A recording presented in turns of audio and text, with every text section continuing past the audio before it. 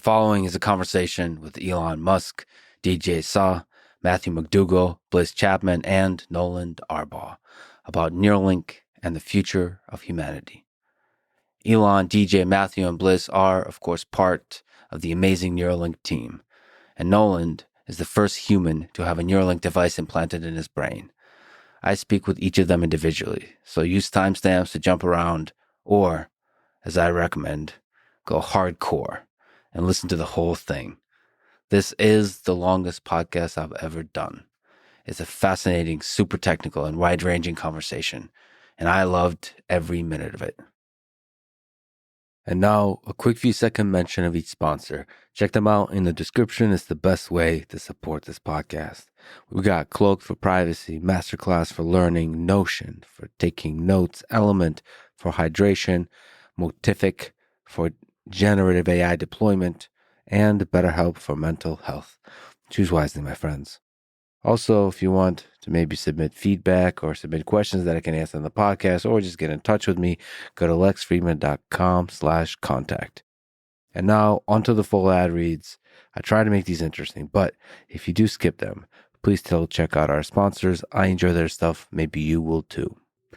This episode is brought to you by Cloaked, a platform that lets you generate new email address and a phone number every time you sign up for a new website, allowing your actual email and your actual phone number to remain secret from said website. It seems that increasingly the right approach to the interwebs is trust no one. Of course, there's big companies that have an implied trust because you and them understand that if you give your data over to them and they abuse that privilege, that they would suffer as a company. Now, I don't know if they fully understand that, because I think even big companies can probably sell your data or share your data for purposes of making money, all that kind of stuff. It's just nice to not give over your contact data unless you need to. So Cloaked solves that problem, makes it super easy. It's like, it's basically a password manager with extra privacy superpowers. Go to cloaked.com/Lex to get 14 days free. Or, for limited time, use code LEXPOD when signing up to get 25% off of an annual Cloaked plan. This episode is also brought to you by Masterclass, where you can watch over 200 classes from the best people in the world at their respective disciplines. Phil Ivey on poker, for example. Brilliant masterclass. And also reminds me of the other Phil, possibly the greatest of all time. And if you ask him, he will definitely say he's the greatest of all time, which is Phil Hellmuth. We were supposed to do a podcast many, many times, but I'm just not sure I can handle the level of greatness that is Phil Hellmuth. No, I love him. We'll probably have a podcast at some point in the future.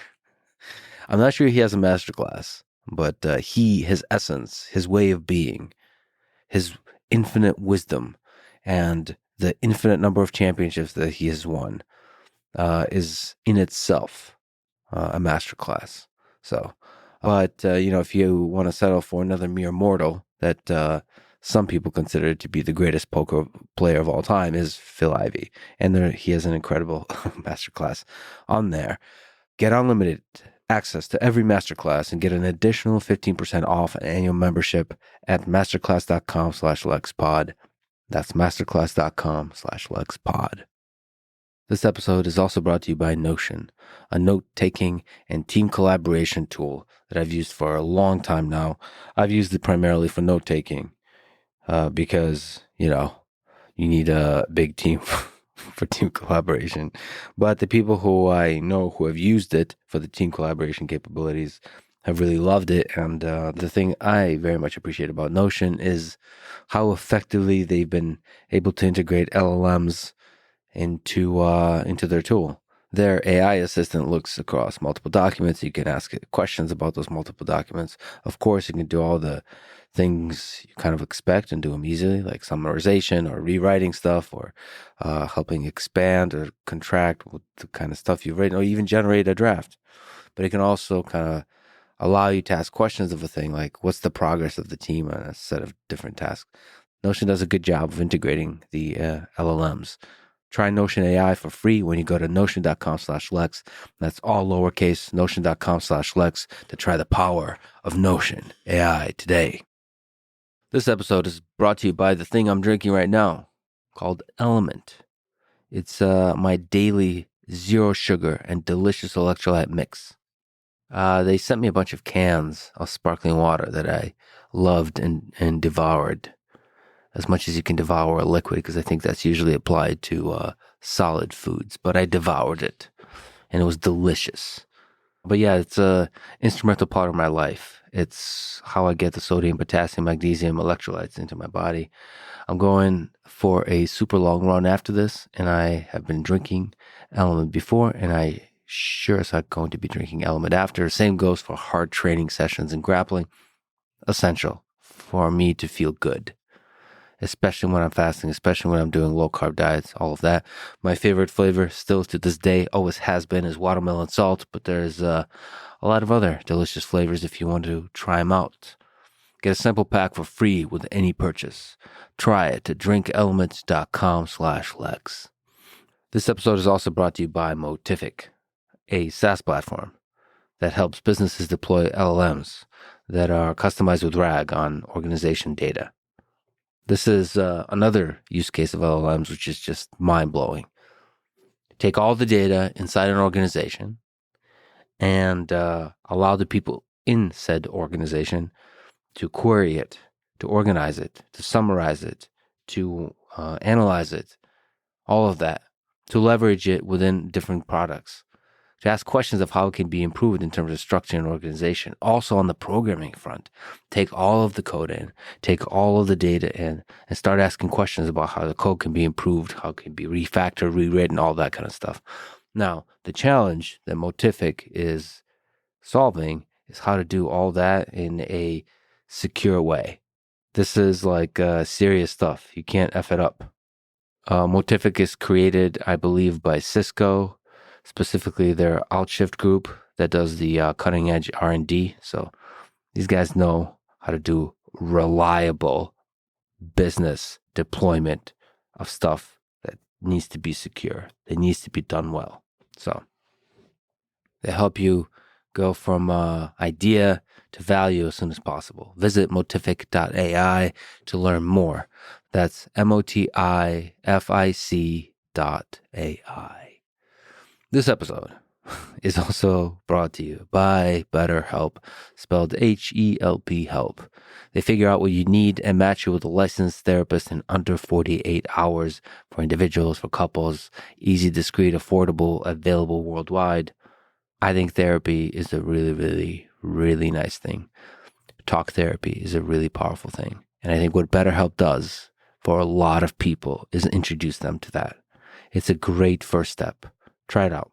For a lot of people, it can work.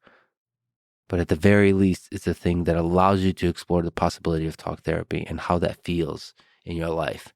They've helped over 4.4 million people. That's crazy. I think the biggest selling point is just how easy it is to get started, how accessible it is.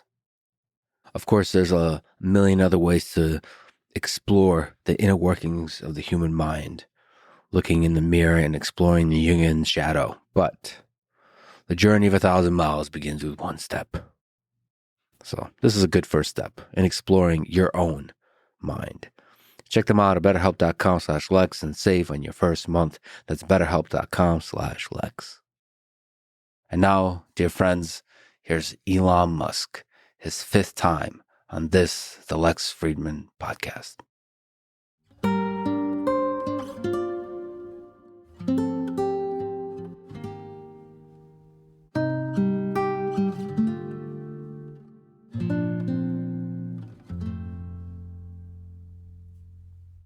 Drinking coffee or water? Water. I'm so over caffeinated right now. Do you want some caffeine? I mean, sure. There's a nitro drink. This will keep you up to tomorrow afternoon, basically. Yeah. I don't have. So what is nitro? It's just got a lot of caffeine or something? Don't ask questions. It's called nitro. Do you need to know anything else? It's got nitrogen in it. That's ridiculous. I mean, what we breathe is 78% nitrogen anyway. What do you need to add more for? Most people think that they're breathing oxygen, and they're actually breathing 78% nitrogen. You need like a milk bar, like from like from Clockwork Orange. Yeah. Yeah. Is that top 3 Kubrick film for you? Clockwork Orange, it's pretty good. I mean, it's demented, jarring, I'd say.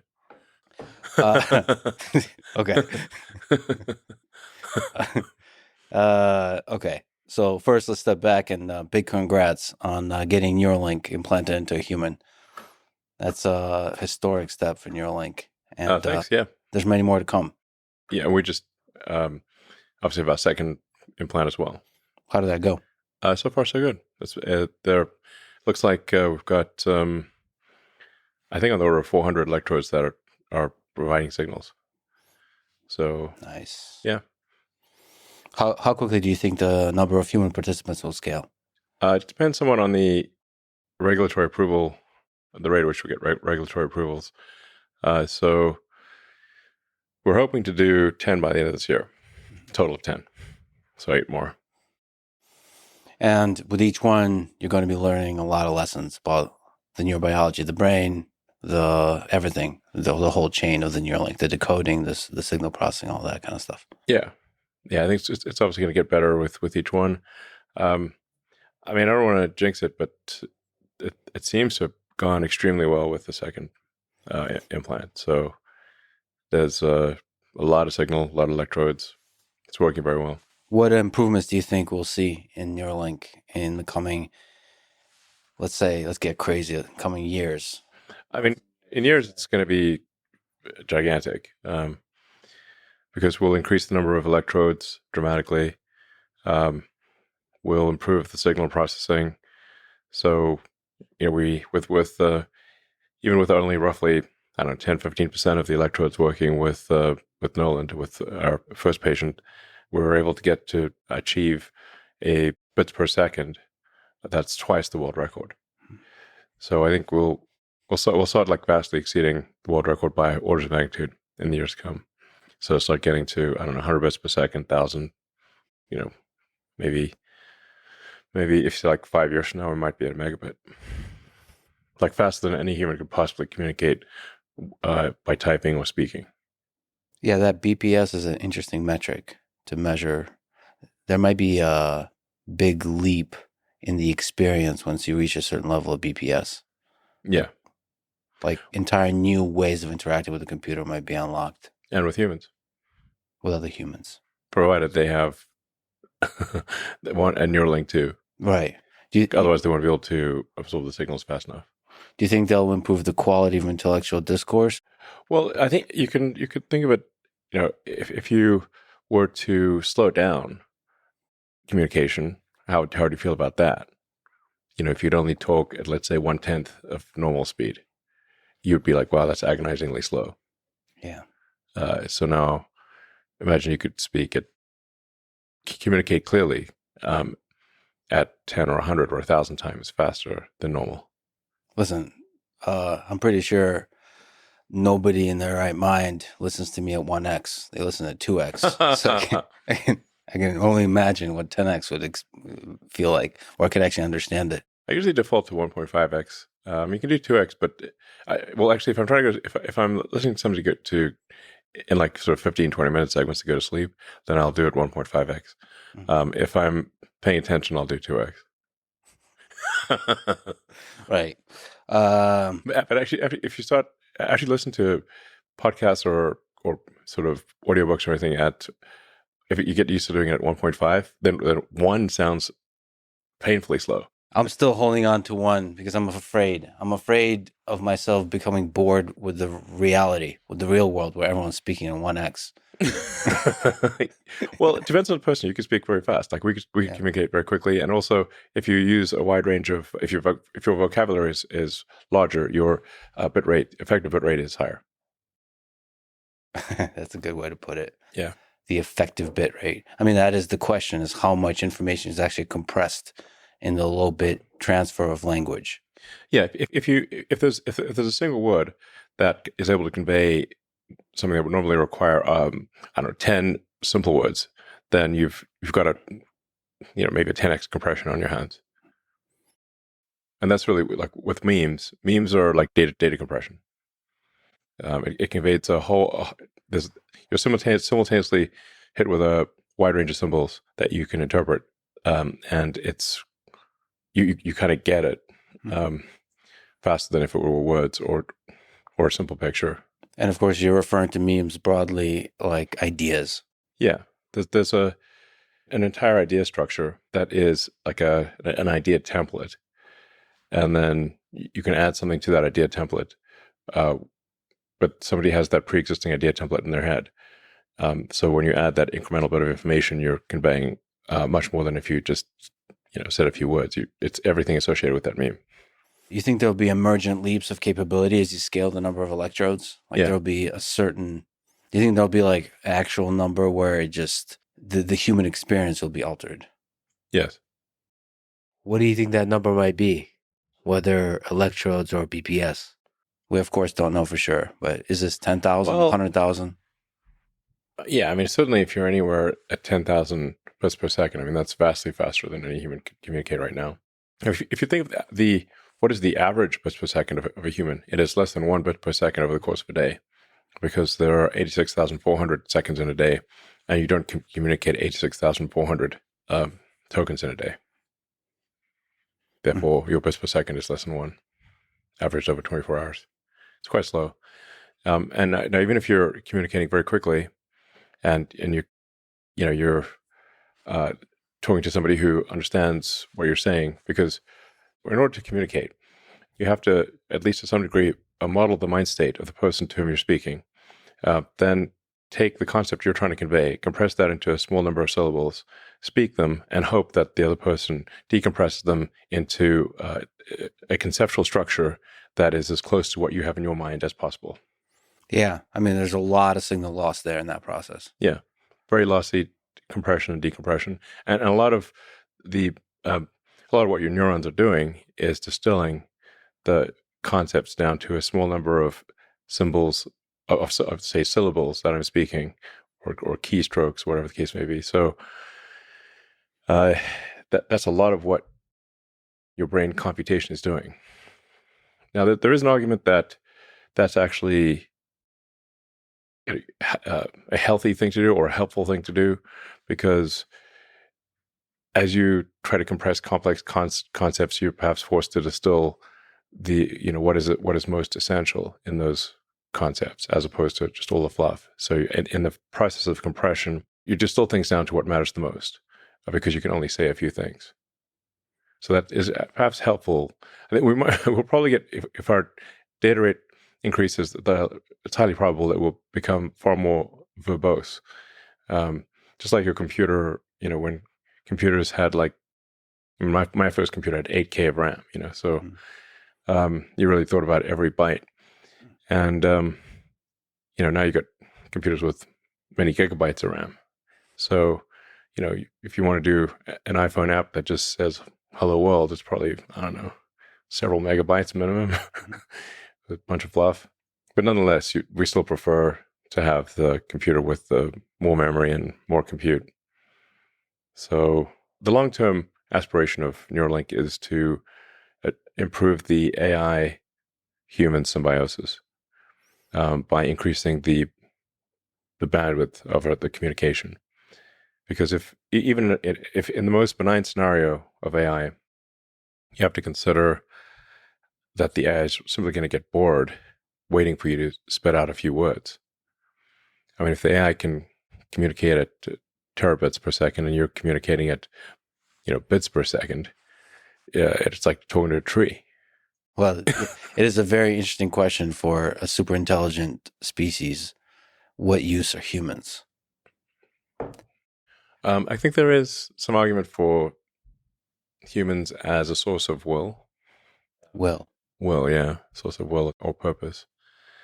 So if you consider the human mind as being essentially there's the primitive limbic elements, which basically even like reptiles have, and there's the cortex, the thinking and planning part of the brain. Now, the cortex is much smarter than the limbic system, and yet is largely in service to the limbic system. It's trying to make the limbic system happy. I mean, the sheer amount of compute that's gone into people trying to get laid is insane. Without actually seeking procreation, they're just literally trying to do this sort of simple motion, and they get a kick out of it. Yeah. So this simple, which in the abstract rather absurd motion, which is sex, the cortex is putting a massive amount of compute into trying to figure out how to do that. So like 90% of distributed compute of the human species is spent on trying to get laid, probably. Like a massive large amount. percentage. Yeah. There's no purpose to most sex except hedonistic. It's just sort of joy or whatever, dopamine release.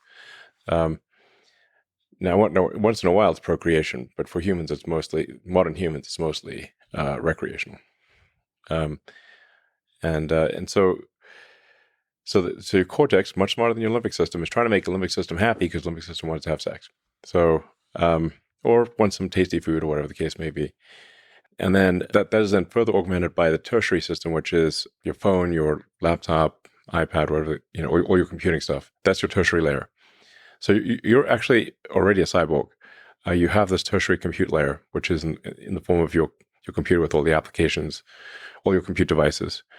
And so in the getting laid front, there's actually a massive amount of digital compute also trying to get laid. With like Tinder and whatever, Yeah. So the compute that we humans have built is also participating. Yeah. I mean, there's like gigawatts of compute going into getting laid, of digital compute. Yeah. What if AGI was... This is happening as we speak. If we merge with AI, it's just going to expand the compute that we humans use. Pretty much. To try to get laid. It's one of the things, certainly, yeah. Yeah. But what I'm saying is that yes, like is there a use for humans? Well, there's this fundamental question of what's the meaning of life? Why do anything at all?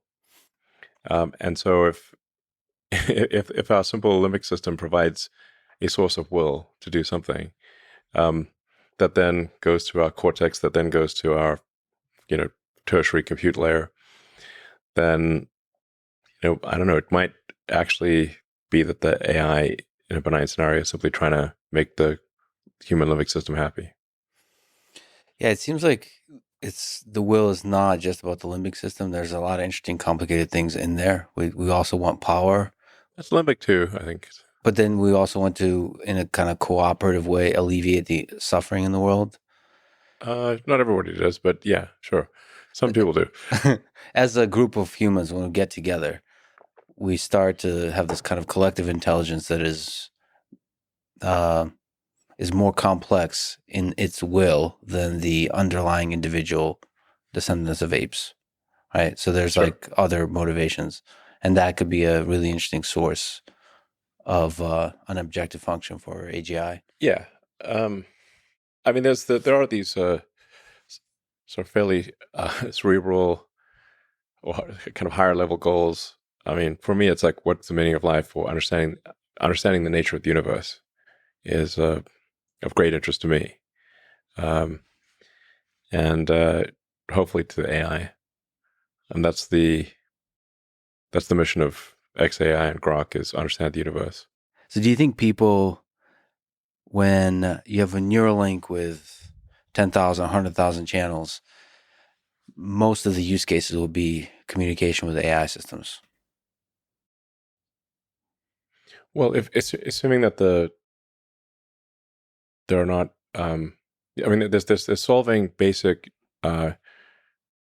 neurological issues that people have. If they've got damaged neurons in their spinal cord or neck, or as is the case with our first two patients, then this obviously the first order of business is solving fundamental neuron damage in the spinal cord, neck, or in the brain itself. So, our second product is called Blindsight, which is to enable people who are completely blind, lost both eyes or optic nerve, or just can't see at all, to be able to see by directly triggering the neurons in the visual cortex.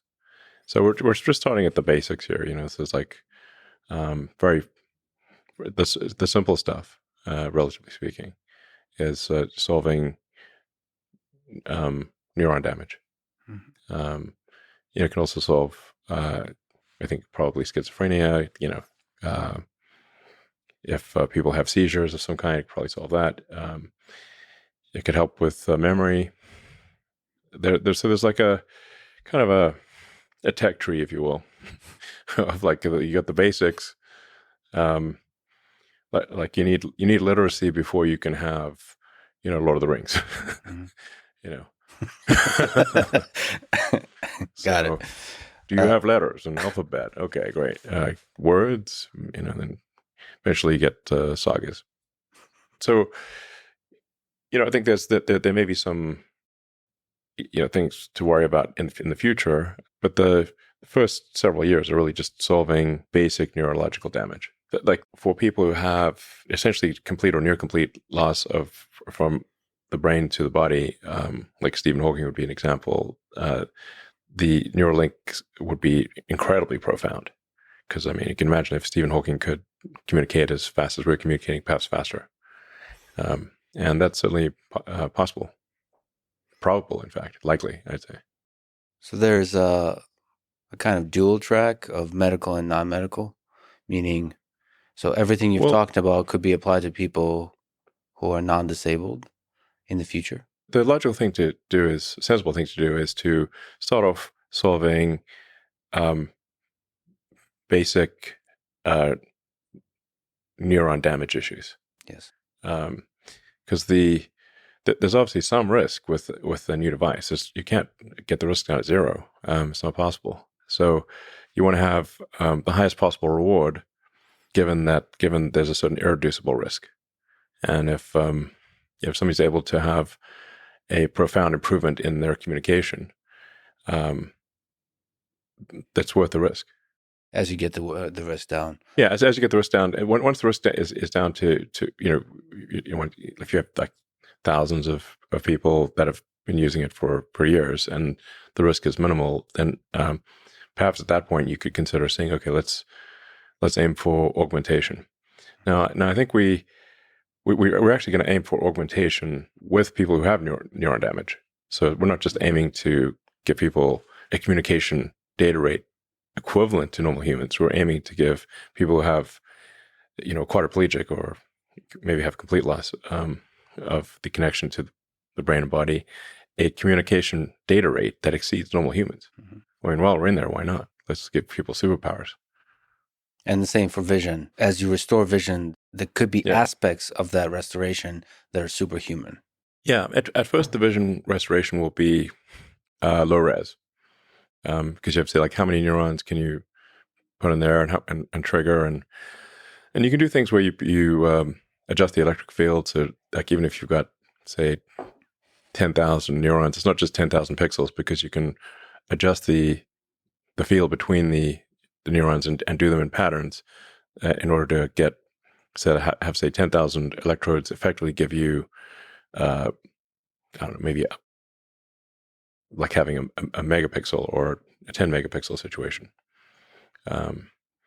So, and then over time, I think you get to higher resolution than human eyes, and you could also see in different wavelengths. So, like Geordie LaForge from Star Trek, had like the thing. You could just, like, do you want to see in radar? No problem. You can see ultraviolet, infrared, eagle vision, whatever you want. Do you think there'll be, let me ask a Joe Rogan question. Do you think there'll be, I just recently taken ayahuasca. Do you think, is that a Joe Rogan question? No. Well, yes. Well, I guess technically it is. Yeah. Have you ever tried DMT, bro? I love you, Joe. Okay. But wait. Yeah, have you said much about it? I have not. I've not. I've been okay. Well, why don't you spill the beans? It was a truly incredible. Don't turn the tables on you. Wow. Yeah. I mean, you're in the jungle. Yeah, amongst the trees, myself. Yeah, it must have been crazy. And the shaman. Yeah. With the insects, with the animals all around you, like jungle as far as I can see. That's the way to do it. Things are gonna look pretty wild. Yeah, pretty wild. I took mean, an extremely high dose. just don't go hugging an anaconda or something, you know. You haven't lived unless you made love to an anaconda. I'm sorry, but Snakes and ladders. Yeah, it was. I took extremely high dose of Okay. 9 cups, and Damn. Okay, that sounds like a lot. Like, what's the normal? Is normal just 1 cup or 1 or 2? Well, usually 1. Yeah. you went? Yeah. Wait, like right off the bat, or do you work your way up to it? So I you just jump in at the across deep end. across 2 days, because on the first day I took 2, and Okay. it was a ride, but it wasn't quite like It wasn't like a revelation. It wasn't into deep space type of ride. It was just like a little airplane ride. Okay. I saw some trees and some visuals and all that. I just saw a dragon and all that kind of stuff. But But at 9 cups, you went to Pluto, I think. Pluto, yeah, no, deep space. Deep space. No, one of the interesting aspects of my experience is I thought I would have some demons, some stuff to work through. That's what people. That's what everyone says. No one ever says. Yeah, I exactly. had nothing. I had all positive. I had just so just full. a pure soul. I don't think so. I don't know. But I kept thinking about it. It had like extremely high resolution Okay. thoughts about the people I know in my life. You were there. Okay. It was and it's just not from my relationship with that person, but just as the person themselves, I had just this deep gratitude of who they are. That's cool. It was just like this exploration, like, you know, like Sims or whatever. You get to watch them. Sure. I got to watch people Okay. and just be in awe of how amazing they are. It sounds awesome. Yeah, it's great. I was waiting for When's the demon coming? Exactly. Maybe I'll have some negative thoughts. Nothing. Yeah. Nothing. I had just extreme gratitude for them. And then also a lot of space travel. You know, Space travel to where? So here's what it was. It was people, the human beings that I know, they had this kind of, well, the best way to can describe it is they had a glow to them. Okay. And then I kept flying out from them to see Earth, to see our solar system, to see our galaxy. And I saw that light, that glow all across the universe. Okay. Like that whatever that form is, All right. whatever that, Did you go past the Milky Way? yeah. Okay. Yeah. You're like intergalactic. Yeah, intergalactic. Okay, dang. Yeah. But always pointing in. Okay. Yeah. Past the Milky Way, I saw like a huge number of galaxies, intergalactic, Oh, okay. and all of it was glowing. So, but I couldn't control that travel because I would actually explore near distances to the solar system, see if there's aliens or any of that kind of Sure. stuff. Did you No, see I aliens? didn't. I didn't know. No. Zero aliens? Implication of aliens because they were glowing. They were Okay. glowing in the same way that humans were glowing. That Okay. that like life force that I was seeing. The thing that made humans amazing was there throughout the universe. Like there was these Okay. glowing dots. So I don't know. It made me feel like there is life. No, not life, but something. Whatever makes humans amazing all throughout the universe. Sounds good. Yeah, it was amazing. No Sounds demons. No demons. I looked for the demons. There's no demons. There were dragons, and they're pretty awesome. So the Okay. thing about trees. Was there anything scary at all? Dragons, but they weren't scary. They were friend. They were Sure. protective. So the thing Like is, Puff the Magic Dragon. no, it was more like Game of Thrones kind of dragons. They weren't very friendly. They were very big. So the thing is about giant trees at night, which is where I was. I mean, the jungle's kind of Scary. Yeah. The trees started to look like dragons, and they were all like looking at me, Sure. Okay. and it didn't seem scary. They seemed like they were protecting me. And they, the shaman and the people didn't speak any English, by the way, which made it even scarier. Okay. Because we're not even like, we're worlds apart in many ways. It just, but yeah, there was not. They talk about the mother of the forest protecting you, and that's what I felt like. And you're way out in the jungle. Way out. This is not like a tourist retreat. Like 10 miles outside of Rio or something. No, we went. No, this is not a. You're this in is deep, not a deep standard. Amazon. So me and this guy named Paul Rosalie, Yeah. who basically is Tarzan. He lives in the jungle. We went out deep, and we just went crazy. Wow. Yeah. Cool. Yeah. So anyway, can I get that same experience in a Neuralink? Probably, yeah. I guess that is the question for non-disabled people. Do you think that there's a lot in our perception, in our experience of the world that could be explored, that could be played with using Neuralink. Yeah, I mean, Neuralink it's really a generalized input-output device. It's reading electrical signals and generating electrical signals. And I mean, everything that you've ever experienced in your whole life, smell, emotions, all of those are electrical signals. So it's kind of weird to think that your entire life experience is distilled down to electrical signals from neurons, but that is in fact the case. If that's at least what all the evidence points to. So, I mean,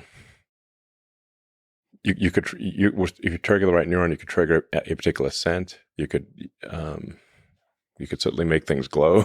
I mean, do pretty much anything. I mean, really, you can think of the brain as a biological computer. So if there are certain, say, chips or elements of that biological computer that are broken, let's say your ability to, if you've got a stroke, if you've had a stroke, that means you've got some part of your brain is damaged. Let's say it's a speech generation or the ability to move your left hand, that's the kind of thing that a Neuralink could solve. If it's if you've got like a massive amount of memory loss that's just gone, well, we can't get the memories back. We could restore your ability to make memories, but we can't, restore memories that are fully gone. Now I should say, if part of the memory is there, and the means of accessing the memory is the part that's broken, then we could re-enable the ability to access the memory. So, but you can think of it like RAM in in a computer. If the RAM is destroyed or your SD card is destroyed, we can't get that back. But if the connection to the SD card is destroyed, we can fix that. If it is fixable physically, then it can be fixed. Of course, with AI, you can repair photographs and fill in missing parts of photographs. Maybe you can do the same. You could say like create the most probable set of memories based on all information you have about that person.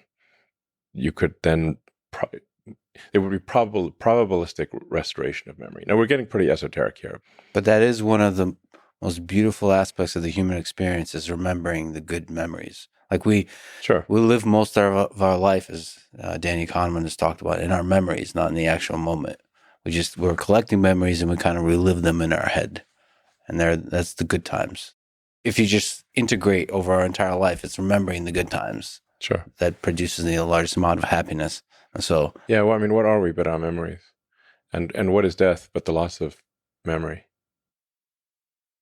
Loss of information. If you could say like, well, if you could you run a thought experiment, what if you were disintegrated painlessly and then reintegrated a moment later, like teleportation, I guess, provided there's no information loss, the fact that your one body was disintegrated is irrelevant.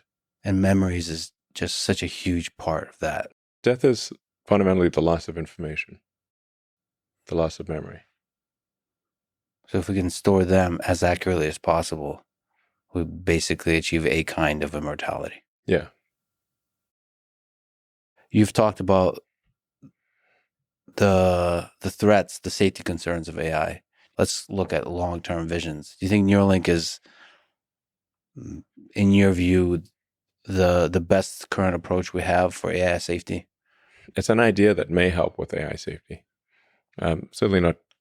I wouldn't want to claim it's like some panacea or something. That's a sure thing. But I mean, many years ago, I was thinking like, well, what would inhibit alignment of collective human will with artificial intelligence? And the low data rate of humans, especially our slow output rate, would necessarily just, because the communication is so slow, would diminish the link between humans and computers. Like the more you are a tree, the less you know what the tree is. Like, let's say you look at a tree, you look at this plant or whatever, and like, hey, I'd really like to make that plant happy, but it's not saying a lot, Mm-hmm. So the more we increase the data rate that humans can intake and output, then that means the better, the higher the chance we have in a world full of AGIs. Yeah. We could better align collective human will with AI if the output rate especially was dramatically increased. And I think there's potential to increase the output rate by, I don't know, 3, maybe 6, maybe more orders of magnitude. So it's better than the current situation. And that output rate would be by increasing the number of electrodes, number of channels, and also maybe implanting multiple Neuralinks. Yeah. Do you think there will be a world in the next couple of decades where it's hundreds of millions of people have Neuralinks? Yeah, I do. Do you think when they see the capabilities, the superhuman capabilities that are possible, and then the safety is demonstrated? Yeah, if it's extremely safe, and you have and you can have superhuman abilities, and let's say you can upload your memories, so you wouldn't lose memories, then I think probably a lot of people would choose to have it. It would supersede the cell phone, for example. I mean, it's the biggest problem that a phone has is trying to figure out what you want. So that's why you've got autocomplete, and you've got output, which is all the pixels on the screen. But from the perspective of the human, the output is so friggin' slow. Desktop or phone is desperately just trying to understand what you want. And there's an eternity between every keystroke from a computer standpoint. Yeah. So the computer's talking to a tree, a slow moving tree that's trying to swipe. Yeah. So, if you had computers that are doing trillions of instructions per second, and a whole second went by, I mean, that's a trillion things it could have done, Yeah. I think it's exciting and scary for people because once you have a very high bit rate, that changes the human experience in a way that's very hard to imagine. Yeah. We would be something different. I mean, some sort of futuristic cyborg. We're obviously talking about, by the way, like it's not like around the corner. It's, you asked me what the distant future is. Like maybe this is like, it's not super far away, but 10, 15 years, that kind of thing. When can I get one? 10 years? Probably less than 10 years. Depends what you want to do, Hey, if I can get like 1,000 BPS. 1,000 BPS. And it's safe and I can just interact with the computer while laying back and eating Cheetos. I don't eat Cheetos. There's certain aspects of human-computer interaction when done more efficiently and more enjoyably are worth it. Well, we feel pretty confident that I think maybe within the next year or two that someone with a Neuralink implant will be able to outperform a pro gamer. Nice. Because the reaction time would be faster. I got to visit Memphis. Yeah. You're going big on compute. Yeah. And you've also said play to win or don't play at all. So yeah. What does it take to win? For AI, that means you've got to have the most powerful training compute. And the rate of improvement of training compute has to be faster than everyone else, or you will not win. Your AI will be worse. So how can Grok, let's say 3, that might be available, like next year? Well, hopefully end of this year. Grok 3. If we're lucky. Yeah. How can that be the best LLM, the best AI system available in the world? How much of it is compute? How much of it is data? How much of it is like post-training? How much of it is the product that you package it up in? All that kind of stuff. I mean, they won't matter. It's sort of like saying what let's say it's a Formula One race, like what matters more, the car or the driver? I mean, they both matter. If your car is not fast, then if it's like, let's say it's half the horsepower of a competitor's, the best driver will still lose.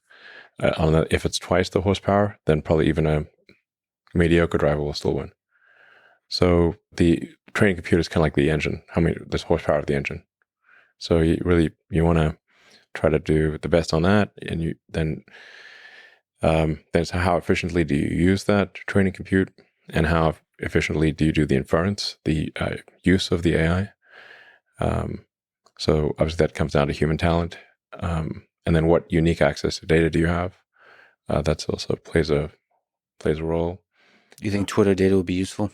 Yeah, I mean, I think most of the leading AI companies have already scraped all the Twitter data. Not I think they have. So on a go forward basis, what's useful is the fact that it's up to the second. Yes. That's because it's hard for them to scrape in real time. So there's an immediacy advantage that Grok has already. I think with Tesla and the real time video coming from the several million cars, ultimately tens of millions of cars, with Optimus, there might be hundreds of millions of Optimus robots, maybe billions, learning a tremendous amount from the real world. That's the biggest source of data. I think ultimately is sort of Optimus. Probably Optimus is going to be the biggest source of data because reality scales. Reality scales to the scale of reality. It's actually humbling to see how little data humans have actually been able to accumulate. Really, if you say how many trillions of usable tokens have humans generated, where on a non-duplicative, like discounting spam and repetitive stuff, it's not a huge number. You run out pretty quickly. And Optimus can go. So Tesla cars unfortunately have to stay on the road. Optimus robot can go anywhere. There's more reality off the road and go off road. I mean, like the Optimus robot can like pick up the cup and see, did it pick up the cup in the right way? Did it, say, pour water in the cup? Did the water go in the cup or not go in the cup? Did it spill water or not? Yeah. Simple stuff like that. I mean, but it can do that at scale times a billion, so generate useful data from reality. So cause and effect stuff. What do you think it takes to get to mass production of humanoid robots like that? It's the same as cars, really. I mean, global capacity for vehicles is about 100 million a year. And it could be higher. It's just that the demand is on the order of 100 million a year. And then there's roughly 2 billion vehicles that are in use in some way. So, which makes sense. Like the life of a vehicle is about 20 years. So at steady state, you can have 100 million vehicles produced a year with a 2 billion vehicle fleet, roughly. Now, for humanoid robots, the utility is much greater. So my guess is humanoid robots are more like at a billion plus per year. But, until you came along and started building Optimus, it was thought to be an extremely difficult problem. I mean, it's an extremely difficult problem. So it's no walk in the park. I mean, Optimus currently would struggle to walk in the park. I mean, it can walk in a park. The park is not too difficult, but it will be able to walk over a wide range of terrain. Yeah, and pick up objects. Yeah. It can already do that. But like all kinds of objects. Yeah. All foreign objects. I mean, pouring water in a cup is not trivial. Because then if you don't know anything about the container, it could be all kinds of containers. Yeah. There's going to be an immense amount of engineering just going into the hand. Yeah. The hand might be close to half of all the engineering in Optimus. From an electromechanical standpoint, the hand is probably roughly half of the engineering. But so much of the intelligence of humans goes into what we do with our hands. Yeah. There's the manipulation of the world, manipulation of objects in the world, intelligent, safe manipulation of objects in the world. Yeah. Yeah. I mean, you start really thinking about your hand and how it works. I do all the time. The sensory control homunculus is, we have humongous hands. Yeah. So, I mean, like your hands, the actuators, the muscles of your hand are almost overwhelmingly in your forearm. Mm-hmm. So your forearm has the muscles that actually control your hand. There's a few small muscles in the hand itself, but your hand is really like a skeleton meat puppet, and with cables so the muscles that control your fingers are in your forearm, and they go through the carpal tunnel, which is that you've got a little collection of bones and a tiny tunnel that these cables, the tendons, go through, and those tendons are what mostly what move your hands. And something like those tendons has to be re-engineered into the Optimus in order to do all that kind of stuff.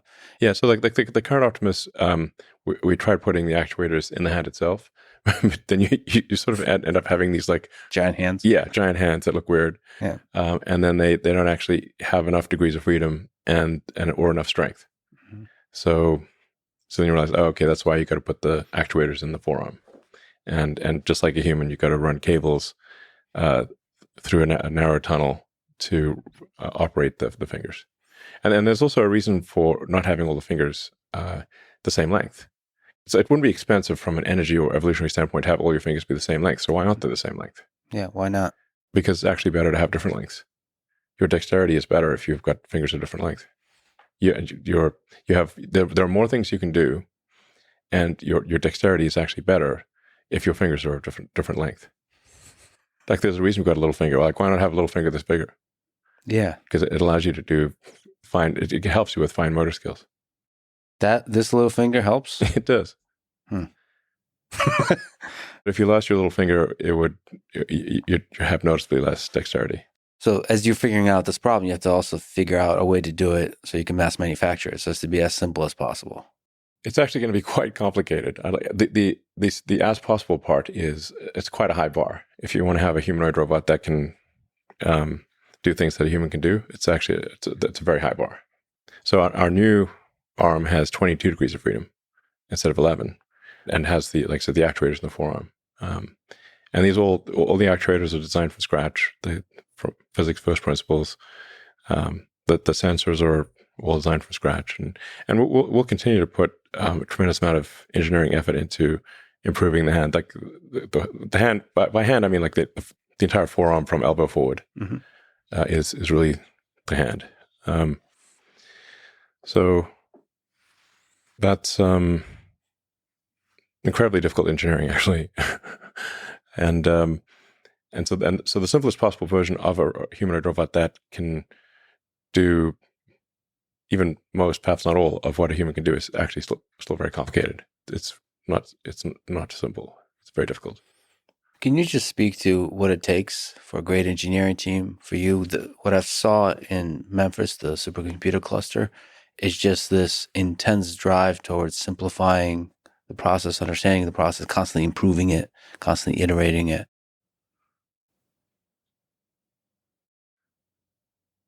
Well, it's easy to say simplify it, and it's very difficult to do it. I have this very basic first principles algorithm that I run kind of as like a mantra, which is to first question the requirements, make the requirements less dumb. The requirements are always dumb to some degree. So if you want to start off by reducing the number of requirements, and no matter how smart the person is who gave you those requirements, they're still dumb to some degree. If you have to start there, because otherwise you could get the perfect answer to the wrong question. So try to make the question the least wrong possible. That's what questioning the requirements means. And then the second thing is try to delete whatever the step is, the part or the process step. Sounds very obvious, but people often forget to try deleting it entirely. And if you're not forced to put back at least 10% of what you delete, you're not deleting enough. And it's somewhat illogically, people often, most of the time, feel as though they've succeeded if they've not been forced to put things back in. But actually they haven't, because they've been overly conservative and have left things in there that shouldn't be. So, and only the third thing is try to optimize it or simplify it. Again, these all sound, I think, very, very obvious when I say them, but the number of times I've made these mistakes is more than I care to remember. That's why I have this mantra. So, in fact, I'd say the most common mistake of smart engineers is to optimize a thing that should not exist. Right. So you, like you say, you run through the algorithm. Yeah. And basically show up to a problem show up to the supercomputer cluster and see the process and ask, can this be deleted? Yeah, first try to delete it. Yeah. Yeah, that's not easy to do. No, and actually, there's what generally makes people uneasy is that you've got to delete at least some of the things that you delete, you will put back in. Yeah. But going back to sort of where our limbic system can steer us wrong is that we tend to remember with sometimes a jarring level of pain where we deleted something that we subsequently needed. Yeah. And so people will remember that one time they forgot to put in this thing 3 years ago, and that caused them trouble. And so they overcorrect, and then they put too much stuff in there and overcomplicate things. So you actually have to say, no, we're deliberately going to delete more than we should. So that we're putting at least 1 in 10 things we're going to add back in. Mm-hmm. And I've seen you suggest just that something should be deleted, and you can kind of see the pain. Oh, yeah, absolutely. Everybody feels a little bit of the pain. Absolutely. And I tell them in advance, like, yeah, there's some of the things that we delete, we're going to put back in. And that people get a little shook by that. But it makes sense, because if you're so conservative as to never have to put anything back in, you obviously have a lot of stuff that isn't needed. So you got to overcorrect. This is, I would say, like a cortical override to a limbic instinct. One of many that probably leads us astray. Yeah. There's like a step 4 as well, which is any given thing can be sped up. However fast you think it can be done, like whatever the speed is being done, it can be done faster. Mm-hmm. But you shouldn't speed things up until you try to delete it and optimize it. Otherwise, you're speeding up something that shouldn't exist is absurd. And then the fifth thing is to automate it. Yeah. And I've gone backwards so many times where I've automated something, sped it up, simplified it, and then deleted it. Yeah. And I got tired of doing that. So that's why I've got this mantra that is a very effective 5-step process. It works great. Well, when you've already automated, deleting must be real painful. Yeah. See, yeah, it's great. It's like, wow, I really wasted a lot of effort there. Yeah. I mean, what you've done with the cluster in Memphis is incredible. Just in a handful of weeks. Yeah, it's not working yet, so I don't want to pop the champagne corks. In fact, I have a call in a few hours with the Memphis team because we're having some power fluctuation issues. So yes. Yeah, it's like kind of when you do synchronized training, when you have all these computers that are training, where the training is synchronized to the sort of millisecond level, it's like having an orchestra, and then the orchestra can go loud to silent very quickly, at sub-second level, and then the electrical system kind of freaks out about that. Like if you suddenly see giant shifts, 10, 20 megawatts several times a second, this is not what electrical systems are expecting to see. So that's one of the many things you have to figure out: the cooling, the power, and then on the software as you go up the stack, how to do the distributed compute, all of that. All of that. Today's problem is dealing with extreme power jitter. Power jitter. Yeah, there's a nice ring to that. So that's okay. And you stayed up late into the night, as you often do there. Last week, yeah. Yeah, we finally got training going at oddly enough, roughly 4:20 a.m. Last Monday. Total coincidence. Yeah, I mean maybe it was 4:22 or something. Yeah. It's that universe again with the jokes. Exactly, just love it. I mean, I wonder if you could speak to the fact that one of the things that you did when I was there is you went through all the steps of what everybody's doing, just to get a sense that you yourself understand it, and everybody understands it, so they can understand when something is dumb or something is inefficient or that kind of stuff. Can you speak to that? Yeah. So I try to do whatever the people at the front lines are doing. I try to do it at least a few times myself. So connecting fiber optic cables, diagnosing a faulty connection, that tends to be the limiting factor for large training clusters, is the cabling. There's so many cables. Because for a coherent training system where you've got RDMA, remote direct memory access, the whole thing is like one giant brain. So it's you've got any to any connection. So it's the any GPU can talk to any GPU out of 100,000. That is a crazy cable layout. It looks pretty cool. Yeah. It's like the human brain, but like at a scale that humans can visibly see. It is a brain. I mean, the human brain also has a massive amount of the brain tissue is the cables. Yeah. So they get the gray matter, which is the compute, and then the white matter, which is cables. A big percentage of your brain is just cables. That's what it felt like walking around in the supercomputer center. It's like we're walking around inside a brain. Yeah. We'll one day build a super intelligent system. Do you think? Yeah. Do you think there's a chance that XAI, that you are the one that builds AGI? It's possible. What do you define as AGI? I think humans will never acknowledge that AGI has been built. Just keep moving the goalposts. Yeah. So I think there's already superhuman capabilities that are available in AI systems. I think what AGI is when it's smarter than the collective intelligence of the entire human species. Well, I think that normally people would call that sort of ASI, artificial superintelligence. But there are these thresholds where you could say at some point the AI is smarter than any single human, and then you've got 8 billion humans. So and actually each human is machine augmented by the computers. Right. So you've got it's a much higher bar to compete with 8 billion machine augmented humans. That's a whole bunch of orders of magnitude more. So,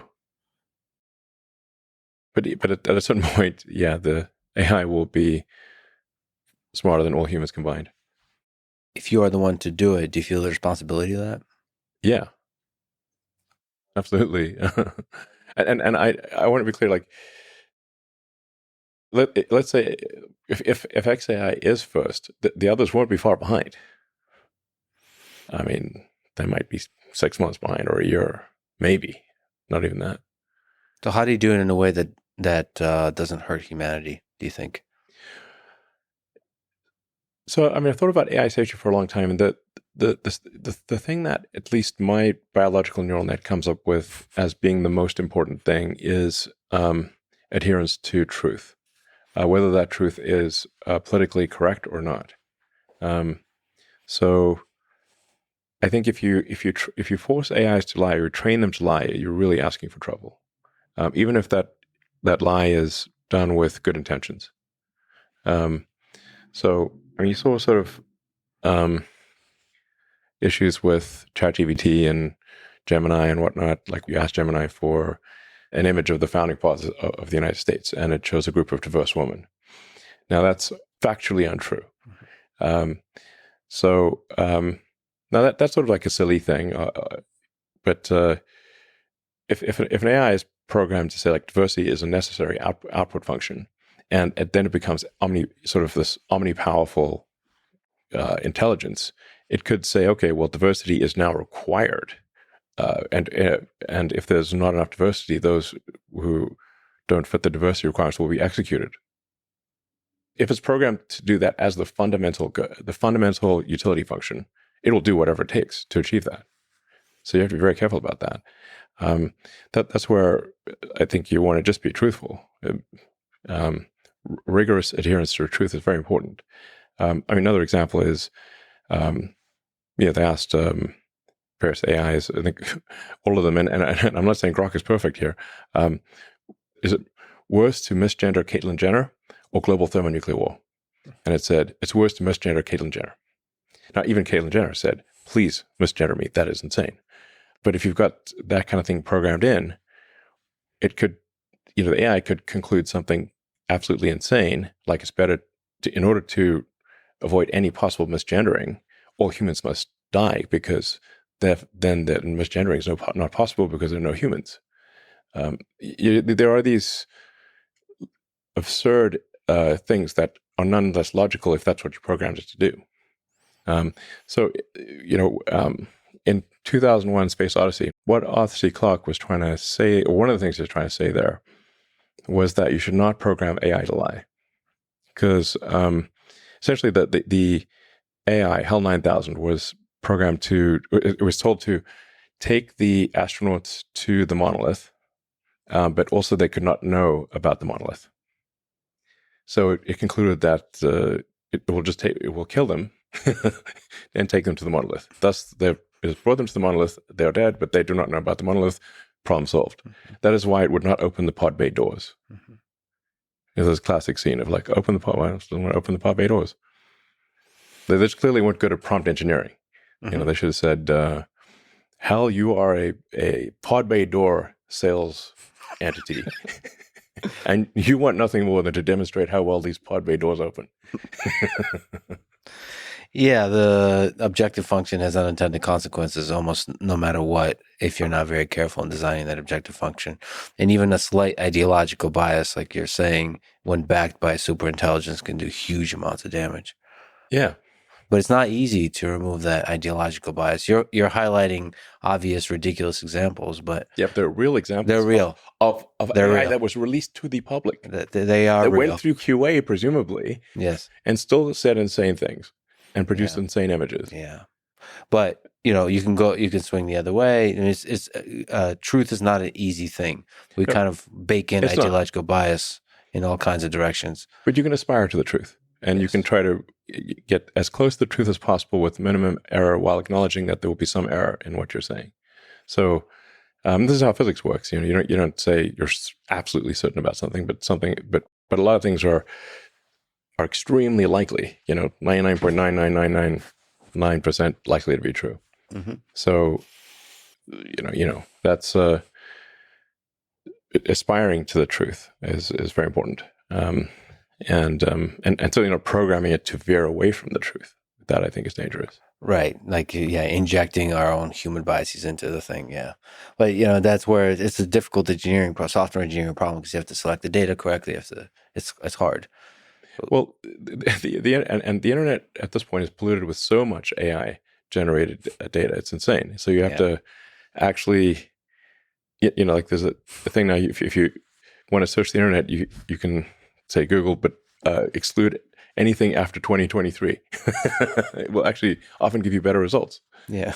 Because there's so much, the explosion of AI generated material is crazy. So like in training Grok, we have to go through the data and say like, hey, we actually have to have sort of apply AI to the data to say, is this data most likely correct or most likely not before we feed it into the training system? That's crazy. Yeah. So, and this is generated by human I mean, the data filtration process is extremely, extremely difficult. Yeah. Do you think it's possible to have a serious, objective, rigorous political discussion with Grok? For a long time, and it wouldn't, like Grok 3 or Grok 4. Grok 3 is going to be next level. I mean, what people are currently seeing with Grok is kind of baby Grok. Yeah, baby Grok. It's baby Grok right now. But baby Grok's still pretty good. So it's but it's an order of magnitude less sophisticated than GPT-4.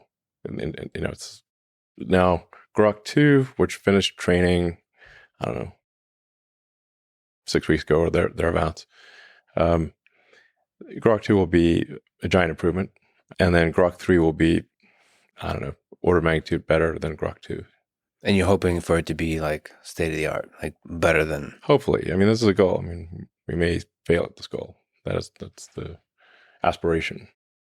Do you think it matters who builds the AGI? The people and how they think and how they structure their companies and all that kind of stuff? Yeah, I think it matters that there is I think it's important that whatever AI wins is a maximum truth-seeking AI that is not forced to lie for political correctness. It's well, for any reason, really. Political, anything. I am concerned about AI succeeding that is that is programmed to lie, even in small ways. Right, because in small ways becomes big ways when it's So become very big ways, yeah. And when it's used more and more at scale by humans. Yeah. Since I am interviewing Donald Trump, Cool. You want to stop by? Yeah, sure. I'll stop in. There was tragically an assassination attempt on Donald Trump. After this, you tweeted that you endorse him. What's your philosophy behind that endorsement? What do you hope Donald Trump does for the future of this country and for the future of humanity? Well, I think there's, people tend to take, like, say, an endorsement as, well, I agree with everything that person has ever done their entire life 100% wholeheartedly. And that's not going to be true of anyone. But we have to pick, we've got two choices really for who's president. And it's not just who's president, but the entire administrative structure changes over. And I thought Trump displayed courage under fire, objectively. He's just got shot. He's got blood streaming down his face, and he's like fist pumping, saying "fight." That's impressive. Like, you can't feign bravery in a situation like that. Like, most people would be ducking. There would not be, because it could be a second shooter. You don't know. The president of the United States got to represent the country, and they're representing you. They're representing everyone in America. Well, like, you want someone who is strong and courageous to represent the country. That's not to say that he is without flaws. We all have flaws. But on balance, and certainly at the time, it was a choice of, Biden, poor guy, has trouble climbing a flight of stairs. And the other one's fist pumping after getting shot. This is no comparison. I mean, who do you want dealing with some of the toughest people and, other world leaders who are pretty tough themselves? And I'll tell you, like, what are the things that I think are important? I think we want a secure border. We don't have a secure border. We want safe and clean cities. I think we want to reduce the amount of spending that we're, at least slow down the spending. Because we're currently spending at a rate that is bankrupting the country. The interest payments on U.S. debt this year exceeded the entire Defense Department spending. If this continues, all of the federal government taxes will simply be paying the interest. And you keep going down that road, and you end up, in the tragic situation that Argentina had back in the day. Argentina used to be one of the most prosperous places in the world. And hopefully with Milei taking over, he can restore that. But it was an incredible fall from grace for Argentina to go from being one of the most prosperous places in the world to being very far from that. So I think we should not take American prosperity for granted. So we really want to, I think we've got to reduce the size of government, we've got to reduce the spending, and we've got to live within our means. Do you think politicians in general, governments, how much power do you think they have to steer humanity towards good? There's a sort of age-old debate in history. Like, is history determined by these fundamental tides, or is it determined by the captain of the ship? Mm-hmm. This is both, really. I mean, there are tides, but it also matters who's captain of the ship. So it's a false dichotomy, essentially. There's, there are certainly tides. The tides of history there are real tides of history, and these tides are often technologically driven. If you say, like, the Gutenberg press, the widespread availability of books as a result of a printing press, that was a massive tide of history, independent of any ruler. But I think in stormy times, you want the best possible captain of the ship. Well, first of all, thank you for recommending Will and Ariel Durant's work. I've read the short one. for now. Oh, The lessons of history. Lessons of history. Yeah. And so one of the lessons, one of the things they highlight is the importance of technology, technological innovation, and which is funny because they wrote so long ago, but they were noticing that the rate of technological innovation was speeding up. Yeah, I would love really to see what they think about now. But yeah, so to me, the question is how much government, how much politicians get in the way of technological innovation and building versus like help it, and which politicians, which kind of policies help technological innovation. Because that seems to be, if you look at human history, that's an important component of empires rising and succeeding. Yeah. Well, I mean, in terms of dating civilization, the start of civilization, I think the start of writing, in my view, is that's what I think is probably the right starting point to date civilization. And from that standpoint, civilization has been around for about 5,500 years, when writing was invented by the ancient Sumerians, who are gone now. But the ancient Sumerians, in terms of getting a lot of firsts, those ancient Sumerians really have a long list of firsts. It's pretty wild. In fact, Durant goes through the list. It's like, you want to see firsts? We'll show you firsts. The Sumerians were just ass kickers.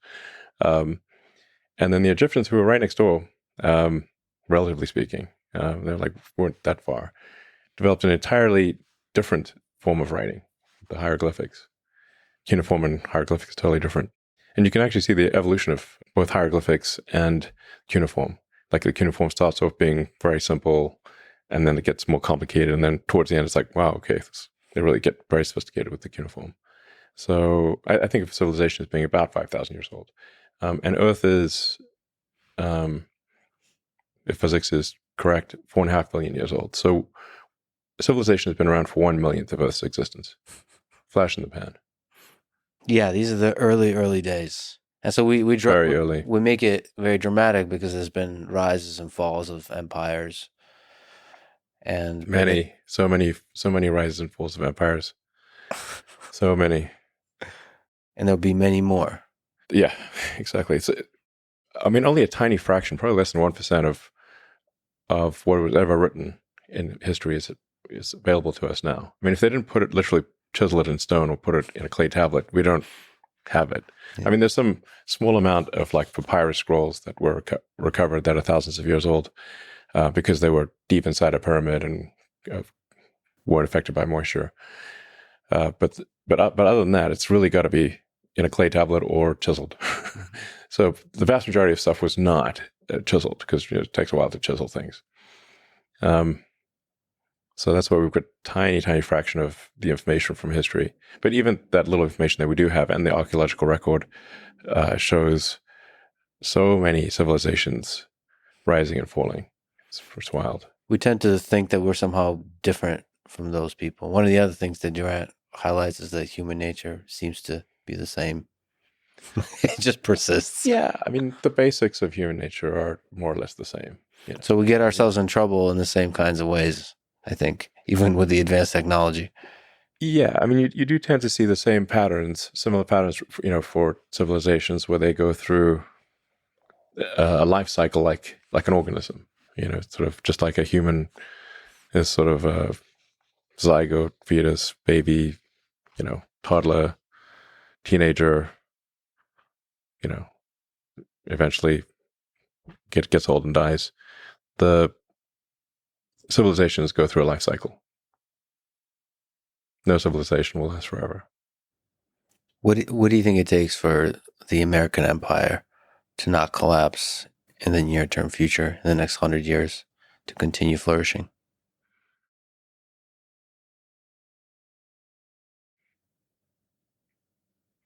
Well, the single biggest thing that is often actually not mentioned in history books, but Durant does mention it, is the birth rate.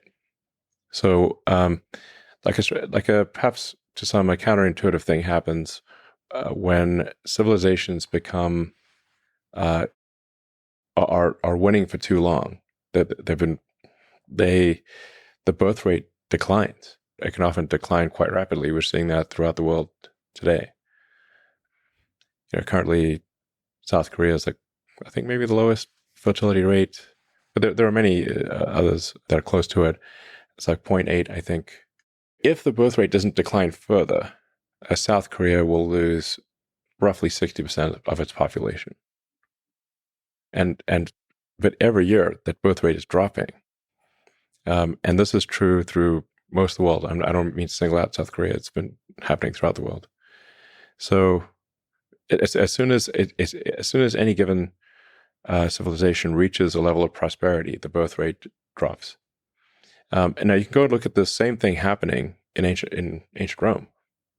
So Julius Caesar took note of this, I think, around 50-ish BC, and tried to pass, I don't know if he was successful, tried to pass a law to give an incentive for any Roman citizen that would have a third child. And I think Augustus was able to, well, he was, the dictator, so this Senate was just for show. I think he did pass a tax incentive for Roman citizens to have a third child, but those efforts were unsuccessful. Rome fell because the Romans stopped making Romans.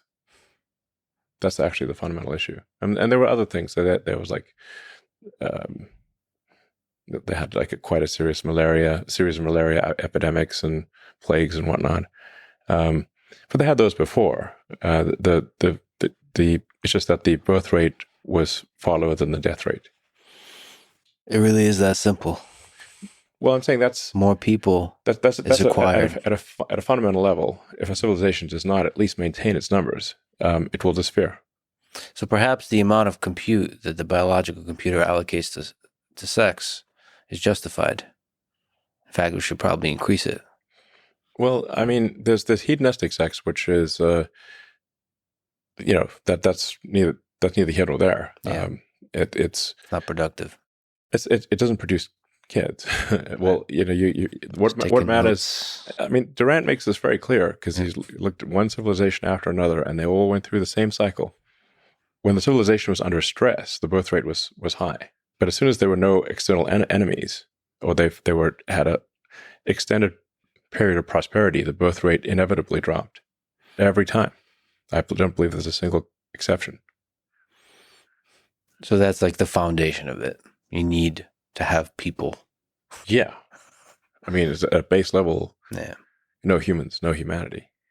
And then there's other things like, human freedoms and just giving people the freedom to build stuff. Yeah, absolutely.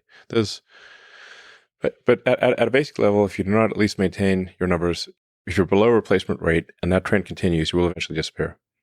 It's just elementary. Now, then, obviously, you also want to try to avoid like massive wars. If there's a global thermonuclear war, probably we're all toast. Radioactive toast. So we want to try to avoid those things.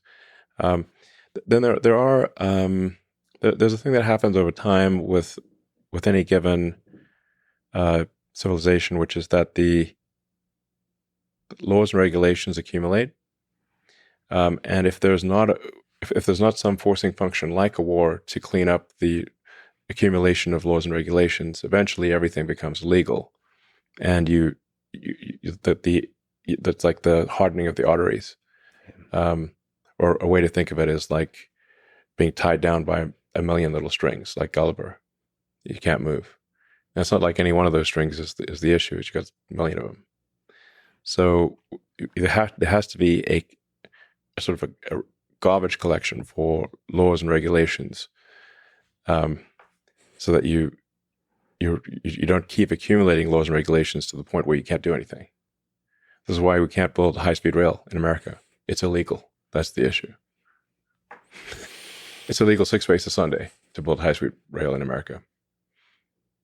I wish you could just for a week go into Washington and be the head of the committee for making, for the garbage collection, making government smaller, removing stuff. I have discussed with Trump the idea of a government efficiency commission. Nice. Yeah. And I would be willing to be part of that commission. I wonder how hard that is. The antibody reaction would be very strong. Yes. Yeah. So you really have to. You're attacking the matrix at that point.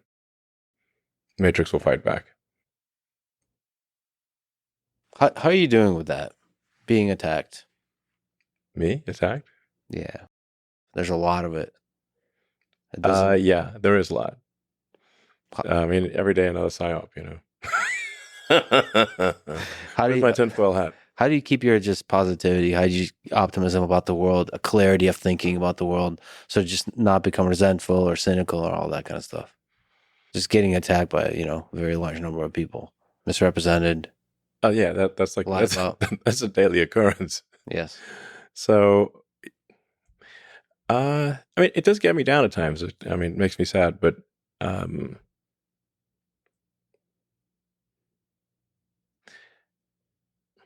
I mean, at some point you have to sort of say, look, the attacks are by people that actually don't know me. They're trying to generate clicks. So if you can sort of detach yourself somewhat emotionally, which is not easy, and say, okay, look, this is not actually, from someone that knows me or is they're literally just writing to get, impressions and clicks. Then I guess it doesn't hurt as much. It's like it's not quite water off a duck's back. Maybe it's like acid off a duck's back. All right. Well, that's good. Just about your own life. What do you use as a measure of success in your life? Measure of success, I'd say, like how many useful things can I get done? Day-to-day basis. You wake up in the morning. How can I be useful today? Yeah. Maximize utility, area under the curve of usefulness. Very difficult to be useful at scale. At scale. Can you speak to what it takes to be useful for somebody like you? Well, there's so many amazing, great teams. How do you allocate your time to be the most useful? Well, time is the true currency. Yeah. So it is tough to say what is the best allocation of time.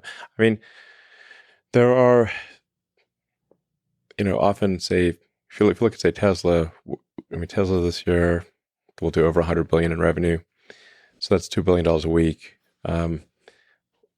If I make slightly better decisions, I can affect the outcome by $1 billion.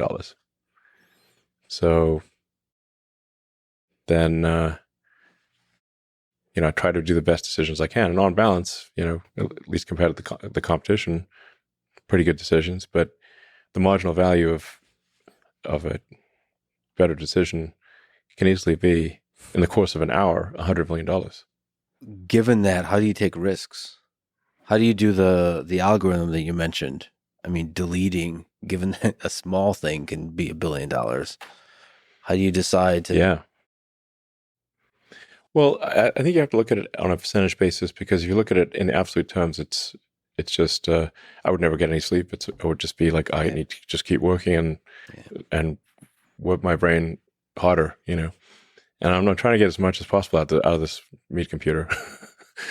So it's not. It's pretty hard because you can just work all the time, and at any given point, like I said, a slightly better decision could be $100 million impact for Tesla or SpaceX, for that matter.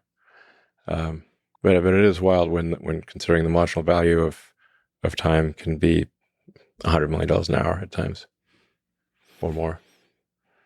Is your own happiness part of that equation of success? It has to be to some degree. If I'm sad, if I'm depressed, I make worse decisions. So I can't have if I have zero recreational time, then I make worse decisions. So I don't have a lot, but it's above zero. I mean, my motivation, if I've got a religion of any kind, is a religion of curiosity, of trying to understand. It's really the mission of Grok, understand the universe. I'm trying to understand the universe, or let's at least set things in motion such that at some point civilization understands the universe or far better than we do today. and even what questions to ask. As Douglas Adams pointed out in his book, sometimes the answer is arguably the easy part. Trying to frame the question correctly is the hard part. Once you frame the question correctly, the answer is often easy.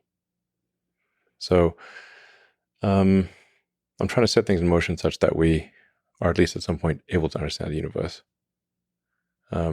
So for SpaceX, the goal is to make life multiplanetary, and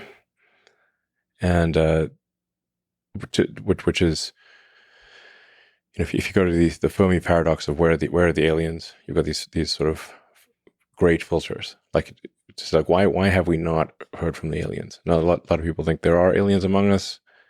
I often claim to be one.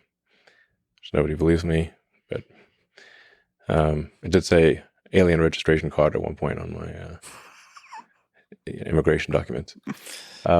So I've not seen any evidence of aliens.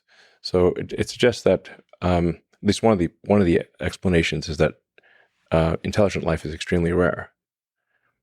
And again, if you look at the history of Earth, civilization has only been around for 1/1,000,000th of Earth's existence. So if aliens had visited here, say 100,000 years ago, they would be like, well, they don't even have writing, just hunter-gatherers basically. So, so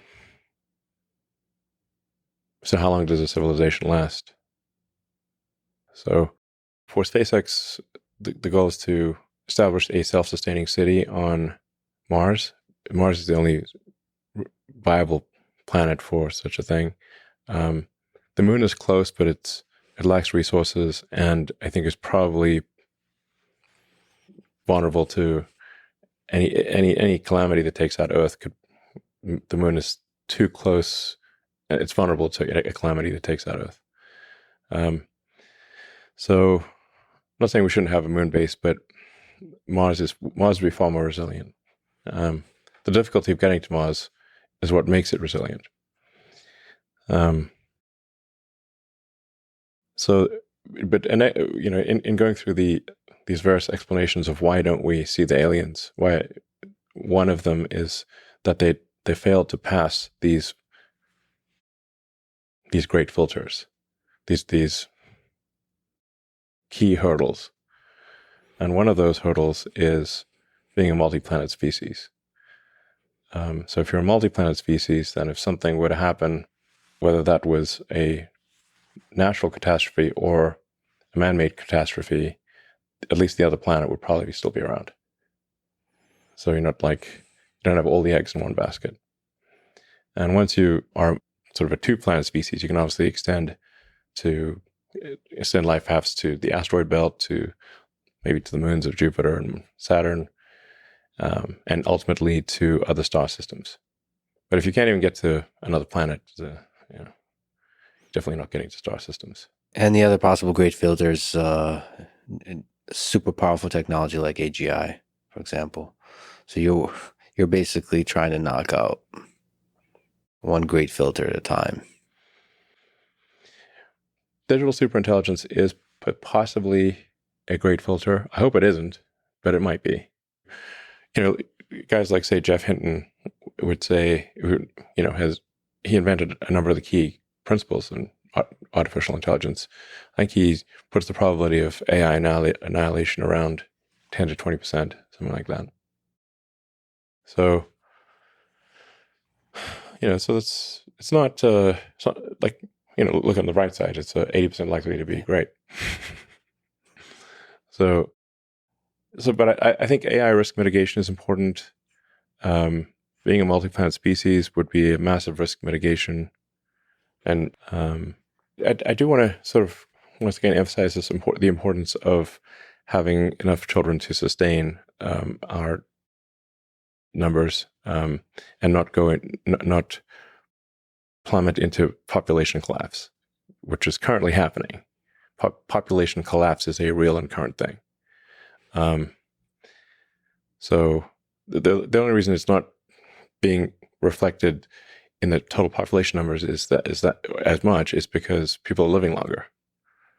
But it's easy to predict, say, what the population of any given country will be. You just take the birth rate last year, how many babies were born, multiply that by life expectancy, and that's what the population will be steady state, unless if the birth rate continues at that level. But if it keeps declining, it will be even less and eventually dwindle to nothing. So I keep, banging on the baby drum here for a reason, because it has been the source of civilizational collapse over and over again throughout history. And so why don't we just not try to stave off that day? Well, in that way, I have miserably failed civilization, and I'm hoping to fix that. I would love to have many kids. Great. Hope you do. No time like the present. Yeah, I got to allocate more compute to the whole process. But apparently it's not that difficult. No, it's like unskilled labor. Well, one of the things you do for me, for the world, is to inspire us with what the future could be. And so some of the things we've talked about, some of the things you're building, alleviating human suffering with Neuralink and expanding the capabilities of the human mind, trying to build a colony on Mars. So creating a backup for humanity on another planet, and exploring the possibilities of what artificial intelligence could be in this world, especially in the real world, AI, with hundreds of millions, maybe billions of robots walking around.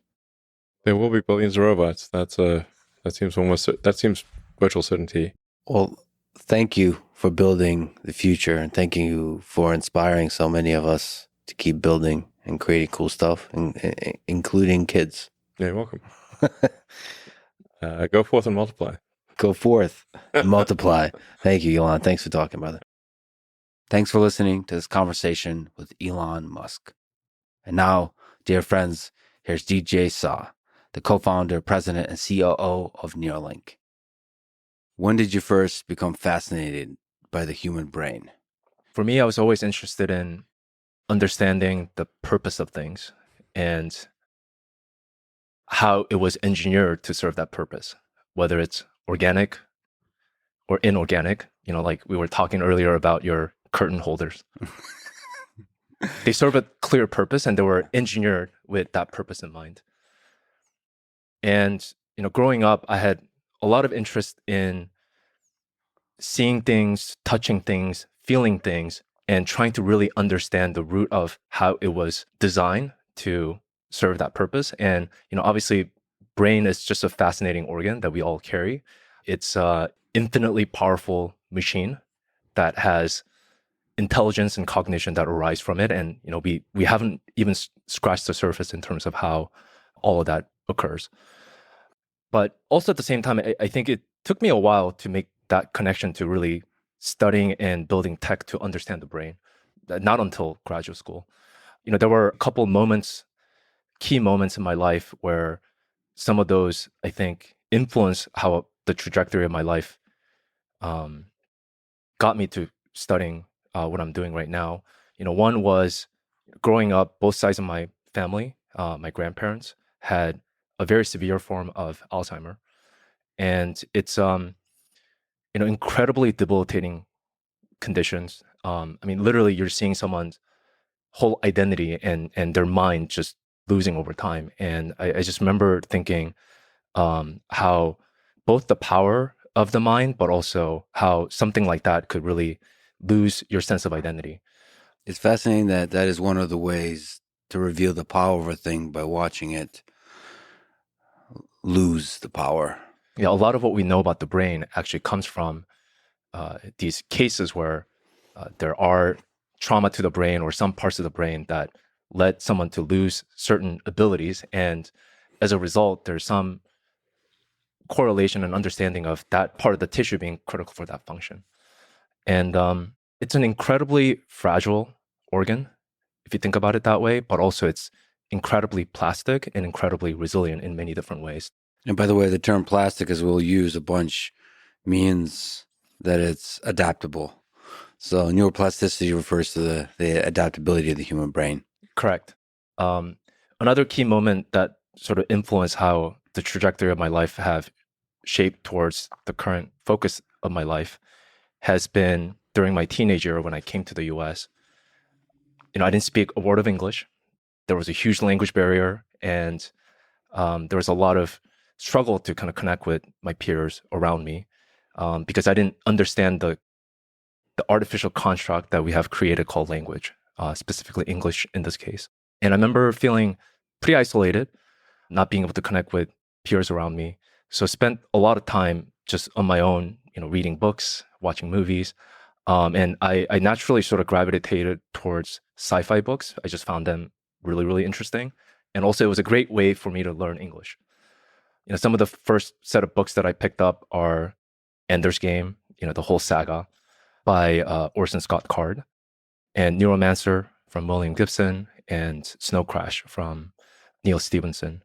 And movies like Matrix was coming out around that time point that really influenced how I think about the potential impact that technology can have for our lives in general. So fast track to my college years, I was always fascinated by just physical stuff, building physical stuff, and especially physical things that had some sort of intelligence. And I studied electrical engineering during undergrad, and I started out my research in MEMS, so micro electromechanical systems, and really building these tiny nanostructures for temperature sensing. And I just found that to be just incredibly rewarding and fascinating subject to just understand how you can build something miniature like that again serve a function and had a purpose. And then I spent large majority of my college years basically building millimeter wave circuits for next gen telecommunication systems, for imaging. And it was just something that I found very, very intellectually interesting, phase arrays, how the signal processing works for, any modern as well as next gen telecommunication system, wireless and wireline. EM waves or electromagnetic waves are fascinating. How do you design antennas that are most efficient in a small footprint that you have? How do you make these things energy efficient? That was something that just consumed my intellectual curiosity. And that journey led me to actually apply to and find myself at a PhD program at UC Berkeley at kind of this consortium called the Berkeley Wireless Research Center that was precisely looking at building, at the time we called it XG, similar to 3G, 4G, 5G, but the next generation G system, and how you would design circuits around that to ultimately go on phones and basically any other devices that are wirelessly connected these days. So I was just absolutely just fascinated by how that entire system works and that infrastructure works. And then also during grad school, I had sort of the fortune of having a couple research fellowships that led me to pursue whatever project that I want. And that's one of the things that I really enjoyed about my graduate school career, where you got to kind of pursue your intellectual curiosity in the domain that may not matter at the end of the day, but is something that really allows you the opportunity to go as deeply as you want, as well as widely as you want. And at the time, I was actually working on this project called the Smart Band-Aid. And the idea was that when you get a wound, there's a lot of other kind of proliferation of signaling pathway that cells follow to close that wound. And there were hypotheses that when you apply external electric field, you can actually accelerate the closing of that field by having, basically electrotaxing of the cells around that wound site. And specifically, not just for normal wound, there are chronic wounds that don't heal. So we were interested in building, some sort of a wearable patch that you could apply to kind of facilitate that healing process. And that was in collaboration with Professor Michelle Maharovitz, which was a great addition to kind of my thesis committee, and really shaped the rest of my PhD career. So this would be the first time you interacted with biology, I suppose. Correct.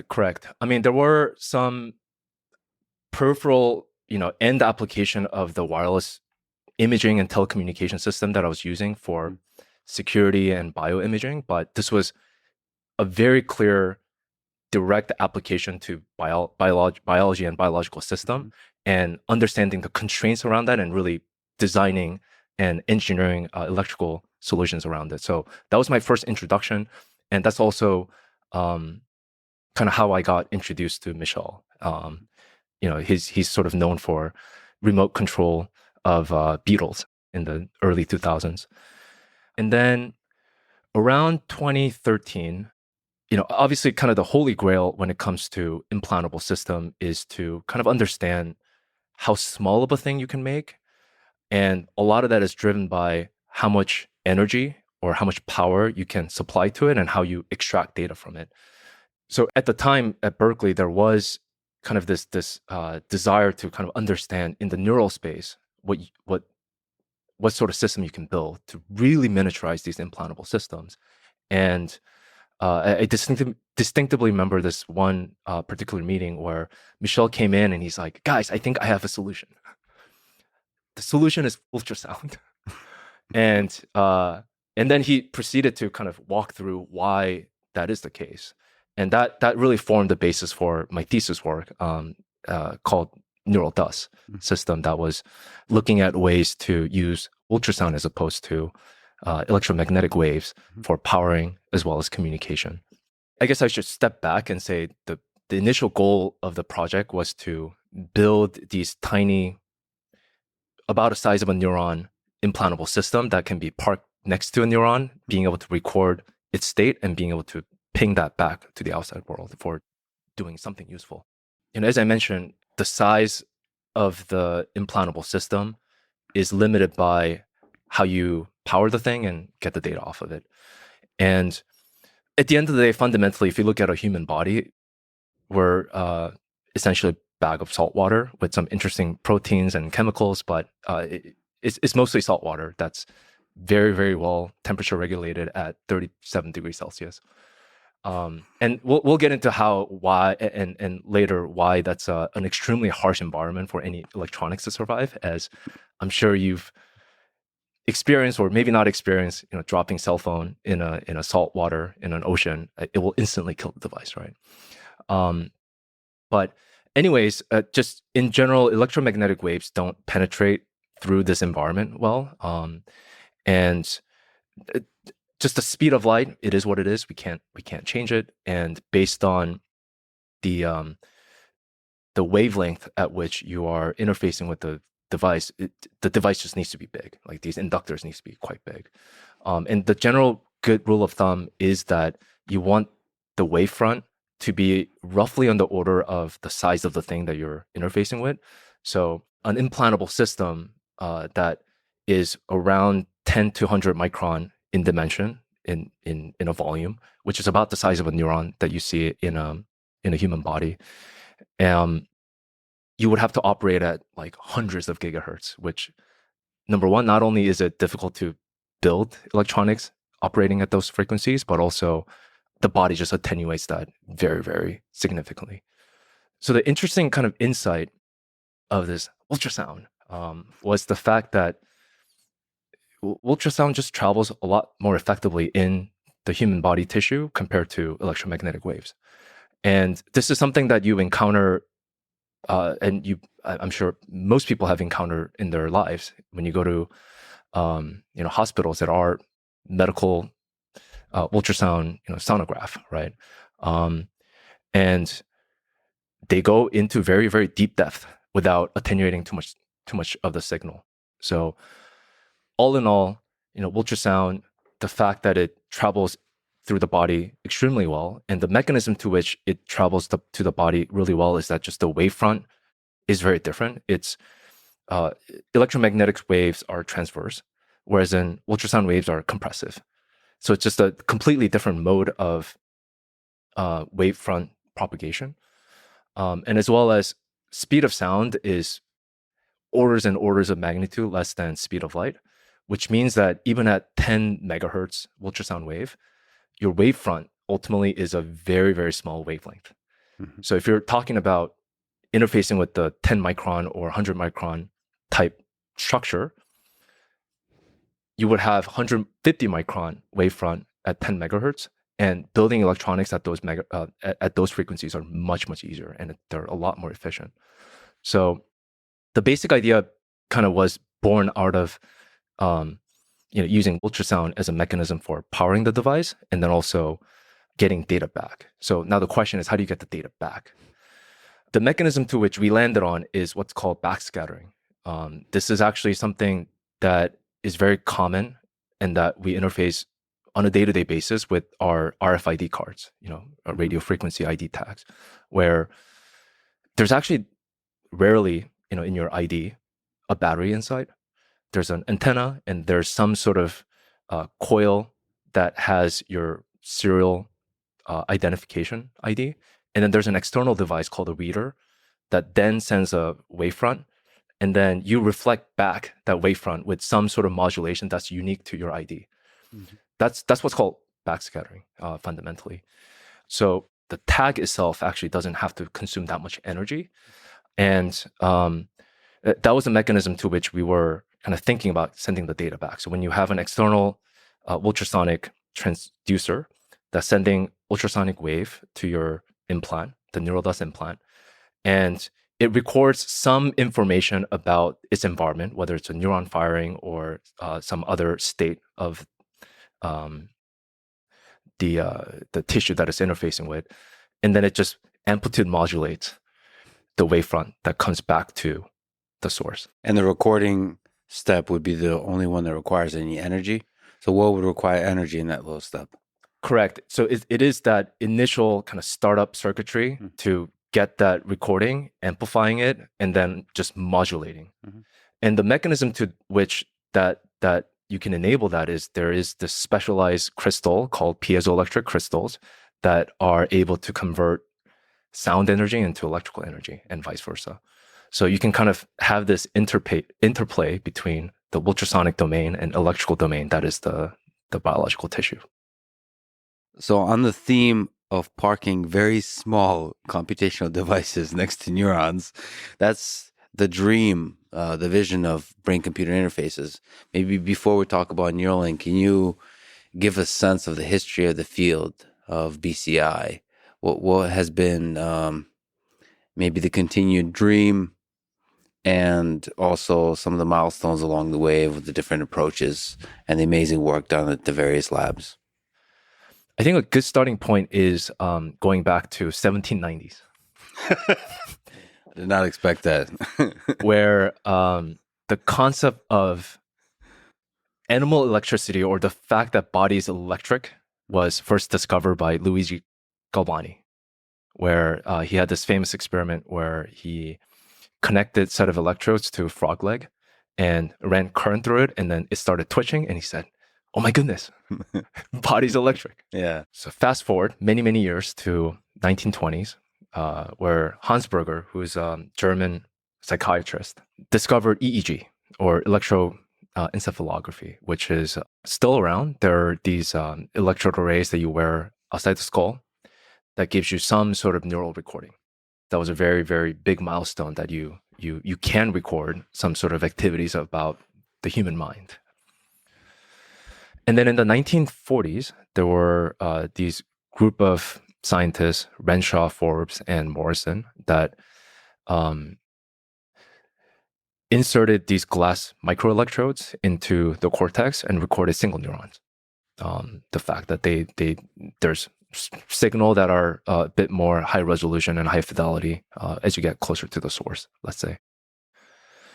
And in the 1950s, these two scientists, Hodgkin and Huxley, showed up, and they built this beautiful, beautiful models of the cell membrane and the ionic mechanism, and had these like circuit diagram. And as someone who's an electrical engineer, it's a beautiful model that's built out of these partial differential equations, talking about flow of ions and how that really leads to how neurons communicate. And they won the Nobel Prize for that 10 years later in the 1960s. So in 1969, Ev Fetz from University of Washington published this beautiful paper called Operant Conditioning of Cortical Unit Activity, where he was able to record a single unit neuron from a monkey and was able to have the monkey modulated based on its activity and reward system. So I would say this is the very, very first example, as far as I'm aware, of closed loop brain-computer interface, or BCI. The abstract reads, the activity of single neurons in precentral cortex of anesthetized monkeys was conditioned by reinforcing high rates of neuronal discharge with delivery of a food pellet. Auditory and visual feedback of unit firing rates was usually provided in addition to food reinforcement. Cool. So they actually got it done. They got it done. This is back in 1969.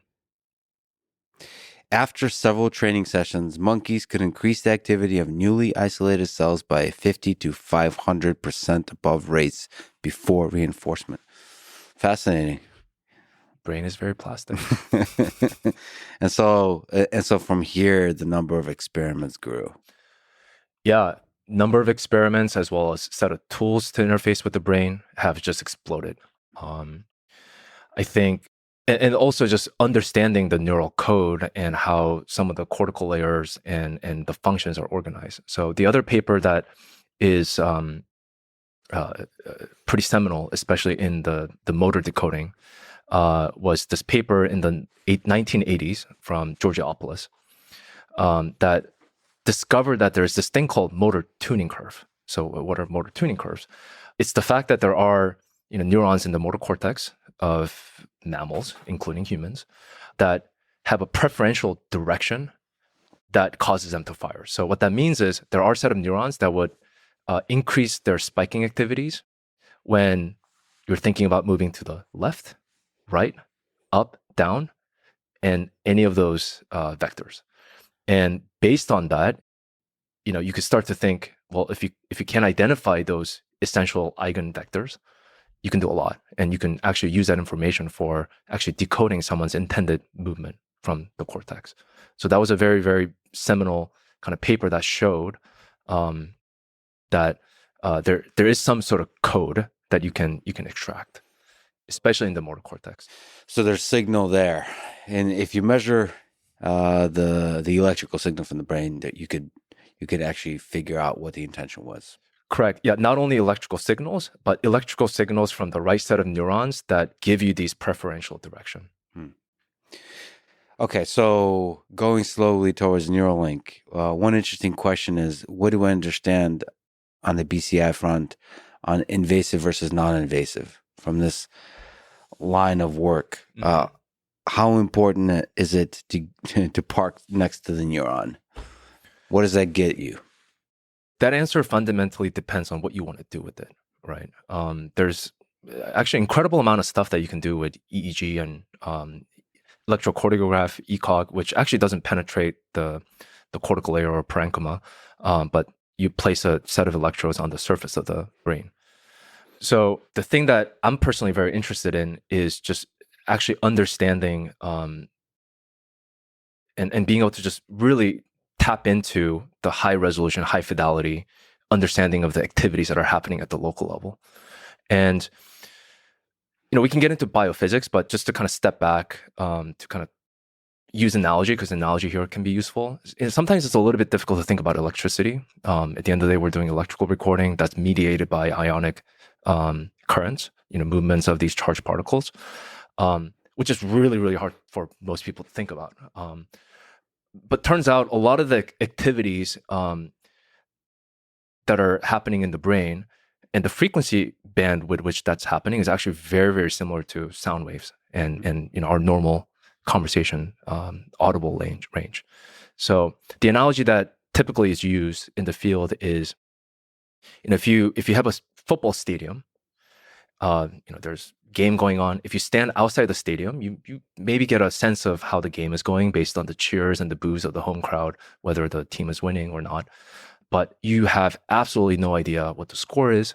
You have absolutely no idea what individual audience or the players are talking or saying to each other, what the next play is, what the next goal is. So what you have to do is you have to drop the microphone near into the stadium and then get near the source, like into the individual chatter. In this specific example, you would want to have it, right next to where the huddle is happening. Mm-hmm. So I think that's kind of a good illustration of what we're trying to do when we say invasive or minimally invasive or implanted. brain-computer interfaces versus non-invasive or non-implanted brain interfaces. It's basically talking about where do you put that microphone and what can you do with that information. So what is the biophysics of the read and write communication that we're talking about here as we now step into the efforts at Neuralink? Yeah, so brain is made up of these specialized cells called neurons. There's billions of them, tens of billions, sometimes people quote 100 billion, that are connected in this complex yet dynamic network that are constantly remodeling. They're changing their synaptic weights, and that's what we typically call neuroplasticity.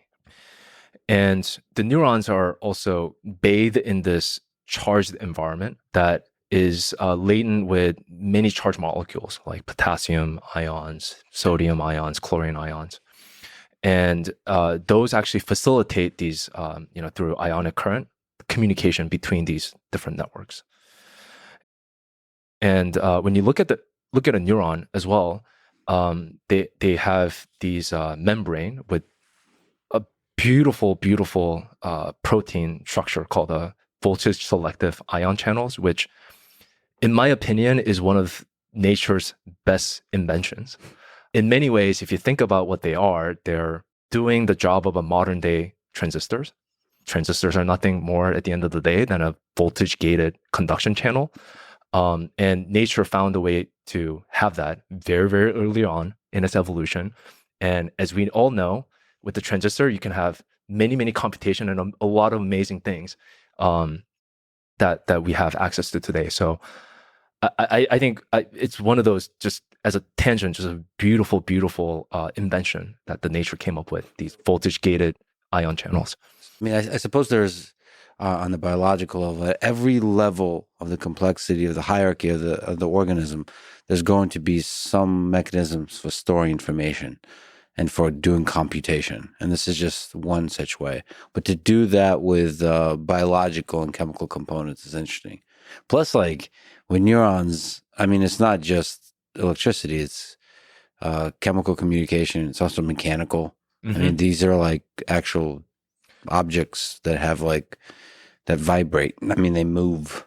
Yeah, they're actually, I mean, there's a lot of really interesting physics that are involved. And, kind of going back to my work on ultrasound during grad school, there are groups and there were groups and there are still groups looking at ways to cause neurons to actually fire an action potential using ultrasound wave. And the mechanism to which that's happening is still unclear, as I understand. It may just be that, you're imparting some sort of thermal energy and that causes cells to depolarize in some interesting ways. But there are also these ion channels or even membranes that actually just open up its pore as they're being mechanically shook, mm-hmm. right? Vibrated. So there's just a lot of, elements of these moved particles, which again, that's governed by diffusion physics, right? Movements of particles. And there's also a lot of kind of interesting physics there. Also, not to mention, as Roger Penrose talks about, there might be some beautiful weirdness in the quantum mechanical effects of all of this. And he actually believes that consciousness might emerge from the quantum mechanical effects there. So there's physics, there's chemistry, there's biology, all of that is going on there. Oh yeah. I mean, you can, yes, there's a lot of levels of physics that you can dive into. But yeah, in the end, you have these membranes with these voltage-gated ion channels that selectively let these charged molecules that are in the extracellular matrix, in and out. And these neurons generally have these resting potential where there's a voltage difference between inside the cell and outside the cell. And when there's some sort of stimuli that changes the state such that they need to send information to the downstream network, you start to kind of see these sort of orchestration of these different molecules going in and out of these channels. They also open up, more of them open up once it reaches some threshold to a point where you have a depolarizing cell that sends an action potential. So it's just a very beautiful kind of orchestration of these molecules. And what we're trying to do when we place an electrode or parking it next to a neuron is that you're trying to measure these local changes in the potential. Again, mediated by the movements of the ions. And what's interesting, as I mentioned earlier, there's a lot of physics involved. And the two dominant physics for this electrical recording domain is diffusion physics and electromagnetism. And where one dominates, where Maxwell's equation dominates versus Fick's law dominates, depends on where your electrode is. If it's close to the source, mostly electromagnetic based. When you're farther away from it, it's more diffusion based. So essentially, when you're able to park it next to it, you can listen in on those individual chatter and those local changes in the potential. And the type of signal that you get are these canonical textbook neural spiking waveform. The moment you're further away, and based on some of the studies that people have done, Christoph Koch's lab and others, once you're away from that source by roughly around 100 micron, which is about width of a human hair, you no longer hear from that neuron. You're no longer able to kind of have the system sensitive enough to be able to record that particular local membrane potential change in that neuron. And just to kind of give you a sense of scale, also, when you look at a 100 micron voxel, so 100 micron by 100 micron by 100 micron box in a brain tissue, there's roughly around 40 neurons and whatever number of connections that they have. So there's a lot in that volume of tissue. So the moment you're outside of that, there's just no hope that you'll be able to detect that change from that one specific neuron that you may care about. Yeah, but as you're moving about this space, you'll be hearing other ones. So if you move another 100 micron, you'll be hearing chatter from another community. Correct. And so the whole sense is you want to place as many as possible electrodes, and then you're listening to the chatter. Yeah, you want to listen to the chatter, and at the end of the day, you also want to basically let the software do the job of decoding. And just to kind of go to why ECOG and EEG work at all, right? When you have these local changes, obviously it's not just this one neuron that's activating. There's many other networks that are activating all the time.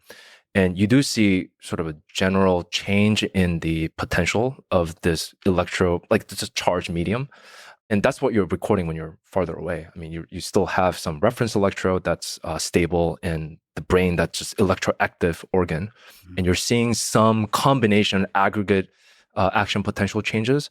And then you can pick it up, right? It's a much slower changing signals, but there are these like canonical kind of oscillations and waves, like gamma waves, beta waves, like when you sleep, that can be detected because there's sort of a synchronized kind of global effect of the brain that you can detect. And I mean, the physics of this if we really want to go down that rabbit hole, like there's a lot that goes on in terms of like why diffusion physics at some point dominates when you're further away from the source. It's just a charged medium.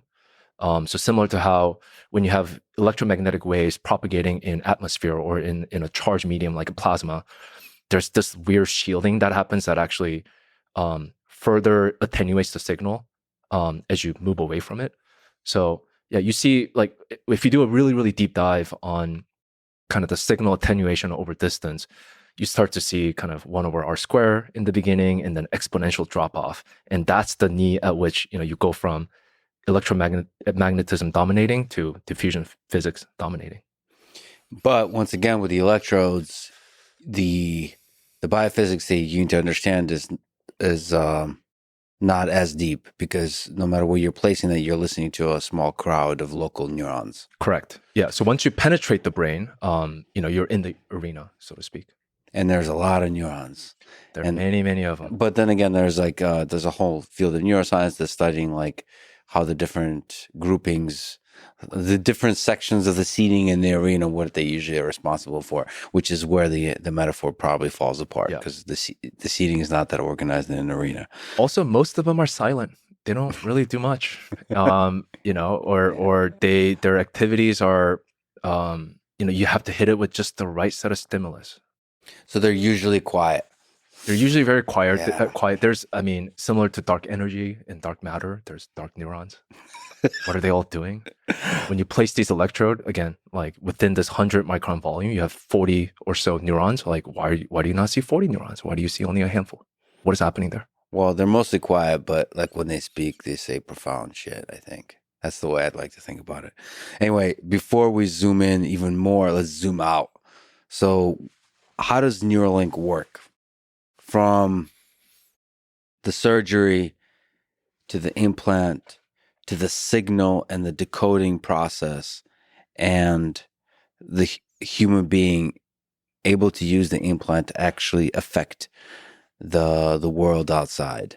And all of this I'm asking in the context of there's a gigantic historic milestone that Neuralink just accomplished in January of this year, putting a Neuralink implant in the first human being, Noland. And there's been a lot to talk about there about his experience because he's able to describe all the nuance and the beauty and the fascinating complexity of that experience, of everything involved. But on the technical level, how does Neuralink work? Yeah, so there are three major components to the technology that we're building. One is the device, the thing that's actually recording these neural chatters. We call it N1 implant or the link. And we have a surgical robot that's actually doing an implantation of these tiny, tiny wires that we call threads that are smaller than human hair. And once everything is surgerized, you have these neural signals, these spiking neurons that are coming out of the brain. And you need to have some sort of software to decode what the users intend to do with that.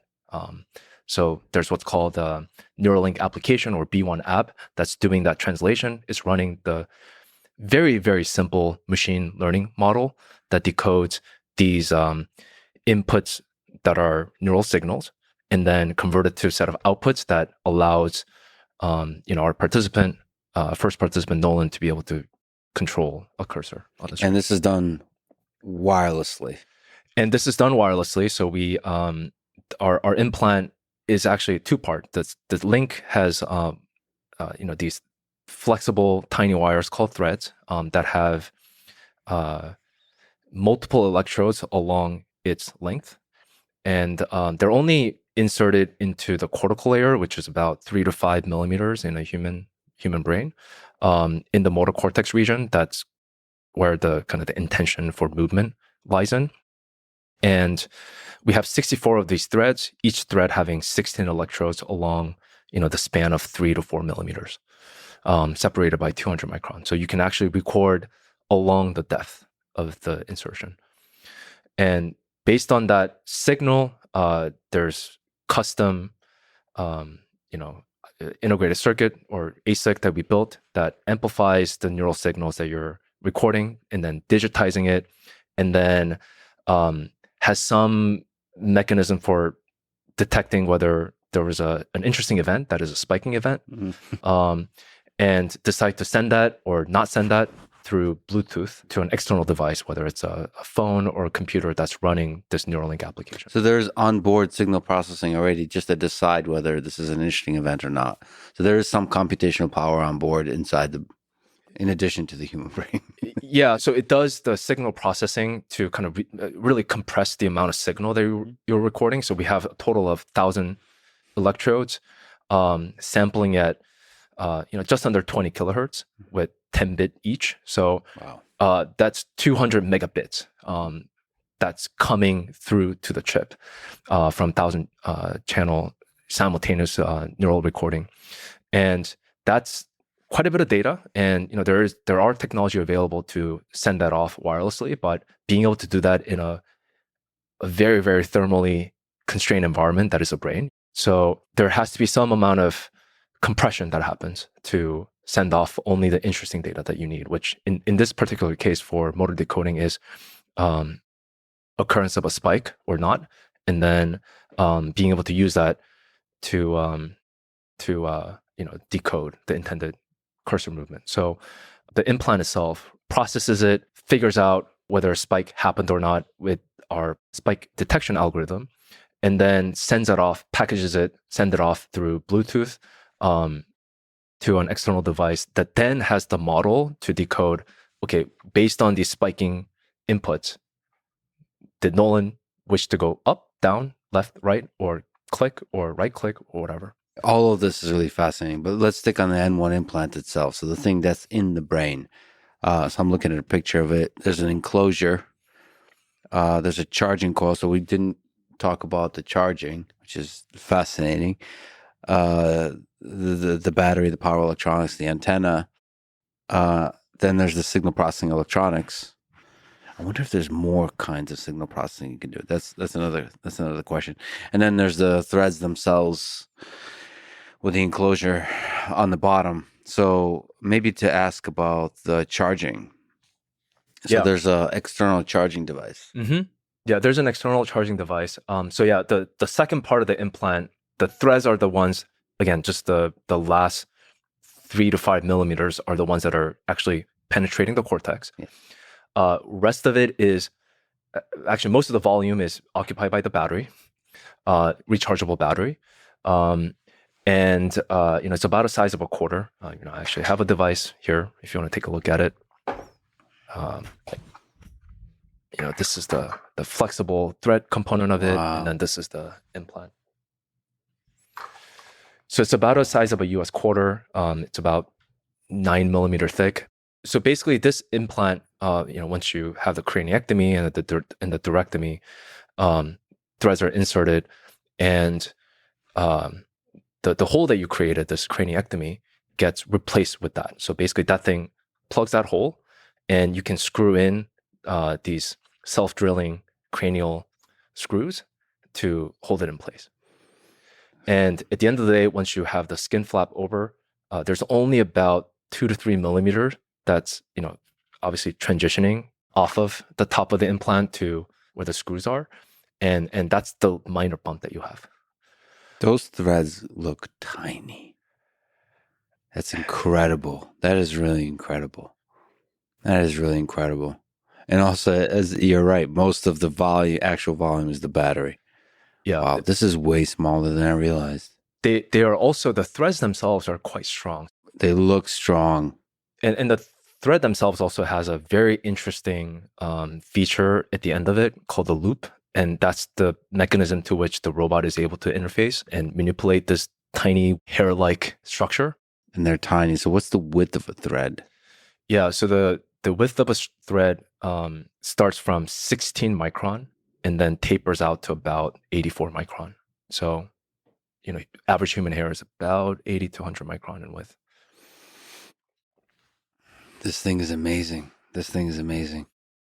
Yes, most of the volume is occupied by the battery, rechargeable lithium-ion cell, and the charging is done through inductive charging, which is actually very commonly used. Your cell phone, most cell phones have that.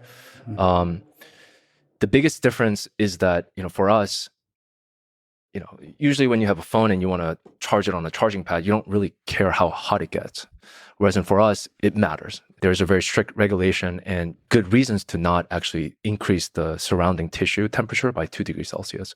So there's actually a lot of innovation that is packed into this to allow charging of this implant without causing that temperature threshold to reach.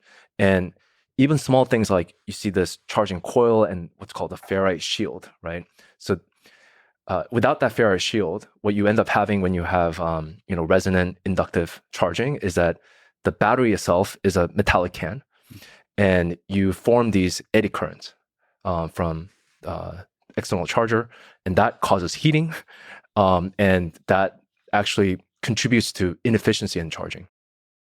So this ferrite shield, what it does is that it actually concentrate that field line away from the battery and then around the coil that's actually wrapped around it.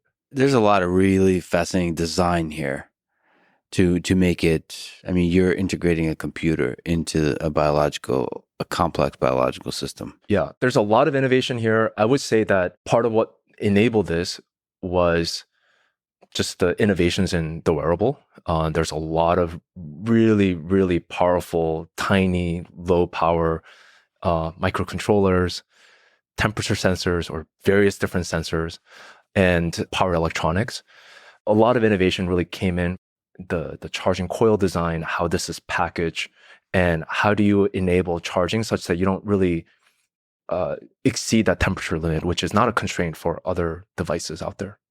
So let's talk about the threads themselves, those tiny, tiny, tiny things. So how many of them are there? You mentioned 1,000 electrodes. How many threads are there? And what do the electrodes have to do with the threads?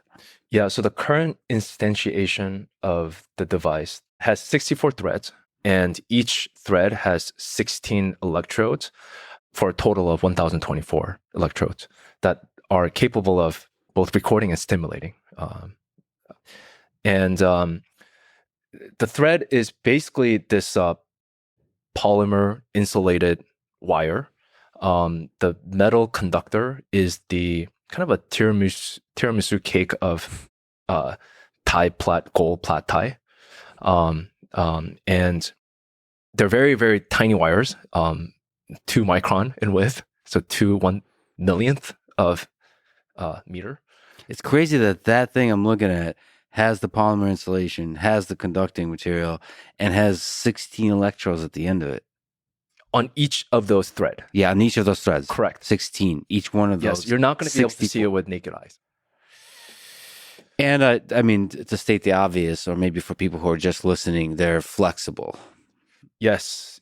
That's also one element that was incredibly important for us. So each of these threads are, as I mentioned, 16 micron in width, and then they taper to 84 micron, but in thickness, they're less than 5 micron. Mm-hmm. And in thickness is mostly, polyimide at the bottom and this metal track, and then another polyimide. So 2 micron of polyimide, 400 nanometer of this metal stack, and 2 micron of polyimide sandwiched together to protect it from the environment that is 37 degrees C bag of salt water.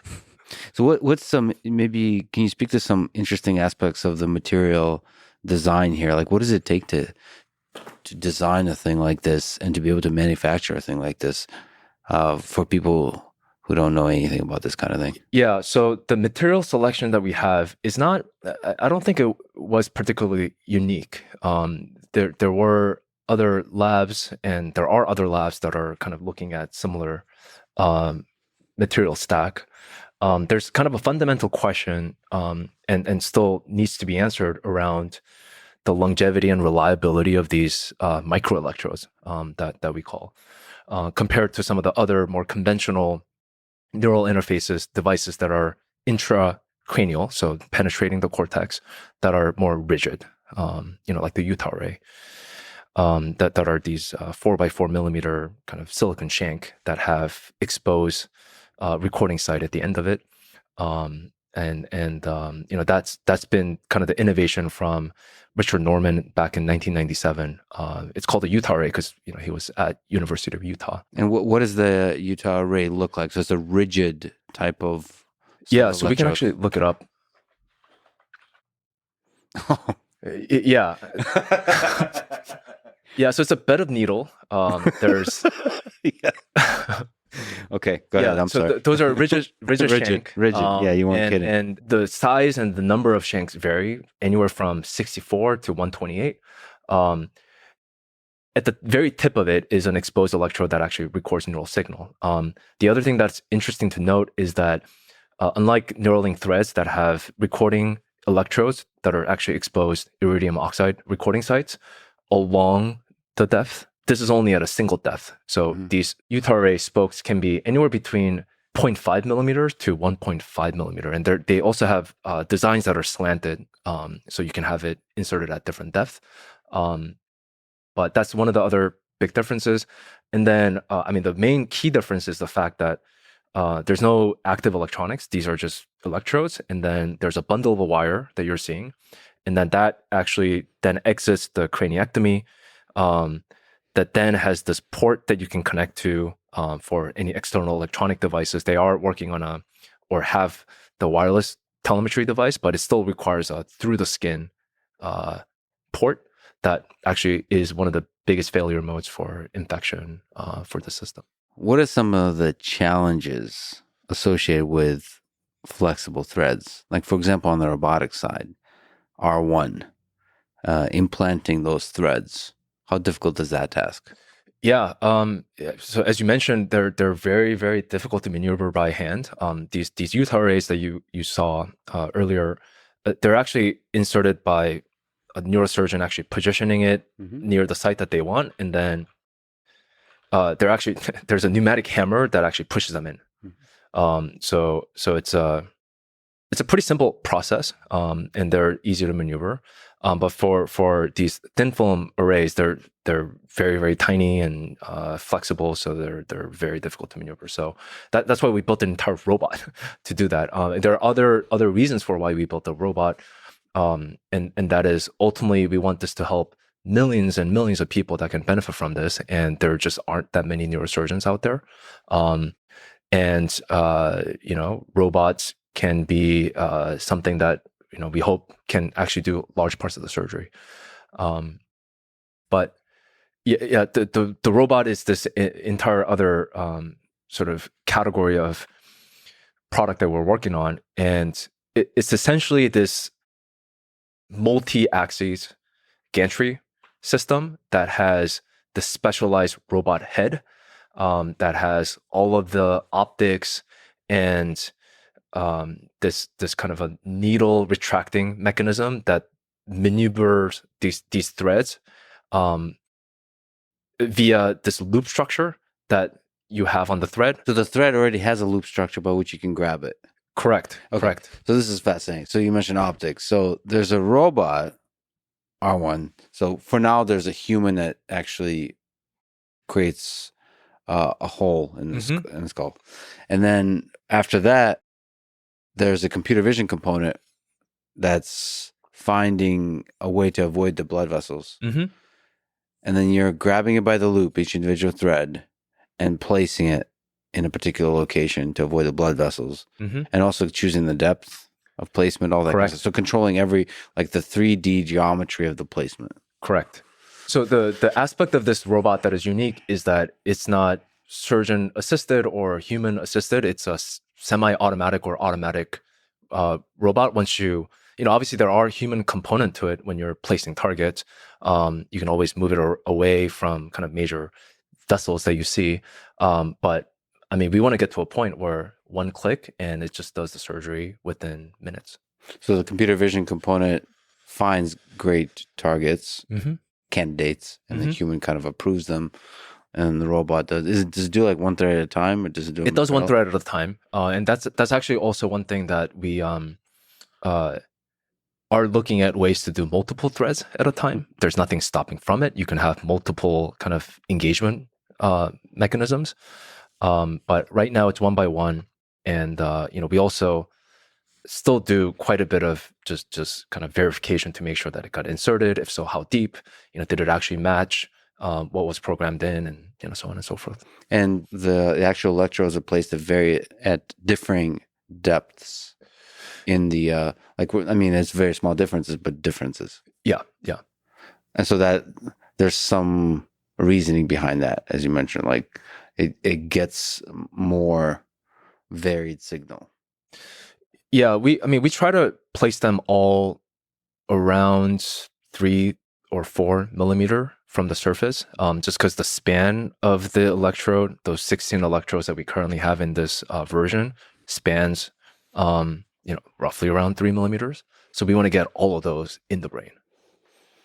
This is fascinating. Okay, so there's a million questions here. If we go zoom in specifically on the electrodes, so what is your sense? How many neurons is each individual electrode listening to? Yeah, each electrode can record from anywhere between 0 to 40, as I mentioned, earlier. But practically speaking, we only see about at most like 2 to 3. And you can actually distinguish which neuron it's coming from by the shape of the spikes. Oh, cool. So I mentioned the spike detection algorithm that we have. It's called BOSS algorithm, Buffer Online Spike Sorter. Nice. It actually outputs at the end of the day 6 unique values, which are kind of the amplitude of these like negative going hump, middle hump, like positive going hump, and then also the time at which these happen. And from that, you can have kind of a statistical probability estimation of, is that a spike? Is it not a spike? And then based on that, you could also determine, oh, that spike looks different than that spike, must come from a different neuron. Okay, so that's a nice signal processing step from which you can then make much better predictions about if there's a spike, especially in this kind of context where there could be multiple neurons screaming. And that also results in you being able to compress the data better. Yeah. In the end of the day. Okay. That's and just to be clear, I mean, the labs do this what's called spike sorting. Usually, once you have these like broadband, like the fully digitized signals, and then you run a bunch of different set of algorithms to kind of tease apart. It's just all of this for us is done on the device. On the device. In a very low power, custom, built ASIC digital processing unit. Highly heat constrained. And the processing time from signal going in and giving you the output is less than a microsecond, which is a very, very short amount of time. Oh yeah, so the latency has to be super short. Correct. Oh wow. Oh, that's a pain in the ass. Yeah, latency is this huge thing that you have to deal with. Right now, the biggest source of latency comes from the Bluetooth. The way in which they're packetized, and we bin them in 15 millisecond. Oh, interesting. So it's communication constraint. Is there some potential innovation there on the protocol used? Absolutely. Okay. Yeah, Bluetooth is definitely not our final wireless communication protocol that we want to get to. It's a highly hence the N1 and the R1. I imagine that increases NX RX. Yeah, that's the communication protocol, because Bluetooth allows you to communicate against farther distances than you need to, so you can go much shorter. Yeah, the primary motivation for choosing Bluetooth is that, I mean, everything has Bluetooth. All right, so you can talk to any device. Interoperability is just absolutely essential, especially in this early phase. And in many ways, if you can access a phone or a computer, you can do anything. Well, it'd be interesting to step back and actually look at, again, the same pipeline that you mentioned for Noland. So what does this whole process look like, from finding and selecting a human being to the surgery, to the first time he's able to use this thing? So we have what's called a patient registry that people can sign up to hear more about the updates. And that was a route to which Noland applied. And the process is that once the application comes in, it contains some medical records, and we, based on their medical eligibility, there's a lot of different inclusion exclusion criteria for them to meet. And we go through a pre-screening interview process with someone from Neuralink. And at some point, we also go out to their homes to do a BCI home audit. Because one of the most kind of revolutionary part about having this N1 system that is completely wireless is that you can use it at home. Like, you don't actually have to go to the lab, and go to the clinic to get connectorized to these like specialized equipment that you can't take home with you. So that's one of the key elements of when we're designing the system that we wanted to keep in mind. Like, people hopefully would want to be able to use this every day in the comfort of their homes. And so part of our engagement and what we're looking for during BCI home audit is to just kind of understand their situation, what other assistive technology that they use. And we should also step back and kind of say that the estimate is 180,000 people live with quadriplegia in the United States, and each year an additional 18,000 suffer a paralyzing spinal cord injury. So these are folks who have a lot of challenges living a life in terms of accessibility. in terms of doing the things that many of us just take for granted day to day. And one of the goals of this initial study is to enable them to have sort of digital autonomy, where they by themselves can interact with a digital device using just their mind, something that you're calling telepathy. So digital telepathy, where a quadriplegic can communicate with a digital device in all the ways that we've been talking about. Control the mouse cursor enough to be able to do all kinds of stuff, including play games and tweet and all that kind of stuff. And there's a lot of people for whom the basics of life are difficult because of the things that have happened to them. So, yeah, I mean, movement is so fundamental to our existence. I mean, even speaking involves movement of mouth, lip, larynx, and without that, it's extremely debilitating. And there are many people that we can help. And I mean, like, especially if you start to kind of look at other forms of movement disorders that are not just from spinal cord injury, but from ALS, MS, or even stroke that leads you, or just aging, right? That leads you to lose some of that mobility, that independence. It's extremely debilitating. And all of these are opportunities to help people, to help alleviate suffering, to help improve the quality of life. But each of the things you mentioned is its own little puzzle that needs to have increasing levels of capability from a device like a Neuralink device. And so the first one you're focusing on is, it's just a beautiful word, telepathy. So being able to communicate using your mind wirelessly with a digital device. Can you just explain this? Exactly what we're talking about. Yeah, I mean, it's exactly that. I mean, I think if you are able to control a cursor and able to click and be able to get access to computer or phone, I mean, the whole world opens up to you. And I mean, I guess the word telepathy, if you kind of think about that as just definitionally being able to transfer information from my brain to your brain, without using some of the physical faculties that we have, like voices. But the interesting thing here is, I think the thing that's not obviously clear is how exactly it works. So in order to move a cursor, there's at least a couple of ways of doing that. So one is you imagine yourself maybe moving a mouse with your hand, or you can then, which Nolan talked about, like imagine moving the cursor with your mind.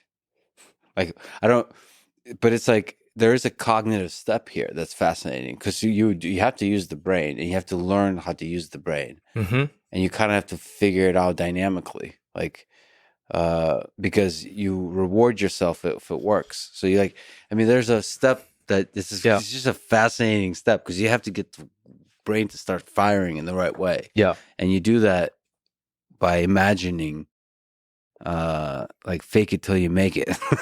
And all of a sudden it creates the right kind of signal that if decoded correctly, can create the kind of effect. And then there's like noise around that you have to figure all of that out. But on the human side, imagine the cursor moving is what you have to do. Yeah, he says using the force. The force. I mean, isn't that just like fascinating to you that it works? Like to me, it's like, holy shit. That actually works. Like you could move a cursor with your mind. As much as you're learning to use that thing's also learning about you. Like our model is constantly updating the weights to say, oh, if someone is thinking about, this sophisticated forms of like spiking patterns, like that actually means to do this, right? So the machine is learning about the human and the human is learning about the machine. So there's adaptability to the signal processing, the decoding step. And then there's the adaptation of Nolan, the human being. Like the same way if you give me a new mouse and I move it, I learn very quickly about its sensitivity. So I'll learn to move it slower. And then there's other kind of signal drift and all that kind of stuff they have to adapt to. So both are adapting to each other. Correct. That's a fascinating like software challenge on both sides. The software on both, on the human software and The and organic machine and the inorganic. software. The organic and the inorganic. Anyway, so sorry to rudely interrupt. So there's a selection that Noland has passed with flying colors. So everything, including that it's a BCI friendly home, all of that. So what is the process of the surgery, the implantation, the first moment when he gets to use the system? The end-to-end, we say patient in to patient out, is anywhere between 2 to 4 hours. In particular case for Noland, it was about 3.5 hours. And there's many steps leading to, the actual robot insertion, right? So there's anesthesia, induction, and we do intra-op CT imaging to make sure that we're, drilling the hole in the right location. And this is also pre-planned beforehand. Someone like Noland would go through fMRI, and then they can think about wiggling their hand. Obviously, due to their injury, it's not going to actually lead to any sort of intended output, but it's the same part of the brain that actually lights up when you're imagining moving your finger to actually moving your finger. And that's one of the ways in which we can actually know where to place our threads, because we want to go into what's called the hand knob area in the motor cortex, and as much as possible densely put our electrode threads. So yeah, we do intra-op CT imaging to make sure and double check the location of the craniectomy. And surgeon comes in, does their thing in terms of like skin incision, craniectomy, so drilling of the skull. And then there's many different layers of the brain. There's what's called the dura, which is a very, very thick layer that surrounds the brain. That gets actually resected in a process called thorectomy. And that then exposes the pia in the brain that you want to insert. And by the time it's been around anywhere between 1 to 1.5 hours, robot comes in, does this thing, placement of the target, inserting of the thread. That takes anywhere between 20 to 40 minutes. In the particular case for Noland, it was just under or just over 30 minutes. And then after that, the surgeon comes in. There's a couple other steps of like actually inserting the dural substitute layer to protect the thread as well as the brain. And then screw in the implant, and then skin flap, and then suture, and then you're out.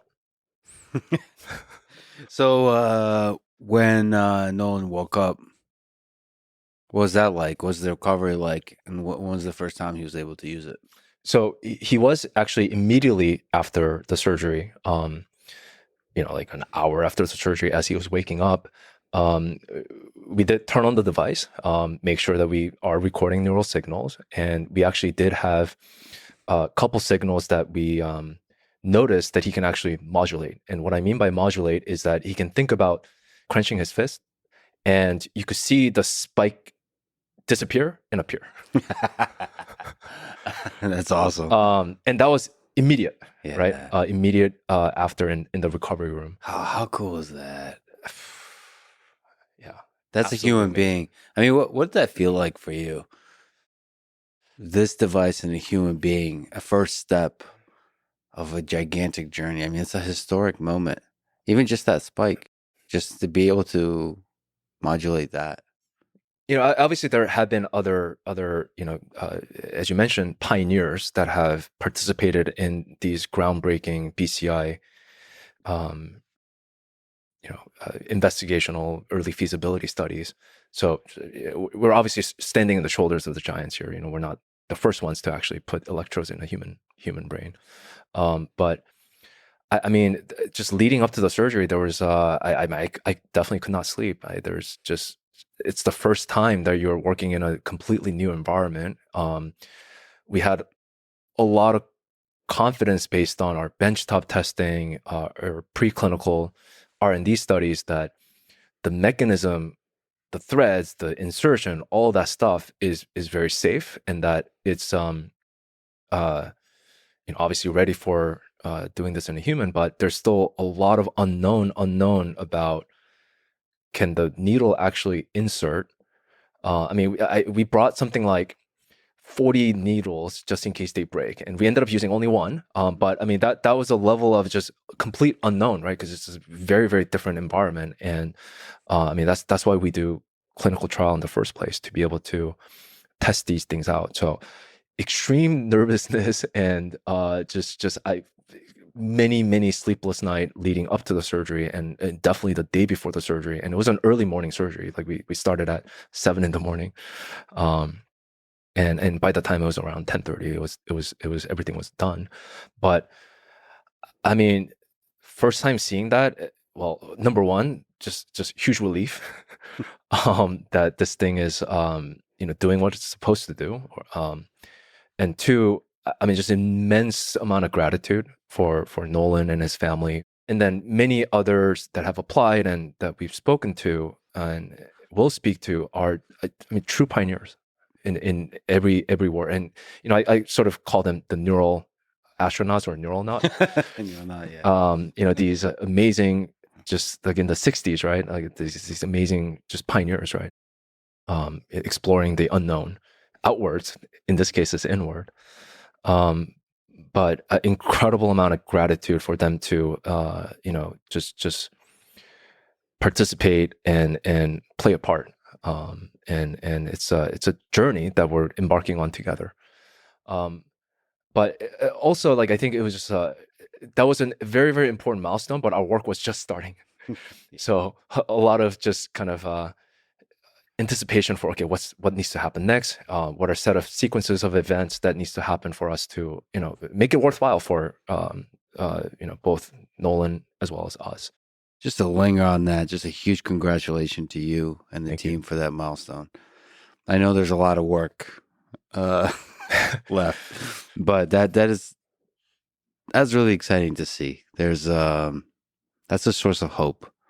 It's this first big step, opportunity to help hundreds of thousands of people, and then maybe expand the realm of the possible for the human mind for millions of people in the future. So it's really exciting.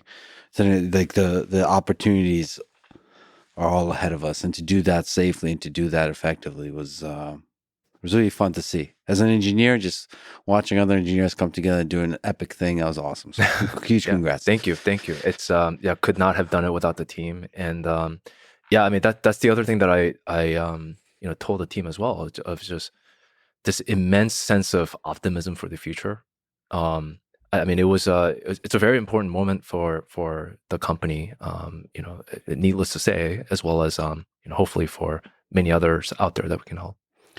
So speaking of challenges, Neuralink published a blog post describing that some of the threads are retracted, and so the performance as measured by bits per second dropped at first, but then eventually was regained. And that the whole story of how it was regained is super interesting. Mm-hmm. That's definitely something I'll talk to Bliss and to Nolan about. But in general, can you speak to this whole experience? How was the performance regained? And just the technical aspects of the threads being retracted and moving. The main takeaway is that in the end, the performance have come back, and it's actually gotten better than it was before. He's actually just beat the world record yet again last week to 8.5 BPS. So I mean, he's just cranking and he's just improving. The previous one was he said was 8. Correct. He said 8.5. Yeah, the previous world record in human was 4.6. Yeah. So it's almost double. Yeah. And his goal is to try to get to 10, which is roughly around kind of the median Neuralinker using a mouse with the hand. So it's getting there. So yes, so the performance was regained. Yeah, better than before. So that's a story on its own of what took the BCI team to recover that performance.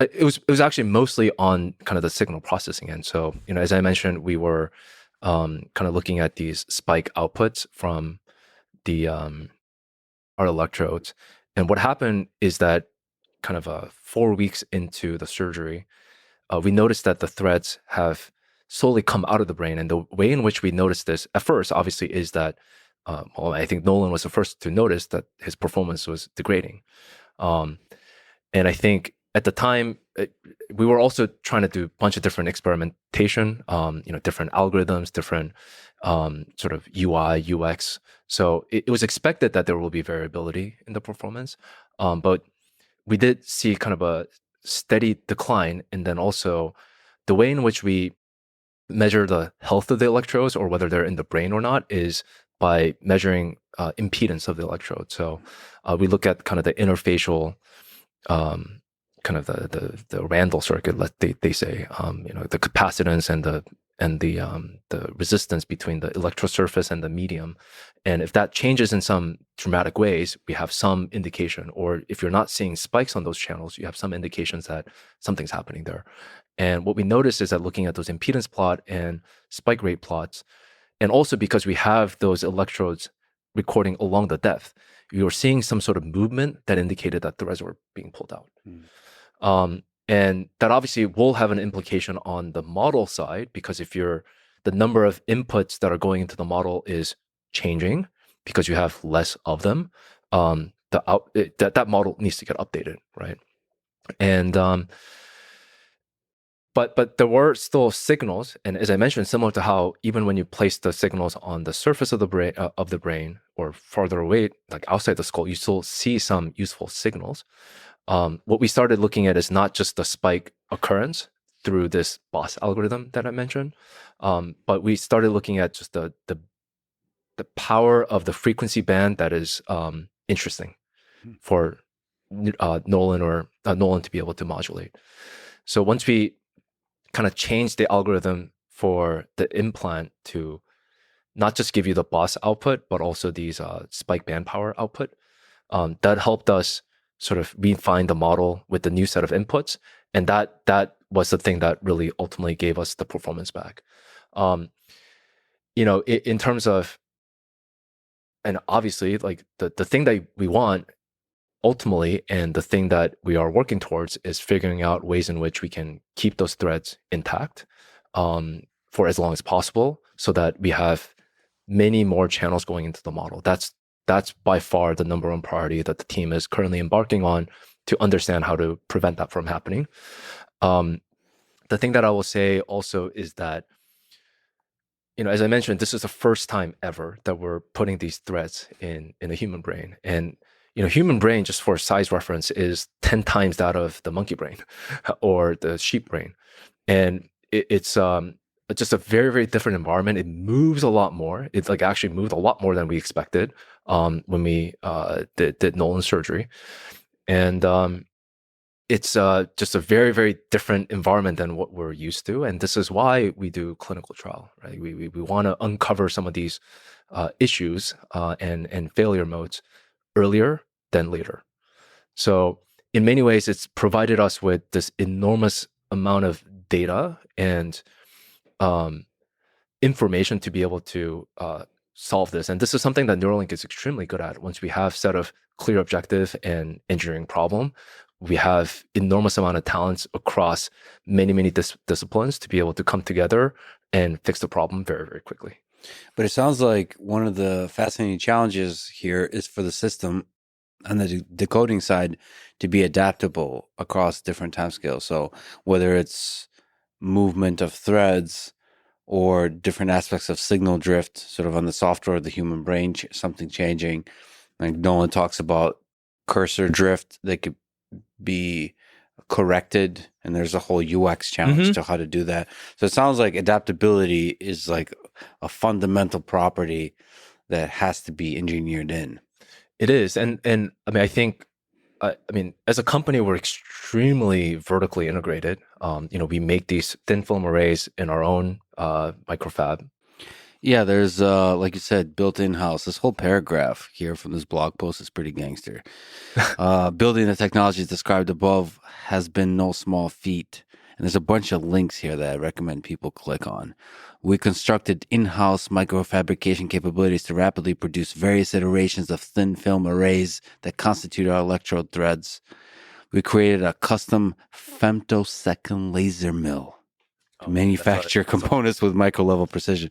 I think there's a tweet associated with this. That's a whole thing that we can get into. Yeah, this okay. What are we looking at here? This thing. This Yeah. is so in less than 1 minute, our custom-made femtosecond laser mill cuts this geometry in the tips of our needles. So we're looking at this weirdly shaped needle. The tip is only 10 to 12 microns in width, only slightly larger than the diameter of a red blood cell. The small size allows threads to be inserted with minimal damage to the cortex. Okay, so what's interesting about this geometry? So we're looking at this just geometry of a needle. Yeah. This is the needle that's engaging with the loops in the thread.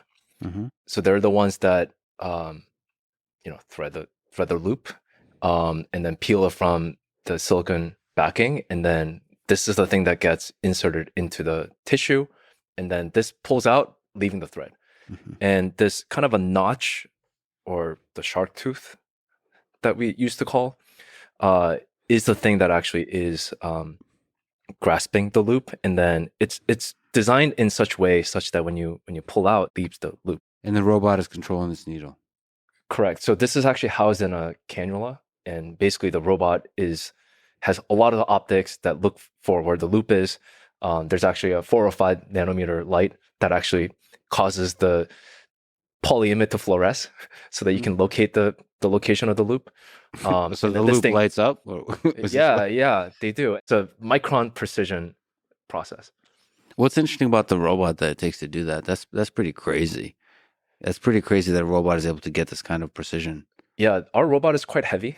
Our current version of it, it's like a giant granite slab that weighs about a ton, because it needs to be sensitive to vibration, environmental vibration, and then as the head is moving at the speed that it's moving, there's a lot of kind of motion control to make sure that you can achieve that level of precision.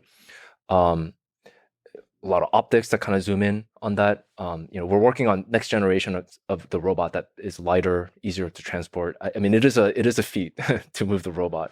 And it's far superior to a human surgeon at this time for this particular task. Absolutely. I mean, let alone you try to actually thread a loop in a sewing kit. This is like, we're talking like fractions of human hair. These things it's not visible. So continuing the paragraph, we developed novel hardware and software testing systems such as our accelerated lifetime testing racks and simulated surgery environment, which is pretty cool, to stress test and validate the robustness of our technologies. We performed many rehearsals of our surgeries to refine our procedures and make them second nature. This is pretty cool. We practice surgeries on proxies with all the hardware and instruments needed in our mock or in the engineering space. This helps us rapidly test and measure. So there's like proxies. Yeah, this proxy is super cool, actually. So there's a 3D printed skull from the images that is taken at Barrow, as well as this hydrogel mix, sort of synthetic polymer thing that actually mimics the mechanical properties of the brain. Mm-hmm. It also has vasculature of the person. Cool. So basically what we're talking about here, and there's a lot of work that has gone into making this said proxy, that it's about like finding the right concentration of these different synthetic polymers to get the right set of consistency for the needle dynamics, as they're being inserted. But we practice this surgery with the person, Nolan's basically physiology and brain, many times prior to actually doing the surgery. So to every step. Yeah. Like, where does someone stand? What you're looking at is the picture. This is in our office of this kind of corner of the robot engineering space that we, have created this like mock OR space that looks exactly like what they would experience, all the staff would experience during their actual surgery. So, it's just kind of like any dance rehearsal where you know exactly where you're going to stand at what point. And you just practice that over and over and over again with an exact anatomy of someone that you're going to surgerize. And it got to a point where a lot of our engineers, when we created a craniectomy, they're like, oh, that looks very familiar. We've seen that before. Yeah. Man, there's wisdom you can gain through doing the same thing over and over and over. It's like Jiro Dreams of Sushi kind of thing. Because then it's like Olympic athletes visualize the Olympics. And then once you actually show up, it feels easy. It feels like any other day. It feels almost boring winning the gold medal because you've visualized this so many times, you've practiced this so many times that nothing bothers you. It's boring. You win the gold medal, it's boring. And the experience they talk about is mostly just relief. Probably that they don't have to visualize it anymore. Yeah, the power of the mind to visualize, and where I mean, there's a whole field that studies where muscle memory lies in cerebellum. Yeah, it's incredible. I think it's a good place to actually ask sort of the big question that people might have is, how do we know every aspect of this that you described is safe? At the end of the day, the gold standard is to look at the tissue. What sort of trauma did you cause the tissue, and does that correlate to whatever behavioral anomalies that you may have seen? And that's the language to which we can communicate about the safety of inserting something into the brain and what type of trauma that you can cause. So we actually have an entire department of pathology that looks at these tissue slices. There are many steps that are involved in doing this. Once you have studies that are launched to with particular endpoints in mind, at some point you have to euthanize the animal, and then you go through necropsy to kind of collect the brain tissue samples. You fix them in formalin, and you roast them, you section them, and you look at individual slices just to see what kind of reaction or lack thereof exists. So that's the kind of the language to which FDA speaks, and as well for us to kind of evaluate the safety of the insertion mechanism as well as the threads at various different time points. Both acute, so anywhere between 0 to 3 months to beyond 3 months. So those are kind of the details of an extremely high standard of safety that has to be reached. Correct. FDA supervises this, but there's in general just a very high standard. And every aspect of this, including the surgery. I think Matthew MacDougall has mentioned that the standard is,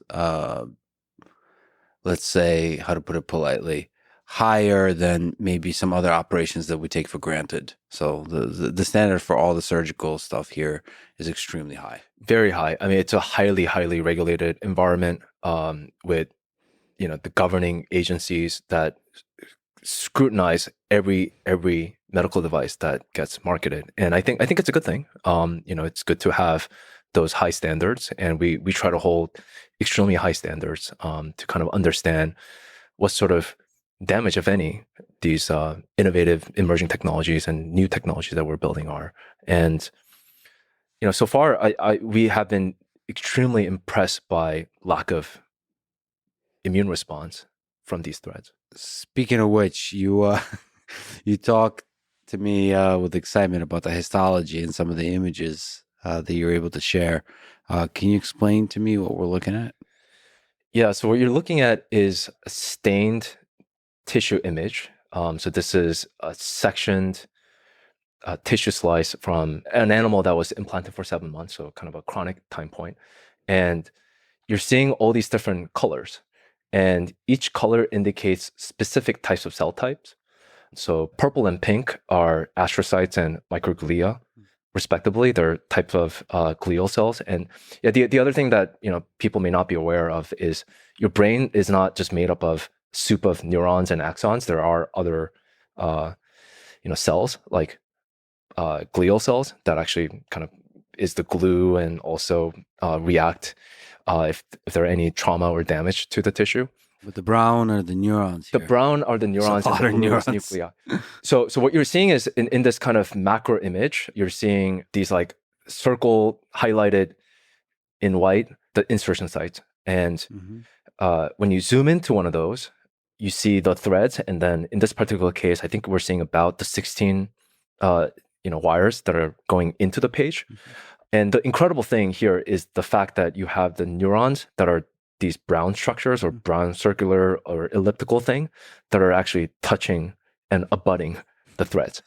So what this is saying is that there's basically zero trauma that's caused during this insertion. And with these neural interfaces, these microelectrodes that you insert, that is one of the most common mode of failure. So when you insert these threads, like the Utah array, it causes neuronal death around the site because you're inserting a foreign object, right?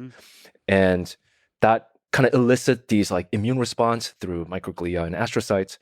They form this like protective layer around it. Oh, not only are you killing the neuron cells, but you're also creating this protective layer that then basically prevents you from recording neural signals because you're getting farther and farther away from the neurons that you're trying to record. And that is the biggest mode of failure. And in this particular example, in that inset, it's about 50 micron with that scale bar. The neurons are just seem to be attracted to it. And so there's certainly no trauma. That's such a beautiful image, by the way. Just so the brown of the neurons.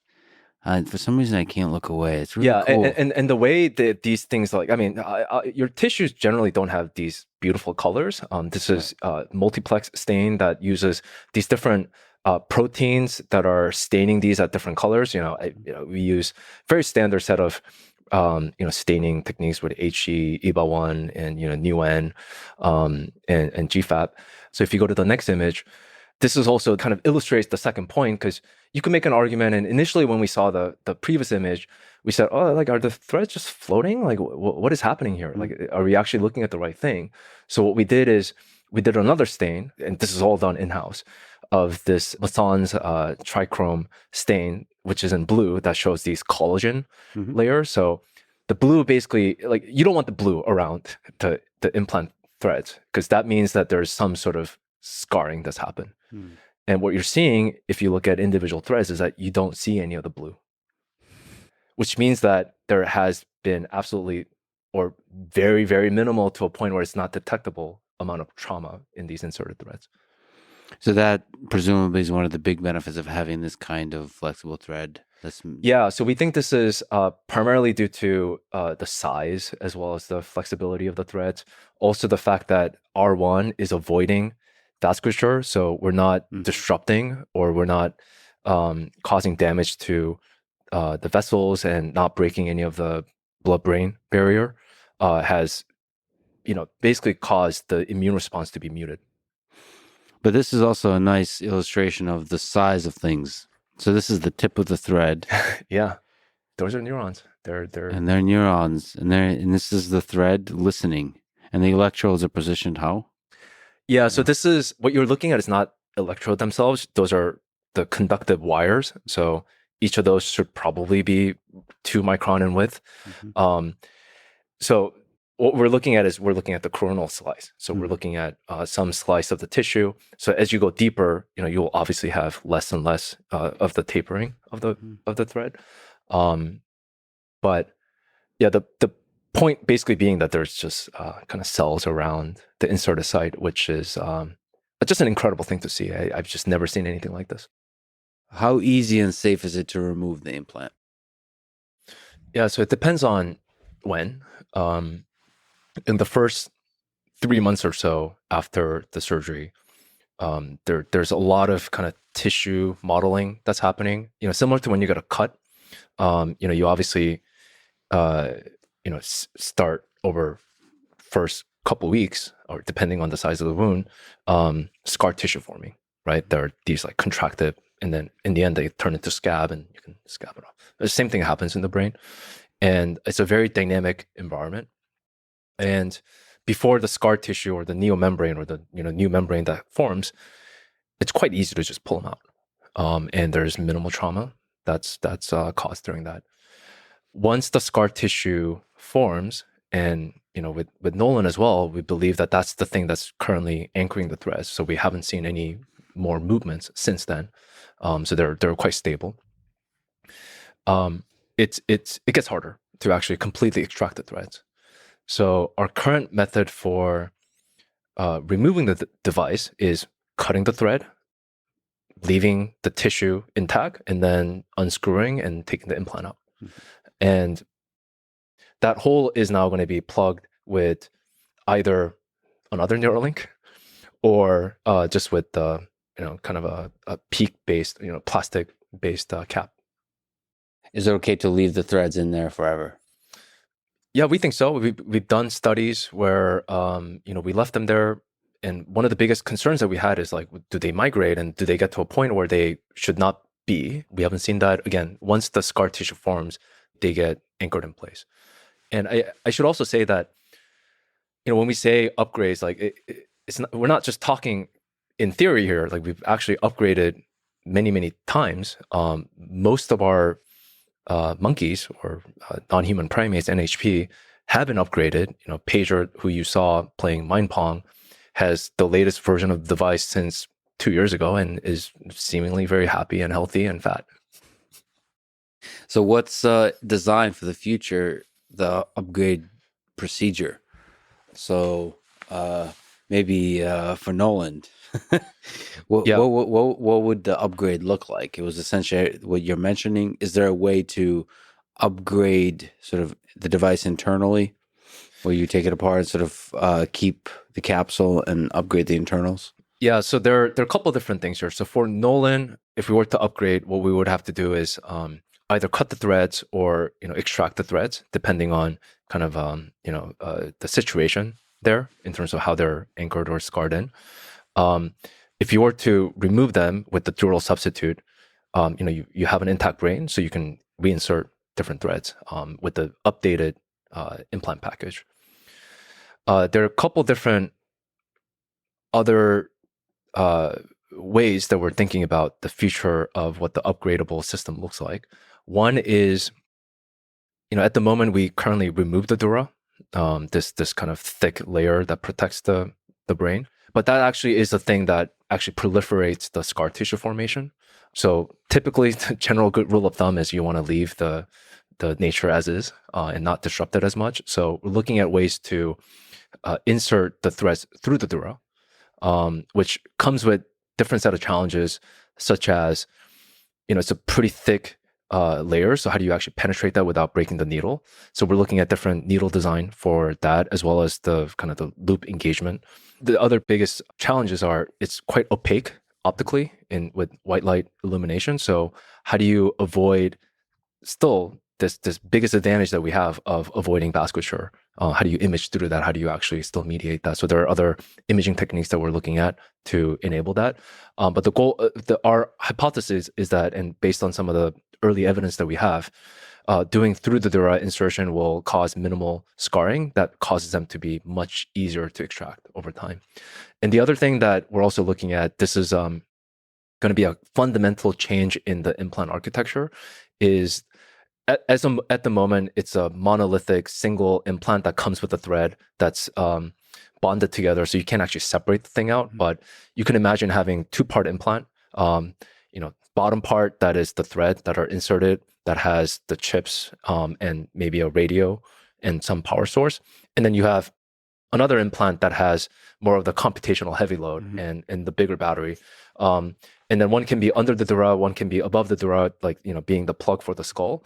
They can talk to each other, but the thing that you want to upgrade, the computer and not the threads, if you want to upgrade that, you just go in there, remove the screws and then put in the next version, and, you're off the, it's a very, very easy surgery too. Like you do a skin incision, slip this in, screw, probably be able to do this in 10 minutes. So that would allow you to reuse the threads, sort of. Correct. So, this leads to the natural question of what is the pathway to scaling the increase in the number of threads? Is that a priority? Is that like what's the technical challenge there? Yeah, that is a priority. So for next versions of the implant, the key metrics that we're looking to improve are number of channels, just recording from more and more neurons. We have a pathway to actually go from currently 1,000 to hopefully 3,000, if not 6,000 by end of this year. Wow. And then end of next year, we want to get to, even more, 16,000. Wow.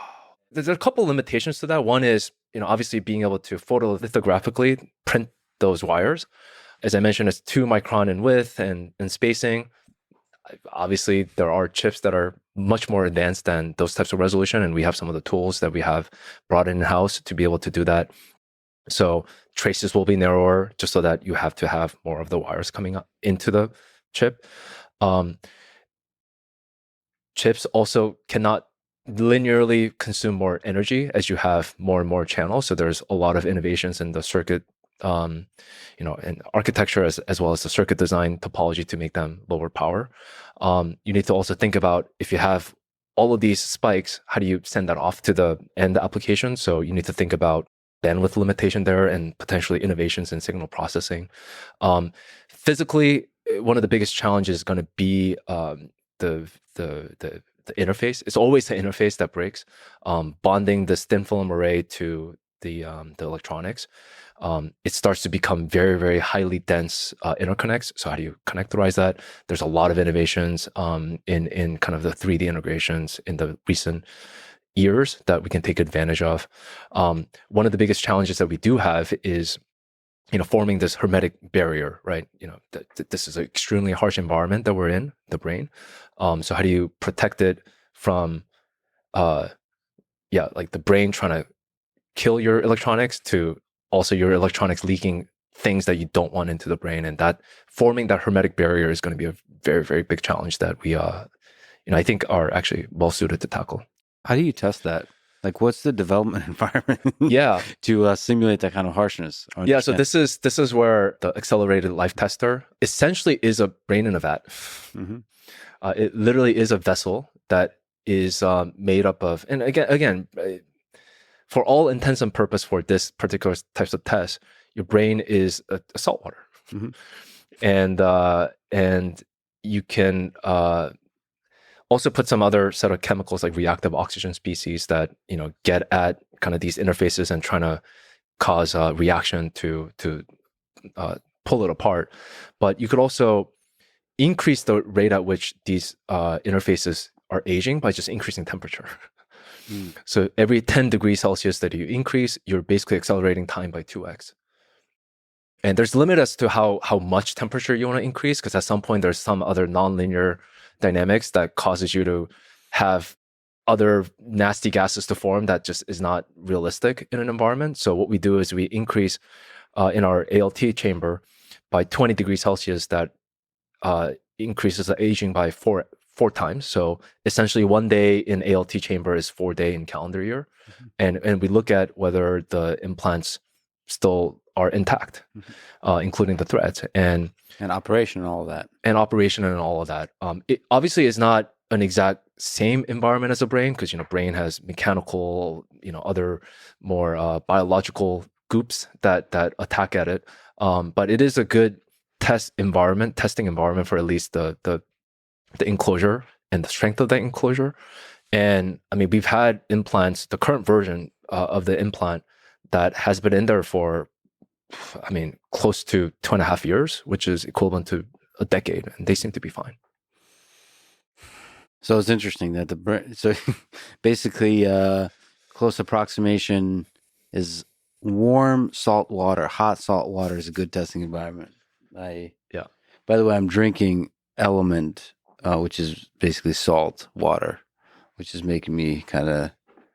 It doesn't have computational power the way the brain does, but maybe in terms of other characteristics, it's quite similar. Yeah. And I'm consuming it. Yeah, you have to get it in the right pH too. And then consciousness will emerge. Yeah. No. All right. But by the way, the other thing that also is interesting about our enclosure is if you look at our implant, it's not your common looking medical implant that usually is encased in a titanium can that's laser welded. We use this polymer called PCTFE, polychloro trifluoroethylene, which is actually commonly used in blister packs. So when you have a pill and you're trying to pop the pill, there's like kind of that plastic membrane. That's what this is. No one's actually ever used this except us. And the reason we wanted to do this is because it's electromagnetically transparent. So when we talked about the electromagnetic inductive charging with titanium can, usually if you want to do something like that, you have to have a sapphire window, and it's a very, very tough process to scale. So you're doing a lot of iteration here on every aspect of this: the materials, the software, the hardware, all the whole shebang. So you mentioned scaling. Is it possible to have multiple Neuralink devices as one of the ways of scaling? To have multiple Neuralink devices implanted? That's the goal. Yeah, we've had. Our monkeys have had 2 Neuralinks, one in each hemisphere. And then we're also looking at, potential of having one in motor cortex, one in visual cortex, and one in wherever other cortex.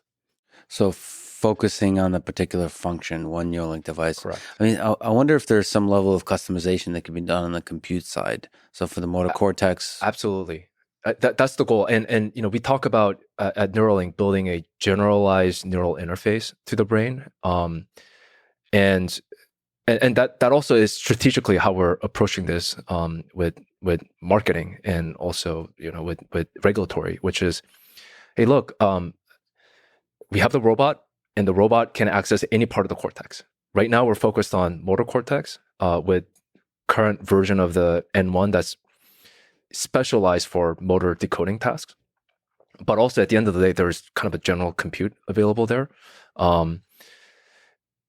But typically, if you want to really get down to kind of hyper optimizing for power and efficiency, you do need to get to some specialized function, right?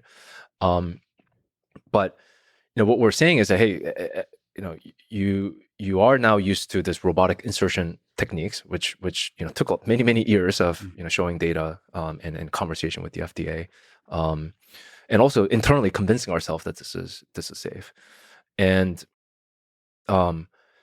now the difference is that if we go to other parts of the brain, like visual cortex, which we're interested in as our second product, obviously it's a completely different environment. The cortex is laid out very, very differently. It's going to be more stimulation focused rather than recording, just kind of creating visual percepts. But in the end, we're using the same thin film array technology. We're using the same robot insertion technology. We're using the same, packaging technology. Now it's more the conversation is focused around what are the differences and what are the implications of those differences in safety and efficacy. The way you said second product is both hilarious and awesome to me. That product being restoring sight for blind people. So can you speak to stimulating the visual cortex? I mean, the possibilities there are just incredible to be able to give that gift back to people who don't have sight or even any aspect of that. Can you just speak to the challenges of, there's several challenges here. Oh, many. One of which is, like you said, from recording to the stimulation. Just any aspect of that you're both excited and see the challenges of. Yeah, I guess I'll start by saying that we actually have been capable of stimulating through our thin film array as well as our electronics for years. We have actually demonstrated some of that capabilities for reanimating the limb in the spinal cord. Obviously for the current EFS study, we've hardware disabled that, so that's something that we wanted to embark as a separate journey. And obviously there are many different ways to write information into the brain. The way in which we're doing that is through electrical, passing electrical current and kind of causing that to really change the local environment so that you can sort of artificially cause kind of the neurons to depolarize in nearby areas. For vision specifically, the way our visual system works, it's both well understood. I mean, anything with kind of brain, there are aspects of it that's well understood, but in the end, like we don't really know anything. But the way visual system works is that you have photon hitting your eye, and in your eyes, there are these specialized cells called photoreceptor cells that convert the photon energy into electrical signals, and then that then gets projected to your back of your head, your visual cortex. It goes through actually thalamic system called LGN that then projects it out. And then in the visual cortex, there's, visual area 1 or V1, and then there's a bunch of other higher level processing layers like V2, V3. And there are actually kind of interesting parallels. And when you study the behaviors of these convolutional neural networks, like what the different layers of the network is detecting. First they're detecting like these edges, and they're then detecting some more natural curves, and then they start to detect like objects, right? Kind of similar thing happens in the brain. And a lot of that has been inspired, and also, it's been kind of exciting to see some of the correlations there. But things like from there, where does cognition arise, and where's color encoded? There's just not a lot of fundamental understanding there. So in terms of kind of bringing sight back to those that are blind, there are many different forms of blindness. There's actually 1 million people in the US that are legally blind. That means like certain like score below in kind of the visual test. I think it's something like, if you can see something at 20 feet distance that normal people can see at 200 feet distance, like if you're worse than that, you're legally blind. So fundamentally, that means you can't function effectively. Correct. Using sight in the world. Yeah, like to navigate your environment. And yeah, there are different forms of blindness. There are forms of blindness where there's some degeneration of your retina, these photoreceptor cells, and rest of your visual processing that I described is intact.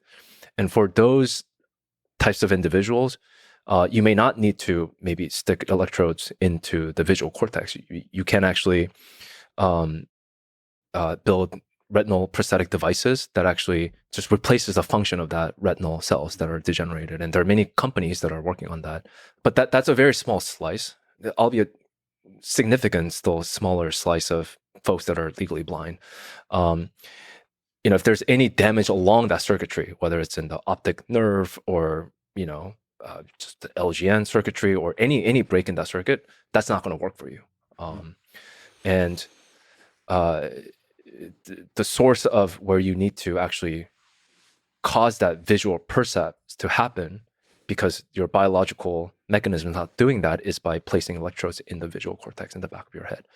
And the way in which this would work is that you would have an external camera, whether it's something as unsophisticated as a GoPro, or some sort of wearable Ray-Ban type glasses that Meta's working on, that captures a scene, right? And that scene is then converted to a set of electrical impulses or stimulation pulses that you would activate in your visual cortex through these thin film arrays. And by playing some concerted kind of orchestra of these stimulation patterns, you can create what's called phosphenes, which are these kind of white yellowish dots that you can also create by just pressing your eyes. You can actually create those percepts by stimulating the visual cortex. And the name of the game is really have many of those and have those percepts the phosphenes be as small as possible, so that you can start to tell apart, like they're the individual pixels of the screen, right? So if you have many of those, potentially you'll be able to, in the long term, be able to actually get naturalistic vision. But in the like short term to maybe midterm, being able to at least be able to have object detection algorithms run on your glasses, the pre-processing units, and then being able to at least see the edges of things so you don't bump into stuff. This is incredible. This is really incredible. So you basically would be adding pixels, and your brain would start to figure out what those pixels mean. Yeah. And like with different kinds of assistant on the signal processing on all fronts. Yeah. The thing that actually, so a couple things. One is, obviously if you're blind from birth, the way brain works, especially in the early age, neuroplasticity is really nothing other than, kind of your brain and different parts of your brain fighting for the limited territory. Yeah. And I mean, very, very quickly you see cases where, people that are, I mean, you also hear about people who are blind that have heightened sense of hearing or some other senses. And the reason for that is because that cortex that's not used just gets taken over by these different parts of the cortex. So for those types of individuals, I mean, I guess they're going to have to now map some other parts of their senses into what they call vision, but it's going to be obviously a very, very different conscious experience. Before So I think that's a interesting caveat. The other thing that also is important to highlight is that we're currently limited by our biology in terms of the wavelength that we can see. There's a very, very small wavelength that is a visible light wavelength that we can see with our eyes. But when you have an external camera with this BCI system, you're not limited to that. You can have infrared, you can have UV, you can have whatever other spectrum that you want to see. And whether that gets mapped to some sort of weird conscious experience, I have no idea. But when oftentimes I talk to people about the goal of Neuralink being going beyond the limits of our biology. That's sort of what I mean. And if you're able to control the kind of raw signal, is that when we use our sight, we're getting the photons and there's not much processing on it. If you're be able to control that signal, maybe you can do some kind of processing. Maybe you do object detection ahead of time. Yeah. You're doing some kind of pre-processing, and there's a lot of possibilities to explore that. Mm-hmm. So it's not just increasing sort of thermal imaging, that kind of stuff, but it's also just doing some kind of interesting processing. Correct. Yeah. I mean, my theory of how like visual system works also is that, I mean, there's just so many things happening in the world, and there's a lot of photons that are going into your eye, and it's unclear exactly where some of the pre-processing steps are happening. But I mean, I actually think that just from a fundamental perspective, there's just so much, the reality that we're in, if it's a reality, is so there's so much data, and I think humans are just unable to actually like eat enough actually to process all that information. So there's some sort of filtering that does happen, whether that happens in the retina, whether that happens in different layers of the visual cortex, unclear. But like the analogy that I sometimes think about is, you know, if your brain is a CCD camera and all of the information in the world is a sun, and when you try to actually look at the sun with the CCD camera, it's just going to saturate the sensors, right? Because it's an enormous amount of energy. So what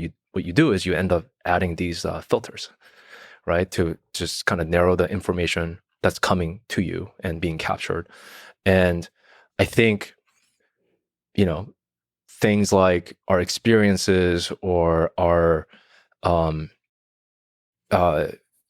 you know, like drugs like propofol, that like anesthetic drug, or, you know, psychedelics, what they're doing is they're kind of swapping out these filters and putting in new ones or removing older ones and kind of controlling our conscious experience. Yeah, man, not to distract from the topic, but I just took a very high dose of ayahuasca in the Amazon jungle. So yes, it's a nice way to think about it. You're swapping out different experiences, and with Neuralink being able to control that, primarily at first to improve function, not for entertainment purposes or enjoyment purposes, but yeah, giving back lost functions. Giving back lost functions, and there, that's especially the when the function is completely lost, anything is a huge help. Would you implant a Neuralink device in your own brain? Absolutely. I mean, maybe not right now, but absolutely. What kind of capability, once reached, you would start getting real curious and almost get a little antsy, like jealous of people that get as you watch them get implanted? Yeah, I mean, even with our early participants, if they start to do things that I can't do, which I think is in the realm of possibility for them to be able to get, you know, 15, 20, if not like 100 BPS, right? There's nothing that fundamentally stops us from being able to achieve that type of performance. I mean, I would certainly get jealous that they can do that. I should say that watching Noland, I get a little jealous because he's having so much fun, and it seems like such a chill way to play video games. Yeah. So I mean, the thing that also is hard to appreciate sometimes is that, you know, he's doing these things while talking, and I mean, it's multitasking, right? So it's clearly, it's obviously cognitively intensive, but similar to how, you know, when we talk, we move our hands, like these things, like, you know, you like are multitasking. I mean, he's able to do that, and you know, you won't be able to do that with other assistive technology, as far as I'm aware. You know, if you're obviously using like an eye tracking device, you're very much fixated on that thing that you're trying to do. And if you're using voice control, I mean, like if you say some other stuff, you don't get to use that. Yeah, the multitasking aspect of that is really interesting. So it's not just the BPS for the primary task; it's the parallelization of multiple tasks. If you measure the BPS for the entirety of the human organism, so if you're talking and doing a thing with your mind and looking around, also. I mean, there's just a lot of parallelization that can be happening. Yeah. But I mean, I think at some point for him, like if he wants to really achieve those high level BPS, it does require like full attention, right? And that's a separate circuitry that is a big mystery, like how attention works, and Yeah, attention, like cognitive load. I've read a lot of literature on people doing two tasks. Like you have your primary task and a secondary task, and the secondary task is a source of distraction. And how does that affect the performance of the primary task? And there's, depending on the task, there's a lot of interesting. I mean, this is an interesting computational device, right? And I think there's, to say the least, a lot of novel insights that can be gained from everything. I mean, I personally am surprised that no one's able to do such incredible control of the cursor while talking, and also being nervous at the same time, because he's talking like all of us are. If you're talking in front of the camera, you get nervous. So all of those are coming into play, and he's able to still achieve high performance. Surprising. I mean, all of this is really amazing. And I think just after researching this really in depth, I kind of want a Neuralink. Get in the line. And also the safety, get in line. Well, we should say the registry is for people who have quadriplegia and all that kind of stuff. So there'll be a separate line for people. They're just curious, like myself. So now that Noland patient P1 is part of the ongoing Prime study, what's the high level vision for P2, P3, P4, P5, and just the expansion into other human beings that are getting to experience this implant? Yeah, I mean, the primary goal is, for our study in the first place is to achieve safety endpoints, just understand safety of this device as well as the implantation process. And also at the same time, understand the efficacy and the impact that it could have on the potential users' lives. And just because you have, and you're living with tetraplegia, it doesn't mean your situation is same as another person living with tetraplegia. It's widely varying. And it's something that we're hoping to also understand how our technology can serve not just a very small slice of those individuals, but broader group of individuals, and being able to get the feedback to just really build the best product for them. So our there's obviously also goals that we have, and the primary purpose of the early feasibility study is to learn from each and every participant to improve the device, improve the surgery before we embark on what's called a pivotal study that then is a much larger trial that starts to look at statistical significance of your endpoints. And that's required before you can then market the device. And that's how it works in the US and just generally around the world. That's the process you follow. So, our goal is to really just understand from people like Noland, P2, P3, future participants, what aspects of our device needs to improve. If it turns out that people are like, I really don't like the fact that it lasts only 6 hours. I want to be able to use this computer for, like 24 hours. I mean, that is a, user needs and user requirements, which we can only find out from just being able to engage with them. So before the pivotal study, there's kind of like a rapid innovation based on individual experiences. You're learning from individual people how they use it, like the high resolution details in terms of like cursor control and signal and all that kind of stuff to like life experience. Yeah. So there's hardware changes, but also just firmware updates. So even when we had that sort of recovery event for Noland, he now has the new firmware that he has been updated with. And it's similar to how like your phones get updated all the time with new firmwares for security patches, whatever new functionality, UI, right?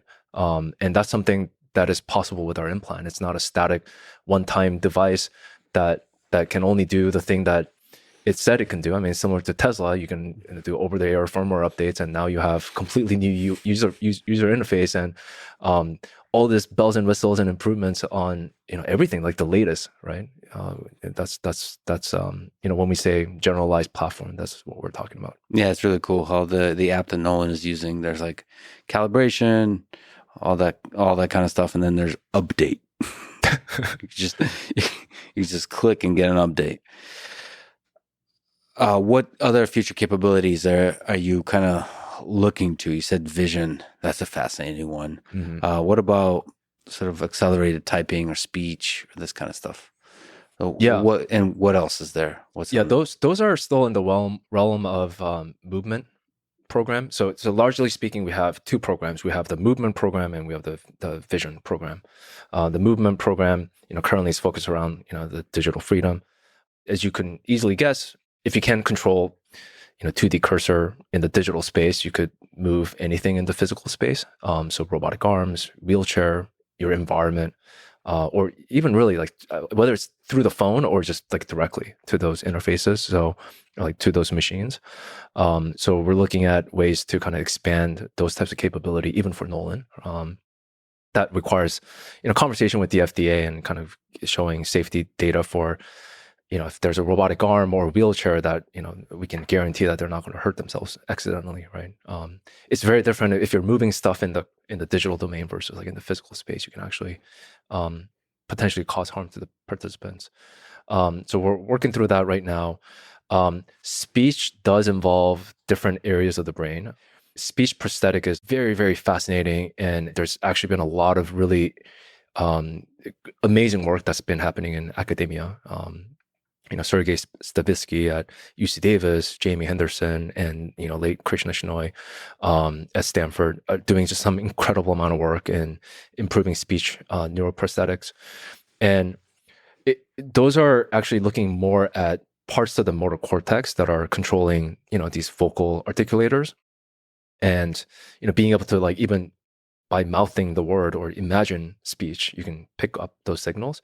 The more sophisticated, higher level processing areas like the Broca's area or Wernicke's area, those are still very, very big mystery in terms of the underlying mechanism of how all that stuff works. But I think Neuralink's eventual goal is to kind of understand those things and be able to provide a platform and tools to be able to understand that and study that.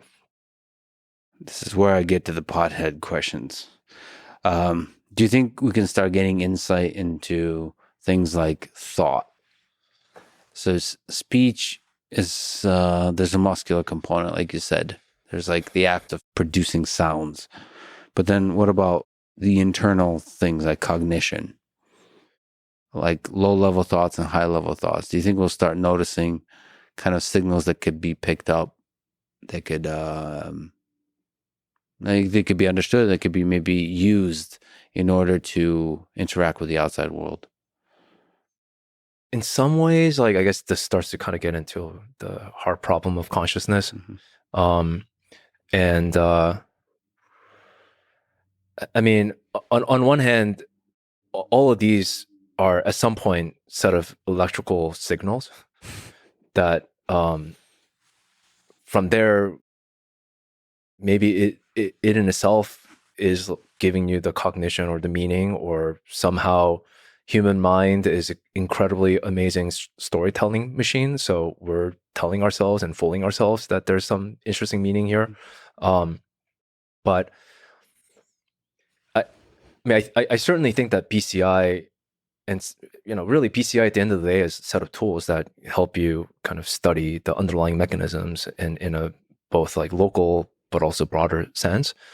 And whether there's some interesting patterns of like electrical signal that means like you're thinking this versus, and you can either like learn from like many sets of data to correlate some of that and be able to do mind reading or not. I'm not sure.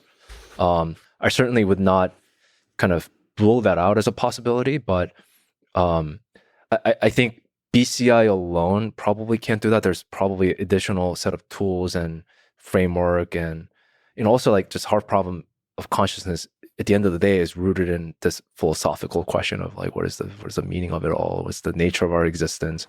Like where's the mind emerge from this complex network? Like yeah, how does the subjective experience emerge from just a bunch of spikes, electrical spikes?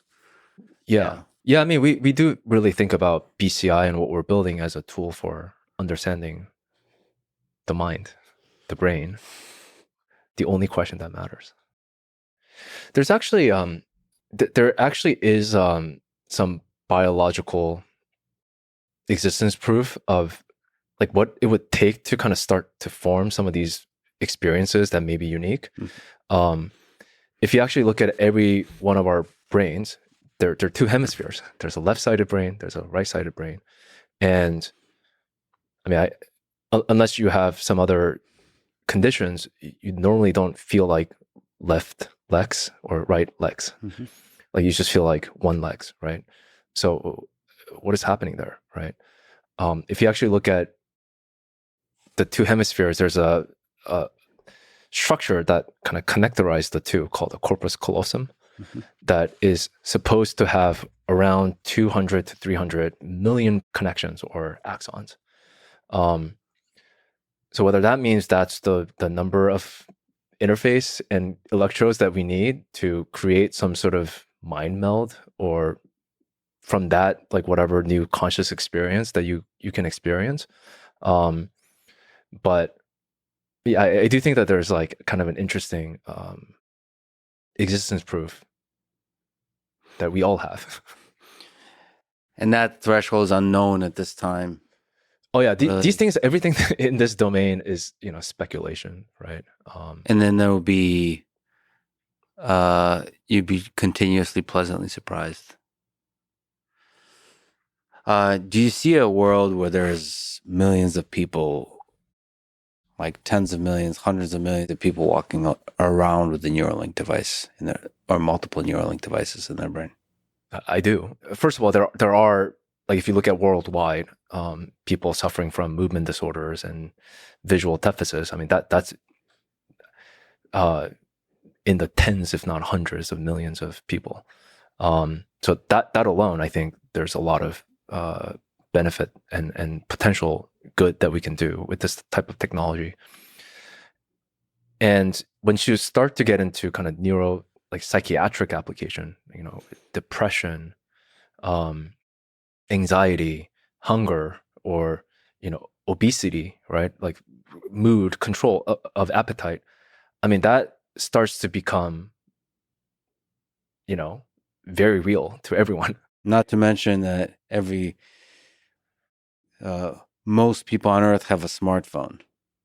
And once BCI starts competing with a smartphone as a preferred methodology of interacting with the digital world, that also becomes an interesting thing. Oh yeah, I mean this is even before going to that, right? I mean, there's like the entire world that could benefit from these types of things. And then like if we're talking about kind of next generation of how we interface with machines or even ourselves, in many ways I think BCI can play a role in that. And some of the things that I also talk about is I do think that there is a real possibility that you could see 8 billion people walking around with Neuralink. Well, thank you so much for pushing ahead. And I look forward to that exciting future. Thanks for having me. Thanks for listening to this conversation with DJ Sa. And now, dear friends, here's Matthew MacDougall, the head neurosurgeon at Neuralink. When did you first become fascinated with the human brain? Since forever. As far back as I can remember, I've been interested in the human brain. I mean, I was, a thoughtful kid and a bit of an outsider. And you sit there thinking about what the most important things in the world are in your little tiny adolescent brain. And the answer that I came to, that I converged on, was that all of the things you can possibly conceive of as things that are important for human beings to care about are literally contained, in the skull, both the perception of them and their relative values and, the solutions to all our problems and all of our problems are all contained in the skull. And if we knew more about how that worked, how the brain encodes information and generates desires and generates agony and suffering, we could do more about it. You think about all the really great triumphs in human history. You think about all the really horrific tragedies. You think about the Holocaust. You think about any prison full of human stories, and all of those problems boil down to neurochemistry. So if you get a little bit of control over that, you provide people the option to do better. In the way I read history, the way people have dealt with having better tools is that they most often, in the end, do better, with huge asterisks. But I think it's an interesting, a worthy, and noble pursuit to give people more options, more tools. Yeah, that's a fascinating way to look at human history. You just imagine all these neurobiological mechanisms, Stalin, Hitler, all of these, Genghis Khan, all of them just had like a brain. It's just a bunch of neurons, like a few tens of billions of neurons, gaining a bunch of information over a period of time. They have a set of module that does language and memory and all that. And from there, in the case of those people, they're able to murder millions of people. Yeah. And Yeah. all that coming from, there's not some glorified notion of a dictator of this enormous mind or something like this. It's just the brain. Yeah. Yeah. I mean, a lot of that has to do with how well people like that can organize those around them.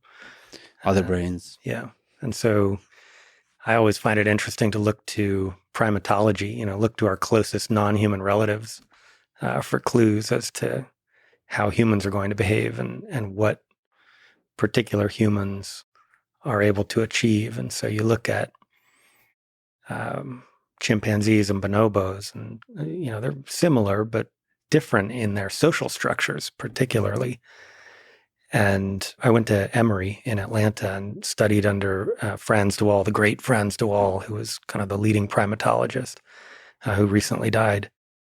And his work at looking at chimps through the lens of, how you would watch an episode of Friends and understand the motivations of the characters interacting with each other. He would look at a chimp colony and basically apply that lens. I'm massively oversimplifying it.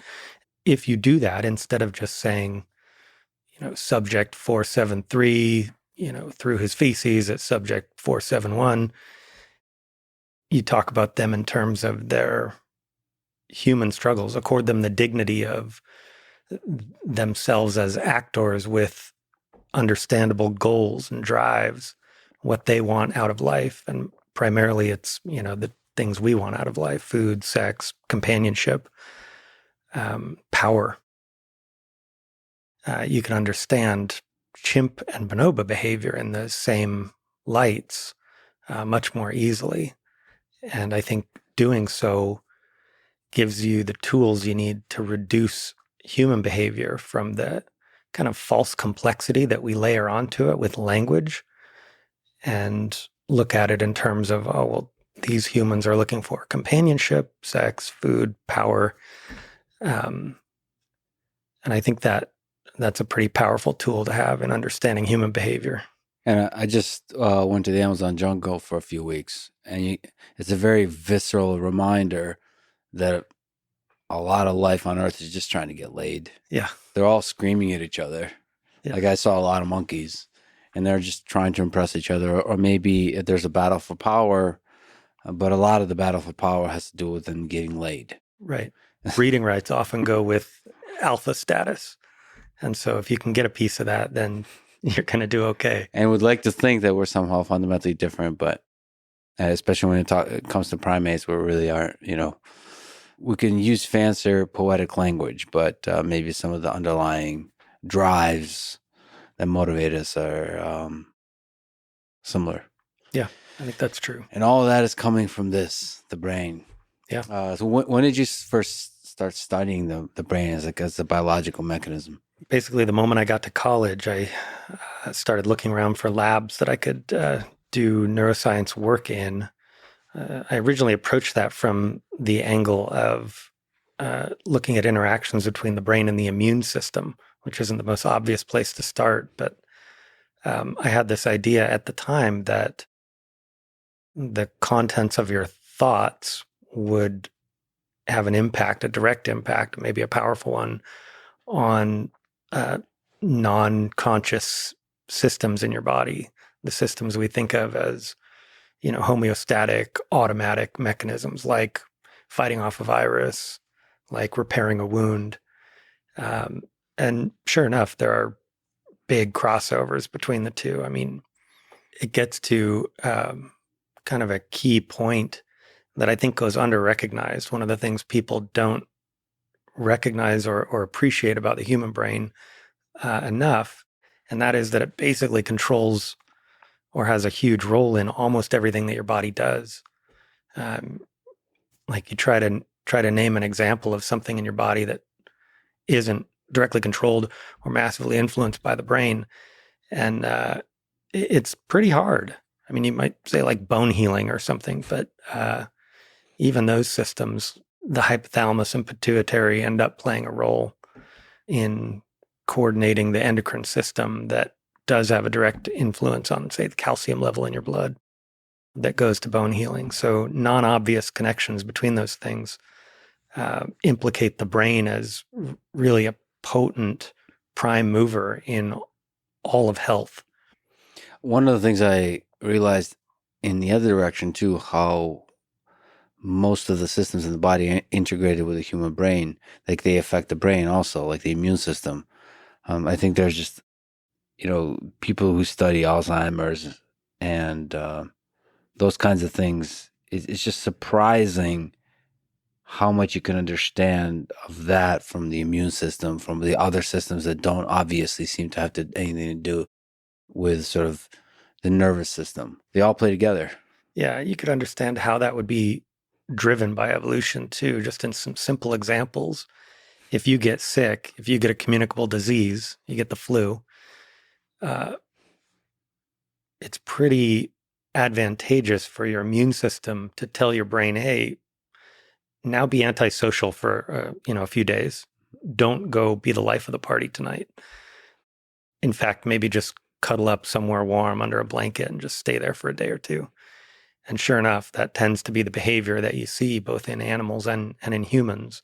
If you get sick, elevated levels of interleukins in your blood and TNF alpha in your blood ask the brain to cut back on social activity and even moving around. You have lower locomotor activity in animals that are infected with viruses. So from there, the early days in neuroscience to surgery, when did that step happen? Yeah. Which is a leap. It was sort of an evolution of thought. I wanted to study the brain. I started studying the brain in undergrad in this neuroimmunology lab.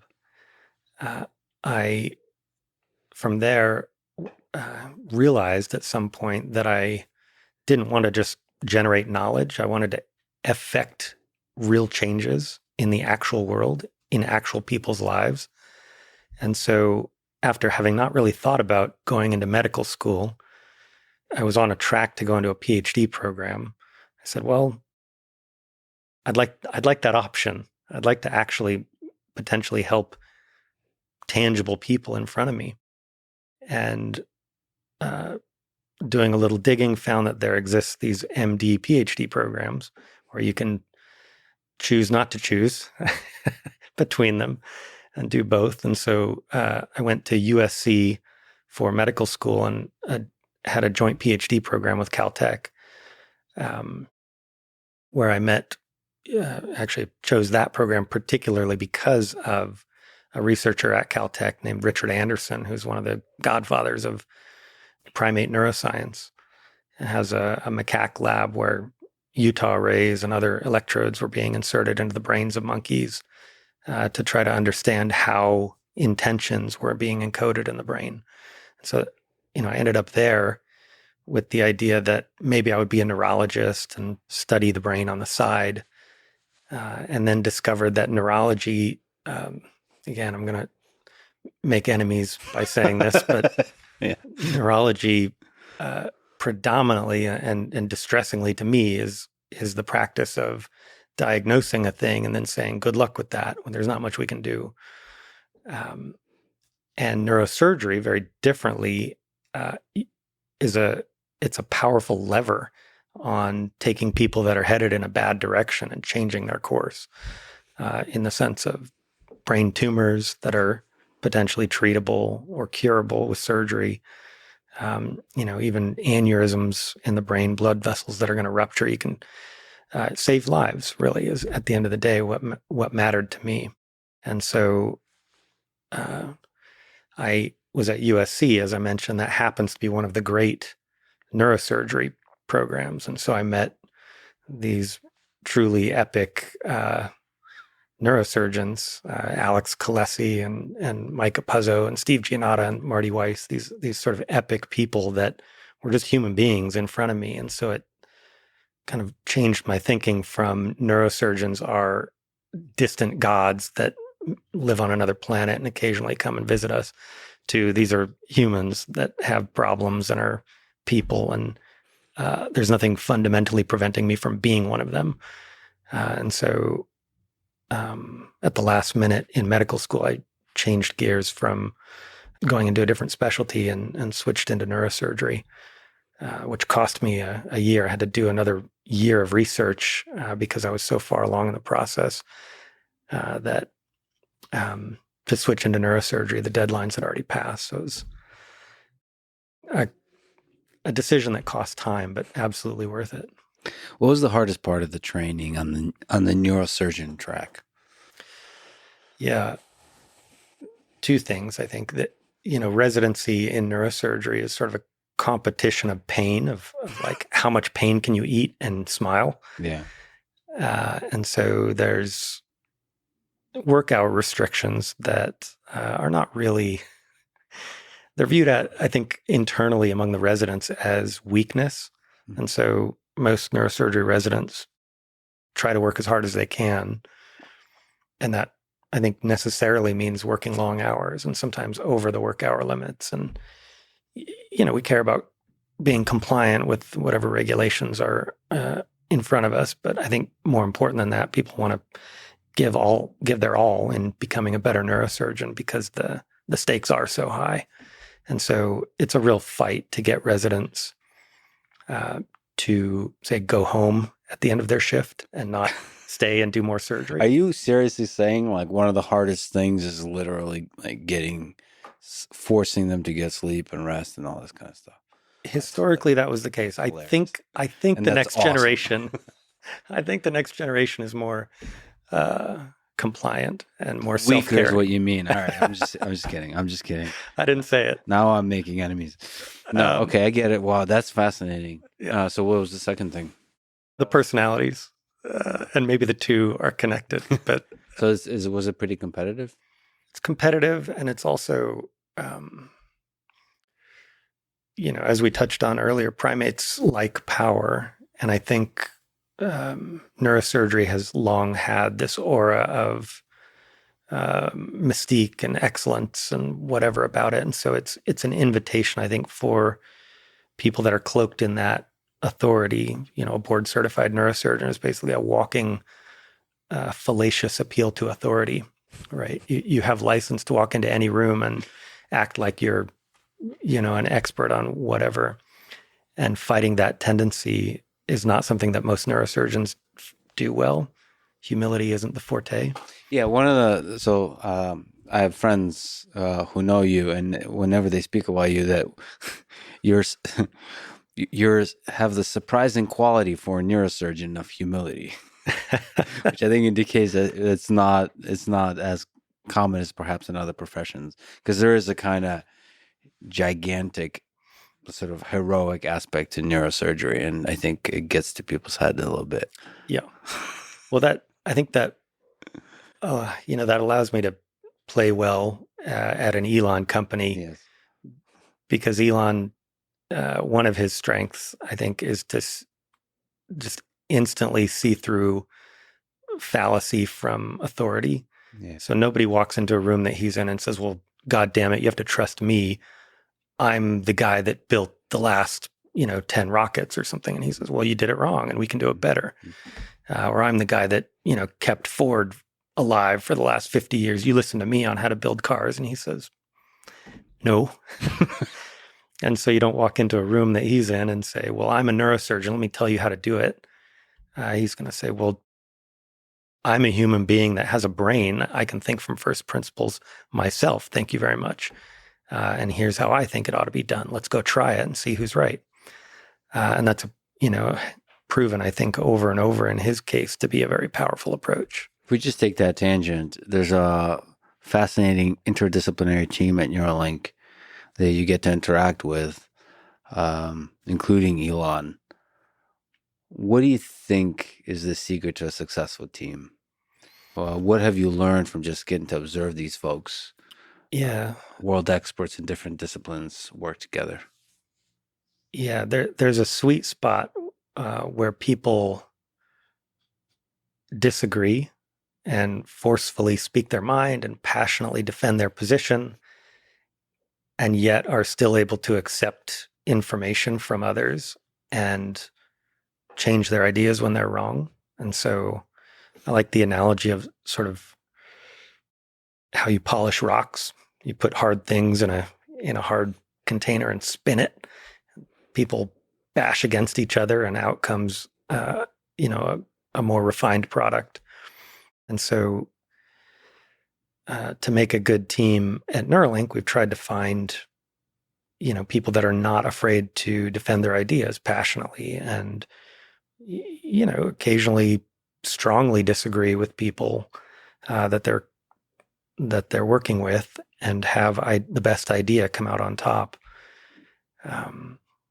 It's not an easy balance. Again, to refer back to the primate brain, it's not something that is inherently built into the primate brain to say, I passionately put all my chips on this position and now I'm just going to walk away from it and admit you were right. Mm-hmm. Part of our brains tell us that is a power loss. That is a loss of face, a loss of standing in the community.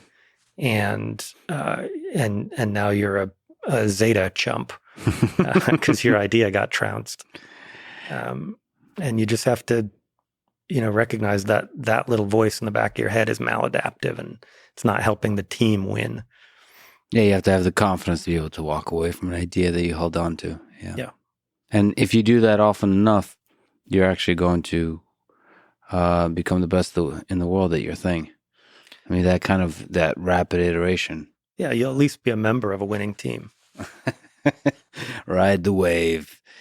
What did you learn? You mentioned there's a lot of amazing neurosurgeons at USC. What lessons about surgery and life have you learned from those folks? Yeah, I think working your ass off, working hard while functioning as a member of a team, getting a job done that is incredibly difficult. Working incredibly long hours, being up all night, taking care of someone that you think probably won't survive no matter what you do. Working hard to make people that you passionately dislike look good the next morning. These folks were relentless in their pursuit of excellent neurosurgical technique, decade over decade, and I think we're well recognized for that excellence. So it's especially Marty Weiss, Steve Giannotta, Mike Capuzzo, they made huge contributions not only to surgical technique, but they built training programs that trained dozens or hundreds of amazing neurosurgeons. I was just lucky to kind of be in their wake What's that like? You mentioned doing a surgery where the person is likely not to survive. Does that wear on you? Yeah.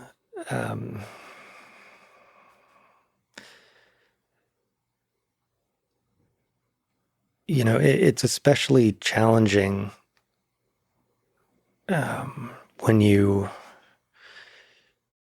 with all respect to our elders, it doesn't hit so much when you're taking care of an 80-year-old and something was going to get them pretty soon anyway. And so you lose a patient like that, and it was part of the natural course of what is expected of them in the coming years, regardless.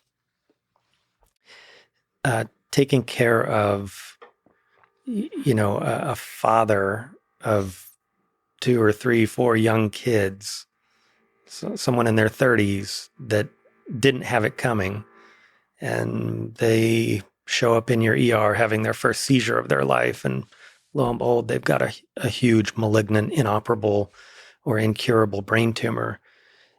You can only do that, I think, a handful of times before it really starts eating away at your armor. Or a young mother that shows up that has a giant hemorrhage in her brain that she's not going to survive from, and they bring her 4-year-old daughter in to say goodbye one last time before they turn the ventilator off. That,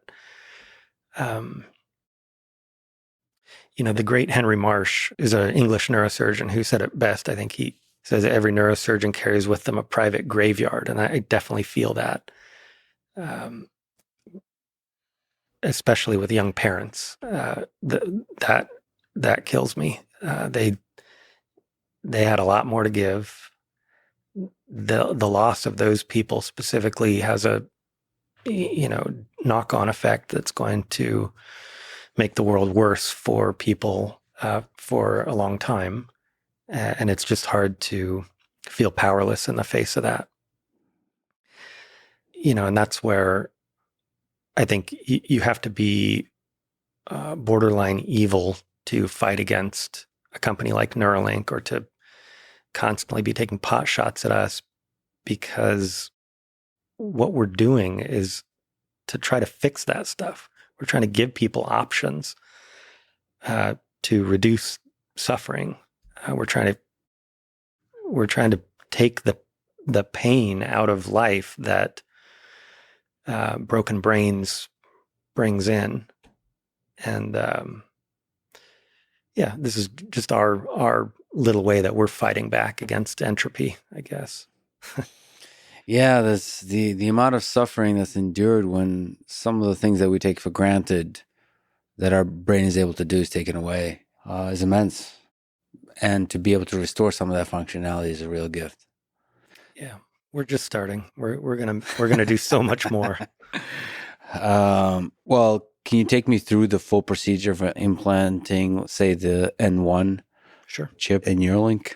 Yeah, it's a really simple, straightforward procedure. The human part of the surgery that I do is dead simple. It's one of the most basic neurosurgery procedures imaginable, and I think there's evidence that some version of it has been done for thousands of years. There are examples, I think, from ancient Egypt of healed or partially healed trephinations, and from Peru, or ancient times in South America, where these proto-surgeons would drill holes in people's skulls, presumably to let out the evil spirits, but maybe to drain blood clots. And there's evidence of bone healing around the edge, meaning the people at least survive some months after a procedure. And so what we're doing is that we are making a cut in the skin on the top of the head over the area of the brain that is the most potent representation of hand intentions. And so if you are an expert concert pianist, this part of your brain is lighting up the entire time you're playing. We call it the hand knob. The hand knob. Yeah. So it's all the finger movements, all Yeah. All of that is just firing away. Yep. There's a little squiggle in the cortex right there. One of the folds in the brain is kind of doubly folded right on that spot. And so you can look at it on an MRI and say, that's the hand knob. And then you do a functional test in a special kind of MRI called a functional MRI, fMRI.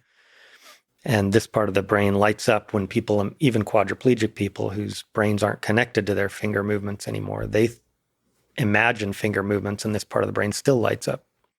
So we can ID that part of the brain in anyone who's preparing to enter our trial and say, okay, that part of the brain we confirm is your hand intention area.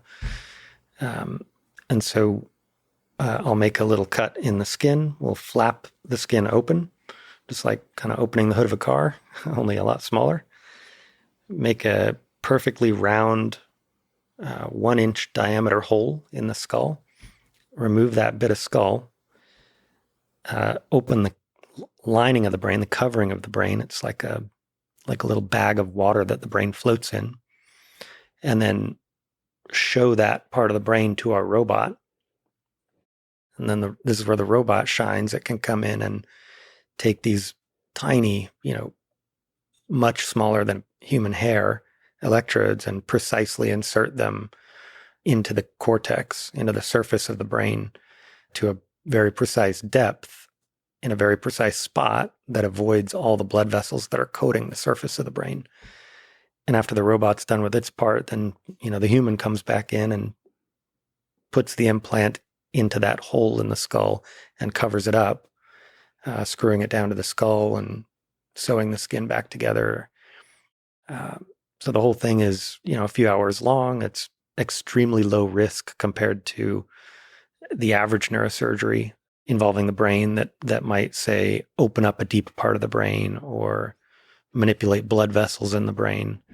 This opening on the surface of the brain with only cortical microinsertions carries significantly less risk than a lot of the tumor or aneurysm surgeries that are routinely done. So cortical microinsertions that are via robot and computer vision are designed to avoid the blood vessels. Exactly.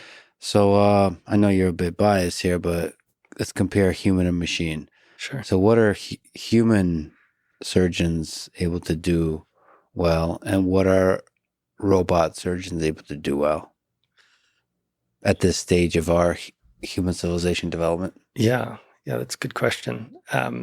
Humans are general purpose machines. We're able to adapt to unusual situations. We're able to change the plan on the fly.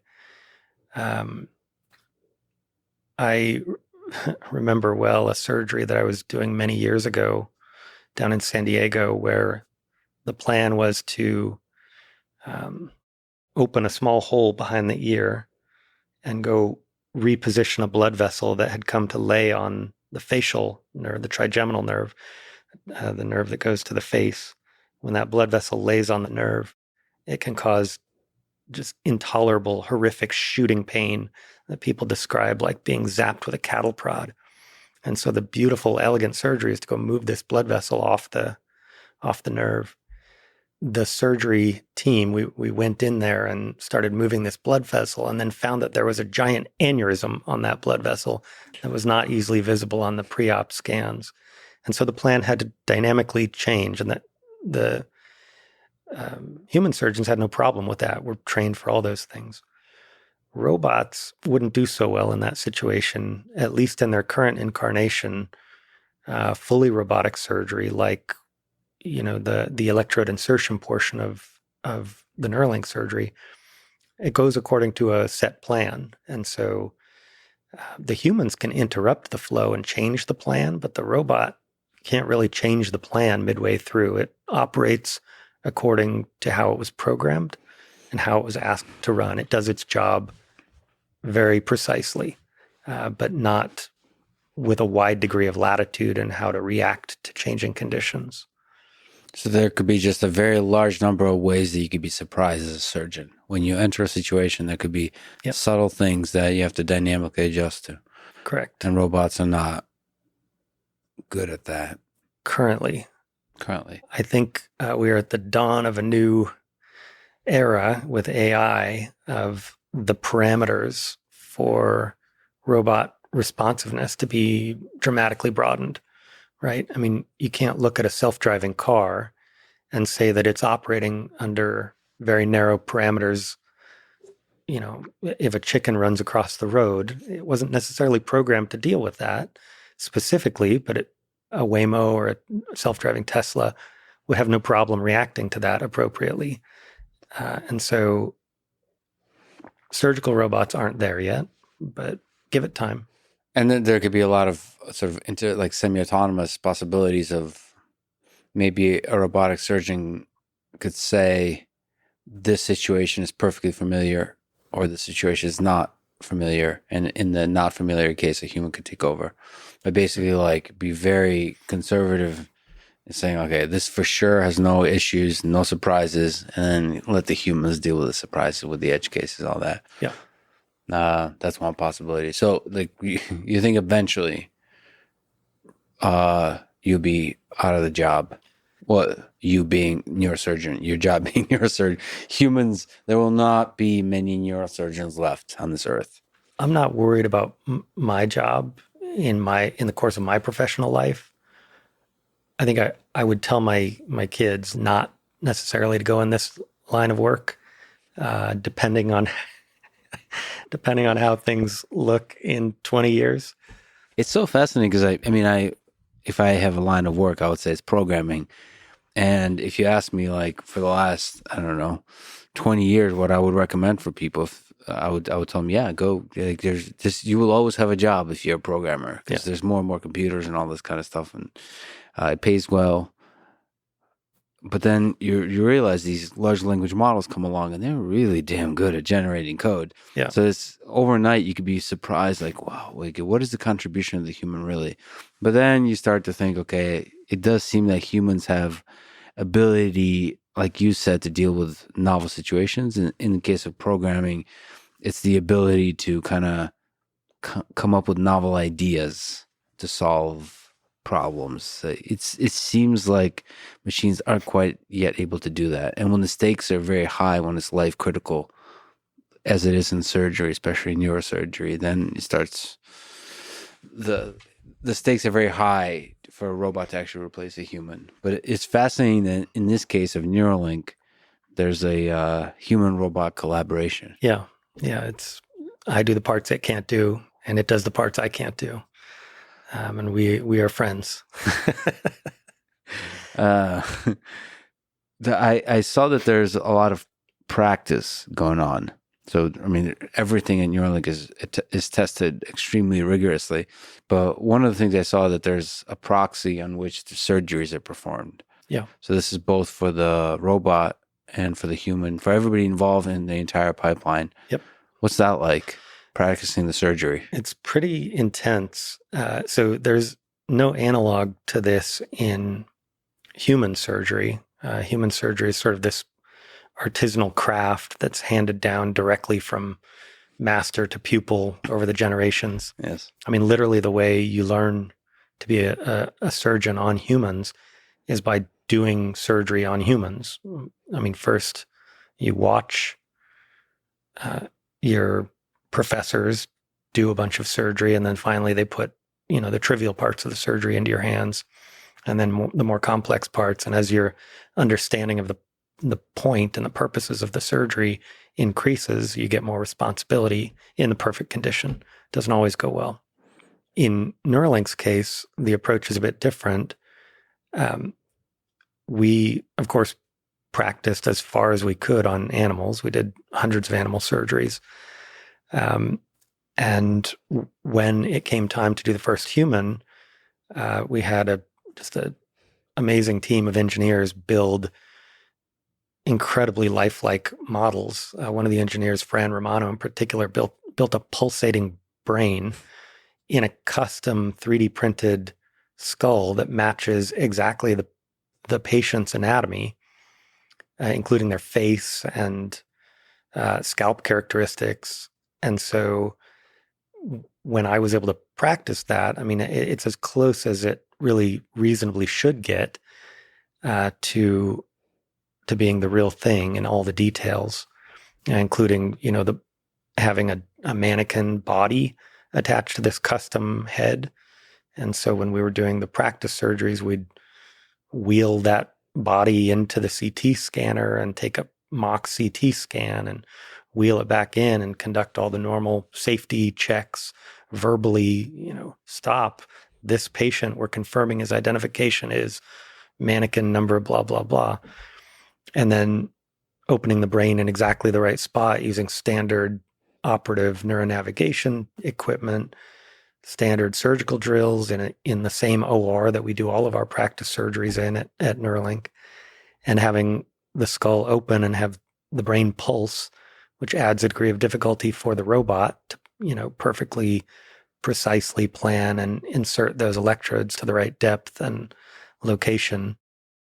And so, we kind of broke new ground on how extensively we practiced for this surgery. So there was a historic moment, a big milestone for Neuralink, in part for humanity, with the first human getting a Neuralink implant in January of this year. Take me through the surgery on Noland. What did it feel like to be part of this? Yeah.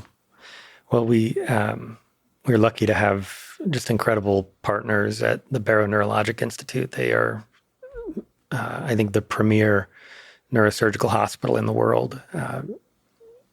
They made everything as easy as possible for the trial to get going, and helped us immensely with their expertise on how to arrange the details. It was a much more high pressure surgery in some ways. I mean, even though the outcome wasn't particularly in question in terms of our participants' safety, the number of observers, Right. the number of people, there's conference rooms full of people watching live streams in the hospital, rooting for this to go perfectly. And that just adds pressure that is not typical for even the most intense production neurosurgery, say removing a tumor or, placing deep brain stimulation electrodes. And it had never been done on a human before. There were unknown unknowns. And so definitely a moderate pucker factor there for the whole team, not knowing if we were going to encounter, say, a degree of brain movement that was unanticipated, or a degree of brain sag that took the brain far away from the skull and made it difficult to insert, or some other unknown problem. Fortunately, everything went well, and that surgery was one of the smoothest outcomes we could have imagined. Were you nervous? I mean, you're a bit of Extremely. a quarterback in the Super Bowl kind of situation. Extremely nervous. Extremely. I was very pleased when it went well, and when it was over. Looking forward to number 2. Yeah. Even with all that practice, all of that, just you've never been in a situation that's so high stakes in terms of people watching. Yeah. And we should also probably mention, given how the media works, a lot of people, maybe in a dark kind of way, hoping it doesn't go well. Well, I think wealth is easy to hate, or envy, or whatever. And I think there's a whole industry around driving clicks, and bad news is great for clicks. And so any way to take an event and turn it into bad news is going to be really good for clicks. It just sucks because I think it puts pressure on people. It discourages people from trying to solve really hard problems, because to solve hard problems, you have to go into the unknown. You have to do things that haven't been done before, and you have to take risks. Yeah. Calculated risks. You have to do all kind of safety precautions, but risks nevertheless. And I just wish there would be more celebration of that, of the risk taking, versus people just waiting on the sidelines, like waiting for failure. Yeah. And then pointing out the failure. It sucks, but in this case, it's really great that everything went just flawlessly. But It's unnecessary pressure, I would say. Now that there's a human with literal skin in the game, there's a participant whose well-being rides on this doing well. You have to be a pretty bad person to be rooting for that to go wrong. Yeah. And so, hopefully people look in the mirror and realize that at some point. So did you get to actually front row seat, like watch the robot work? Like what, you get to see the whole thing? Yeah. I mean, because an MD needs to be in charge of all of the medical decision-making throughout the process, I unscrubbed from the surgery after exposing the brain and presenting it to the robot and placed the targets on the robot software interface that tells the robot where it's going to insert each thread. That was done with, my hand on the mouse for whatever that's worth. So you were the one placing the targets? Yeah. Oh, cool. So like the robot with the computer vision provides a bunch of candidates and you kind of finalize the decision. Right. The software engineers are amazing on this team. And so they actually provided an interface where you can essentially use a lasso tool and select a prime area of brain real estate, and it will automatically avoid the blood vessels in that region and automatically place a bunch of targets. So that allows the human robot operator to select really good areas of brain and make dense applications of targets in those regions, the regions we think are going to have the most high fidelity representations of finger movements and arm movement intentions. I've seen like images of this, and for me with OCD, it's for some reason a really pleasant. I think there's a subreddit called Oddly Satisfying. Yeah, love that subreddit. It's oddly satisfying to see the different target sites avoiding the blood vessels, and also maximizing like the usefulness of those locations for the signal. It just feels good. It's like As a person who has a visceral reaction to the brain bleeding, I can tell you yes, especially it's extremely satisfying watching the electrodes themselves go into the brain and not cause bleeding. Yeah. So you said the feeling was of relief when everything went perfectly. Yeah. How deep in the brain can you currently go and eventually go? Let's say on the Neuralink side, it seems the deeper you go in the brain, the more challenging it becomes. Yeah. So talking broadly about neurosurgery, we can get anywhere.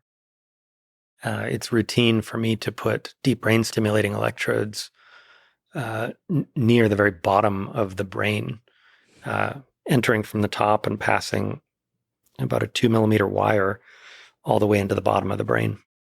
And that's not revolutionary. A lot of people do that. And we can do that with very high precision. I use a robot from Globus to do that surgery,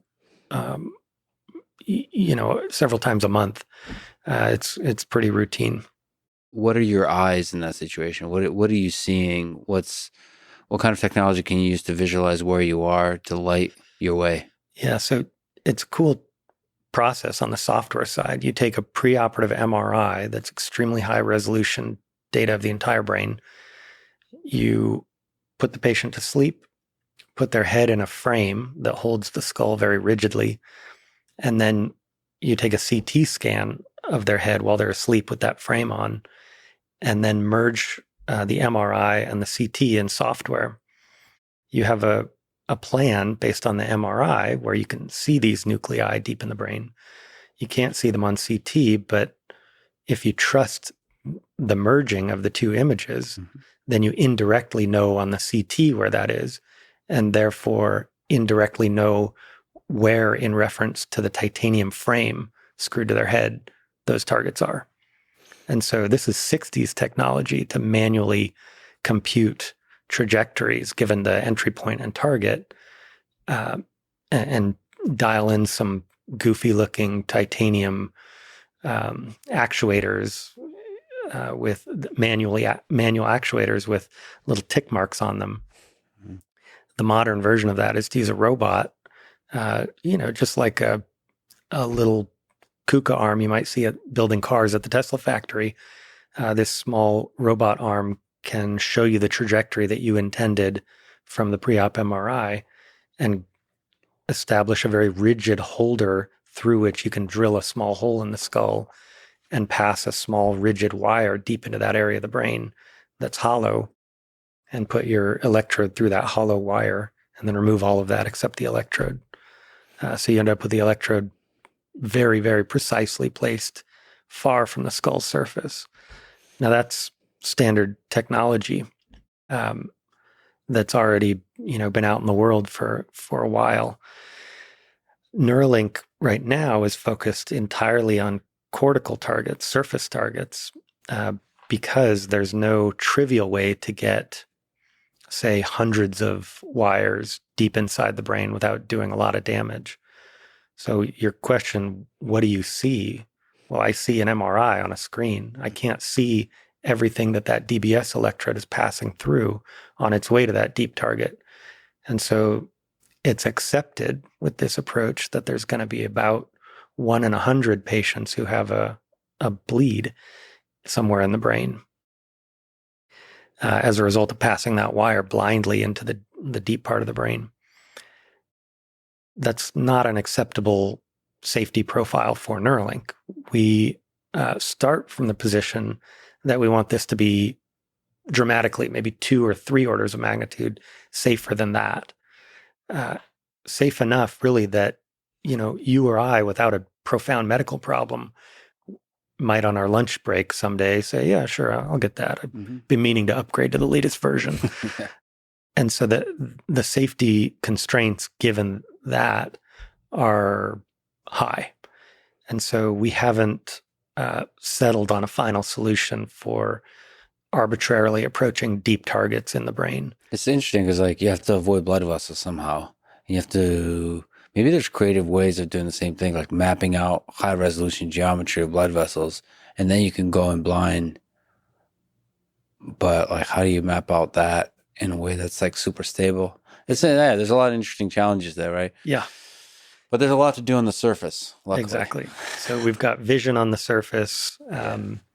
We actually have made a huge amount of progress sewing electrodes into the spinal cord as a potential workaround for a spinal cord injury that would allow a brain-mounted implant to translate motor intentions to a spine-mounted implant that can affect muscle contractions in previously paralyzed arms and legs. That's mind-blowing. That's just incredible. So the effort there is to try to bridge the brain to the spinal cord to the peripheral nervous system. So how hard is that to do? We have that working in very crude forms in animals. That's amazing. Yeah, we've done so similar to with Noland, where he's able to digitally move the cursor. Here you're doing the same kind of communication, but with the actual effectors that you have. Yeah. That's fascinating. Yeah. So we have anesthetized animals doing grasp and moving their legs in a sort of walking pattern. Again, early days, but the future is bright for this kind of thing, and people with paralysis should look forward to that bright future. They're going to have options. Yeah, and there's a lot of sort of intermediate or extra options where you take an Optimus robot, like the arm, and to be able to control the arm. Yeah. The fingers, the hands, and the arm. Sure. As a prosthetic. For Exoskeletons are getting better too. Exoskeletons. Yeah, so that goes hand in hand. Although I didn't quite understand until thinking about it deeply and doing more research about Neuralink, how much you can do on the digital side. So there's digital telepathy. Yeah. I didn't quite understand that you can really map the intention, as you described in the hand knob area, that you can map the intention. Just imagine it, think about it. That intention can be mapped to actual action in the digital world. Right. And now more and more, so much can be done in the digital world that it can reconnect you to the outside world. It can allow you to have freedom, have independence if you're a quadriplegic. Yeah. That's really powerful. Like you can go really far with that. Yeah. Our first participant he's incredible. He's breaking world records left and right. And he's having fun with it. It's great. Just going back to the surgery, your whole journey. You mentioned to me offline you have surgery on Monday. So you're doing surgery all the time. Yeah. Maybe the ridiculous question, what does it take to get good at surgery? Practice, repetitions. You just, same with anything else. There's a million ways of people saying the same thing and selling books saying it, but do you call it 10,000 hours? Do you call it, spend some chunk of your life, some percentage of your life focusing on this, obsessing about getting better at it? Repetitions, humility, recognizing that you aren't perfect at any stage along the way, recognizing you've got improvements to make in your technique, being open to feedback and coaching from people with a different perspective on how to do it. And then just the constant will to do better. That fortunately, if you're not a sociopath, I think your patients bring that with them to the office visits every day. They, force you to want to do better all the time. Yeah, just step up. I mean, it's a real human being that you can help. Yeah. So every surgery, even if it's the same exact surgery, is there a lot of variability between that surgery and a different person? Yeah, a fair bit. I mean, a good example for us is the angle of the skull relative to the normal plane of the body axis of the skull over hand knob is pretty wide variation. I mean, some people have really flat skulls and some people have really steeply angled skulls over that area. And that has, consequences for how their head can be fixed in sort of the frame that we use, and how the robot has to approach the skull. And people's bodies are built as differently as the people you see walking down the street. As much variability in body shape and size as you see there, we see in brain anatomy and skull anatomy. There are some people who we've had to kind of exclude from our trial for having skulls that are too thick or too thin, or scalp that's too thick or too thin. I think, we have like the middle 97% or so of people, but you can't account for all human anatomy variability. How much mushiness and mess is there? Because I, taking biology classes, the diagrams are always really clean and crisp. Neuroscience, the pictures of neurons are always really nice and very. Yeah. But whenever I look at pictures of real brains, they're all, I don't know what is going on. Yeah. So how much are biological systems in reality? How hard is it to figure out what's going on? Not too bad. Once you really get used to this, that's where experience and skill and education really come into play. Is if you stare at 1,000 brains, it becomes easier to kind of mentally peel back say, for instance, blood vessels that are obscuring the sulci and gyri, kind of the wrinkle pattern of the surface of the brain. Occasionally, when you're first starting to do this and you open the skull, it doesn't match what you thought you were going to see based on the MRI. And with more experience, you learn to kind of peel back that layer of blood vessels and see the underlying pattern of wrinkles in the brain, and use that as a landmark for where you are. The wrinkles are a landmark? So yeah. So I was describing hand knob earlier. That's a pattern of the wrinkles in the brain. It's sort of this sort of Greek letter omega shaped area of the brain. So you could recognize the hand knob area? If I show you 1,000 brains and give you 1 minute with each, you'd be like, yep, that's that? Sure. And so there is some uniqueness to that area of the brain, in terms of the geometry, the topology of the thing. Yeah. Where is it about in the... It's so you have this strip of brain running down the top, called the primary motor area. And I'm sure you've seen this picture of the homunculus laid over the surface of the brain, the weird little guy with huge lips and giant hands. That guy sort of lays with his legs up at the top of the brain and face, arm areas farther down, and then some kind of mouth, lip, tongue areas farther down. And so the hand is right in there, and then the areas that control speech, at least on the left side of the brain, in most people are just below that. And so any muscle that you voluntarily move in your body, the vast majority of that references that strip, or those intentions come from that strip of brain, and the wrinkle for hand knob is right in the middle of that. And vision is back here. Yep. Also close to the surface. Vision's a little deeper. And so, this gets to your question about how deep can you get. To do vision, we can't just do the surface of the brain. We have to be able to go in, not as deep as we'd have to go for DBS, but maybe a centimeter deeper than we're used to for hand insertions. And so that's, work in progress. That's a new set of challenges to overcome. By the way, you mentioned the Utah array, and I just saw a picture of that, and that thing looks terrifying. Yeah, because it's because it's rigid, and then if you look at the threads, they're flexible. What can you say that's interesting to you about that kind of approach of the flexible threads to deliver the electrodes next to the neurons? Yeah, I mean, the goal there comes from experience. I mean, we stand on the shoulders of people that made Utah arrays and used Utah arrays for decades before we ever even came along. Neuralink arose partly, this approach to technology arose out of a need recognized after Utah arrays would fail routinely because the rigid electrodes, those spikes that are literally hammered using an air hammer into the brain,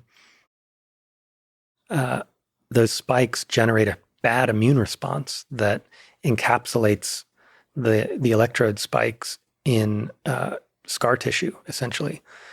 And so one of the projects that was being worked on in the Anderson lab at Caltech when I got there was to see if you could use chemotherapy to prevent the formation of scar. It's like, things are pretty bad when you're jamming a bed of nails into the brain and then treating that with chemotherapy to try to prevent scar tissue. It's like, maybe we've gotten off track here, guys. Maybe there's a fundamental redesign necessary. And so Neuralink's approach of using highly flexible, tiny electrodes avoids a lot of the bleeding, avoids a lot of the immune response that ends up happening when rigid electrodes are pounded into the brain. And so what we see is our electrode longevity and functionality and the health of the brain tissue immediately surrounding the electrode is excellent. I mean, it goes on for years now in our animal models. What do most people not understand about the biology of the brain? We'll mention the vasculature. That's really interesting. I think the most interesting, maybe underappreciated fact is that it really does control almost everything. I mean, I don't know, for out of the blue example, imagine you want a lever on fertility. You want to be able to turn fertility on and off. I mean, there are legitimate targets in the brain itself to modulate fertility. Say, blood pressure. You want to modulate blood pressure. There are legitimate targets in the brain for doing that. Things that aren't immediately obvious as brain problems are potentially solvable in the brain. And so I think it's an underexplored area for primary treatments of all the things that bother people. That's a really fascinating way to look at it. Like, there's a lot of conditions we might think have nothing to do with the brain, but they might just be symptoms of something that actually started in the brain. The actual source of the problem, the primary source is something in the brain. Yeah, not always. I mean, their kidney disease is real, but there are levers you can pull in the brain that affect all of these systems. There's knobs. Yeah. On-off switches and knobs in the brain. from which this all originates. Yeah. Would you have a Neuralink chip implanted in your brain? Yeah. I think use case right now is use a mouse, right? I can already do that. And so there's no value proposition. On safety grounds alone, sure, I would do it tomorrow. You say the use case of the mouse. Because after researching all this, and part of it is just watching Nolan have so much fun. If you can get that bits per second really high with the mouse, being able to interact, because if you think about the way on the smartphone, the way you swipe, that was transformational. Yeah.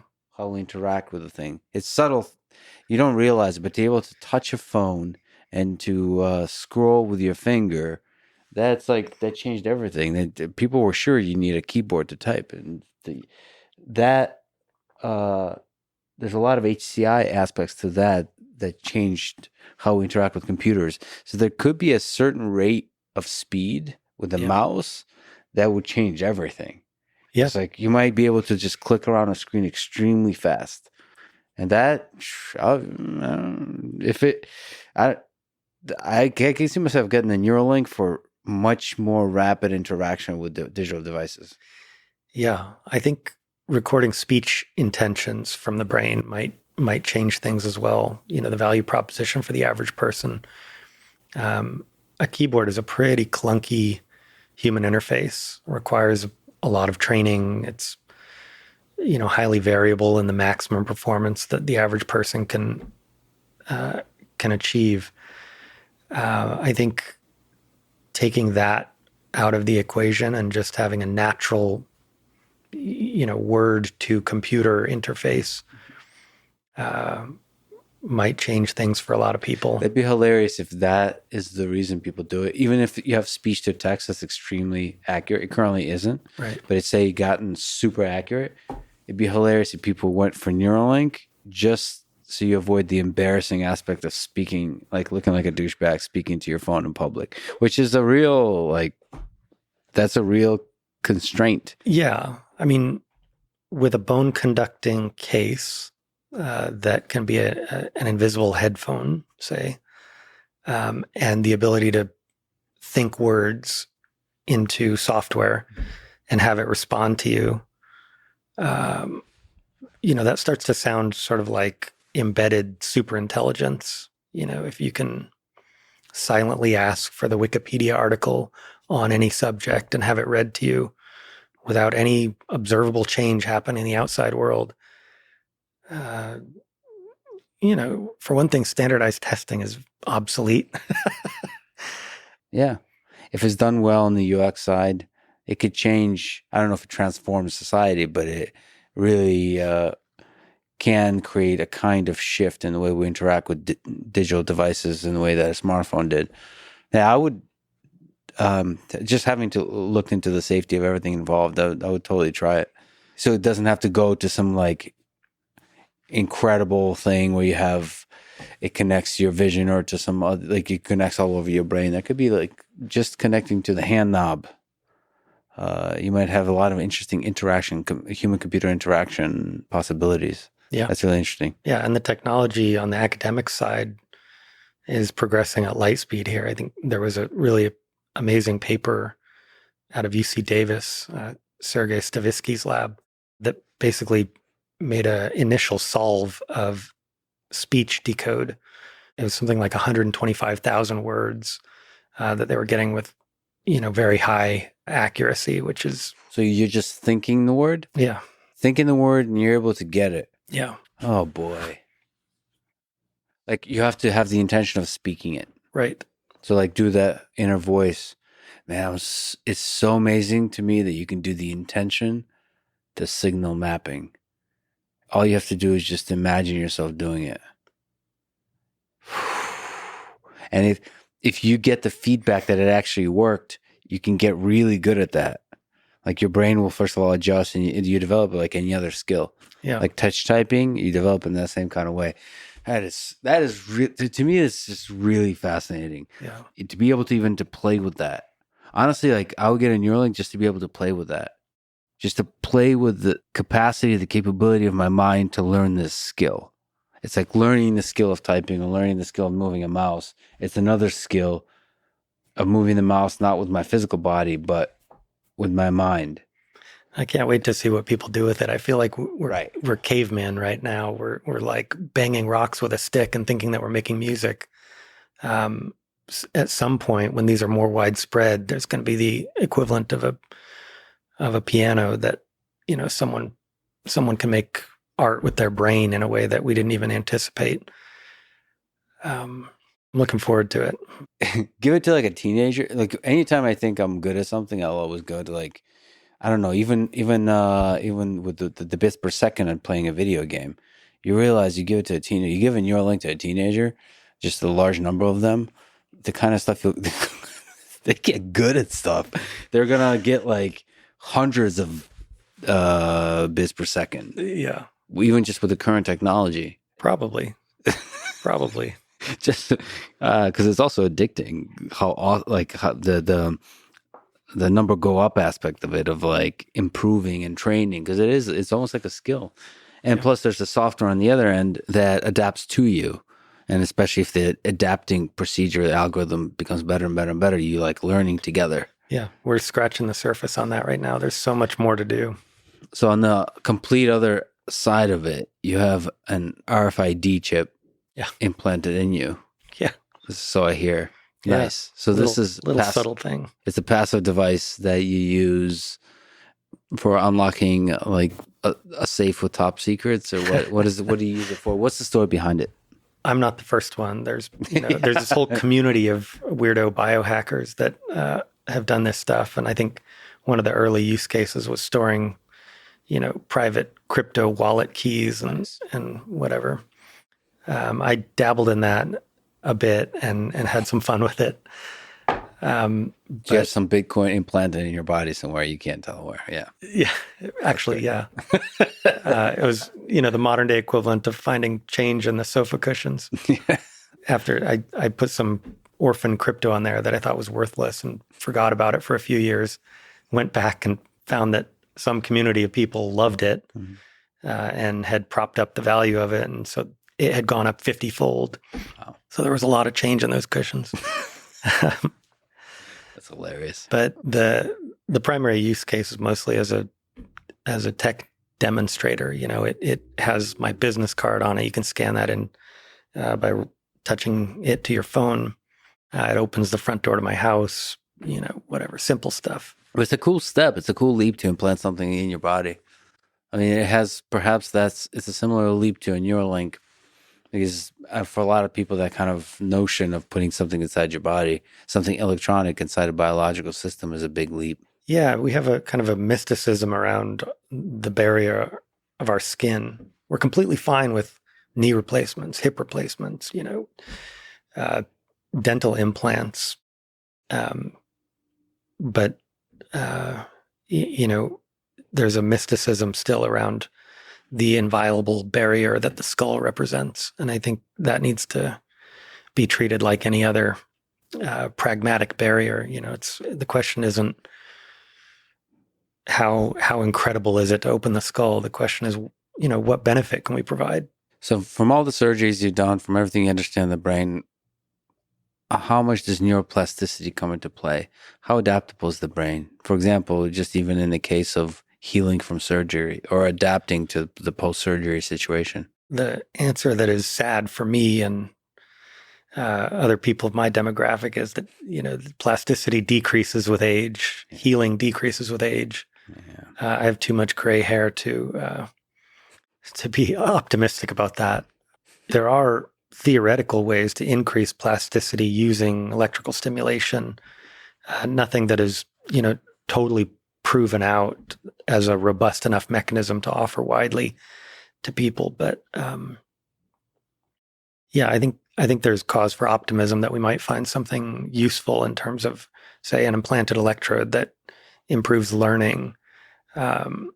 Certainly there's been some really amazing work recently from Nicholas Schiff, Jonathan Baker, and others who have a cohort of patients with moderate traumatic brain injury who have had electrodes placed in the deep nucleus in the brain called the centromedian nucleus, or just near the centromedian nucleus. And when they apply small amounts of electricity to that part of the brain, it's almost like electronic caffeine. They're able to improve people's attention and focus.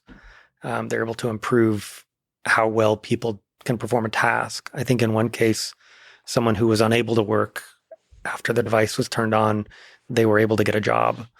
And that's sort of, one of the holy grails for me with Neuralink and other technologies like this is from a purely utilitarian standpoint, can we make people able to take care of themselves and their families economically again? Can we make it so someone who's fully dependent and even maybe requires a lot of caregiver resources, can we put them in a position to be fully independent, taking care of themselves, giving back to their communities? I think that's a very compelling proposition, and what motivates a lot of what I do and what a lot of the people at Neuralink are working for. It's just a cool possibility that if you put a Neuralink in there, that the brain adapts, like the other part of the brain adapts too. Yeah. And integrates it. The capacity of the brain to do that is really interesting. Probably unknown to the degree to which it can do that. But you're now connecting an external thing to it, especially once it's doing stimulation. Like the biological brain and the electronic brain outside of it working together, like the possibilities there are really interesting. Yeah. It's still unknown, but interesting. It feels like the brain is really good at adapting to whatever. Yeah. But of course, it is a system that by itself is already, like everything serves a purpose. And so you don't want to mess with it too much. Yeah. It's like, eliminating a species from an ecology. You don't know what the delicate interconnections and dependencies are. The brain is certainly a delicate, complex beast, and we don't know, every potential downstream consequence of a single change that we make.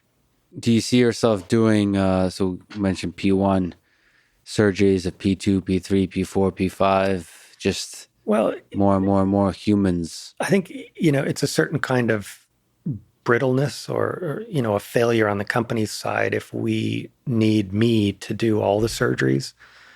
I think something that I would very much like to work towards is a process that is so simple and so robust on the surgery side that literally anyone could do it. We want to get away from requiring intense expertise or intense experience to have this successfully done and make it as simple and translatable as possible. I mean, I would love it if every neurosurgeon on the planet had no problem doing this. I think we're probably far from a regulatory environment that would allow people that aren't neurosurgeons to do this, but not impossible. All right, I'll sign up for that. Did you ever anthropomorphize the robot R1? Like, do you give it a name? Do you see it as like a friend that's like working together with you? I mean, to a certain degree, it's or an enemy who's going to take your job? To a certain degree, it's a complex relationship. All the good relationships are. It's funny when in the middle of the surgery, there's a part of it where I stand basically shoulder to shoulder with the robot. And so, if you're in the room reading the body language, it's my brother in arms there. We're working together on the same problem. Yeah, I'm not threatened by it. Keep telling yourself that. Yeah. How have all the surgeries that you've done over the years, the people you've helped, and the stakes, the high stakes that you've mentioned, how has that changed your understanding of life and death? Yeah. It gives you a very visceral sense, and this may sound trite, but it gives you a very visceral sense that death is inevitable. On one hand, you are, as a neurosurgeon, you're deeply involved in these like just hard to fathom tragedies. Young parents dying, leaving, a 4-year-old behind, say. And on the other hand, it takes the sting out of it a bit because you see how just mind-numbingly universal death is. There is zero chance that I'm going to avoid it. I know, techno optimists right now and longevity buffs right now would disagree on that 0.000% estimate.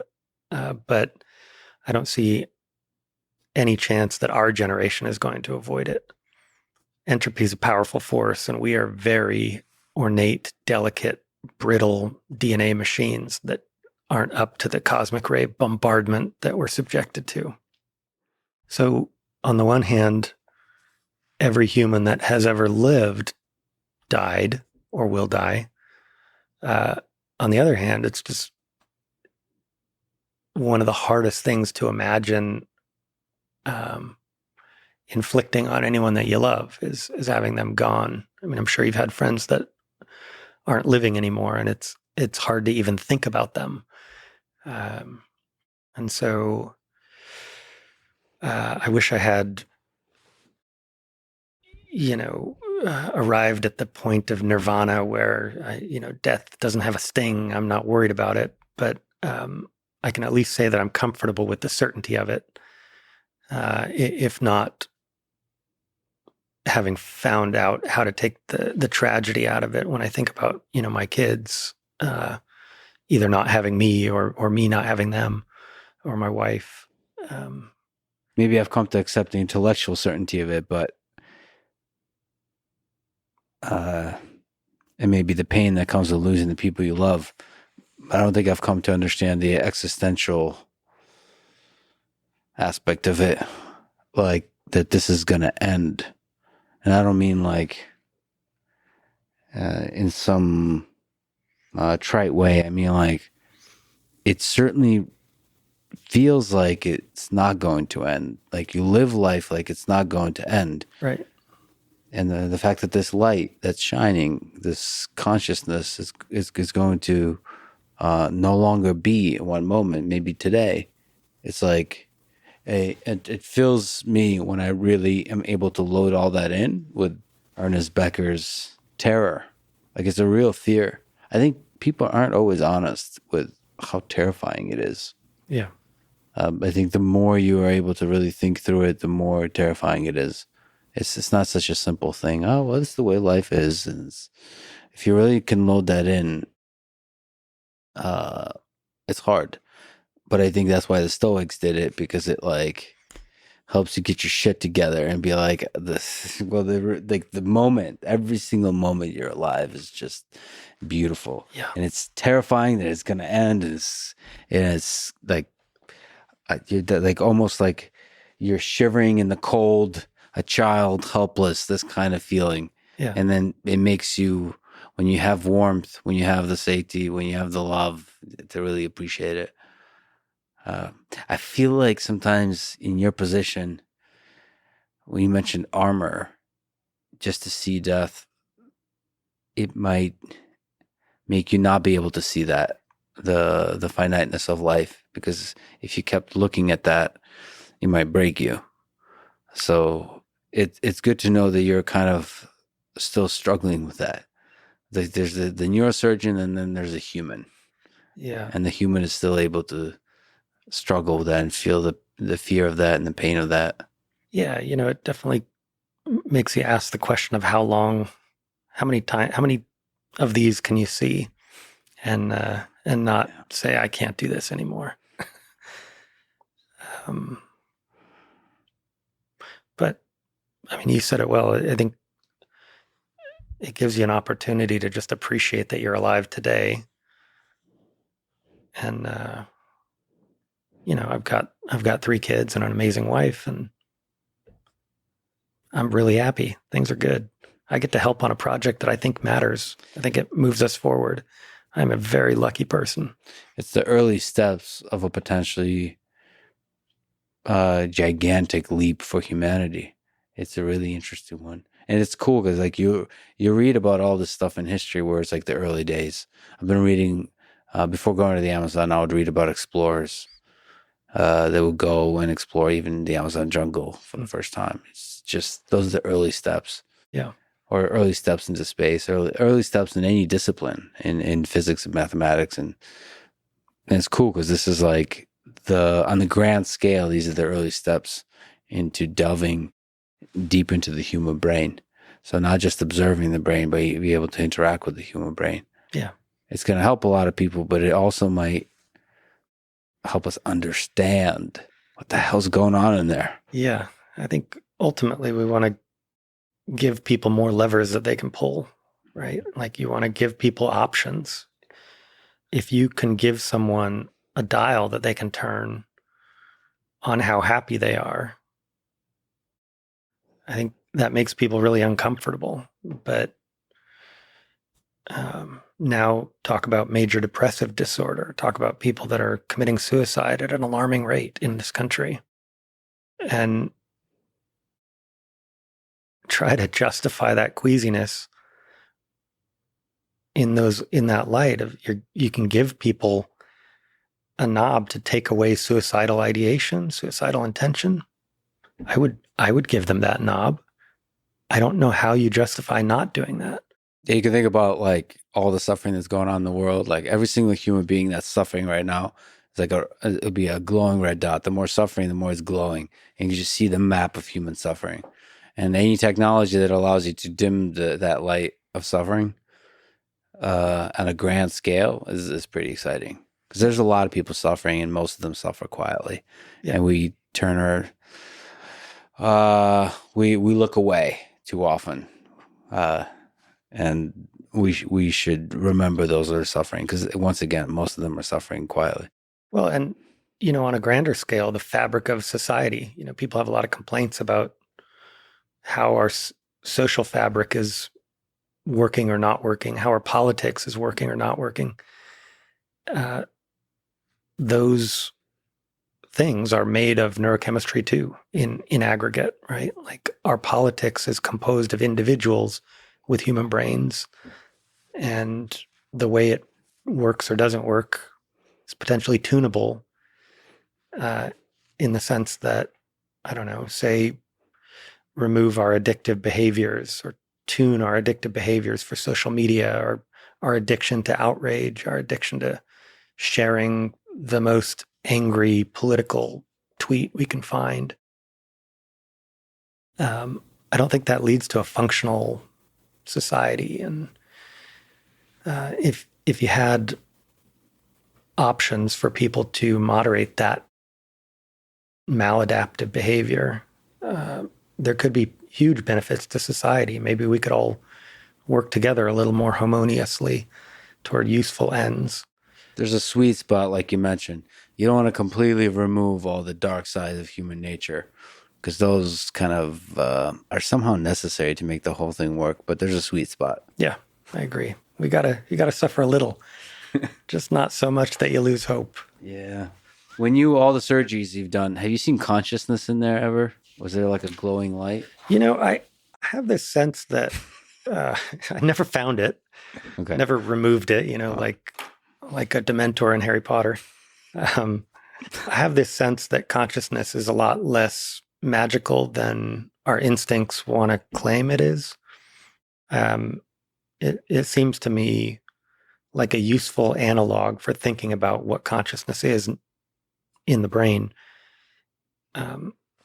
Is that we have a really good intuitive understanding of what it means to, say, touch your skin and know what's being touched.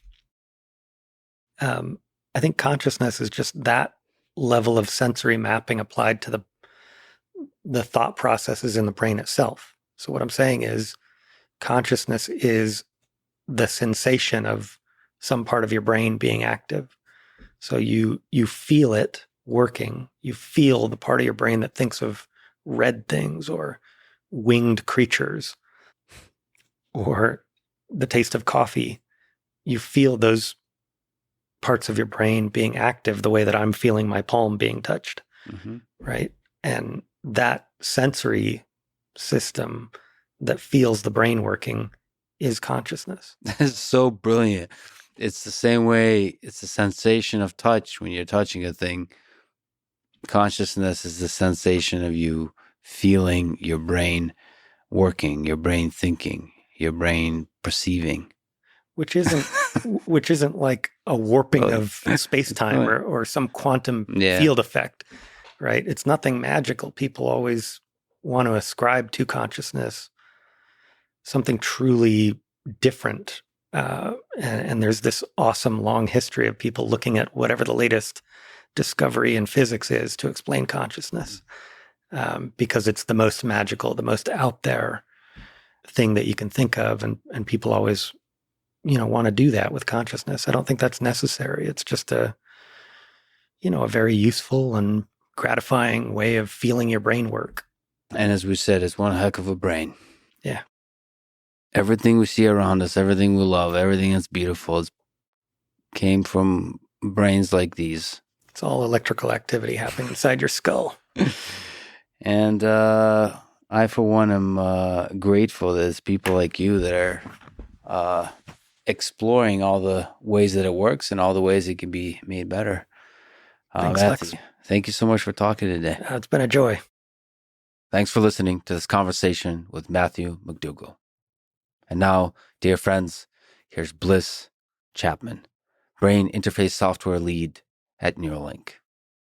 You told me that you've met hundreds of people with spinal cord injuries or with ALS, and that your motivation for helping at Neuralink is grounded in wanting to help them. Can you describe this motivation? Yeah. First, just a thank you to all the people I've gotten a chance to speak with for sharing their stories with me. I don't think there's any world really in which I can share their stories as powerful a way as they can. But just I think to summarize at a very high level, what I hear over and over again is that people with ALS or severe spinal cord injury in a place where they basically can't move physically anymore, really at the end of the day are looking for independence. And that can mean different things for different people. For some folks, it can mean the ability just to be able to communicate again independently without needing to wear something on their face, without needing a caretaker to be able to put something in their mouth. For some folks, it can mean independence to be able to work again, to be able to navigate a computer digitally efficiently enough to be able to get a job, to be able to support themselves, to be able to move out and ultimately be able to support themselves after their family maybe isn't there anymore to take care of them. And for some folks, it's as simple as just being able to respond to their kid in time before they, run away or get interested in something else.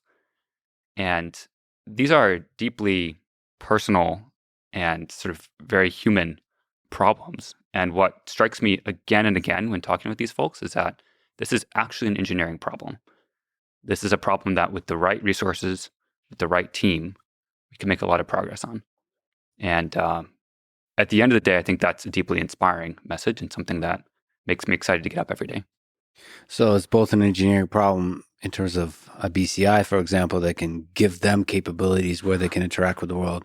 But also on the other side, it's an engineering problem for the rest of the world to make it more accessible for people living with quadriplegia. Yeah. And I think I'll take a broad view sort of lens on this for a second. I think I'm very in favor of anyone working in this problem space. So beyond BCI, I'm happy and excited and willing to support in any way I can folks working on eye tracking systems, working on speech-to-text systems, working on head trackers or mouse sticks or quad sticks. And I've met many engineers and folks in the community that do exactly those things. And I think for the people we're trying to help, it doesn't matter what the complexity of the solution is as long as the problem is solved. And I want to emphasize that there can be many solutions out there that can help with these problems. And BCI is one of a collection of such solutions. So BCI in particular, I think, offers several advantages here. And I think the folks that recognize this immediately are usually the people who have spinal cord injury or some form of paralysis. Usually you don't have to explain to them why this might be something that could be helpful. It's usually pretty self-evident. But for the rest of us, folks that don't live with severe spinal cord injury or who don't know somebody with ALS, it's not often obvious why you would want a brain implant to be able to connect and navigate a computer.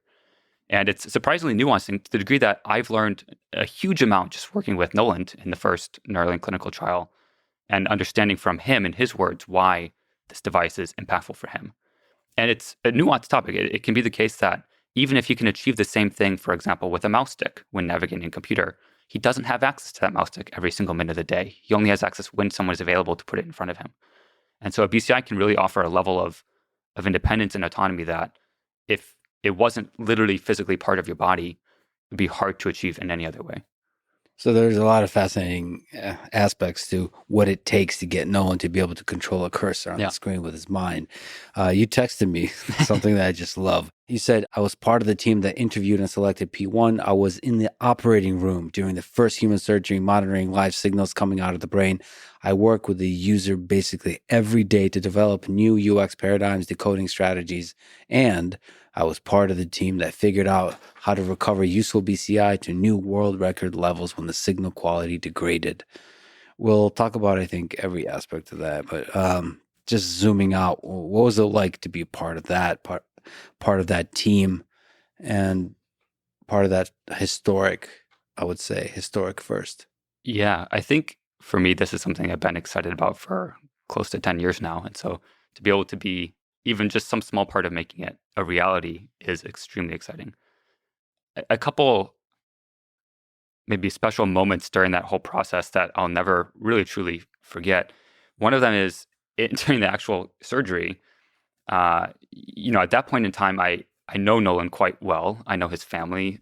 And so I think the initial reaction when Noland is rolled into the operating room is just a, oh shit kind of reaction. But at that point, muscle memory kicks in and you sort of go into, you let your body just do all the talking. And I have the lucky job in that particular procedure to just be in charge of monitoring the implant. So my job is to sit there to look at the signals coming off the implant, to look at the live brain data streaming off the device as threads are being inserted into the brain, and just to basically observe and make sure that nothing is going wrong, or that there's no red flags or fault conditions that we need to go and investigate or pause the surgery to debug. And because I had that sort of spectator view of the surgery, I had a slightly removed perspective than I think most folks in the room. I got to sit there and think to myself, wow, that brain is moving a lot. When you look inside the little craniectomy that we stick the threads in, one thing that most people don't realize is the brain moves. Mm-hmm. The brain moves a lot when you breathe, when your heart beats, and you can see it visibly. So, that's something that I think was a surprise to me and very, very exciting to be able to see someone's brain who you physically know and have talked with at length actually pulsing and moving inside their skull. And they used that brain to talk to you previously. Yes. And now it's right there moving. Yep. Actually, I didn't realize that in terms of the thread sending. So the Neuralink implant is active during surgery. So, and one thread at a time, you're able to start seeing the signal. Yeah. So that's part of the way you test that the thing is working. Yeah. So actually, in the operating room, right after we sort of finished all the thread insertions, I started collecting what's called broadband data. So broadband is basically the most raw form of signal you can collect from a Neuralink electrode. It's essentially a measurement of the local field potential, or the voltage essentially measured by that electrode. And we have a certain mode in our application that allows us to visualize where detected spikes are. So it visualizes sort of where in the broadband signal, and it's very, very raw form of the data, a neuron is actually spiking. And so one of these moments that I'll never forget as part of this whole clinical trial is seeing live in the operating room while he's still under anesthesia, beautiful spikes being shown in the application, just streaming live to a device I'm holding in my hand.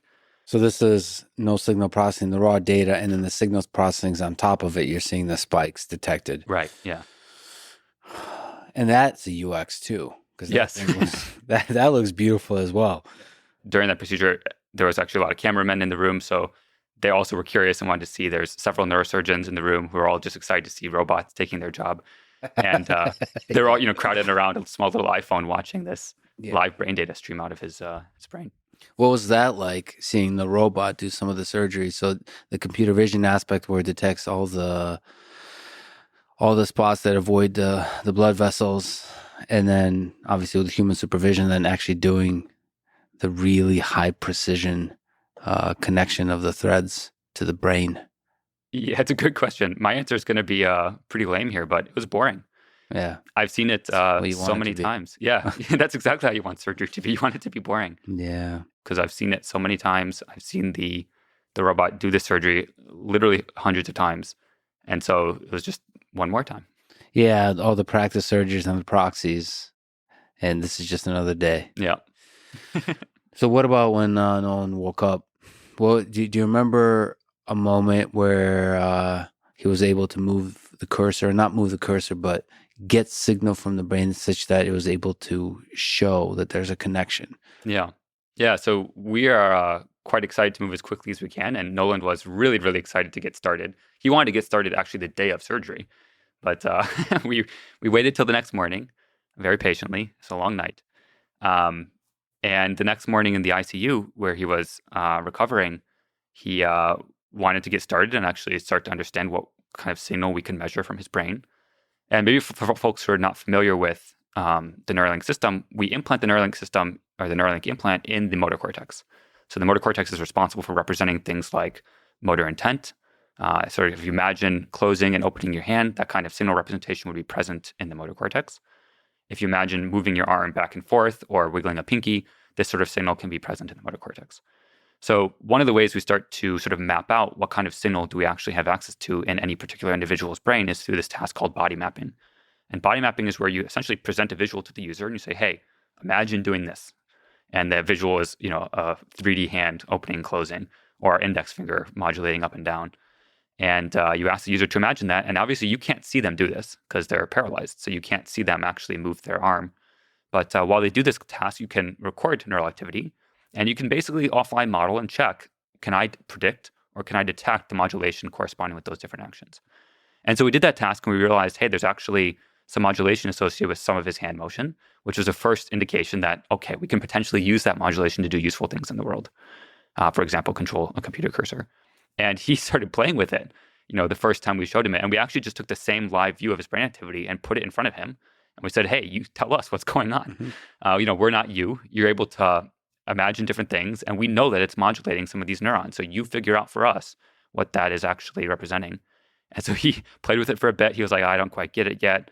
He played for a bit longer and he said, oh, when I move this finger, I see this particular neuron start to fire more. And I said, okay, prove it. Do it again. And so he said, okay, 3, 2, 1, boom. Mm-hmm. And the minute he moved, you can see like instantaneously, this neuron is firing. Single neuron, I can tell you the exact channel number if you're interested. It's stuck in my brain now forever. But that single channel firing was a beautiful indication that it was behaviorally modulated neural activity that could then be used for downstream tasks like decoding a computer cursor. And when you say single channel, is that associated with a single electrode? Yeah, so channel and electrode are interchangeable. And there's 1,024 of those. 1,024, yeah. It's incredible that works. That really, when I was learning about all this and like loading it in, it was just blowing my mind that the intention, you can visualize yourself moving the finger. That can turn into a signal. And the fact that you can then skip that step and visualize the cursor moving or have the intention of the cursor moving and that leading to a signal that can then be used to move the cursor. There is so many exciting things there to learn about the brain, about the way the brain works. The very fact of their existing signal that can be used is really powerful. Yep. But it feels like that's just like the beginning of figuring out how that signal can be used really, really effectively. I should also just, there's so many fascinating details here, but you mentioned the body mapping step. At least in the version I saw that Noland was showing off, there's like a super nice interface, like a graphical interface. Yeah. Like, it just felt like I was like in the future because it like, I guess it visualizes you moving the hand. Yep. And there's a very like a sexy, polished interface that hello. Yeah. I don't know if there's a voice component, but it just felt like it's like when you wake up in a really nice video game and this is a tutorial at the beginning of that video game. Yeah. This is what you're supposed to do. It's cool. No, I mean, the future should feel like the future. But it's not easy to pull that off. I mean, it needs to be simple, but not too simple. Yeah, and I think the UX design component here is underrated for BCI development in general. There's a whole interaction effect between the ways in which you visualize an instruction to the user and the kinds of signal you can get back. And that quality of sort of your behavioral alignment to the neural signal is a function of how good you are at expressing to the user what you want them to do. And so, yeah, we spend a lot of time thinking about the UX. of how we build our applications, of how the decoder actually functions, the control surfaces it provides to the user. All these little details matter a lot. So maybe it'd be nice to get into a little bit more detail of what the signal looks like and what the decoding looks like. Yeah. So there's a N1 implant that has, like we mentioned, 1,024 electrodes, and that's collecting raw data, raw signal. What does that signal look like? And what are the different steps along the way before it's transmitted, and what is transmitted, all that kind of stuff. Yeah. Yep. This is going to be a fun one. Let's go. So maybe before diving into what we do, it's worth understanding what we're trying to measure, because that dictates a lot of the requirements for the system that we build. And what we're trying to measure is really individual neurons producing action potentials. An action potential is, you can think of it like a little electrical impulse that you can detect if you're close enough. And by being close enough, I mean like within, let's say, 100 microns of that cell. And 100 microns is a very, very tiny distance. And so the number of neurons that you're going to pick up with any given electrode is just a small radius around that electrode. Mm-hmm.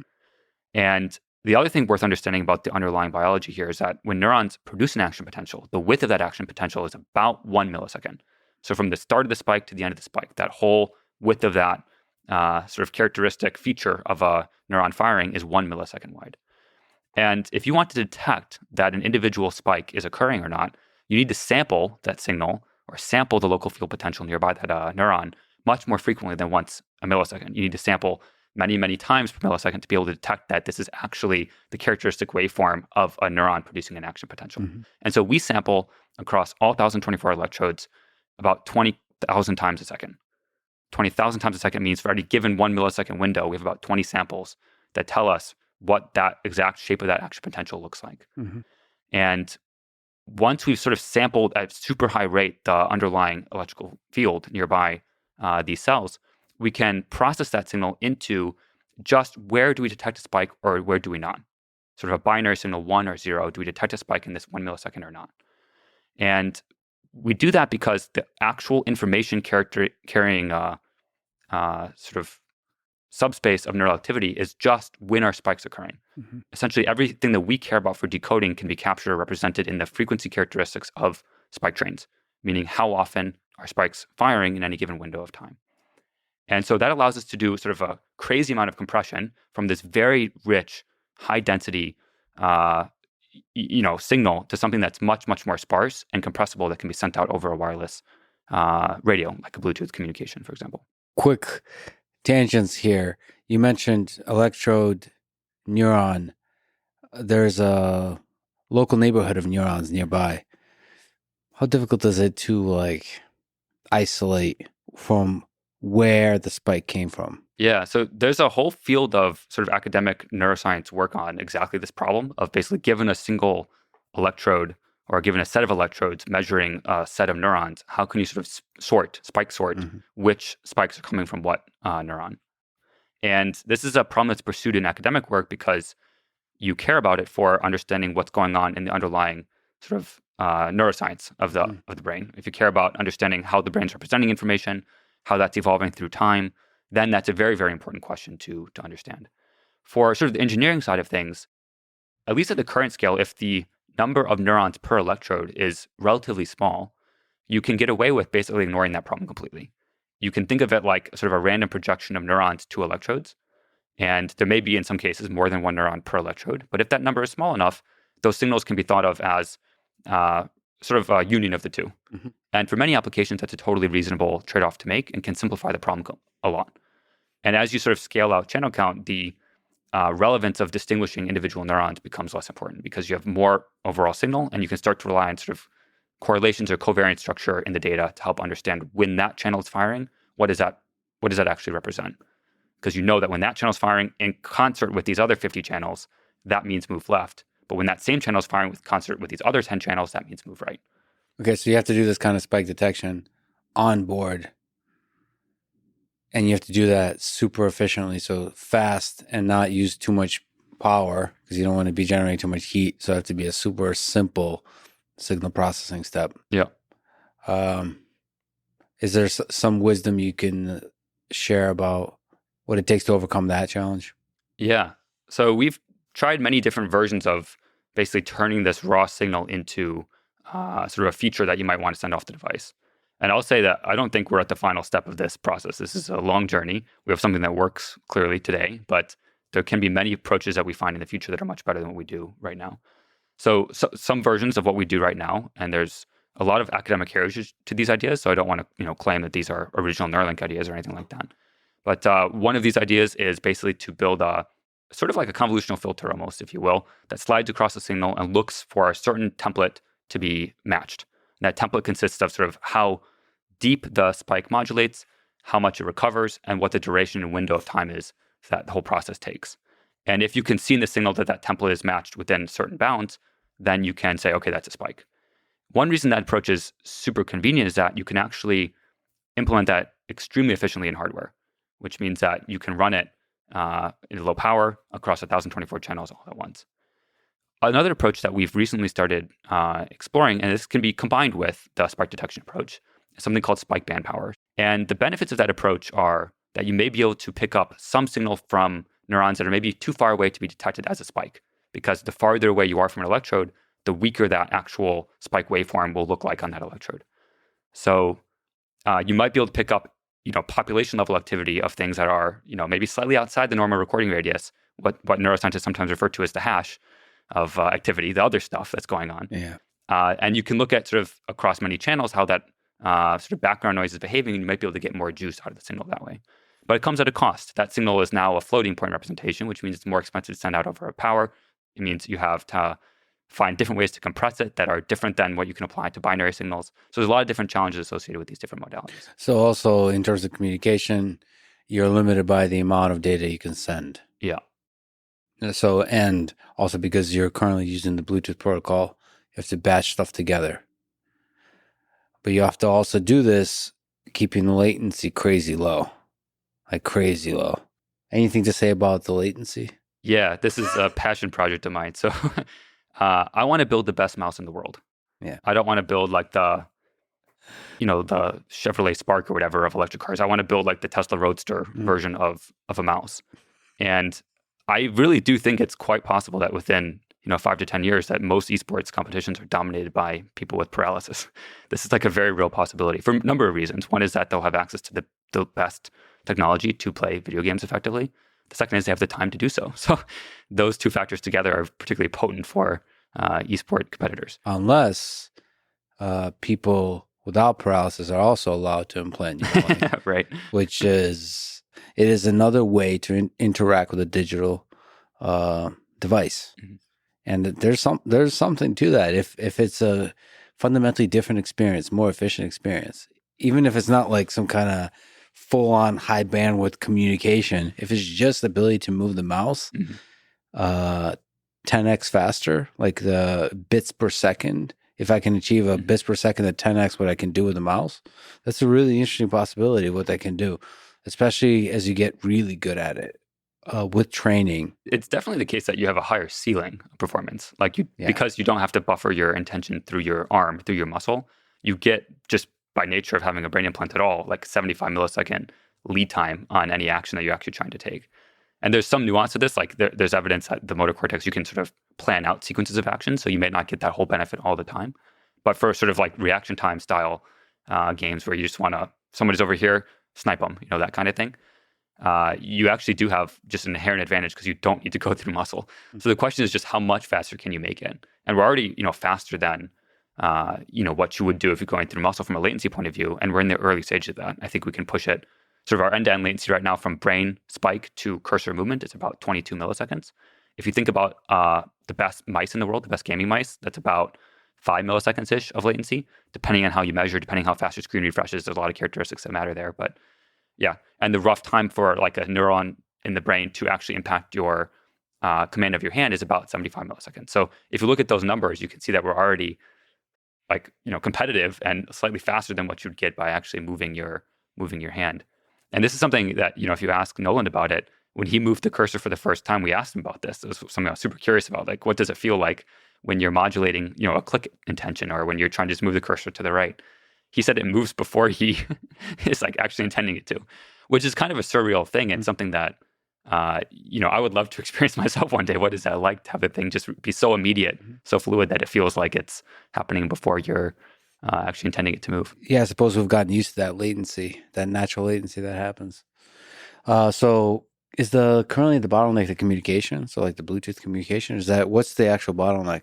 I mean, there's always going to be a bottleneck, but what's the current bottleneck? Yeah, a couple things. So kind of hilariously, Bluetooth low energy protocol has some restrictions on how fast you can communicate. So the protocol itself establishes a standard of, the most frequent sort of updates you can send are on the order of 7.5 milliseconds. And as we push latency down to the level of sort of individual spikes impacting control, that level of resolution, that kind of protocol is going to become a limiting factor at some scale. Another sort of important nuance to this is that it's not just the Neuralink itself that's part of this equation. If you start pushing latency sort of below the level of how fast screens refresh, then you have another problem. Like you need your whole system to be able to be as reactive as the sort of limits of what the technology can offer. Yes. Like you need the screen, like 120 hertz just doesn't, work anymore if you're trying to have something respond at something that's, at the level of 1 millisecond. That's a really cool challenge. I also like that for a t-shirt, the best mouse in the world. Tell me on the receiving end, so the decoding step. Now we figured out what the spikes are. We got them all together. Now we're sending that over to the app. What's the decoding step look like? Yeah. So maybe first, what is decoding? I think there's probably a lot of folks listening that just have no clue what it means to decode brain activity. Actually, even if we zoom out beyond that, what is the app? So there's an implant that's wirelessly communicating with any digital device that has an app installed. Yep. So maybe can you tell me at high level what the app is, what the software is outside of the brain? Yeah. So maybe working backwards from the goal. The goal is to help someone with paralysis, in this case, Noland, be able to navigate his computer independently. And we think the best way to do that is to offer them the same tools that we have to navigate our software, because we don't want to have to rebuild an entire software ecosystem for the brain, at least not yet. Maybe someday you can imagine there's UXs that are built natively for BCI, but in terms of what's useful for people today, I think most people would prefer to be able to just control mouse and keyboard inputs to all the applications that they want to use for their daily jobs, for communicating with their friends, etc. And so the job of the application is really to translate this wireless stream of brain data coming off the implant into control of the computer. And we do that by essentially building a mapping from brain activity to sort of the HID inputs to the actual hardware. So HID is just the protocol for communicating like input device events. So for example, move mouse to this position or press this key down. And so that mapping is fundamentally what the app is responsible for. But there's a lot of nuance of how that mapping works that we spend a lot of time to try to get right. And we're still in the early stages of a long journey to figure out how to do that optimally. So one part of that process is decoding. So decoding is this process of taking the statistical patterns of brain data that's being channeled across this Bluetooth connection to the application and turning it into, for example, a mouse movement. And that decoding step, you can think of it in a couple different parts. So similar to any machine learning problem, there's a training step and there's an inference step. The training step in our case is a very intricate behavioral process where the user has to imagine doing different actions. So for example, they'll be presented a screen with a cursor on it, and they'll be asked to push that cursor to the right. Then imagine pushing that cursor to the left, push it up, push it down. And we can basically build up a pattern, or using any sort of modern ML method, a mapping of given this brain data and that imagined behavior, map one to the other. And then at test time, you take that same pattern matching system. In our case, it's a deep neural network, and you run it, and you take the live stream of brain data coming off their implant, you decode it by pattern matching to what you saw at calibration time, and you use that for control of the computer. Now, a couple like sort of rabbit holes that I think are quite interesting. One of them has to do with how you build that best template matching system, because there's a variety of behavioral challenges and also debugging challenges when you're working with someone who's paralyzed. Because again, fundamentally, you don't observe what they're trying to do. You can't see them attempt to move their hand. And so you have to figure out a way to instruct the user to do something and validate that they're doing it correctly, such that then you can downstream build with confidence the mapping between the neural spikes and the intended action. And by doing the action correctly, what I really mean is at the level of resolution of what neurons are doing.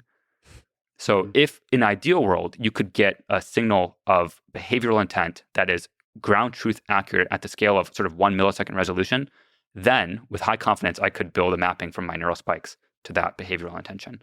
But the challenge is, again, that you don't observe what they're actually doing. And so there's a lot of nuance to how you build user experiences that give you more than just sort of a coarse, on average, correct representation of what the user's intending to do. If you want to build the world's best mouse, you really want it to be as responsive as possible. You want it to be able to do exactly what the user's intending at every sort of step along the way, not just on average be correct when you're trying to move it from left to right.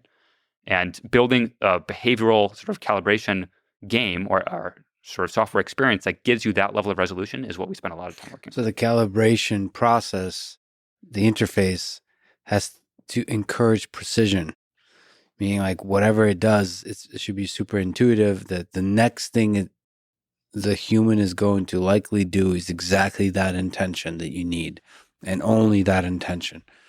Yeah. And you don't have any feedback except that may be speaking to you afterwards, what they actually did. You can't, Right. So that's fundamentally, that is a really exciting UX challenge because that's all on the UX. It's not just about being friendly or nice or usable. Yeah. It's like User experience is how it works. it's how it works. Yeah. For the calibration, and calibration, at least at this stage of Neuralink, is like fundamental to the operation of the thing. And not just calibration, but continued calibration, essentially.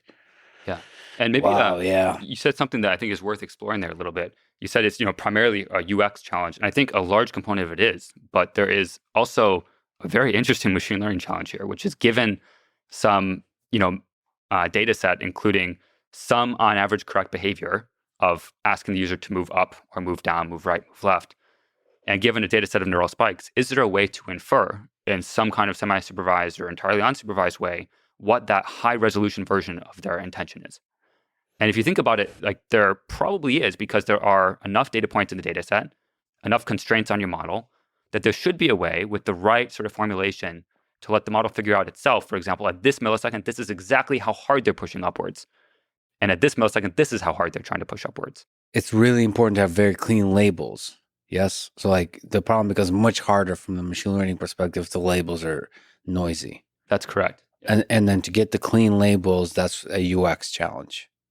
Correct. Although clean labels, I think maybe it's worth exploring what that exactly means. I think any given labeling strategy will have some number of assumptions it makes about what the user is attempting to do. Those assumptions can be formulated in a loss function, or they can be formulated in terms of heuristics that you might use to just try to estimate or guesstimate what the user is trying to do. And what really matters is how accurate are those assumptions. For example, you might say, hey, user, push upwards and follow the speed of this cursor. And your heuristic might be that they're trying to do exactly what that cursor is trying to do.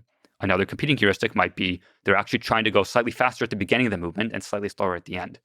And those competing heuristics may or may not be accurate reflections of what the user is trying to do. Another version of the task might be, hey, user, imagine moving this cursor a fixed offset. So rather than follow the cursor, just try to move it exactly 200 pixels to the right. So here's the cursor, here's the target. Okay, cursor disappears. Try to move that now invisible cursor 200 pixels to the right. And the assumption in that case would be that the user can actually modulate correctly that position offset. But that position offset assumption might be a weaker assumption, and therefore potentially you can make it more accurate than these heuristics that are trying to guesstimate at each millisecond what the user is trying to do. So you can imagine different tasks that make different assumptions about the nature of the user intention, and those assumptions being correct is what I would think of as a clean label. For that step, what are we supposed to be visualizing? There's a cursor, and you want to move that cursor to the right, the left, up and down, or maybe move them by a certain offset.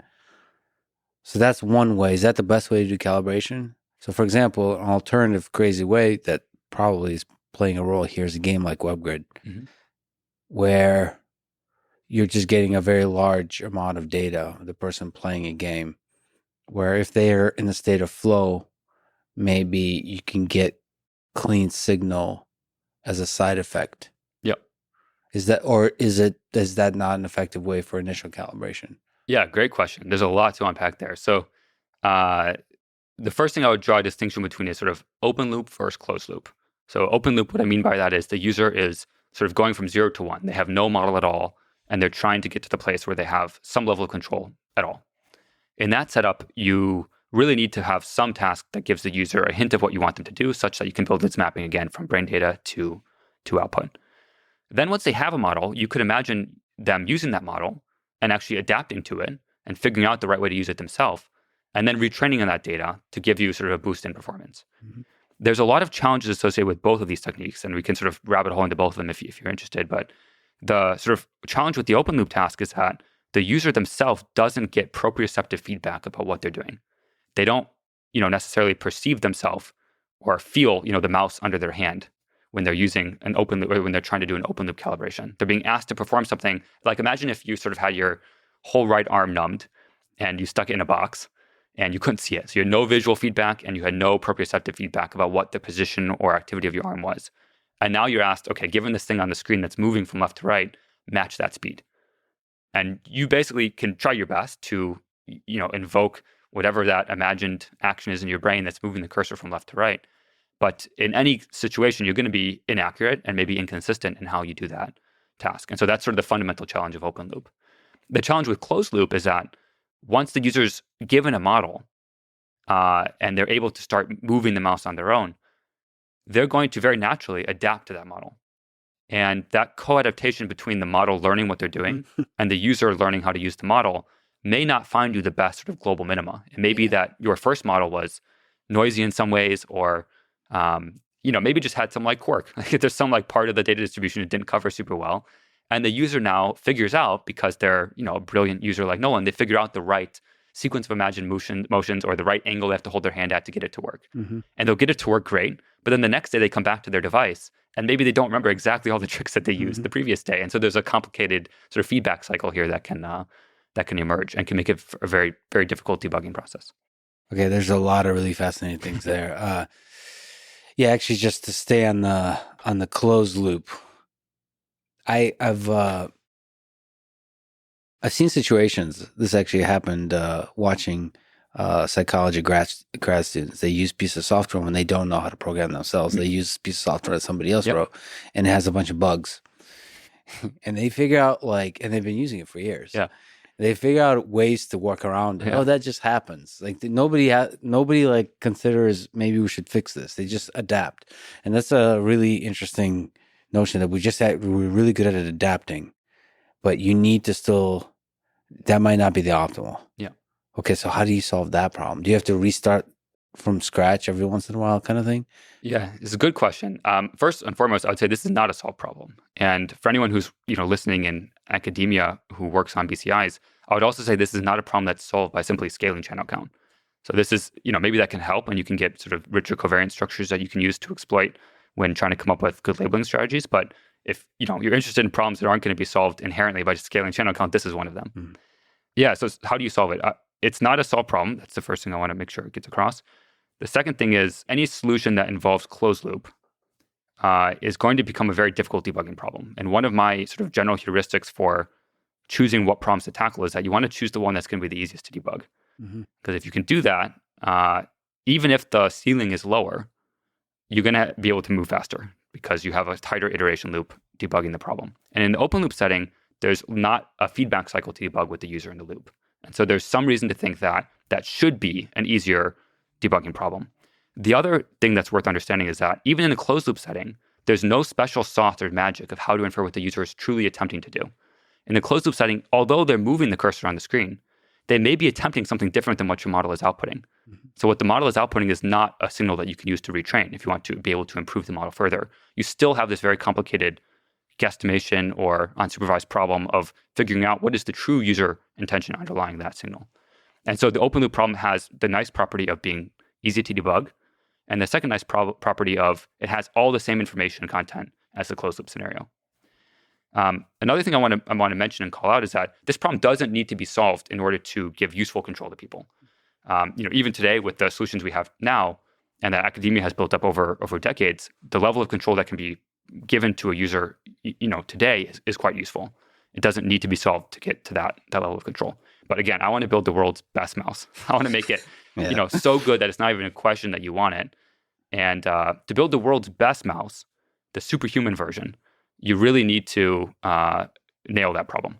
And a couple maybe details of previous studies that we've done internally that I think are very interesting to understand when thinking about how to solve this problem.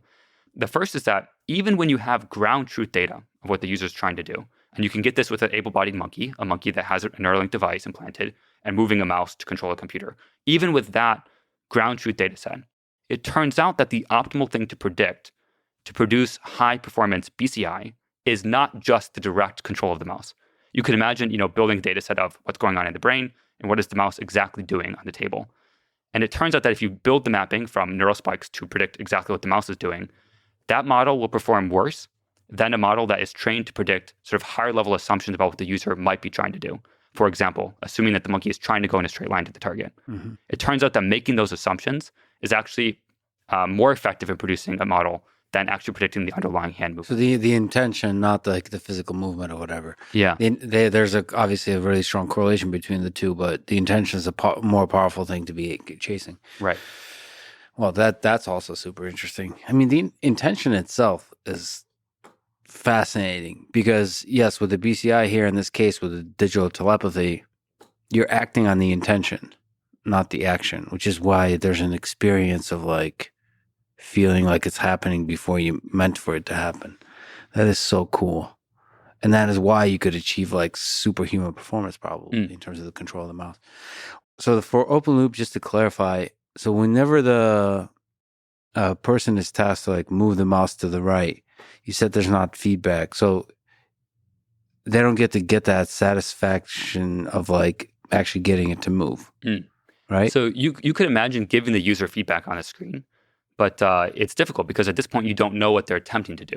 So what can you show them that would basically give them a signal of, I'm doing this correctly or not correctly? So let's take a very specific example. Maybe your calibration task looks like you're trying to move the cursor a certain position offset. So your instructions to the user are, hey, the cursor's here.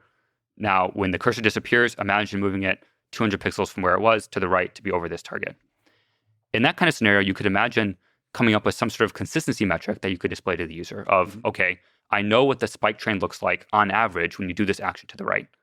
Maybe I can produce some sort of probabilistic estimate of how likely is that to be the action you took, given the latest trial or trajectory that you imagined. And that could give the user some sort of feedback of how consistent are they across different trials. You could also imagine that if the user is prompted with that kind of consistency metric, that maybe they just become more behaviorally engaged to begin with because the task is kind of boring when you don't have any feedback at all. And so there may be benefits to the user experience of showing something on the screen, even if it's not accurate, just because it keeps the user motivated to try to increase that number or push it upwards. So there's a psychology element here. Yeah, absolutely. And again, all of that is UX challenge. How much signal drift is there? Hour to hour, day to day, week to week, month to month? How often do you have to recalibrate because of the signal drift? Yeah. So this is a problem we've worked on both with NHP, non-human primates, before our clinical trial, and then also with Noland during the clinical trial. Maybe the first thing that's worth stating is what the goal is here. So the goal is really to enable the user to have a plug-and-play experience where, I guess they don't have to plug anything in, but a play experience where they can use the device whenever they want to, however they want to. Mm-hmm. And that's really what we're aiming for. And so there can be a set of solutions that get to that state without considering this non-stationarity problem. So maybe the first solution here that's important is that they can recalibrate whenever they want. This is something that that Noland has the ability to do today. So he can recalibrate the system, at 2 a.m. in the middle of the night without his, caretaker or parents or friends around to help push a button for him. The other important part of the solution is that when you have a good model calibrated, that you can continue using that without needing to recalibrate it. So how often he has to do this recalibration today depends really on his appetite for performance. There are, we observe a sort of a degradation through time of how well any individual model works, but this can be mitigated behaviorally by the user adapting their control strategy. It can also be mitigated through a combination of sort of software features that we provide to the user. For example, we let the user adjust exactly how fast the cursor is moving. We call that the gain, for example, the gain of how fast the cursor reacts to any given input intention. They can also adjust the smoothing, how smooth the output of that cursor intention actually is. They can also adjust the friction, which is how easy is it to stop and hold still.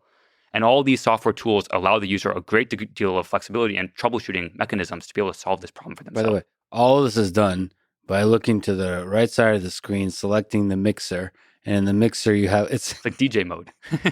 DJ mode for your BCI. So, it's a really well done interface. It's really, really well done. And so, yeah, there's that bias that there's a cursor drift that Noland talked about in a stream.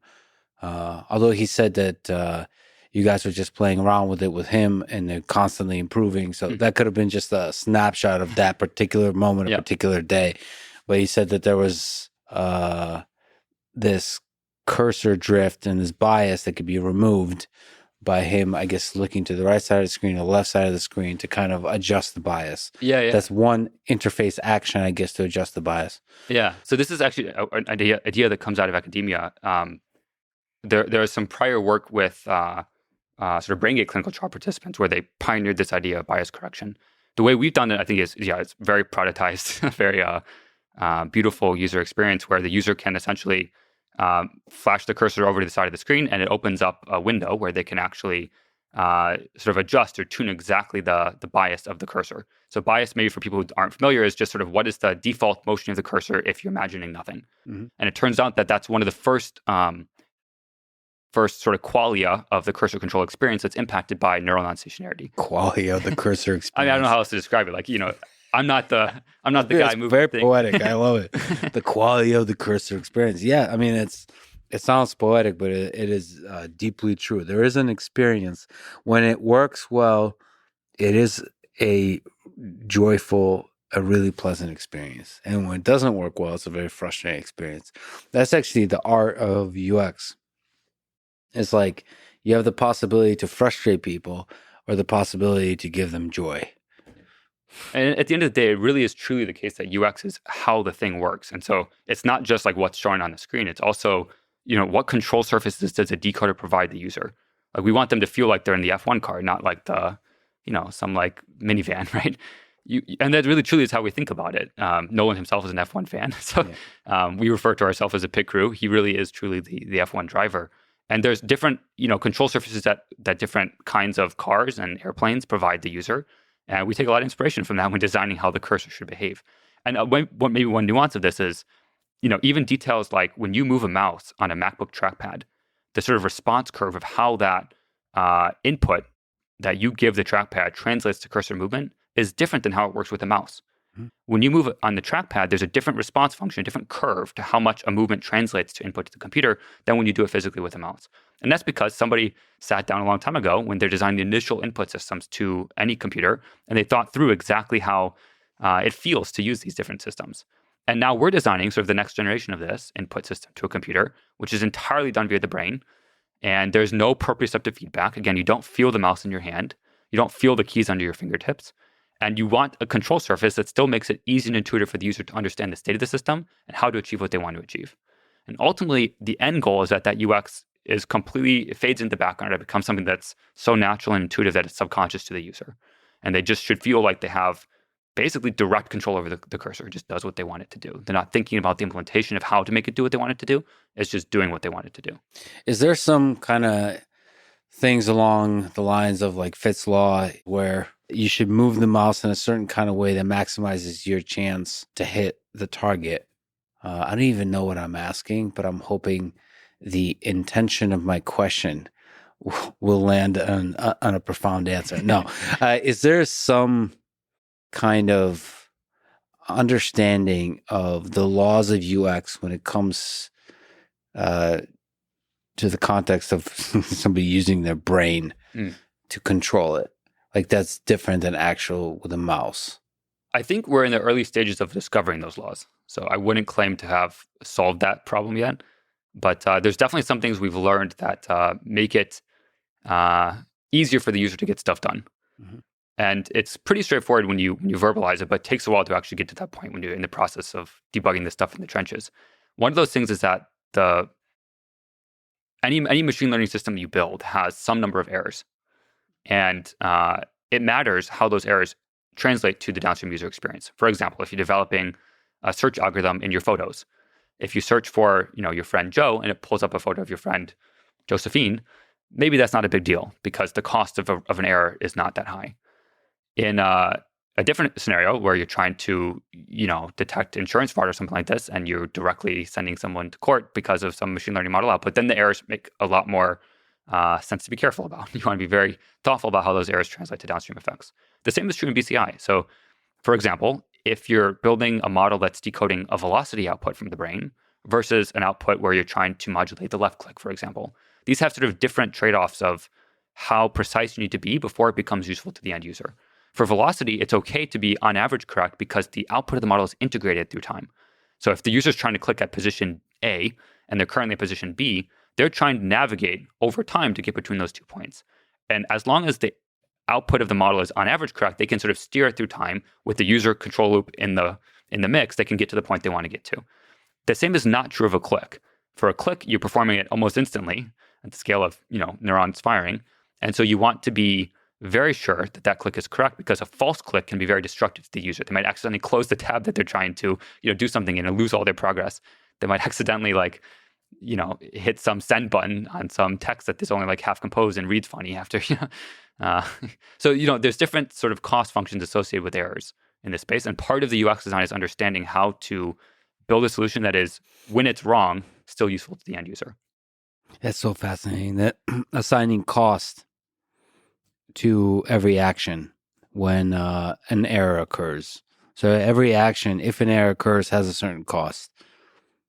And incorporating that into how you interpret the intention, mapping it to the action, is really important.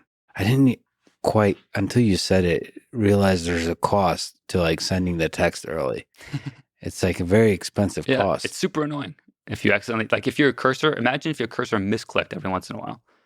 That's like super obnoxious. And the worst part of it is, usually when the user's trying to click, they're also holding still because they're over the target they want to hit and they're getting ready to click, which means that in the data sets that we build, on average, is the case that sort of low speeds or desire to hold still is correlated with when the user's attempting to click.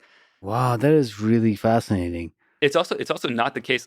People think that, a click is a binary signal. This must be super easy to decode. Well, yes, it is, but the bar is so much higher for it to become a useful thing for the user.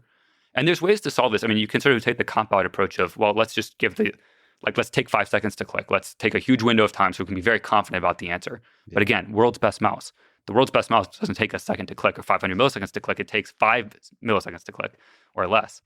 And so if you're aiming for that kind of high bar, then you really want to solve the underlying problem. So maybe this is a good place to ask about how to measure performance, this whole bits per second. What can you explain what you mean by that? Maybe a good place to start is to talk about Webgrid as a game, as a good illustration of the measurement of performance. Yeah.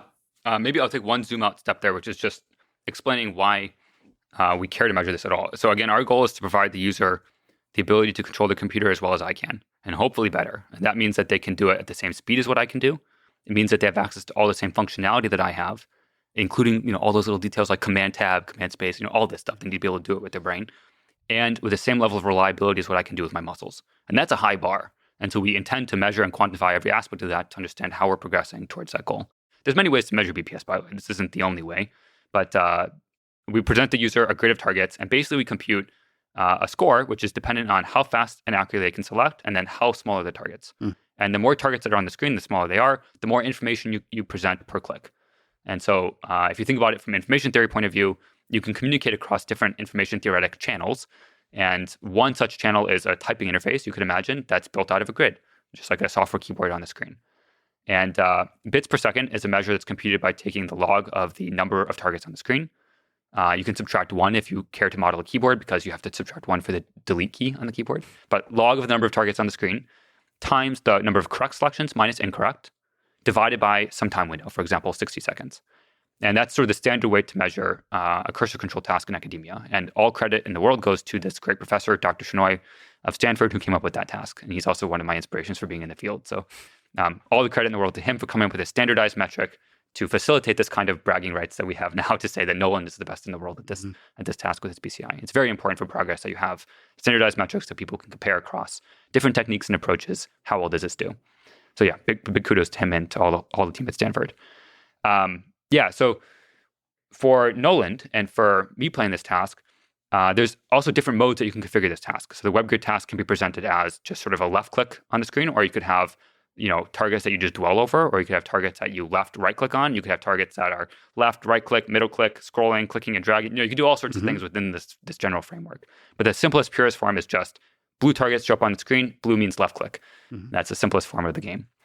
And the sort of prior records here in academic work and at Neuralink internally with sort of NHPs have all been matched or beaten by Noland with his Neuralink device. So sort of prior to Neuralink, the sort of world record for a human using the device is somewhere between 4.2 to 4.6 BPS, depending on exactly what paper you read and how you interpret it.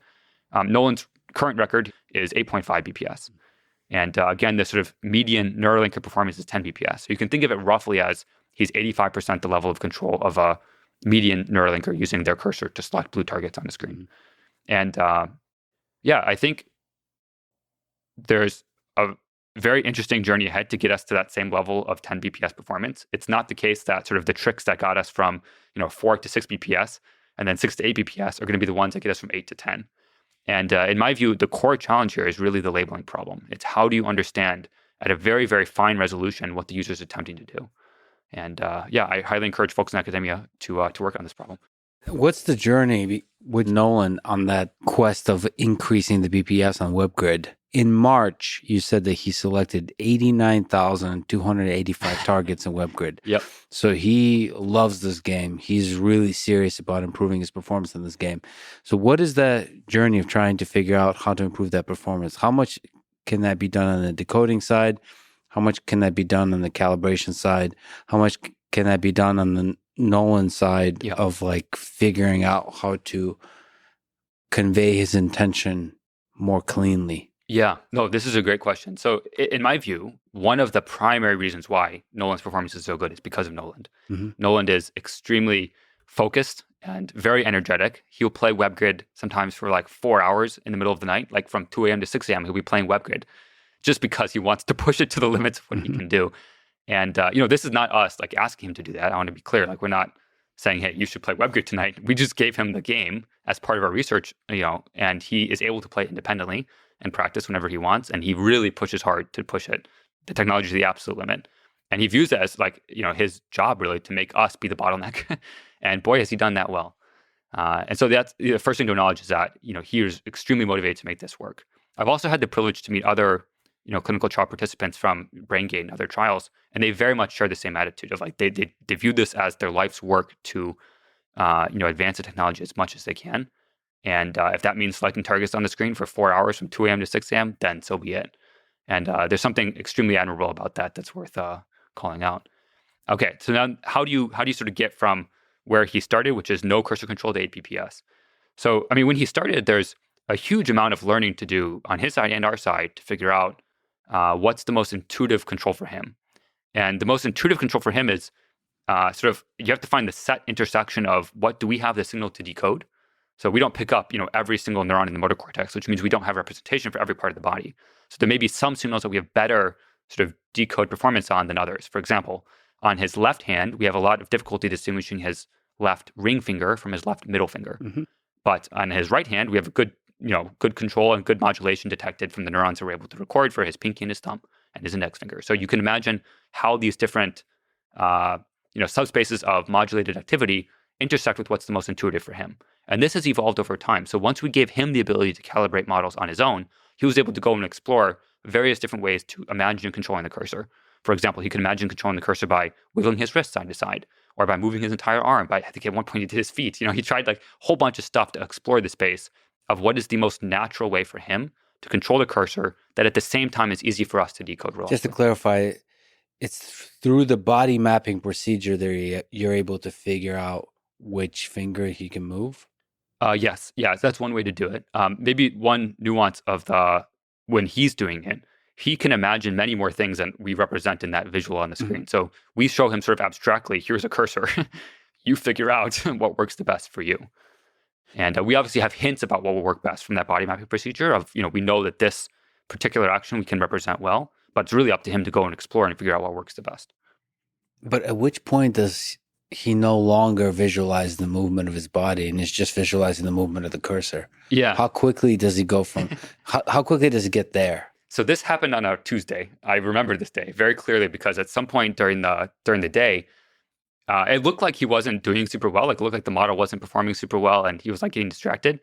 But it wasn't the case. Like what actually happened was he was trying something new where he was just controlling the cursor. So he wasn't imagining moving his hand anymore. He was just imagining, I don't know what it is, some like abstract intention to move the cursor on the screen. And I cannot tell you what the difference between those two things are. I really truly cannot. He's tried to explain it to me before. I cannot, give a first-person account of what that's like.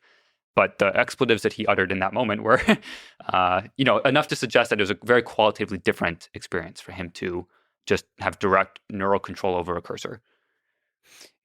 I wonder if there's a way through UX to encourage a human being to discover that.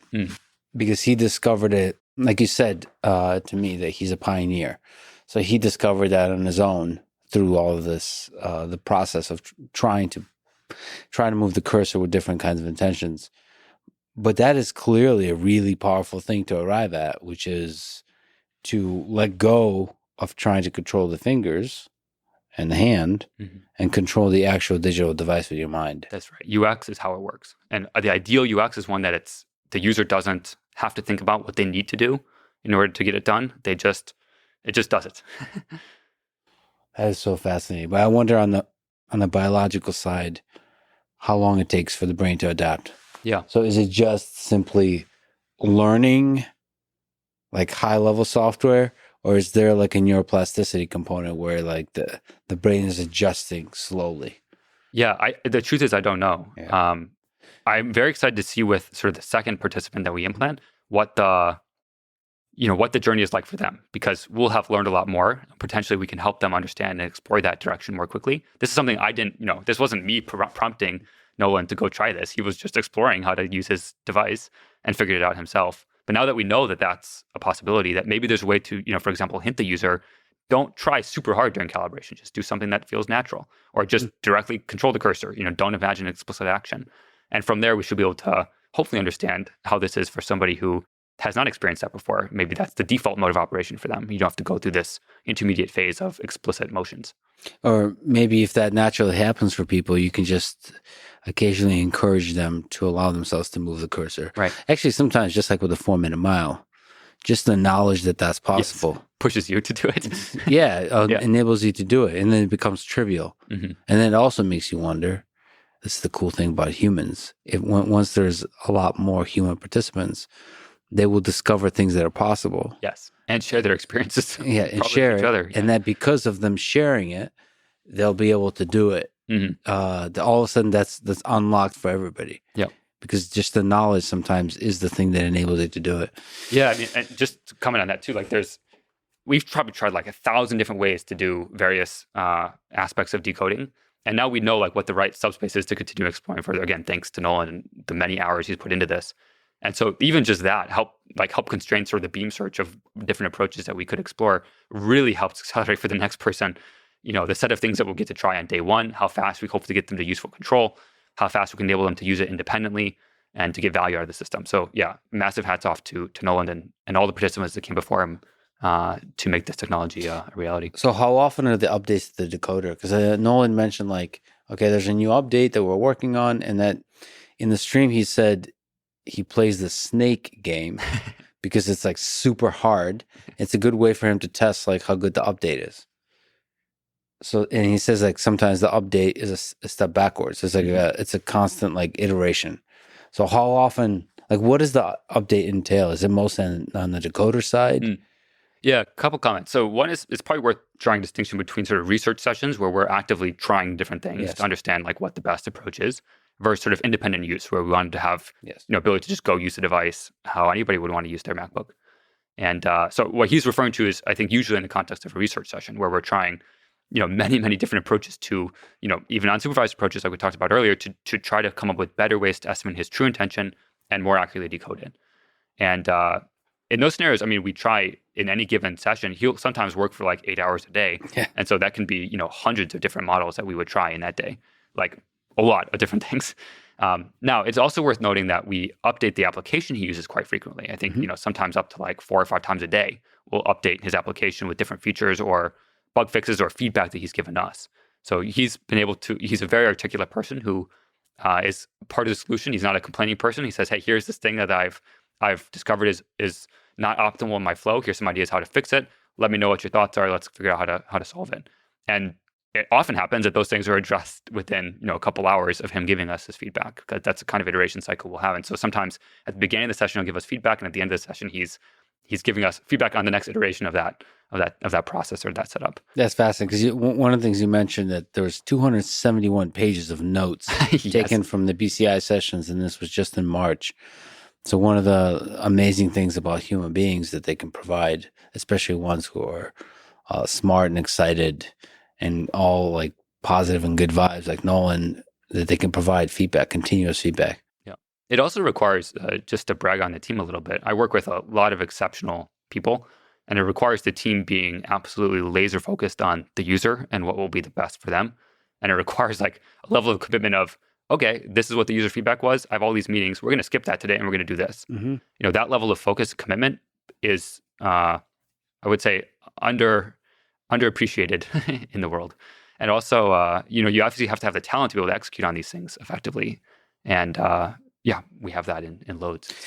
Yeah, and this is such a interesting space of UX design because there's so many unknowns here. And I can tell UX is difficult because of how many people do it poorly. It's just not a trivial thing. Yeah. It's also, UX is not something that you can always solve by just constant iterating on different things. Like sometimes you really need to step back and think globally, am I even in like the right sort of minima to be chasing down for a solution? Like there's a lot of problems in which sort of fast iteration cycle is the predictor of how successful you will be. As a good example, like in an RL simulation, for example, the more frequently you get reward, the faster you can progress. It's just an easier learning problem the more frequently you get feedback. But UX is not that way. I mean, users are actually quite often wrong about what the right solution is. And it requires a deep understanding of the technical system and what's possible, combined with what the problem is you're trying to solve. Not just how the user expressed it, but what the true underlying problem is to actually get to the right place. Yeah, that's the old like stories of Steve Jobs, like rolling in there, like, yeah, the user is a useful signal, but it's not a perfect signal. And sometimes you have to remove the floppy disk drive or whatever. I forgot all the crazy stories of Steve Jobs, like making wild design decisions. Mm-hmm. But some of it is aesthetic. That some of it is about the love you put into the design, which is very much a Steve Jobs, Johnny Ive type thing. But when you have a human being using their brain to interact with it, it also is deeply about function. It's not just aesthetic. Yep. And that you have to empathize with a human being before you while not always listening to them directly. Like you have to deeply empathize. It's fascinating. It's really, really fascinating. And at the same time, iterate, right? But not iterate in small ways. Sometimes a complete... like rebuilding the design. He said that Noland said in the early days the UX sucked, but you improved quickly. Yeah. What was that journey like? Yeah, I mean, I'll give one concrete example. So he really wanted to be able to read manga. This is something that it sounds like a simple thing, but it's actually a really big deal for him. And he couldn't do it with this mouse stick. It wasn't accessible. You can't scroll with the mouse stick on his iPad on the website that he wanted to be able to use to read the newest manga. And so might be a good quick pause to say the mouth stick is the thing he's using, holding a stick in his mouth to scroll on a tablet. Right. Yeah. It's basically, you can imagine it's a stylus that you hold between your teeth. Yeah. It's basically a very long stylus. And it's exhausting. It hurts and it's inefficient. Yeah. And maybe it's also worth calling out, there are other alternative assistive technologies, but the particular situation Noland's in, and this is not uncommon, and I think it's also not well understood by folks, is that, he's relatively spastic, so he'll have muscle spasms from time to time. And so any assistive technology that requires him to be positioned directly in front of a camera, for example, an eye tracker, or anything that requires him to put something in his mouth, just is a no-go, because he'll either be shifted out of frame when he has a spasm, or if he has something in his mouth, it'll stab him in the face, if he spasms too hard. So these kind of considerations are important when thinking about what advantages a BCI has in someone's life. If it fits ergonomically into your life in a way that you can use it independently when your caretaker's not there, wherever you want to, either in the bed or in the chair, depending on, your comfort level and your desire to have pressure sores. All these factors matter a lot in how good the solution is in that user's life. So one of these very fun examples is scroll. So again, manga is something he wanted to be able to read, and there's many ways to do scroll with the BCI. You can imagine like different gestures, for example, the user could do that would move the page. But scroll is a very fascinating control surface because it's a huge thing on the screen in front of you. Mhm. So any sort of jitter in the model output, any sort of error in the model output causes like an earthquake on the screen. Like you really don't want to have your manga page that you're trying to read be shifted up and down a few pixels just because your scroll decoder is not completely accurate. And so this was an example where we had to figure out how to formulate the problem in a way that the errors of the system, whenever they do occur, and we'll do our best to minimize them, but whenever those errors do occur, that it doesn't interrupt the qualia, again, of the experience that the user is having. It doesn't interrupt their flow of reading their book.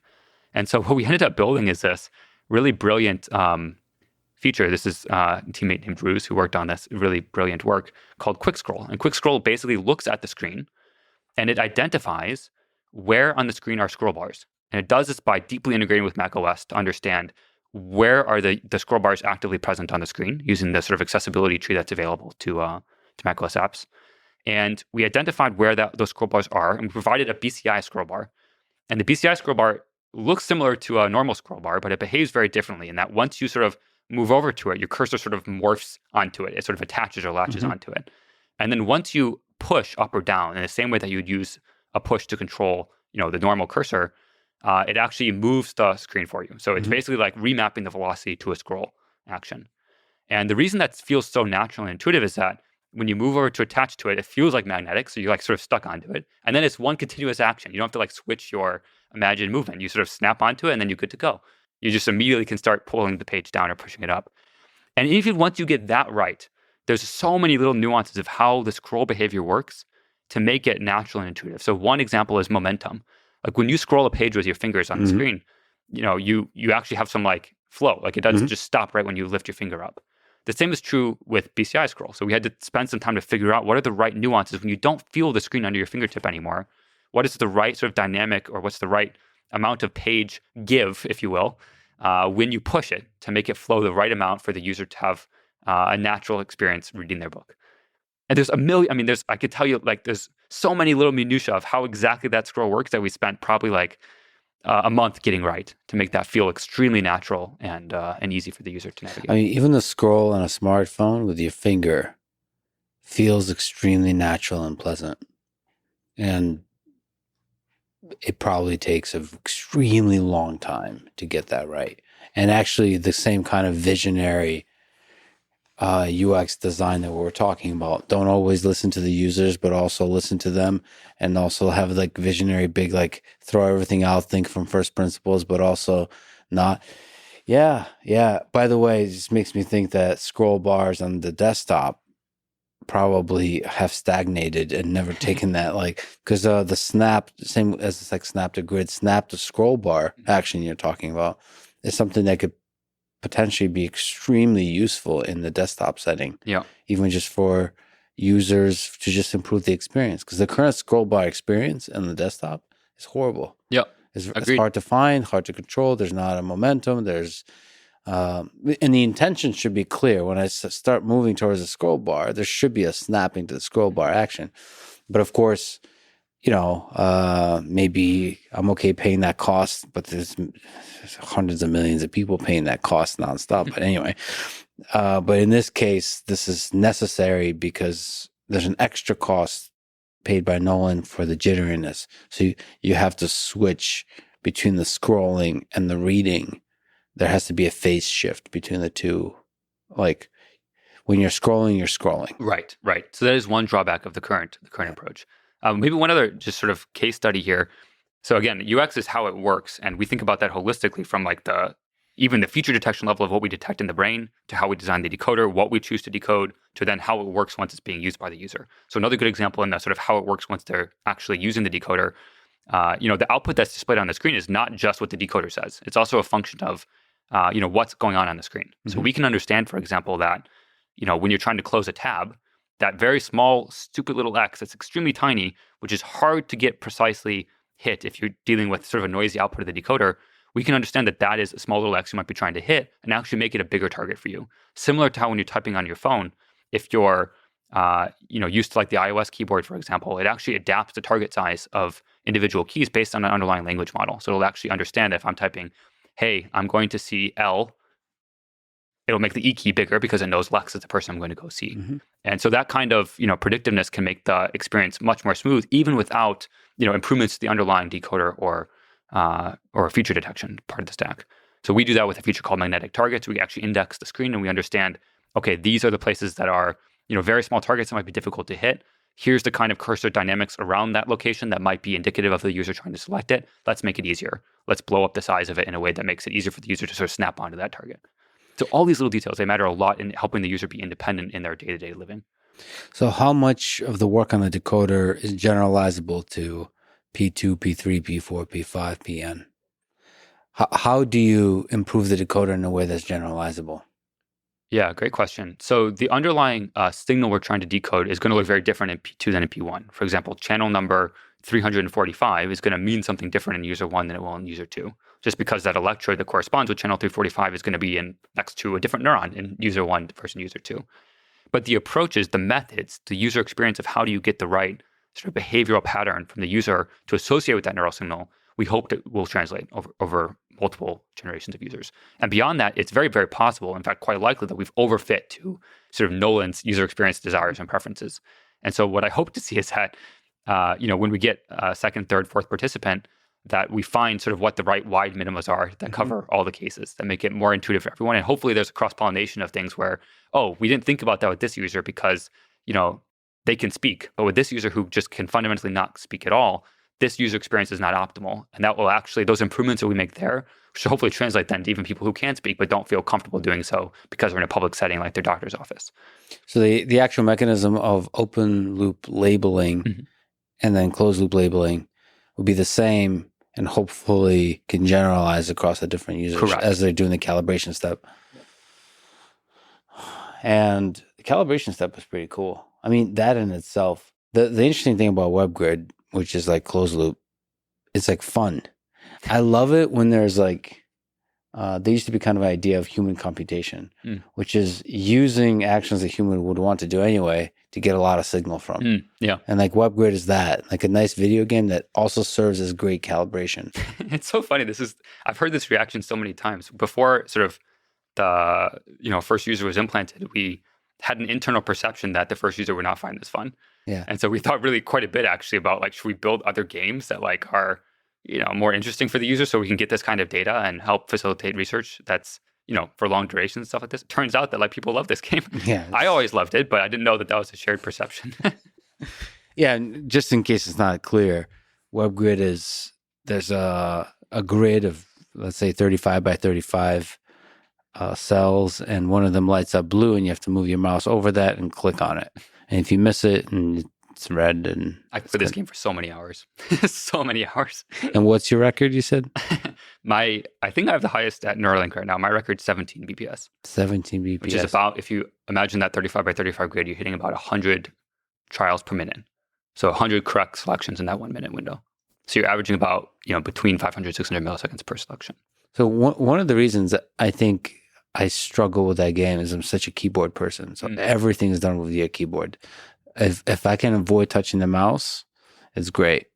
So how can you explain your high performance? I have like a whole ritual I go through when I play Webgrid. So there's actually like a diet plan associated with this. Like it's a whole thing.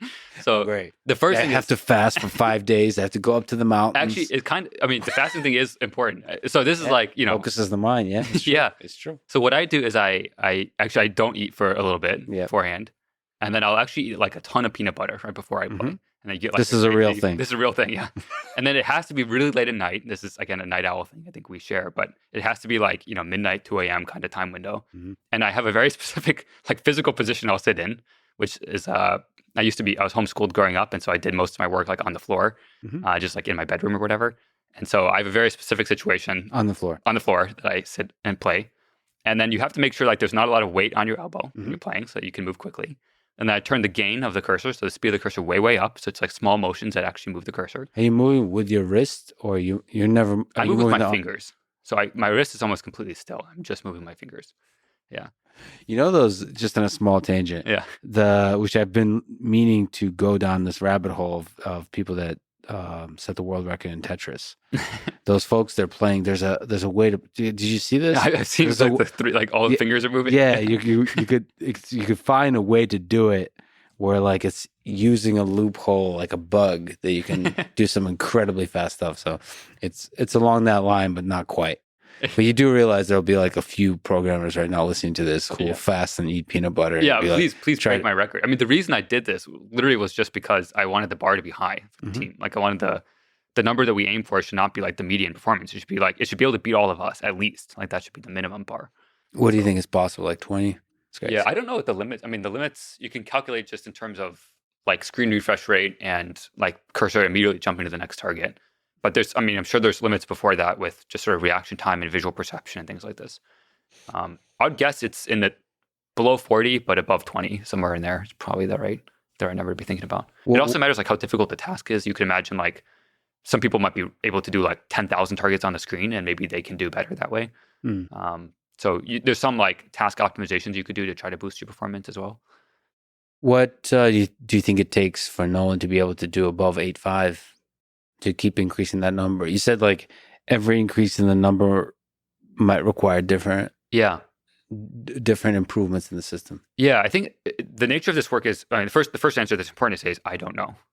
This is, edge of the research. So again, nobody's gotten to that number before. So what's next is going to be a heuristic, a guess from my part. What we've seen historically is that different parts of the stack become bottlenecks at different time points. So, when I first joined Neuralink like 3 years ago or so, one of the major problems was just the latency of the Bluetooth connection. It was just like the radio on the device wasn't super good. It was an earlier version of the implant. And it just like, no matter how good your decoder was, if your thing is updating every 30 milliseconds or 50 milliseconds, it's just going to be choppy. And no matter how good you are, that's going to be frustrating and lead to challenges. So, at that point, it was very clear that the main challenge is just get the data off the device in a very reliable way such that you can enable the next challenge to be tackled. And then at some point it was, actually the modeling challenge of how do you just build a good mapping, like the supervised learning problem of you have a bunch of data and you have a label you're trying to predict. Just what is the right like neural decoder architecture and hyperparameters to optimize that? And that was a problem for a bit. And once you solved that, it became a different bottleneck. I think the next bottleneck after that was actually just sort of software stability and reliability. If you have widely varying sort of inference latency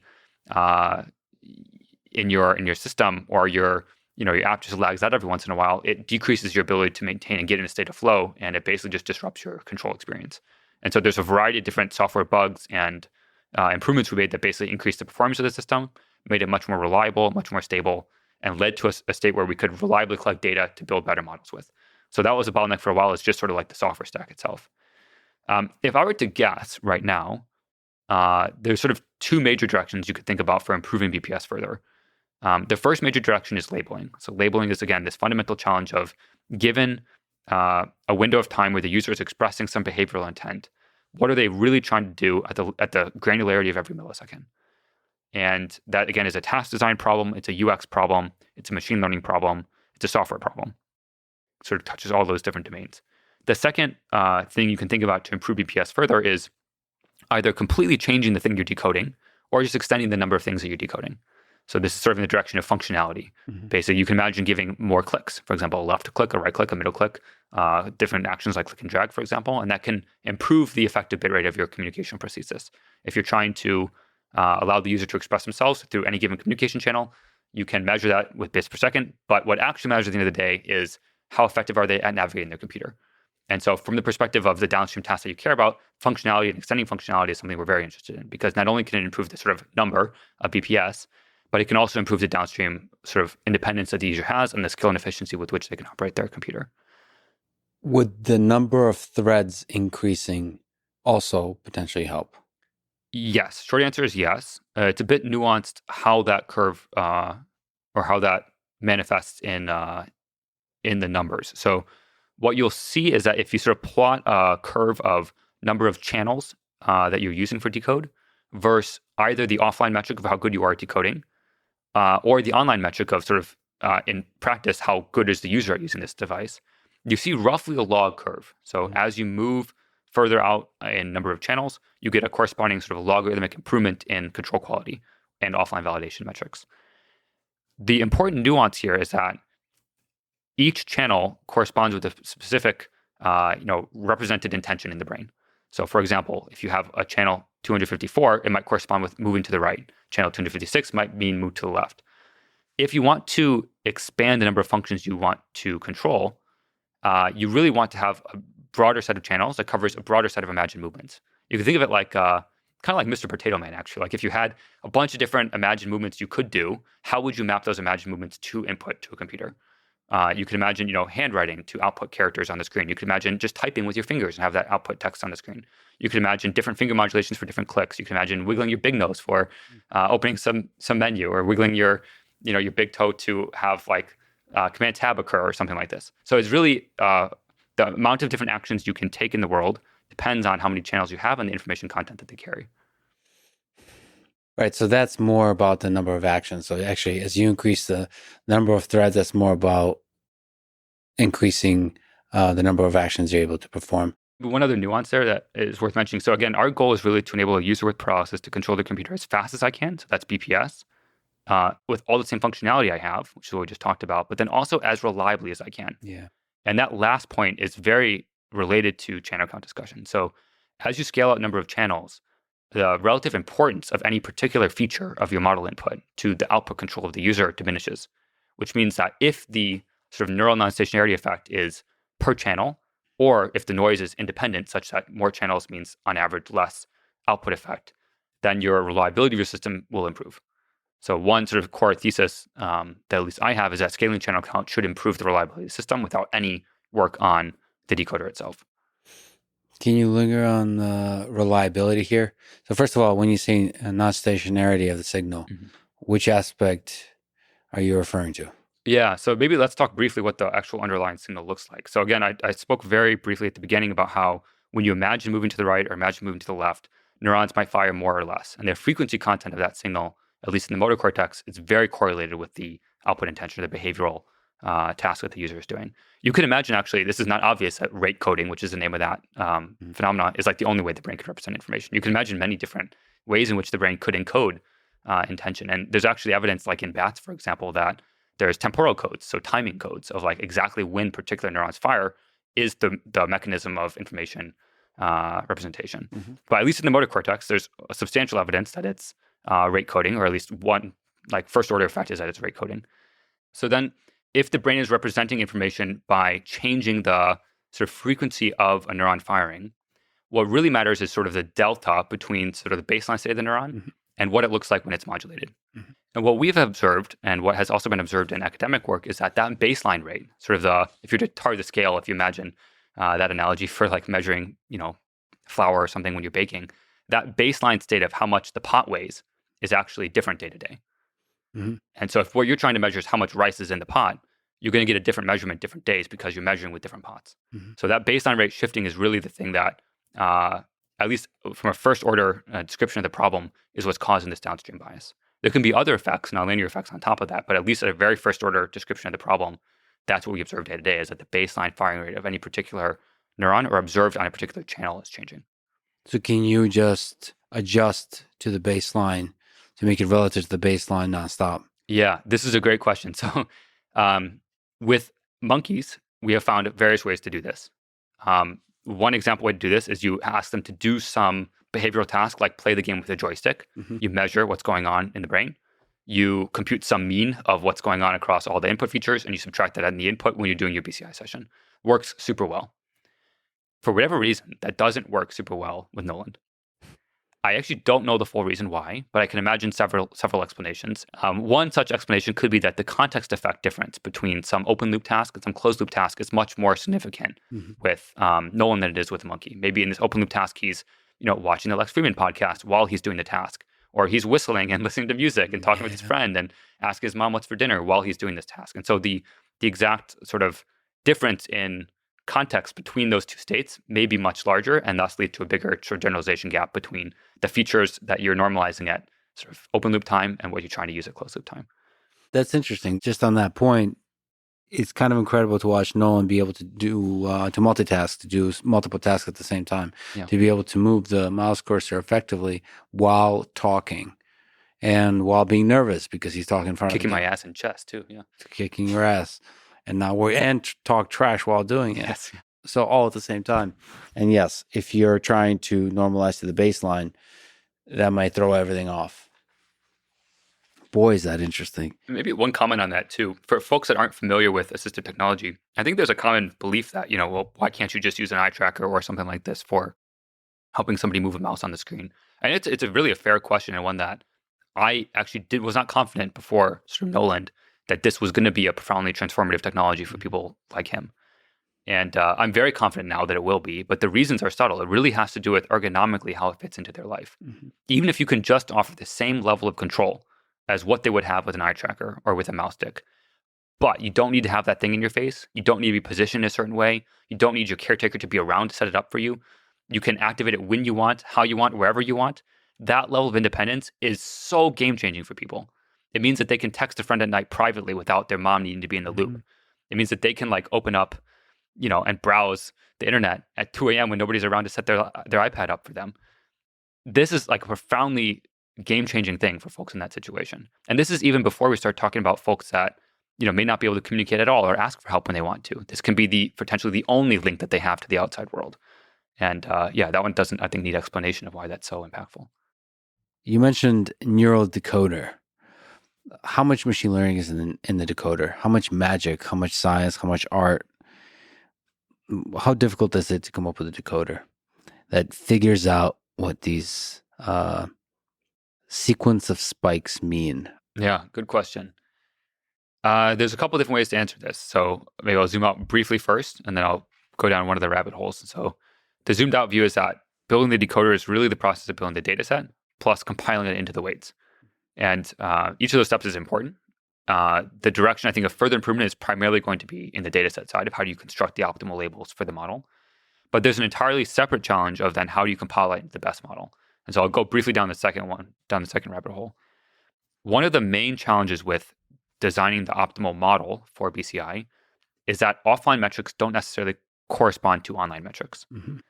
It's fundamentally a control problem. The user is trying to control something on the screen, and the exact sort of user experience of how you output the intention impacts their ability to control.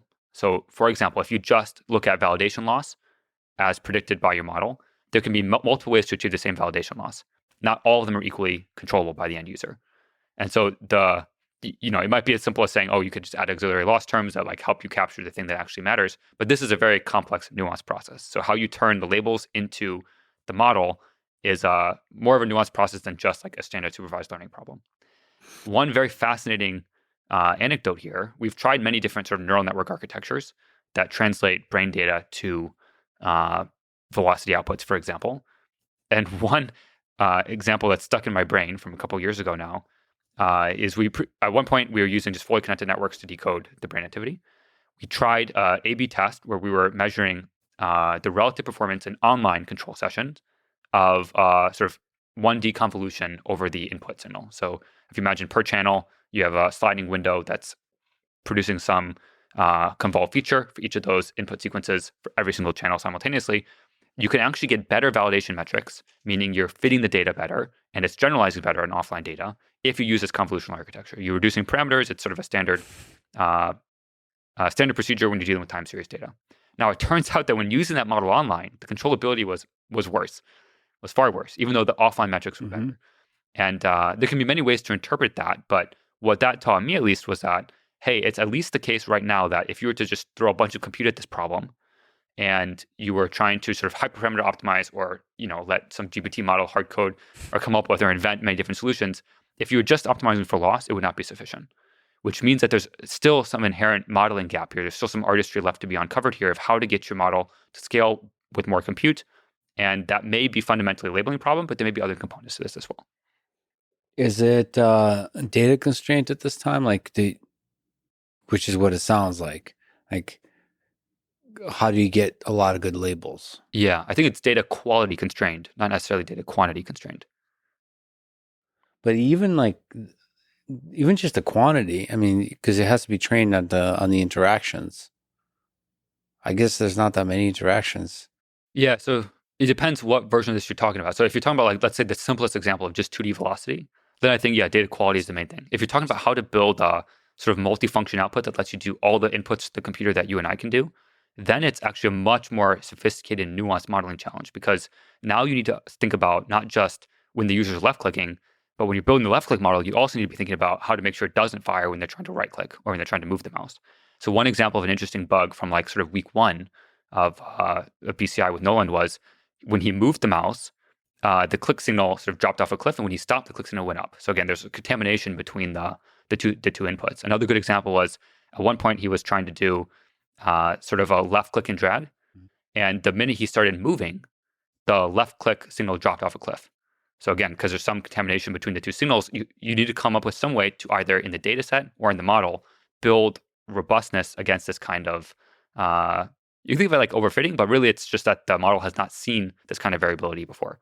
So you need to find some way to help the model with that. This is super cool because it feels like all of this is very solvable, but it's hard. Yes, it is fundamentally an engineering challenge. This is important to emphasize, and it's also important to emphasize that it may not need fundamentally new techniques, which means that people who work on, let's say, unsupervised speech classification using CTC loss, for example, with internal to Siri, they could potentially have very applicable skills to this. So what things are you excited about in the future development of the software stack on the Neuralink? So everything we've been talking about, the decoding, the UX. I think there's some I'm excited about, like something I'm excited about from the technology side, and some I'm excited about for understanding how this technology is going to be best situated for entering the world. So I'll work backwards. On the technology entering the world side of things, I'm really excited to understand how this device works for folks that cannot speak at all, that have no ability to sort of bootstrap themselves into useful control by voice command, for example, and are extremely limited in their current capabilities.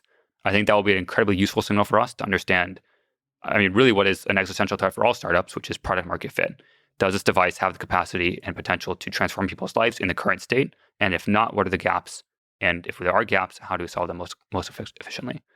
So that's what I'm very excited about for the next sort of year or so of clinical trial operations. On the technology side, I'm quite excited about basically everything we're doing. I think it's going to be awesome. The most prominent one I would say is scaling channel count. So right now we have a 1,000 channel device. The next version will have between 3,000 and 6,000 channels, and I would expect that curve to continue in the future. And it's unclear what set of problems will just disappear completely at that scale, and what set of problems will remain and require further focus. And so I'm excited about the clarity of gradient that gives us in terms of the user experience that we choose to focus our time and resources on, and also in terms of the even things as simple as non-stationarity. Like, does that problem just completely go away at that scale? Or do we need to come up with new creative UXs still, even at that point?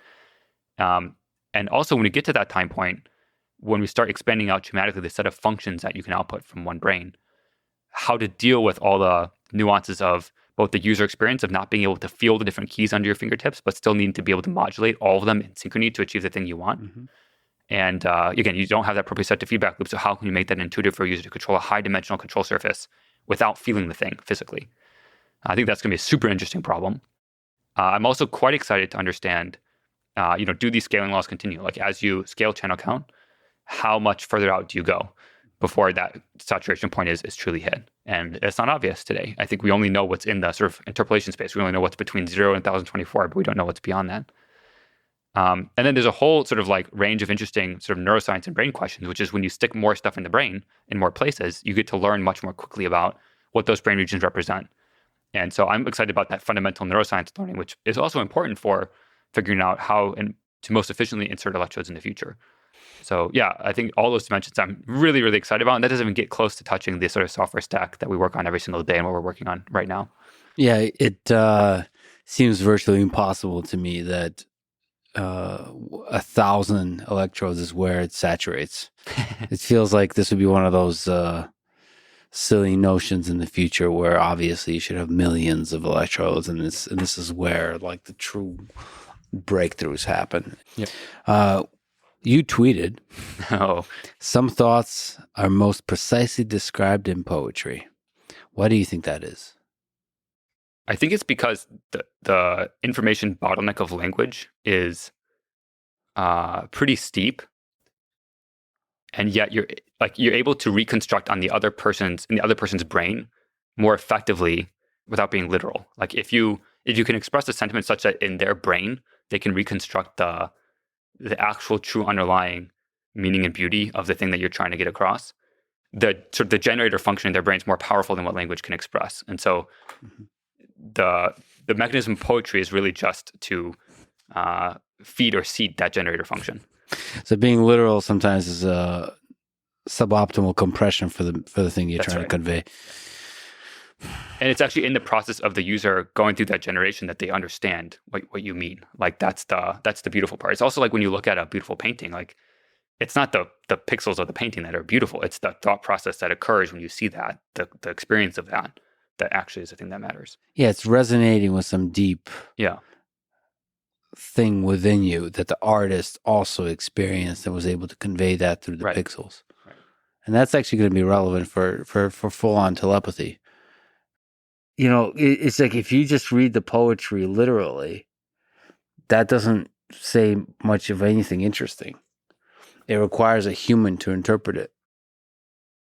So it's the combination of the human mind and all the experiences the human being has within the context of the collective intelligence of the human species that makes that poem make sense. And they load that in. And so in that same way, the signal that carries from human to human meaning may seem trivial, but may actually carry a lot of power because of the complexity of the human mind on the receiving end. Yeah, that's interesting. Poetry still doesn't. Who was it? I think Yoshibaka first partial said something about all the people that think we've achieved AGI explain why humans like music.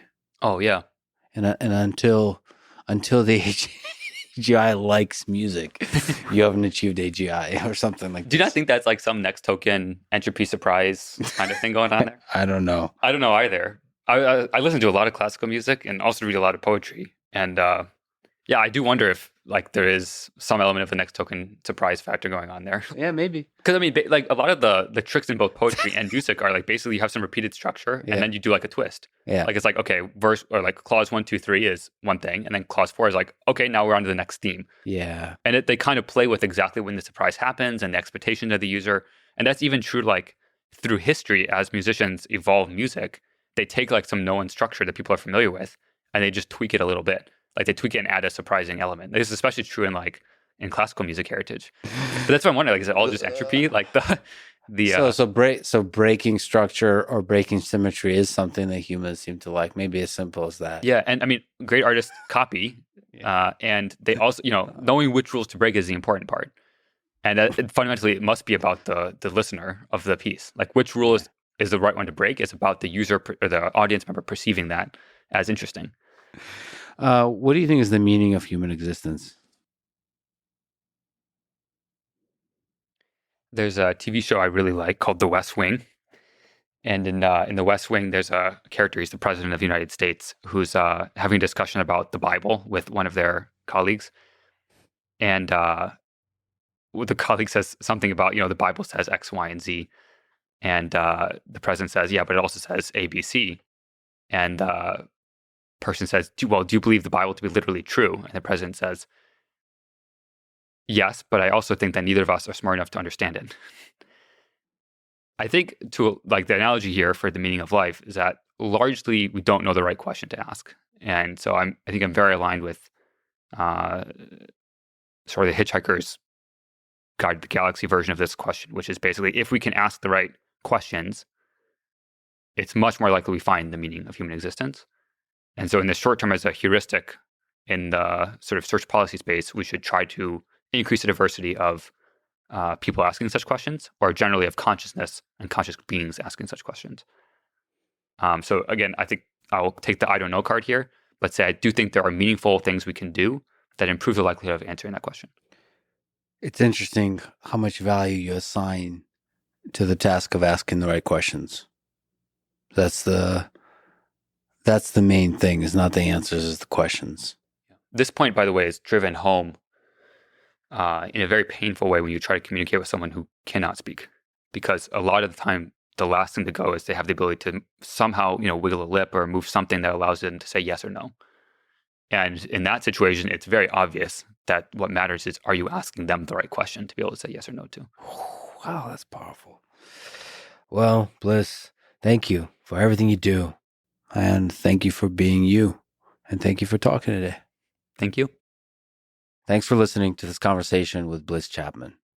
And now, dear friends, here's Noland Arbaugh, the first human being to have a Neuralink device implanted in his brain. You had a diving accident in 2016 that left you paralyzed with no feeling from the shoulders down. How did that accident change your life? It was sort of a freak thing that happened. Imagine you're running into the ocean. Although this is a lake, but you're running into the ocean and you get to about waist high, and then you kind of like dive in, take the rest of the plunge under the wave or something. That's what I did. And then I just never came back up. Not sure what happened. I did it running into the water with a couple of guys. And so my idea of what happened is really just that I took like a stray fist, elbow, knee, foot, something to the side of my head. The left side of my head was sore for about a month afterwards. So must have taken a pretty big knock. And then they both came up and I didn't. And so I was face down in the water for a while. I was conscious. And then eventually just, realized I couldn't hold my breath any longer. And I keep saying took a big drink. People, I don't know if they like that I say that. It seems like I'm making light of it all, but it's just kind of how I am. And I don't know, like I'm a very relaxed, sort of stress-free person. I rolled with the punches for a lot of this. I kind of took it in stride. It's like, all right, well, what can I do next? How can I improve my life even a little bit? On a day-to-day basis at first, just trying to find some way to heal as much of my body as possible, to try to get healed, to try to get off a ventilator, learn as much as I could so I could somehow survive once I left the hospital. And then thank God I had like my family around me. If I didn't have my parents, my siblings, then I would have never made it this far. They've done so much for me, more than like I can ever thank them for, honestly. And a lot of people don't have that. A lot of people in my situation, their families either aren't capable of providing for them or honestly just don't want to. And so they get placed somewhere and, in some sort of home. So thankfully I had my family. I have a great group of friends, a great group of buddies from college who have all rallied around me, and we're all still incredibly close. People always say, if you're lucky, you'll end up with one or two friends from high school that you keep throughout your life. I have about 10 or 12 from high school that have all stuck around, and we still get together, all of us, twice a year. We call it the spring series and the fall series. This last one we all did, we dressed up like X-Men. So I did a Professor Xavier, and it was freaking awesome. It was so good. So yeah, I have such a great support system around me. And so, being a quadriplegic isn't that bad. I get waited on all the time. People bring me food and drinks, and I get to sit around and watch as much TV and movies and anime as I want. I get to read as much as I want. I mean, it's great. It's beautiful to see that you see the silver lining in all of this. But just going back, do you remember the moment when you first realized you're paralyzed from the neck down? Yep. I was face down in the water. Right when something hit my head, I tried to get up and I realized I couldn't move, and it just sort of clicked. I'm like, all right, I'm paralyzed, can't move. What do I do? If I can't get up, I can't flip over, can't do anything, then I'm going to drown eventually. And I knew I couldn't hold my breath forever. So I just held my breath and thought about it for maybe 10, 15 seconds. I've heard from other people that, like, onlookers, I guess, the two girls that pulled me out of the water were two of my best friends. They are lifeguards. And one of them said that it looked like my body was sort of shaking in the water, like I was trying to flip over and stuff. But I knew immediately. And I just I realized that that's like what my situation was from here on out. Maybe if I got to the hospital, they'd be able to do something. When I was in the hospital, like right before surgery, I was trying to calm one of my friends down. I had like brought her with me from college to camp, and she was just bawling over me. And I was like, "Hey, it's gonna be fine. Like, don't worry." I was cracking some jokes to try to lighten the mood. The nurse had called my mom, and I was like, "Don't tell my mom. She's just gonna be stressed out. Call her after I'm out of surgery, because at least she'll have some answers then, like whether I live or not, really." And I didn't want her to be stressed through the whole thing, but I knew. And then when I first woke up after surgery, I was super drugged up. They had me on fentanyl like 3 ways, which was awesome. I don't recommend it, but I saw some crazy stuff on that fentanyl, and it was still the best I've ever felt on drugs. Medication, sorry, on medication. And I remember the first time I saw my mom in the hospital, I was just bawling. I had like ventilator in, like I couldn't talk or anything.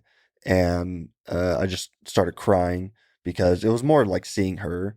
Not that, I mean, the whole situation obviously was pretty rough, but it was just like seeing her face for the first time was pretty hard. But yeah, I never had like a moment of, man, I'm paralyzed. This sucks. I don't want to like be around anymore. It was always just, I hate that I have to do this, but like sitting here and wallowing isn't going to help. So immediate acceptance. Yeah. Yeah.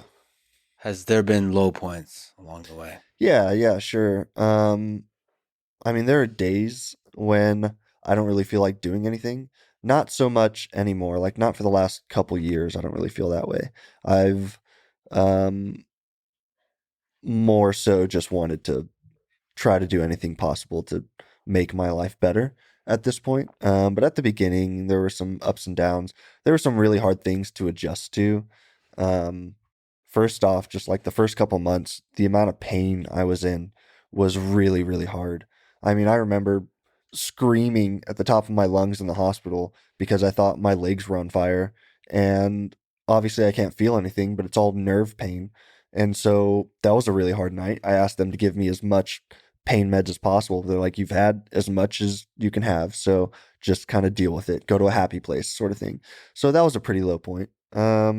And then every now and again, it's hard, like realizing things that I wanted to do in my life that I won't be able to do anymore.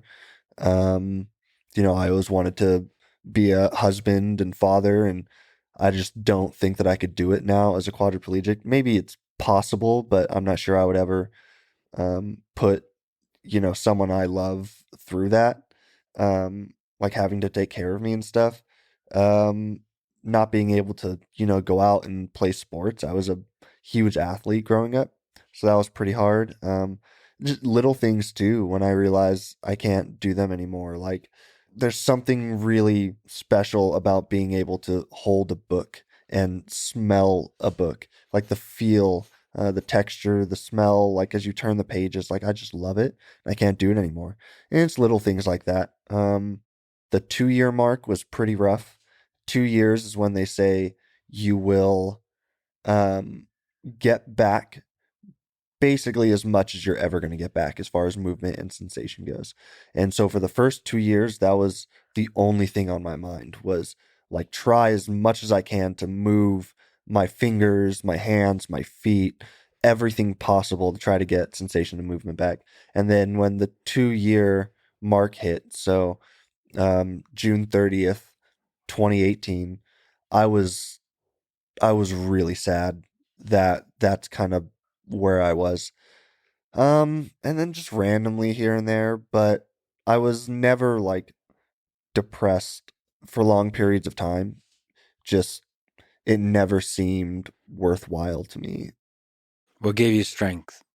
My faith in God was a big one. My understanding that it was all for a purpose, and even if that purpose wasn't anything involving Neuralink, even if that purpose was, you know, there's a story in the Bible about Job, and I think it's a really, really popular story about how Job, has all of these terrible things happen to him, and he praises God throughout the whole situation. I thought, and I think a lot of people think for most of their lives, that they are Job, that they're the ones going through something terrible, and they just need to, praise God through the whole thing, and everything will work out. At some point after my accident, I realized that I might not be Job, that I might be, one of his children that gets killed or kidnapped or taken from him. And so it's about terrible things that happen to those around you who you love. So maybe, in this case, my mom would be Job, and she has to get through something extraordinarily hard.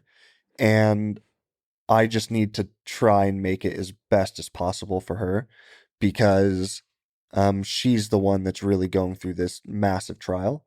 And that gave me a lot of strength. And obviously my family and my friends, they give me all the strength that I need on a day-to-day basis. So it makes things a lot easier having that great support system around me.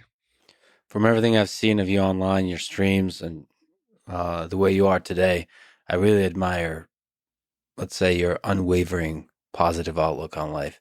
Has that always been this way? Yeah. I've just always thought I could do anything I ever wanted to do. There was never anything too big. Like whatever I set my mind to, I felt like I could do it. I didn't want to do a lot. I wanted to like travel around and be sort of like a gypsy and like go work odd jobs. I had this dream of traveling around Europe and being like, I don't know, a shepherd in like Wales or Ireland, and then going and being a fisherman in Italy, doing all of these things for like a year. Like it's such like cliche things, but I just thought it would be so much fun to go and travel and do different things. And so I've always just seen the best in people around me too. And I've always tried to be good to people. And growing up with my mom too, she's like the most positive, energetic person in the world. And we're all just people. Like, I just get along great with people. I really enjoy meeting new people. And so I just wanted to do everything. This is just kind of just how I've been. It's just great to see that cynicism didn't take over, given everything you've been through. Yeah. That's was that like a deliberate choice you made, that you're not going to let this keep you down? Yeah, a bit. Also, like it's just kind of how I am. I just, like I said, I roll with the punches with everything. I always used to tell people, like, I don't stress about things much. And whenever I'd see people getting stressed, I would just say, like it's not hard. Just don't stress about it. And like that's all you need to do. And they're like, that's not how that works. I'm like, it works for me. Like, just don't stress and everything will be fine. Like, everything will work out. Obviously, not everything always goes well, and it's not like it all works out for the best all the time. But I just don't think stress has had any place in my life since I was a kid. What was the experience like of you being selected to be the first human being to have a Neuralink device implanted in your brain? Were you scared? Excited? No, it was cool. Like I was never afraid of it. I had to think through a lot. Should I do this? Like be the first person? I could wait until number 2 or 3 and get a better version of the Neuralink. Like the first one might not work. Maybe it's actually gonna kind of suck. it's going to be the worst version ever in a person. So why would I do the first one? Like, I've already kind of been selected. I could just tell them, like, okay, find someone else, and then I'll do number 2 or 3. Like, I'm sure they would let me. They're looking for a few people anyways. But ultimately, I was like, I don't know. There's something about being the first one to do something. It's pretty cool. I always thought that if I had the chance that I would like to do something for the first time, this seemed like a pretty good opportunity. And I was never scared. I think my like faith had a huge part in that. I always felt like God was preparing me for something. I almost wish it wasn't this, because I had many conversations with God about not wanting to do any of this as a quadriplegic.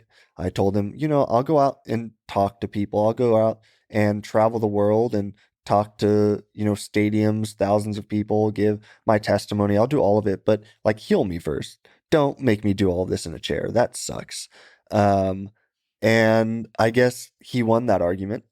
I didn't really have much of a choice. I always felt like there was something going on. And to see how, I guess, easily I made it through the interview process and how quickly everything happened, how the stars sort of aligned with all of this, it just told me, like, as the surgery was getting closer, it just told me that, it was all meant to happen. It was all meant to be. And so I shouldn't be afraid of anything that's to come. And so I wasn't. I kept telling myself, like, you say that now, but as soon as the surgery comes, you're probably going to be freaking out. Like, you're about to have brain surgery, and brain surgery is a big deal for a lot of people, but it's a even bigger deal for me. Like, it's all I have left. The amount of times I've been like, thank you, God, that you didn't take my brain and my personality and my ability to think, my like love of learning, like my character, everything. Like, thank you so much. Like, as long as you left me that, then I think I can get by. And I was about to let people go, like, root around in there, like, hey, we're gonna go like put some stuff in your brain, like, hopefully it works out. And so it was something that gave me pause. But like I said, how smoothly everything went, I never expected for a second that anything would go wrong. Plus, the more people I met on the Barrows side and on the Neuralink side, they're just the most impressive people in the world. Like, I can't speak enough to how much I trust these people with my life and how impressed I am with all of them. And to see the excitement on their faces, to like walk into a room and roll into a room and see all of these people looking at me like, we're so excited. Like, we've been working so hard on this and it's finally happening. It's super infectious. And it just makes me want to do it even more and to help them achieve their dreams. Like, I don't know, it's so rewarding, and I'm so happy for all of them, honestly. What was the day of surgery like? What's when did you wake up? What did you feel? Yeah. Minute by minute. Yeah. Were you freaking out? No. I thought I was going to, but as surgery approached the night before, the morning of, I was just excited. Like, I was like, let's make this happen. I think I said that, something like that to Elon on the phone. Beforehand, we were like FaceTiming, and I was like, let's rock and roll. And he's like, let's do it. I don't know. I wasn't scared. So we woke up. I think we had to be at the hospital at like 5:30 a.m. I think surgery was at like 7 a.m. So we woke up pretty early. I'm not sure much of us slept that night. Um, got to the hospital 5:30, went through like all the pre-op stuff. Everyone was super nice. Elon was supposed to be there in the morning, but something went wrong with his plane, so we ended up FaceTiming. That was cool. Had one of the greatest one-liners of my life after that phone call. Hung up with him. There were like 20 people around me, and I was like, I just hope he wasn't too starstruck talking to me. Nice. And yeah, Well it was done. good. Well done. Yeah. Did you write that ahead of time? No, or it just no, came it to you? just came to me. I was like, this seems Nice. right, Went into surgery. I asked if I could pray right beforehand, so I like prayed over the room. I asked God if he would like be with my mom in case anything happened to me, and just to like calm her nerves out there. Woke up, played a bit of a prank on my mom. I don't know if you've heard about it. Yeah, I read about it. Yeah, she was not happy. Can you take me through the prank? And, Yeah, this is do something. you regret doing that now? No, Or is it- no, not one bit. It was something I had talked about ahead of time with my buddy Bane. I was like, I would really like to play a prank on my mom. Very specifically my mom. She's very gullible. I think she had knee surgery once even, and after she came out of knee surgery, she was super groggy. She's like, I can't feel my legs. And my dad looked at her. He was like, you don't have any legs. Like they had to amputate both your legs. And we just do very mean things to her all the time. Yes. I'm so surprised that she still loves us. But right after surgery, I was really worried that I was going to be too like groggy, like not all there. I had had anesthesia once before, and it messed me up. Like I could not function for a while afterwards, and I like said a lot of things that I was really worried that I was gonna start, I don't know, like dropping some bombs, and I wouldn't even know, I wouldn't remember. So I was like, please God, don't let that happen, and please let me be there enough to do this to my mom. And so she walked in after surgery. It was like the first time they had been able to see me after surgery, and she just looked at me. She said, "Hi, like, how are you? How are you doing? How do you feel?" And I looked at her, and this very, I think the anesthesia helped, very like groggy, sort of confused look on my face. It's like, who are you? And she just started looking around the room, like at the surgeons, at the doctors, like, what did you do to my son? Like, you need to fix this right now. Tears started streaming. I saw how much she was freaking out. I was like, I can't let this go on. And so I was like, Mom, I'm fine. Like, it's all right. And still, she was not happy about it. She still says she's going to get me back someday, but I mean, I don't know what that's going to look like. It's a But I think- lifelong battle. Yeah. Yeah. But it was good. In some sense, it was a demonstration that you still got. That's still all got I that wanted it sense to of be. humor. That's all I wanted it to be. And I knew that doing something super mean to her like that would show There's her. actually a that- way Yeah. to show that you're still there, that you love her. Yeah, exactly. It's a Exactly. dark way to do it, but I love it. Yeah. What was the first time you were able to feel that you can use the Neuralink device to affect the world around you? Yeah.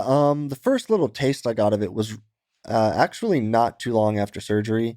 Some of the Neuralink team had brought in like a little iPad, a little tablet screen, and they had put up 8 different channels and that were recording some of my neuron spikes.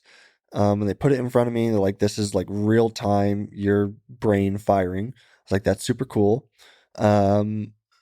My first thought was, I mean, if they're firing now, let's see if I can affect them in some way. So I started trying to like wiggle my fingers, and I just started like scanning through the channels. And one of the things I was doing was like moving my index finger up and down. And I just saw this yellow spike on like top row, like third box over or something. I saw this yellow spike every time I did it. And I was like, oh, that's cool. And everyone around me was just like, what are you seeing? I was like, look at this one. Look at like this top row, third box over, this yellow spike. Like that's me right there. And everyone was freaking out. They started like clapping. Mhm. I was like, that's super unnecessary. Like That's this is what's awesome, though. supposed to happen, right? Like, So you're imagining yourself moving each individual finger one at a time, yeah. and then seeing like that you can notice something. And then when you did Just- the index finger, you're like, oh, Yeah, Cool. I was wiggling kind of all of my fingers to see if anything would happen. There was a lot of other things going on, but that big yellow spike was the one that stood out to me. Like I'm sure that if I would have stared at it long enough, I could have mapped out maybe 100 different things, but the big yellow spike was the one that I noticed. maybe you could speak to what it's like to sort of wiggle your fingers, to like to imagine that the mental, the cognitive effort required to sort of wiggle your index finger, for example. How easy is that to do? Pretty easy for me. It's something that at the very beginning after my accident, they told me to try and move my body as much as possible, even if you can't. Just keep trying, because that's going to create new like neural pathways or pathways in my spinal cord to like reconnect these things, to hopefully regain some movement someday. That's fascinating. Yeah, I know it's bizarre, but So that's part of the recovery process, is It to is. keep trying to move your body, Yep. and Every that's day as much as you can. And the nervous system does its thing. It Yeah. starts reconnecting. It'll start reconnecting. For some people. Some people it never works. Some people they'll do it. Like for me, I got some bicep control back, and that's about it. I can, if I try enough, I can wiggle some of my fingers, not like on command. It's more like if I try to move, say, my right pinky, and I just keep trying to move it, after a few seconds, it'll wiggle. So I know there's stuff there. Like I know, like, and that happens with a few different of my fingers and stuff. But yeah, that's what they tell you to do. One of the people at the time when I was in the hospital came in and told me, for one guy who had recovered most of his control, what he thought about every day was actually walking, like the act of walking, just over and over again. So I tried that for years. I tried just imagining walking, which is, it's hard. It's hard to imagine like all of the steps that go into, well, taking a step, like all of the things that have to move, like all of the activations that have to happen along your leg in order for one step to occur. But you're not just imagining, you're like doing it, right? I'm trying, yeah. Right. So it's like, it's imagining over again what I had to do to take a step, because it's not something any of us think about. You want to walk and you take a step. You don't think about all of the different things that are going on in your body. So I had to recreate that in my head as much as I could, and then I practice it over and over and over. So it's not like a third person perspective, it's a first person perspective. You're like, it's not like you're imagining yourself walking. You're like literally doing this, everything, all the same stuff as if you're walking. Yeah. Which was hard. It was hard at the beginning. Like frustrating hard, or like actually cognitively hard? Like which way? It was both. There's a scene in one of the Kill Bill movies, actually, oddly enough, where she is like paralyzed, I don't know, from like a drug that was in her system, and then she like finds some way to get into the back of a truck or something, and she stares at her toe and she says, move, like move your big toe. And after a few seconds on screen, she does it, and she did that with every one of her like body parts until she can move again. I did that for years. Just stared at my body and said, move your index finger, move your big toe. Sometimes vocalizing it like out loud, sometimes just thinking it. I tried every different way to do this to try to get some movement back. And it's hard because it actually is like taxing, like physically taxing on my body, which is something I would have never expected, because it's not like I'm moving, but it feels like there's a buildup of, I don't know, the only way I can describe it is there are like signals that aren't getting through from my brain down, because there's that gap in my spinal cord. So brain down, and then from my hand back up to the brain. And so it feels like those signals get stuck in whatever body part that I'm trying to move, and they just build up and build up and build up until they burst. And then once they burst, I get like this really weird sensation of everything sort of like dissipating back out to level, and then I do it again. It's also just like a fatigue thing, like a muscle fatigue, but without actually moving your muscles. It's very, very bizarre. And then, if you try to stare at a body part or think about a body part and move for 2, 3, 4, sometimes 8 hours, it's very taxing on your mind. It takes a lot of focus. It was a lot easier at the beginning because I wasn't able to like control a TV in my room or anything. I wasn't able to control any of my environment. So for the first few years, a lot of what I was doing was staring at walls. And so, obviously, I did a lot of thinking and I tried to move a lot, just over and over and over again. So you never gave up sort of hope there. No. Just training hard, essentially. Yep. And I still do it. I do it like subconsciously. And I think that that helped a lot with things with Neuralink, honestly. Yeah. It's something that I talked about the other day at the all hands that I did at Neuralink's Austin facility. Welcome to Austin, by the way. Yeah. Hey, thanks, man. I went to Nice school. hat. Hey, thanks, man. The Gigafactory was super cool. I went to school at Texas A&M, so I've been around before. So you should be saying welcome to me. Yeah. Welcome to Texas, Lex. Yeah. Yeah, I get you. But yeah, I was talking about how a lot of what they've had me do, especially at the beginning, well, I still do it now, is body mapping.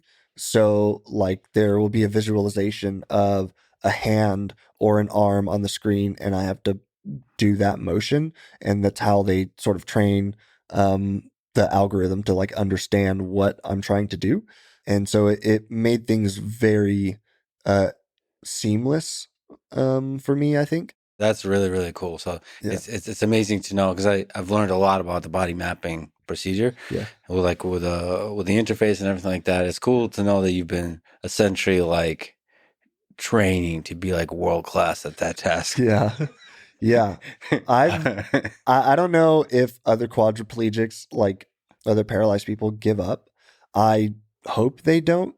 I hope they keep trying, because I've heard other paralyzed people say, like, don't ever stop. They tell you 2 years, but you just never know. You're the human body's capable of amazing things. So I've heard other people say, don't give up. Like I think one girl had spoken to me through some family members and said that she had been paralyzed, for 18 years, and she'd been trying to like wiggle her index finger for all that time, and she finally got it back like 18 years later. So like I know that it's possible, and I'll never give up doing it. I do it when I'm lying down like watching TV. I'll find myself doing it kind of just almost like on its own. It's just something I've gotten so used to doing that I don't know. I don't think I'll ever stop. That's really awesome to hear, because I think it's one of those things that can really pay off in the long term. Because like it is training, you're not visibly seeing the results of that training at the moment, but like there's that like Olympic level nervous system getting ready for something. Honestly was like something that I think Neuralink gave me that I can't thank them enough for. Like I can't show my appreciation for it enough, was being able to visually see that what I'm doing is actually having some effect. Yeah. It's a huge part of the reason why, like, I know now that I'm going to keep doing it forever. Because before Neuralink, I was doing it every day, and I was just assuming that things were happening. Like, it's not like I knew. I wasn't getting back any mobility or sensation or anything. So I could have been running up against a brick wall for all I knew. Mm-hmm. And with Neuralink, I get to see like all the signals happening real time. And I get to see that, what I'm doing can actually be mapped. When we started doing like click calibrations and stuff, when I go to click my index finger for a left click, that it actually recognizes that. Like it changed how I think about what's possible with like retraining my body to move. And so yeah, I'll never give up now. And also just the signal that there's still a powerhouse of a brain there that's like exactly. And as the technology develops, that brain that's the most important thing about the human body is the brain, and it can do a lot of the control. So what did it feel like when you first could wiggle the index finger and saw the environment respond, like that little thing where everybody was being way too dramatic according to you? Yeah, it was very cool. I mean, it was cool, but I keep telling this to people, it made sense to me. Like it made sense that, like there are signals still happening in my brain, and that as long as you had something near it that could measure those, that could record those, then you should be able to like visualize it in some way, like see it happen. And so that was not very surprising to me. I was just like, oh, cool. Like we found one, like we found something that works. It was cool to see that their technology worked, and that everything that they'd worked so hard for was like going to pay off. But I hadn't like moved a cursor or anything at that point. I hadn't like interacted with a computer or anything at that point. So it just made sense. It was cool. Like I didn't really know much about BCI at that point either. So I didn't know like what sort of step this was actually making. Like I didn't know if this was like a huge deal or if this was just like, okay, this is, it's cool that we got this far, but we're actually hoping for something like much better down the road. It's like, okay, I just thought that they knew that it turned on. So I was like, cool. Like this is cool. Well, did you like read up on the specs of the hardware you get installed, like the number of threads? Yeah, kind yeah, of I stuff? knew all of that, Okay. but it's all Greek to me. Like, I was like, okay, threads, 64 threads, 16 electrodes, 1024 channels. Okay, like that math checks out. Sounds right. Yeah, When was the first time you were able to move a mouse cursor? I know it must have been within the first maybe week or 2 weeks that I was able to like first move the cursor. And again, like it kind of made sense to me. Like it didn't seem like that big of a deal. Like it was like, okay, well, how do I explain this?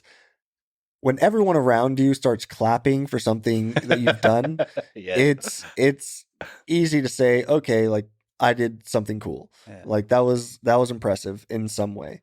What exactly that meant, what it was, hadn't really like set in for me. So again, I knew that me trying to move a body part, and then that being mapped in some sort of like machine learning algorithm to be able to identify like my brain signals and then take that and give me cursor control. That all kind of made sense to me. I don't know like all the ins and outs of it, but I was like, there are still signals in my brain firing. They just can't get through because there's like a gap in my spinal cord. And so they can't get all the way down and back up, but they're still there. So when I moved the cursor for the first time, I was like, that's cool, but I expected that should happen. Like it made sense to me. When I moved the cursor for the first time, with just my mind without like physically trying to move. So I guess I can get into that just a little bit, like the difference between attempted movement and imagined movement. Yeah, that's a fascinating difference. Yeah. Speak from one to the other. Yeah. So like attempted movement is me physically trying to attempt to move, say, my hand. I try to attempt to move my hand to the right, to the left, forward, and back. And that's all attempted. Attempt to, like lift my finger up and down, attempt to kick or something. I'm physically trying to do all of those things, even if you can't see it. Like this would be like me attempting to like shrug my shoulders or something. That's all attempted movement. That's what I was doing for the first couple of weeks when they were going to give me cursor control. When I was doing body mapping, it was attempt to do this, attempt to do that. When Near was telling me to like imagine doing it, it like kind of made sense to me, but it's not something that people practice. Like if you started school as a child and they said, okay, write your name with this pencil. And so you do that. Like, okay, now imagine writing your name with that pencil. Kids would think, like, I guess like that kind of makes sense. And they would do it. But that's not something we're taught. It's all like how to do things physically. We think about like thought experiments and things, but that's not like a physical action of doing things. It's more like what you would do in certain situations. So imagine movement, it never really connected with me. Like, I guess you could maybe describe it as like a professional athlete, like swinging a baseball bat or swinging like a golf club. Like imagine what you're supposed to do, but then you go right to that and physically do it. Like then you get a bat in your hand and then you do what you've been imagining. And so I don't have that like connection.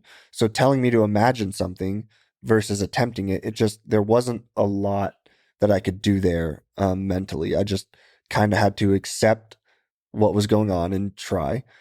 But the attempted moving thing, it all made sense to me. Like if I try to move, then there's a signal being sent in my brain. And as long as they can pick that up, then they should be able to map it to what I'm trying to do. And so when I first moved the cursor like that, it was just like, yes, this should happen.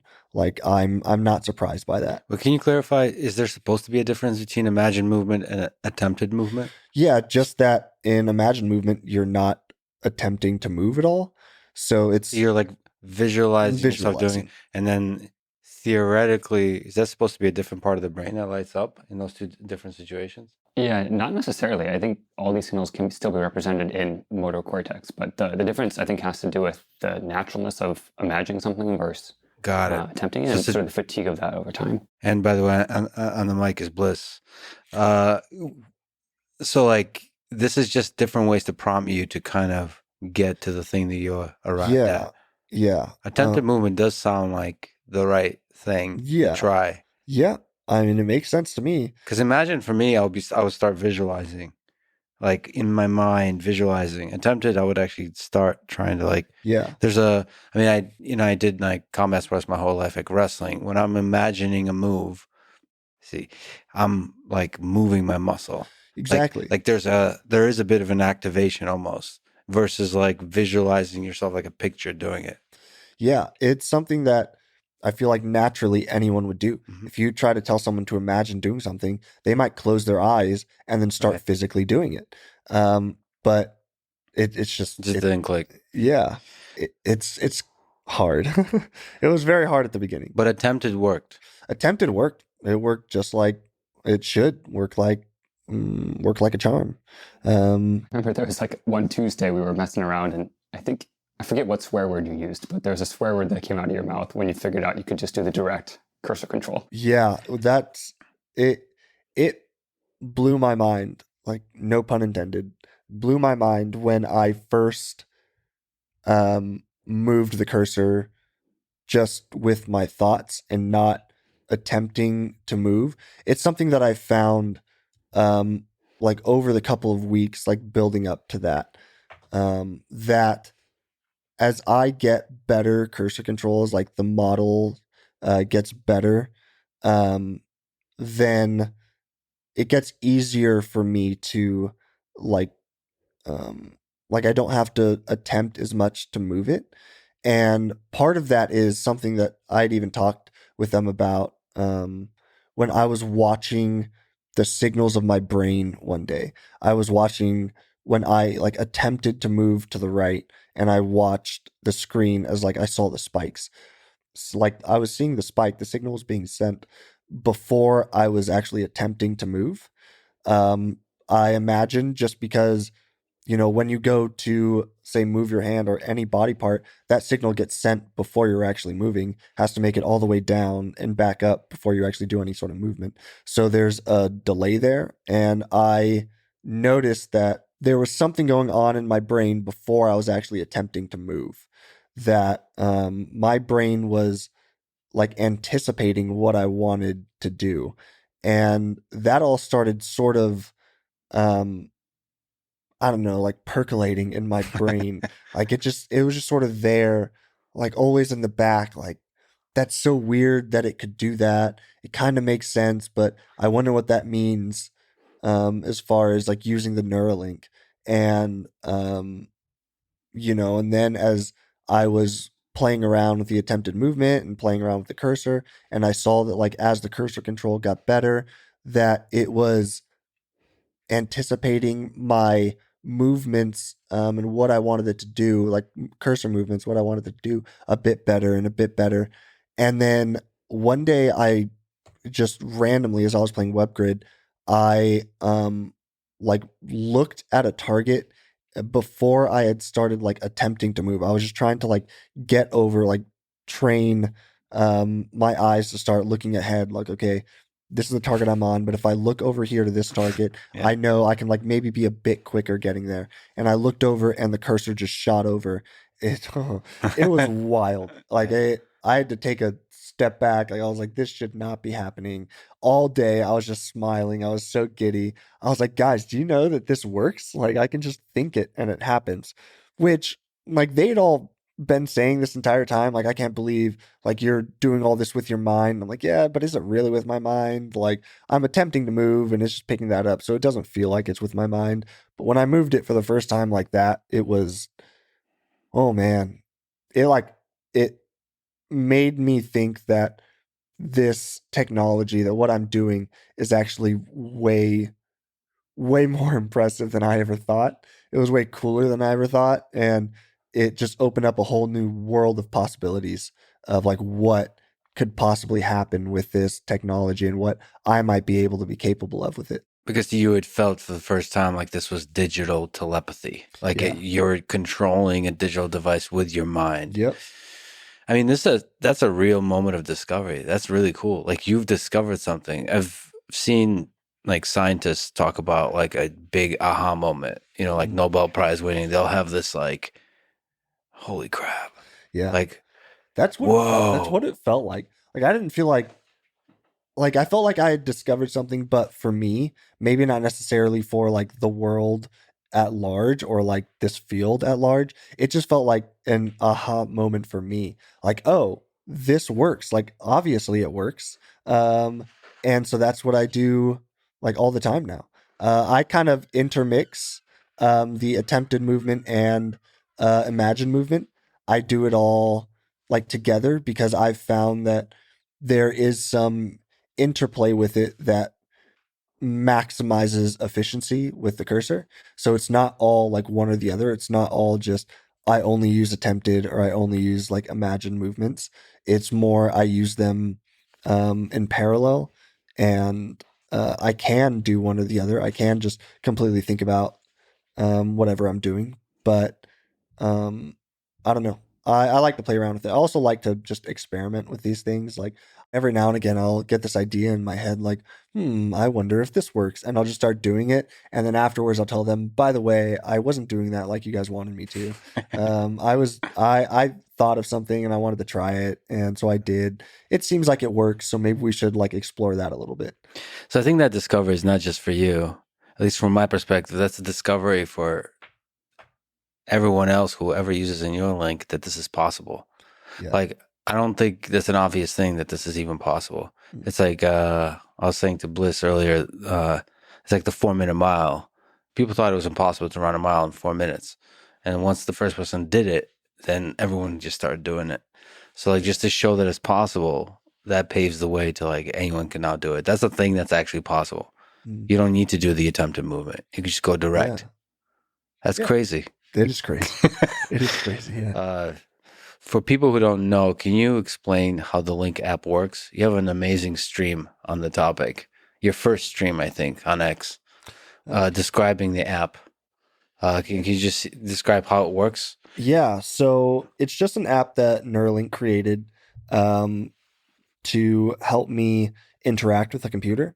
So on the Link app, there are a few different settings and different modes and things I can do on it. So there's like the body mapping, which we kind of touched on. There's a calibration. Calibration is how I actually get cursor control. So calibrating what's going on in my brain to translate that into cursor control. So it will pop out models. What they use, I think, is like time. So it would be, 5 minutes in calibration will give me so good of a model. And then if I'm in it for 10 minutes and 15 minutes, the models will progressively get better. And so, the longer I'm in it, generally, the better the models will get. That's really cool because you often refer to the models. Yeah. So the model is the thing that's constructed once you go through the calibration step. Yeah. And then you also talked about sometimes you'll play like a really difficult game like Snake just to see how good the model is. Yeah. So Snake is kind of like my litmus test for models. If I can control Snake decently well, then I know I have a pretty good model. So yeah, the Link app has all of those. It has Webgrid in it now. It's also how I like connect to the computer just in general. So they've given me a lot of like voice controls with it at this point. So I can, say like connect or implant disconnect. And as long as I have that charger handy, then I can connect to it. So the charger is also how I connect to the Link app to connect to the computer. I have to have the implant charger over my head when I want to connect to have it wake up, because the implant's in hibernation mode, like always when I'm not using it. I think there's a setting to like wake it up every, so long. So we could set it to half an hour or 5 hours or something if I just want it to wake up periodically. So yeah, I'll like connect to the Link app and then go through all sorts of things, calibration for the day, maybe body mapping. I made them give me like a little homework tab because I am very forgetful and I forget to do things a lot. So I have like a lot of data collection things that they want me to do. Is the body mapping part of the data collection, or is that also part of the calibration? Yeah, it is. It's something that they want me to do daily, which I've been slacking on because I've been doing so much media and traveling and so much. So I've been super famous. Yeah, I've been a terrible first candidate for how much I've been slacking on my homework. But yeah, it's just something that they want me to do every day to, track how well the Neuralink is performing over time and have something to give. I imagine to give to the FDA to, create all sorts of fancy charts and stuff and show like, hey, this is what the Neuralink, this is how it's performing, day 1 versus day 90 versus day 180 and things like that. What's the calibration step like? Is it like move left, move right? It's a bubble game. So there will be like yellow bubbles that pop up on the screen. At first, it is open loop. So open loop, this is something that I still don't fully understand, the open loop and closed loop thing. Me and Bliss talked for a long time about the difference between the two on the technical side. Okay, so it'd be great to hear your side of the story. Open loop is basically I have no control over the cursor. The cursor will be moving on its own across the screen, and I am following by intention the cursor to different bubbles, and then the algorithm is training off of what like the signals it's getting are as I'm doing this. There are a couple different ways that they've done it. They call it center out target. So there will be a bubble in the middle and then 8 bubbles around that. And the cursor will go from the middle to one side. So say middle to left, back to middle to up to middle, like up right. And they'll do that all the way around the circle. And I will follow that cursor the whole time. And then it will train off of my intentions, what it is expecting my intentions to be throughout the whole process. Can you actually speak to when you say follow? Yes. You don't mean with your eyes, you mean with your intentions. Yeah. So generally for calibration, I'm doing attempted movements because I think it works better. I think the better models as I progress through calibration make it easier to use imagine movements. Wait. So calibrated on attempted movement will create a model that makes it really effective for you to then use the force. Yes. I've tried doing calibration with imagined movement, and it just doesn't work as well for some reason. So that was the center out targets. There's also one where, a random target will pop up on the screen and it's the same. I just like move. I follow along wherever the cursor is to that target all across the screen. I've tried those with imagined movement, and for some reason the models just don't they don't give as high level as quality when we get into closed loop. I haven't played around with it a ton, so maybe like the different ways that we're doing calibration now might make it a bit better. But what I've found is there will be a point in calibration where I can use imagined movement. Before that point, it doesn't really work. So if I do calibration for 45 minutes, the first 15 minutes, I can't use imagined movement. It just like doesn't work for some reason. And after a certain point, I can just sort of feel it. I can tell it moves different. That's the best way I can describe it. Like it's almost as if it is anticipating what I am going to do again before I go to do it. And so using attempted movement for 15 minutes, at some point I can kind of tell when I like move my eyes to the next target that the cursor is starting to like pick up. Like it's starting to understand, it's learning like what I'm going to do. So first of all, it's really cool that, I mean, you are a true pioneer in all of this. You're like exploring how to do every aspect of this most effectively. And there's just, I imagine so many lessons learned from this. So thank you for being a pioneer in all these kinds of different, like super technical ways. And it's also cool to hear that there's like a different like feeling to the experience when it's calibrated in different ways. Like just because I mean, I imagine your brain is doing something different. And that's why there's a different feeling to it. And then trying to find the words and the measurements to those feelings would be also interesting. But at the end of the day, you can also measure your actual performance on whether it's Snake or Webgrid.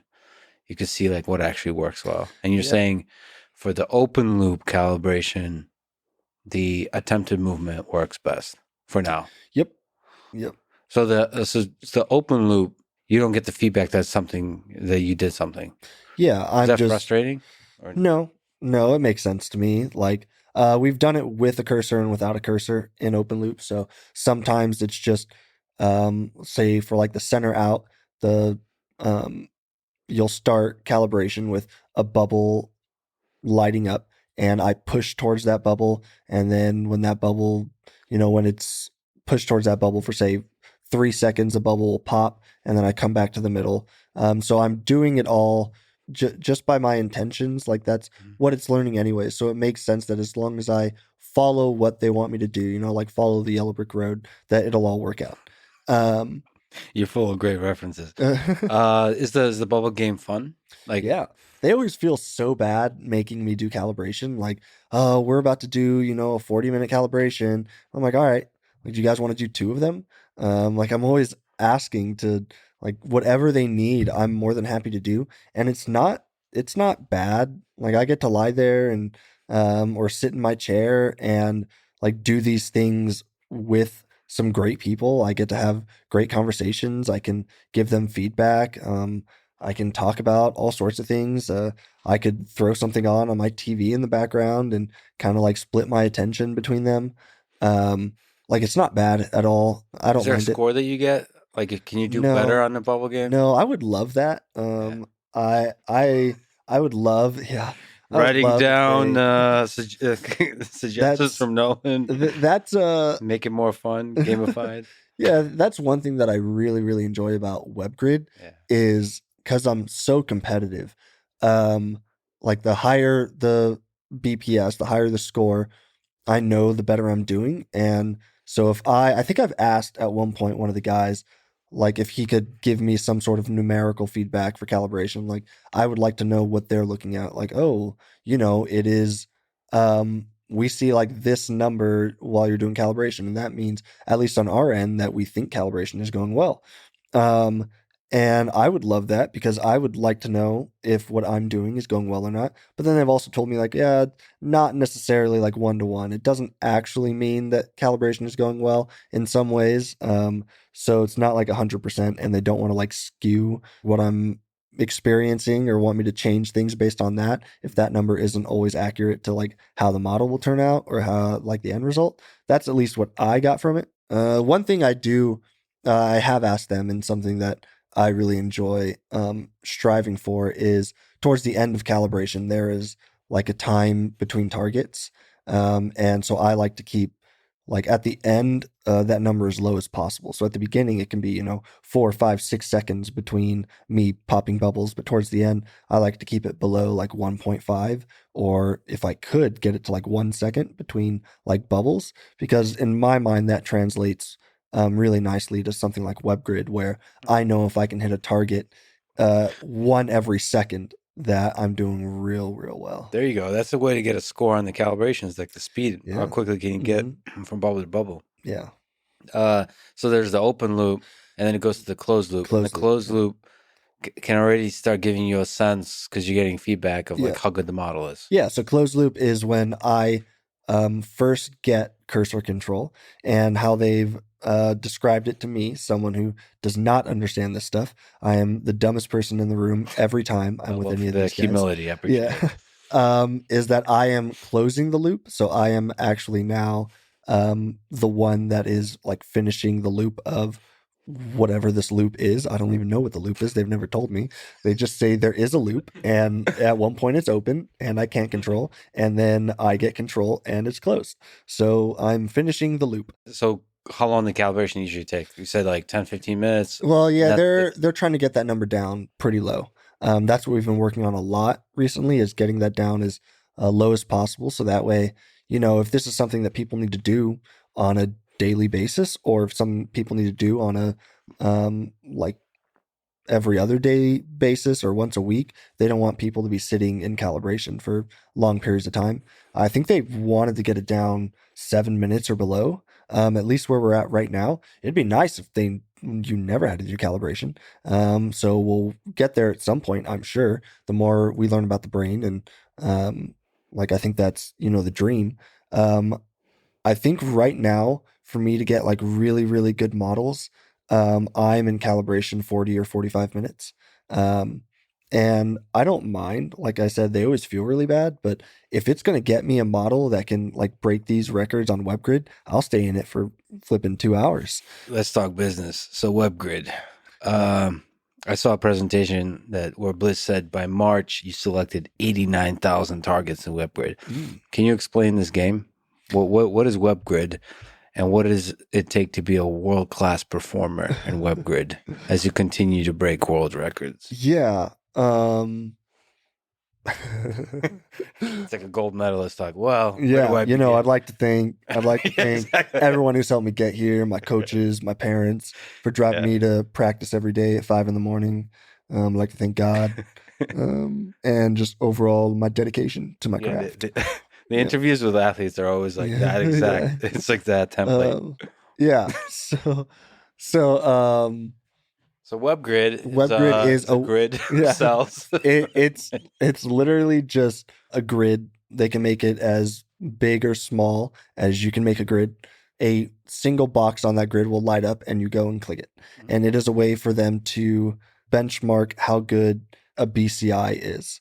So it's, pretty straightforward. You just click targets. Only one blue cell appears and you're supposed to move the mouse to there and click on it. So I like playing on like bigger grids because the bigger the grid, the like more BPS, it's bits per second that you get every time you click one. So I'll play on like a 35 by 35 grid, and then one of those little squares, cell, call it target, whatever, will light up, and you move the cursor there and you click it, and then you do that forever. And you've been able to achieve at first 8 bits per second, and you've recently broke that. Yeah, I'm at 8.5 right now. I would have beaten that literally the day before I came to Austin, but I had like a 5-second lag right at the end, and I just had to wait until the latency calmed down, and then I kept clicking. But I was at like 8.01 and then 5 seconds of lag, and then the next like 3 targets I clicked all stayed at 8.01. So if I would have been able to click during that time of lag, I probably would have hit, I don't know, I might have hit 9. So I'm there. I'm really close. And then this whole Austin trip has really gotten in the way of my Webgrid playing ability. Frustrating. Yeah. So that's all you're thinking about right now? Yeah, I know. I want to do better. At 9. I want to do better. I want to hit 9. I know 9 is very, very achievable. I'm right there. I think 10 I could hit maybe in the next month. Like I could do it probably in the next few weeks if I really push. I think you and Elon are basically the same person, because last time I did a podcast with him, he came in extremely frustrated that he can't beat Uber Lilith as a droid. That was like a year ago, I think. Yeah. I forget, like solo. Yeah. And I could just tell there's some percentage of his brain the entire time was thinking like, I wish I was right now attempting. Yeah. I think he did it that He did it that night. Yeah. He stayed up and did it that night. Yeah. Just crazy to me. Yeah. I mean, it's in a fundamental way, it's really inspiring. And what you're doing is inspiring in that way because, I mean, it's not just about the game. Everything you're doing there has impact. By striving to do well on Webgrid, you're helping everybody figure out how to create the system all along, like the decoding, the software, the hardware, the calibration, all of it, how to make all of that work so you can do everything else really well. Yeah, it's just really fun. Well, that's part of the thing is like making it fun. Yeah, it's addicting.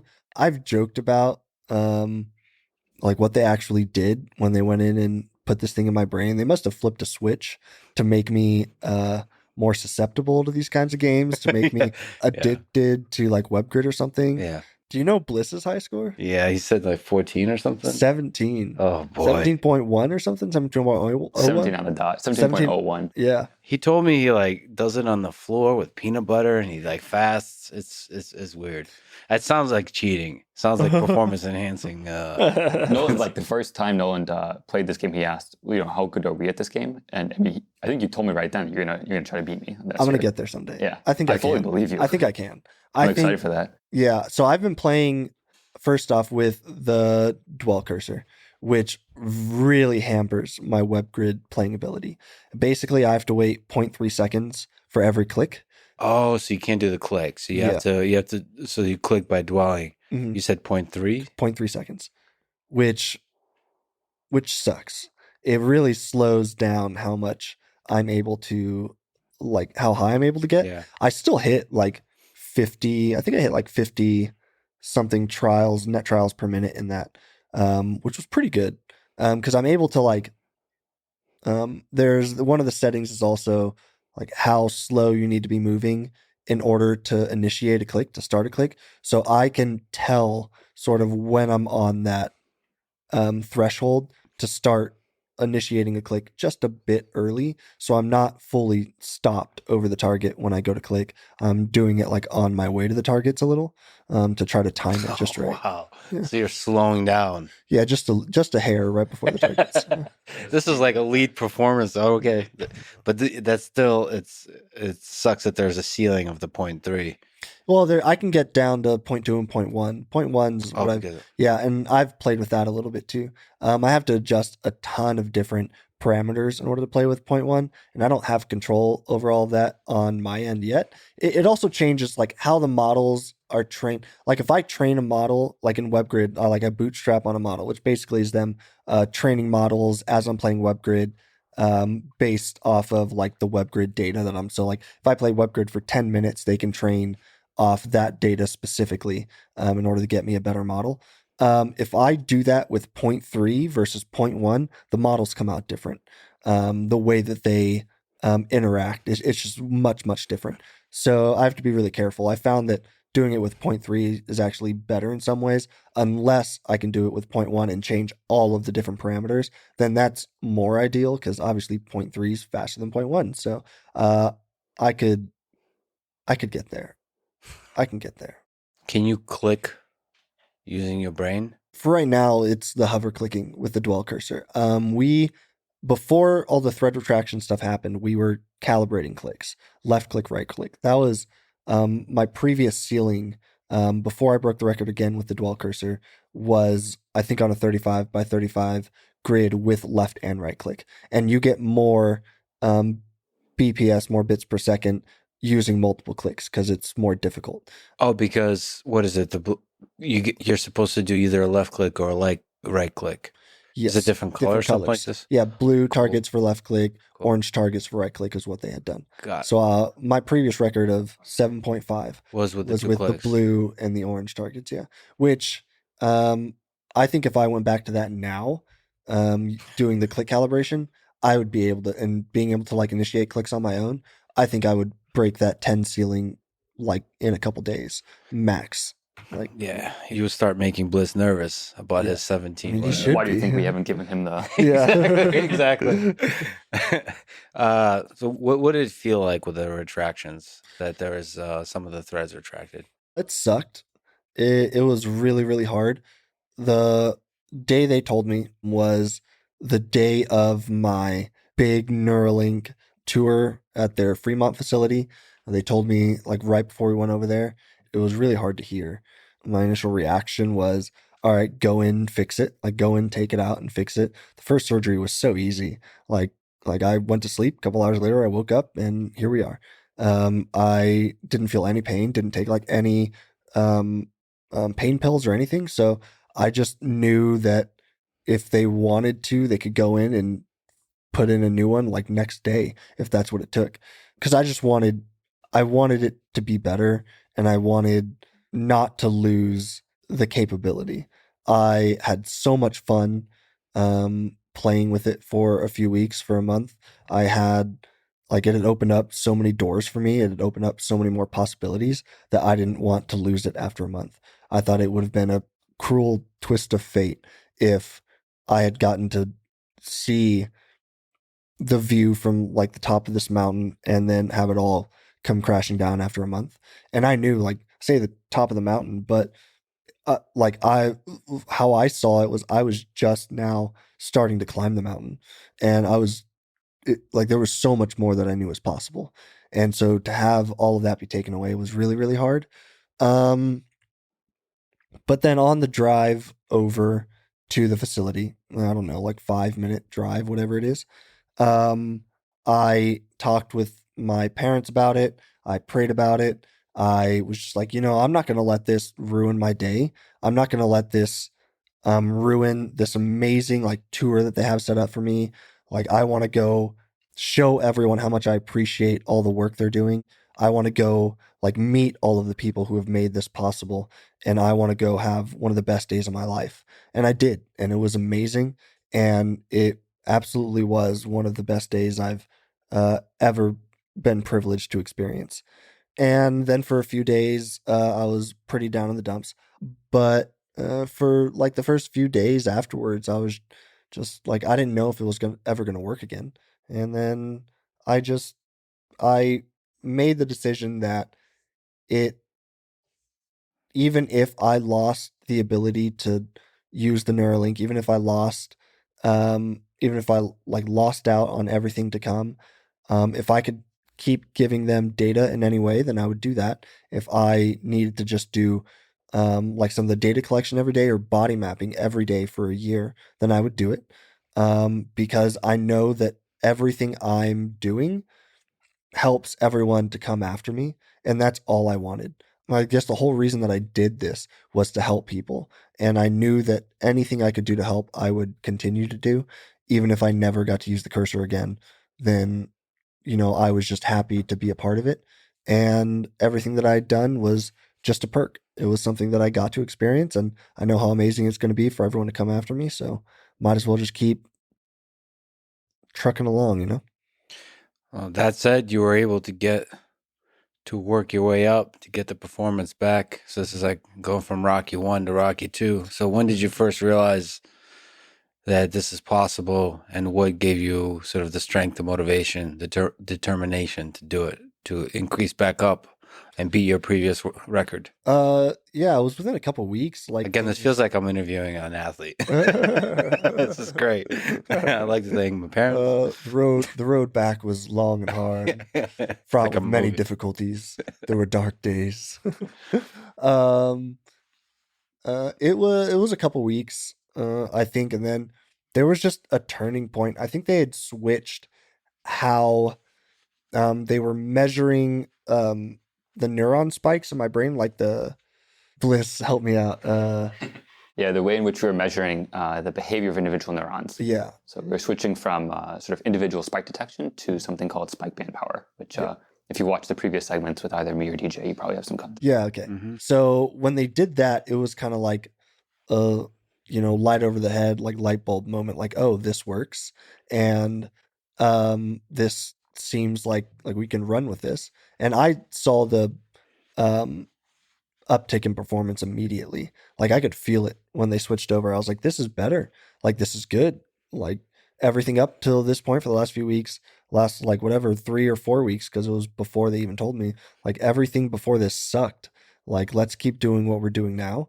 And at that point, it was not like, oh, I know I'm still only at like say in Webgrid terms, like 4 or 5 BPS compared to my 7.5 before. But I know that if we keep doing this, then like I can get back there. And then they gave me the dwell cursor, and the dwell cursor sucked at first. It's not obviously not what I want, but it gave me a path forward to be able to continue using it and hopefully to continue to help out. And so I just ran with it, never looked back. Like I said, I'm just kind of person, I roll with the punches anyway. So What was the process? What was the feedback loop on the figuring out how to do the spike detection in a way that would actually work well for Noland? Yeah, it's a great question. So maybe just describe first how the actual update worked. It was basically an update to your implant. So we just did an over-the-air software update to his implant, same way you'd update your Tesla or your iPhone. And that firmware change enabled us to record sort of averages of populations of neurons nearby an individual electrode. So we have sort of less resolution about which individual neuron is doing what, but we have a broader picture of what's going on nearby an electrode overall. And that feedback loop, I mean, basically, as Nolan described it, was immediate when we flipped that switch. I think the first day we did that, you hit 3 or 4 BPS right out of the box. And that was a light bulb moment for, okay, this is the right path to go down. And from there, there's a lot of feedback around like how to make this useful for independent use. So what we care about ultimately is that you can use it independently to do whatever you want. And to get to that point, it required us to re-engineer the UX, as you talked about with the dwell cursor, to make it something that you can use independently without us needing to be involved all the time. And yeah, this is obviously the start of this journey still. Hopefully we get back to the places where you're doing multiple clicks and using that to control much more fluidly everything and much more naturally the applications that you're trying to interface with. And most importantly, get that Webgrid number up. yeah, Yes. yeah. So how's on the hover click, do you accidentally click stuff sometimes? Yep. Like how hard is it to avoid accidentally clicking? I have to continuously keep it moving, basically. So like I said, there's a threshold where it will initiate a click. So if I ever drop below that, it'll start, and I have 0.3 seconds to move it before it clicks anything. Okay. And if I don't want it to ever get there, I just keep it moving at a certain speed and like just constantly like doing circles on screen, moving it back and forth to keep it from clicking stuff. I actually noticed a couple weeks back that when I was not using the implant, I was just moving my hand back and forth or in circles, like I was trying to keep the cursor from clicking, and I was just doing it like while I was trying to go to sleep, and I was like, okay, this is a problem. To avoid the clicking. I guess does that create problems like when you're gaming, accidentally click a thing? Like Yeah, it happens in chess. nice. I've lost Oh, yeah. I've lost a number of games because I'll accidentally click something. I think the first time I ever beat you was because of an Yeah, accidental click. misclick, yeah. It's a nice excuse, right? Yeah, You it can always, is. anytime you great. lose, you could just say, Perfect. that Yeah. was accidental. Yeah. You said the app improved a lot from version 1 when you first started using it. It was very different. So can you just talk about the trial and error that you went through with the team, like 200 plus pages of notes? Like what's that process like of Yeah. going back and forth and working together to improve the thing? It's a lot of me just using it like day in and Yeah. day out and saying like, hey, can you guys do this for me? Like, give me this. I want to be able to do that. I need this. I think a lot of it just doesn't occur to them maybe until someone is actually using the app, using the implant. It's just something that they just never would have thought of, or it's very specific to even like me, maybe what I want. It's something I'm a little worried about with the next people that come is, maybe they will want things much different than how I've set it up or what the advice I've given the team. And they're going to look at some of the things they've added for me. I'm like, that's a dumb idea. Like, why would he ask for that? And so I'm really looking forward to get the next people on, because I guarantee that they're going to think of things that I've never thought of. And they're going to think of improvements. I'm like, wow, that's a really good idea. Like, I wish I would have thought of that. And then they're also going to give me some pushback about like, yeah, what you are asking them to do here, that's a bad idea. Let's do it this way. And I'm more than happy to have that happen. But it's just a lot of like, different interactions with different games or applications, the internet, just with the computer in general. There's tons of bugs that end up popping up left, right, center. So it's just me trying to use it as much as possible and showing them what works and what doesn't work and what I would like to be better. And then they take that feedback and they usually create amazing things for me. They solve these problems in ways I would have never imagined. They're so good at everything they do. And so I'm just really thankful that I'm able to give them feedback and they can make something of it. Because a lot of my feedback is like really dumb. It's just like, I want this. Please do something about it. And they'll come back and super well thought out. And it's way better than anything I could have ever thought of or implemented myself. So they're just great. They're really, really cool. As the BCI community grows, would you like to hang out with the other folks with Neuralinks? Like what relationship, if any, would you want to have with them? Because you said like they might have a different set of like ideas of how to use the thing. Yeah. Would you be intimidated by their Webgrid performance? No, I hope Compete? day one they like wipe the floor with me. I hope they beat it. And they crush it, double it if they can. Just because on one hand, it's only going to push me to be better, because I'm super competitive. I want other people to push me. I think that is important for anyone trying to achieve greatness, is they need other people around them who are going to push them to be better. And I even made a joke about it on X once, like once the next people get chosen, like cue buddy cop music. Like I'm just excited to have other people to do this with and to like share experiences with. I'm more than happy to interact with them as much as they want. I'm more than happy to give them advice. I don't know what kind of advice I could give them, but if they have questions, I'm more than happy. What advice would you have for the next participant in the clinical trial? That they should have fun with this, because it is a lot of fun, and that I hope they work really, really hard, because it's not just for us, it's for everyone that comes after us. And come to me if they need anything, and to go to Neuralink if they need anything. Man, Neuralink moves mountains. Like they do absolutely anything for me that they can. And it's an amazing support system to have. It puts my mind at ease, for like so many things that I have had like questions about, so many things I want to do. And they're always there. And that's really, really nice. And so I would tell them not to be afraid to go to Neuralink with any questions that they have, any concerns, anything that they're looking to do with this, and any help that Neuralink is capable of providing. I know they will. And I don't know, just work your ass off, because it's really important that we try to give our all to this. So have fun and work hard. Yeah, there we go. Maybe that's what I'll just start saying to people. Have fun, work hard. Now you're a real pro athlete. Just keep it short.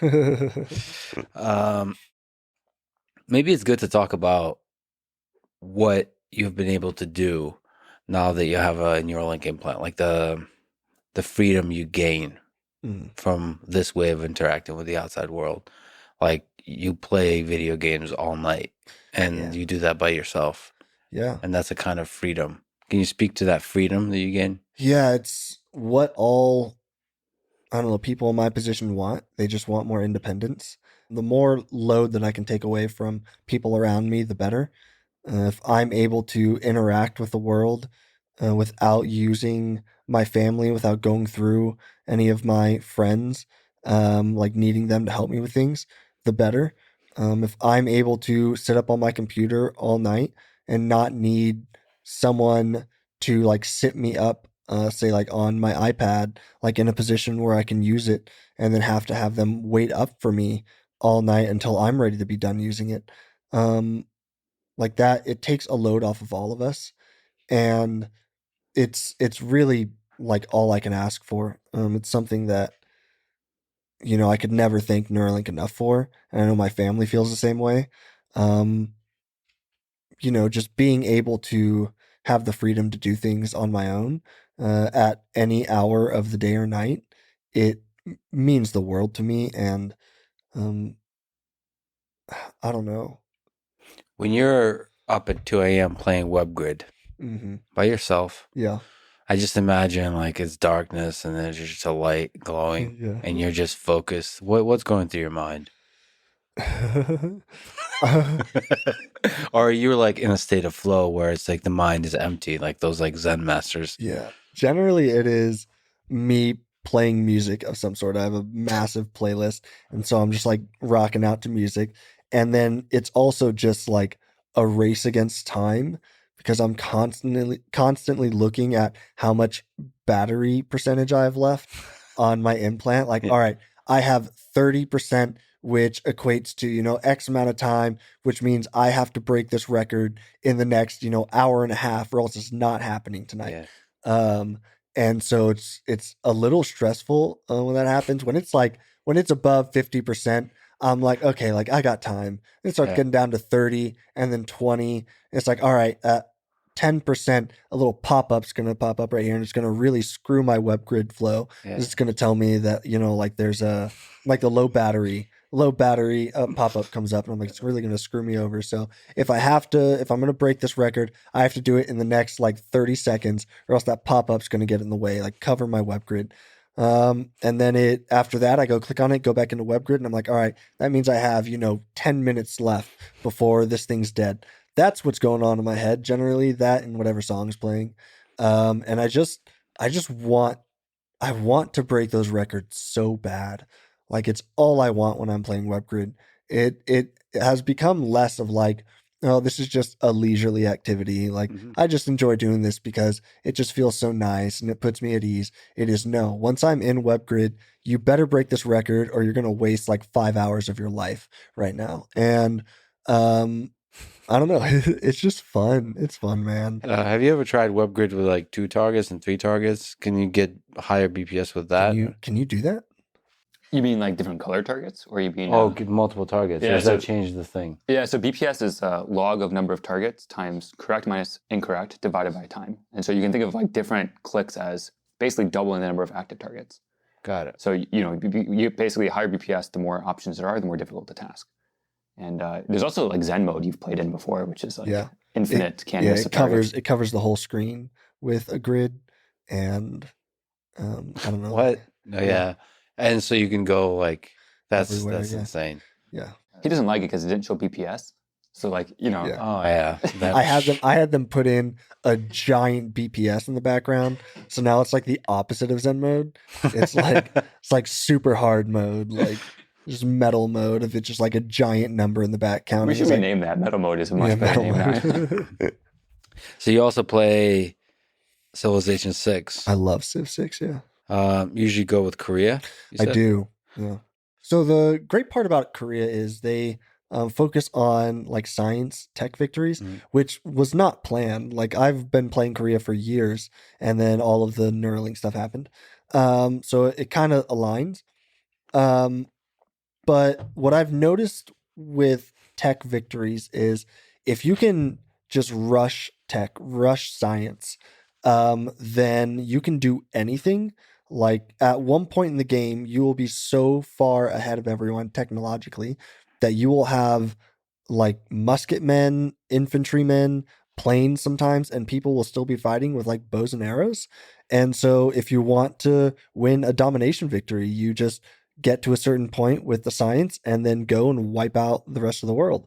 Or you can just take science all the way and win that way. And you're going to be so far ahead of everyone because you're producing so much science that it's not even close. I've accidentally won in different ways just by focusing on science. Accidentally won by focusing on science. I was playing only science, obviously, like just science all the way, just tech. And I was trying to get like every tech in the tech tree and stuff. And then I accidentally won through a diplomatic victory. And I was so mad. I was so mad. Because it just like ends the game one turn. It was like, oh, you won. You're so diplomatic. I'm like, I don't want to do this. I should have declared war on more people or something. It was terrible. But you don't need like giant civilizations with tech, especially with Korea. You can keep it pretty small. So I generally just, get to a certain military unit and put them all around my border to keep everyone out. and then I will just build up. So very isolationist. Nice. Yeah. Just work on the science of the Yep. tech. That's it.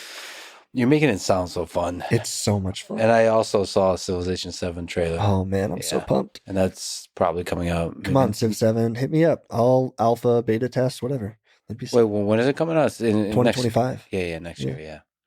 What other stuff would you like to see improved about the Neuralink app and just the entire experience? I would like to, like I said, get back to the like click on demand, like the regular clicks.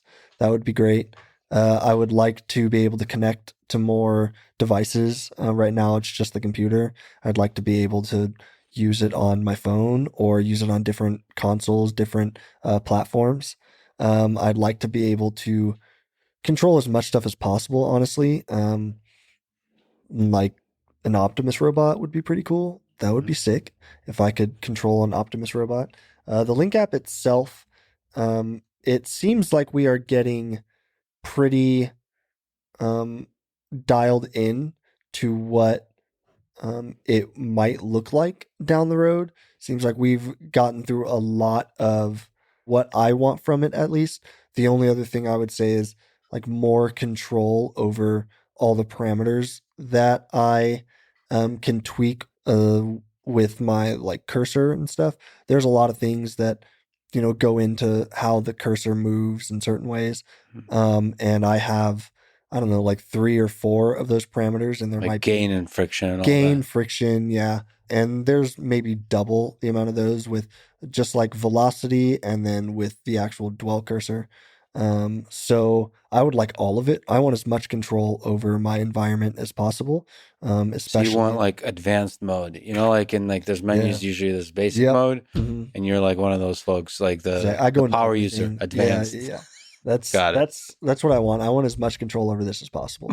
So yeah, that's really all I can ask for. Just give me everything. Has speech been useful? Like just being able to talk also in addition to everything else? Yeah, you mean like while I'm using it? While you're using it, like speech to text?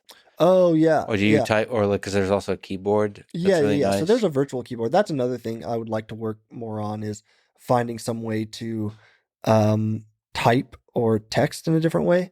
Right now it is like a dictation basically and a virtual keyboard that I can use with the cursor. But we've played around with like finger spelling, like sign language finger spelling. And that seems really promising.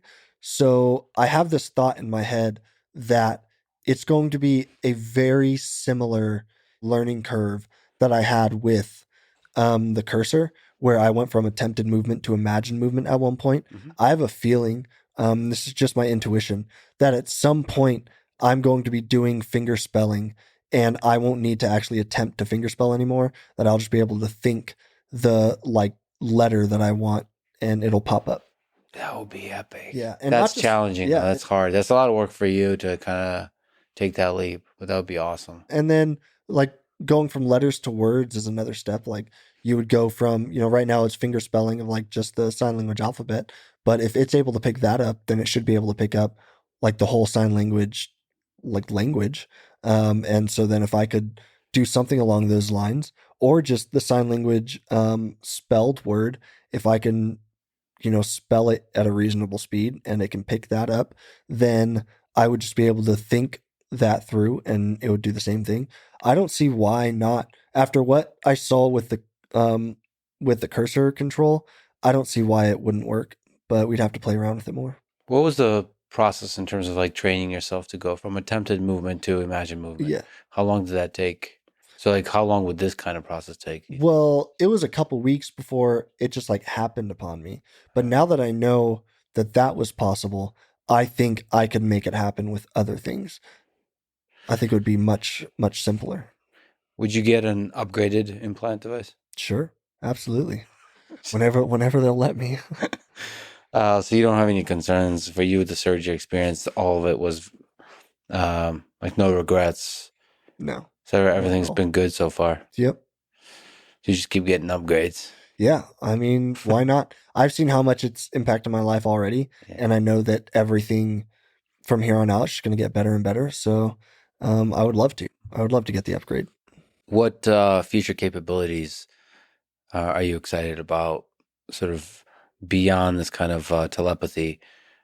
Is vision interesting? So for folks who, for example, who are blind, so Neuralink enabling people to see, or for speech.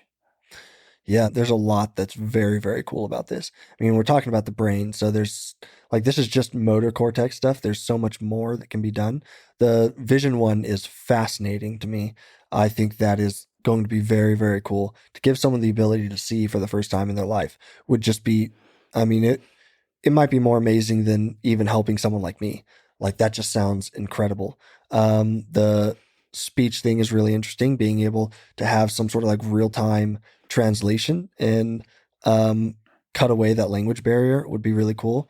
Any sort of like actual impairments that it could solve, like with speech, would be very, very cool. And then also there are a lot of different disabilities that all originate in the brain. And you would be able to hopefully be able to solve a lot of those. I know there's already stuff to help people with seizures that can be implanted in the brain. This would do, I imagine, the same thing.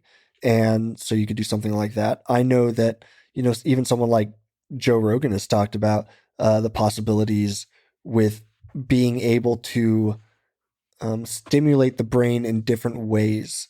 I'm not sure what, like how ethical a lot of that would be. That's beyond me, honestly. But I know that there is a lot that can be done when we're talking about the brain and being able to go in and physically make changes to help people or to improve their lives. So I'm really looking forward to everything that comes from this. And I don't think it's all that far off. I think a lot of this can be implemented within my lifetime, assuming that I live a long life. What you were referring to is things like people suffering from depression or things of that nature potentially getting help. Yeah. Flip a switch like that, make someone happy. I think Joe has talked about it more in terms of like, you want to experience like what a drug trip feels like. Like you want to experience what it'd be like to be on, of course. Mushrooms or something like that, DMT. Like you can just flip that switch in the brain. Yeah. My buddy Bain has talked about being able to like wipe parts of your memory and re-experience things that, like for the first time, like your favorite movie or your favorite book, like just wipe that out real quick and then re-fall in love with Harry Potter or something. I told him, I was like, I don't know how I feel about like people being able to just wipe parts of your memory. That seems a little sketchy to me. He's like, they're already doing it. So sounds legit. yeah. I would love memory replay. Just actually like high resolution replay of old memories. Yeah. I saw an episode of Black Mirror about that once. I don't think I want it. Yeah, so Black Mirror always kind of considers the worst case, which is important. I think people don't consider the best case or the average case enough. I don't know what it is about us humans. We want to think about the worst possible thing. Yeah. We love drama. Yeah. It's like, how is this new technology going to kill everybody? We just love that. Well, we get like, yes, let's watch. Hopefully people don't think about that too much with me. It'll ruin a lot of my plans. Yeah, I assume you're going to have to take over the world. I mean, I love your Twitter. You tweeted, I'd like to make jokes about hearing voices in my head since getting the Neuralink, but I feel like people would take it the wrong way. Plus, the voices in my head told me not to. Yeah. Yeah. Yeah. Please never stop. So you were talking about Optimus. Is that something you would love to be able to do to control the robotic arm or the entirety of Optimus? Oh, yeah, for sure. For sure. Absolutely. You think there's something like fundamentally different about just being able to physically interact with the world? Yeah. Oh, 100%. I know another thing with like being able to like give people the ability to like feel sensation and stuff too by going in with the brain and having the Neuralink maybe do that. That could be something that could be transferred through the Optimus as well. Like there's all sorts of really cool interplay between that. And then also, like you said, just physically interacting. I mean, 99% of the things that I can't do myself, obviously I need a caretaker for, someone to physically do things for me. If an Optimus robot could do that, like I could live an incredibly independent life and not be such a burden on those around me. And it would change the way people like me live, at least until whatever this is gets cured. But being able to interact with the world physically like that would just be amazing. And they're not just like for having it be a caretaker or something, but something like I talked about, just being able to read a book. Imagine an Optimus robot just being able to hold a book open in front of me, like get that smell again. I might not be able to feel it at that point, or maybe I could again with the sensation and stuff. But there's something different about reading like a physical book than staring at a screen or listening to an audiobook. I actually don't like audiobooks. I've listened to a ton of them at this point, but I don't really like them. I would much rather like read a physical copy. So one of the things you would love to be able to experience is opening the book, bringing it up to you, and to feel the touch of the paper. Yeah. Oh man, the touch, the smell.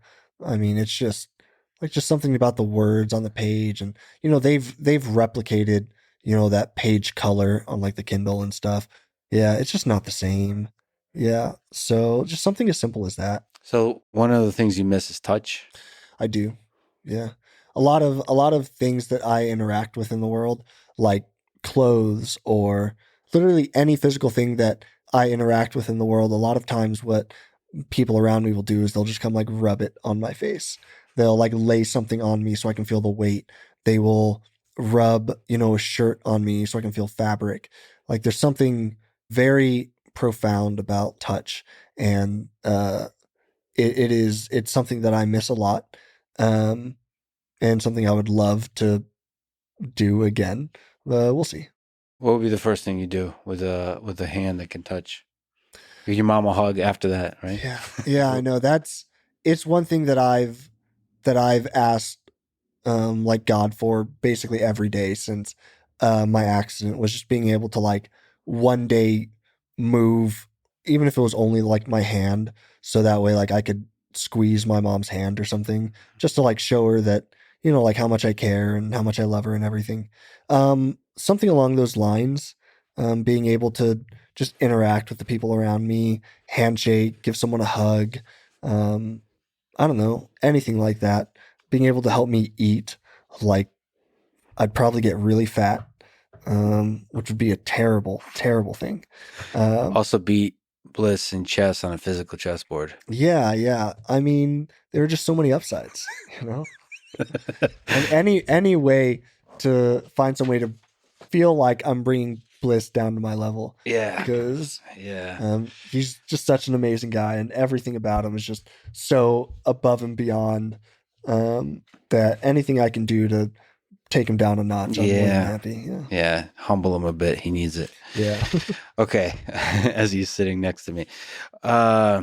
Did you ever make sense of why God puts good people through such hardship? Oh man. I think it's all about understanding how much we need God. And I don't think that there's any light without the dark. I think that if all of us were happy all the time, there would be, no reason to turn to God ever. I feel like there would be no concept of, good or bad. And I think that as much of like the darkness and the evil that's in the world, it makes us all appreciate the good and the things we have so much more. And I think, like when I had my accident, one of the first things I said to one of my best friends was, and this was within like the first month or two after my accident, I said, everything about this accident has just made me understand and believe that like God is real and that there really is a God, basically, and that like my interactions with him have all been, real and worthwhile. And he said, if anything, seeing me go through this accident, he believes that there isn't a God. And it's a very different reaction. But I believe that it is a way for God to test us, to build our character, to send us through trials and tribulations, to make sure that we understand how precious he is and the things that he's given us and the time that he's given us, and then to hopefully grow from all of that. I think that's a huge part of being here, is to not just, have an easy life and do everything that's easy, but to step out of our comfort zones and really challenge ourselves, because I think that's how we grow. What gives you hope about this whole thing we have going on? Human civilization. Oh, man. I think people are my biggest inspiration. Even just being at Neuralink for a few months, looking people in the eyes and hearing their motivations for why they're doing this, it's so inspiring. And I know that they could be other places, at cushier jobs, working somewhere else, doing X, Y, or Z that doesn't really mean that much. But instead they're here and they want to better humanity, and they want to better just the people around them, the people that they've interacted with in their life. They want to make better lives for their own family members who might have disabilities, or they look at someone like me and they say, I can do something about that, so I'm going to. And it's always been what I've connected with most in the world are people. I've always been a people person, and I love learning about people, and I love learning like how people developed and where they came from, and to see like how much people are willing to do for someone like me when they don't have to, and they're going out of their way to make my life better. It gives me a lot of hope for just humanity in general, how much we care and how much we're capable of when we all kind of get together and try to make a difference. And I know there's a lot of bad out there in the world, but there always has been and there always will be. And I think it shows human resiliency, and it shows what we're able to endure, and how much we just want to be there and help each other, and how much satisfaction we get from that. Because I think that's one of the reasons that we're here, is just to help each other. And I don't know, that always gives me hope, is just realizing that there are people out there who still care and who want to help. And thank you for being one such human being and continuing to be a great human being through everything you've been through, and being an inspiration to many people, to myself, for many reasons, including your epic, unbelievably great performance on Webgrid. I will be training all night tonight to try to catch up. You can do it.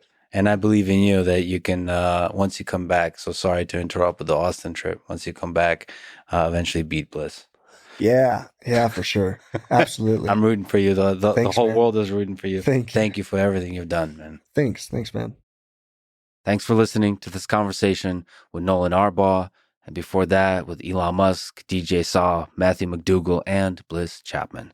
To support this podcast, please check out our sponsors in the description. And now, let me leave you with some words from Aldous Huxley in The Doors of Perception. We live together. We act on and react to one another. But always, and in all circumstances, we are by ourselves. The martyrs go hand in hand into the arena. They are crucified alone. Embraced, the lovers desperately try to fuse their insulated ecstasies into a single self-transcendence, in vain. But its very nature, every embodied spirit is doomed to suffer and enjoy its solitude. Sensations, feelings, insights, fancies, all these are private and except through symbols and, at second hand, incommunicable. We can pool information about experiences, but never the experiences themselves. From family to nation, every human group is a society of island universes. Thank you for listening, and hope to see you next time.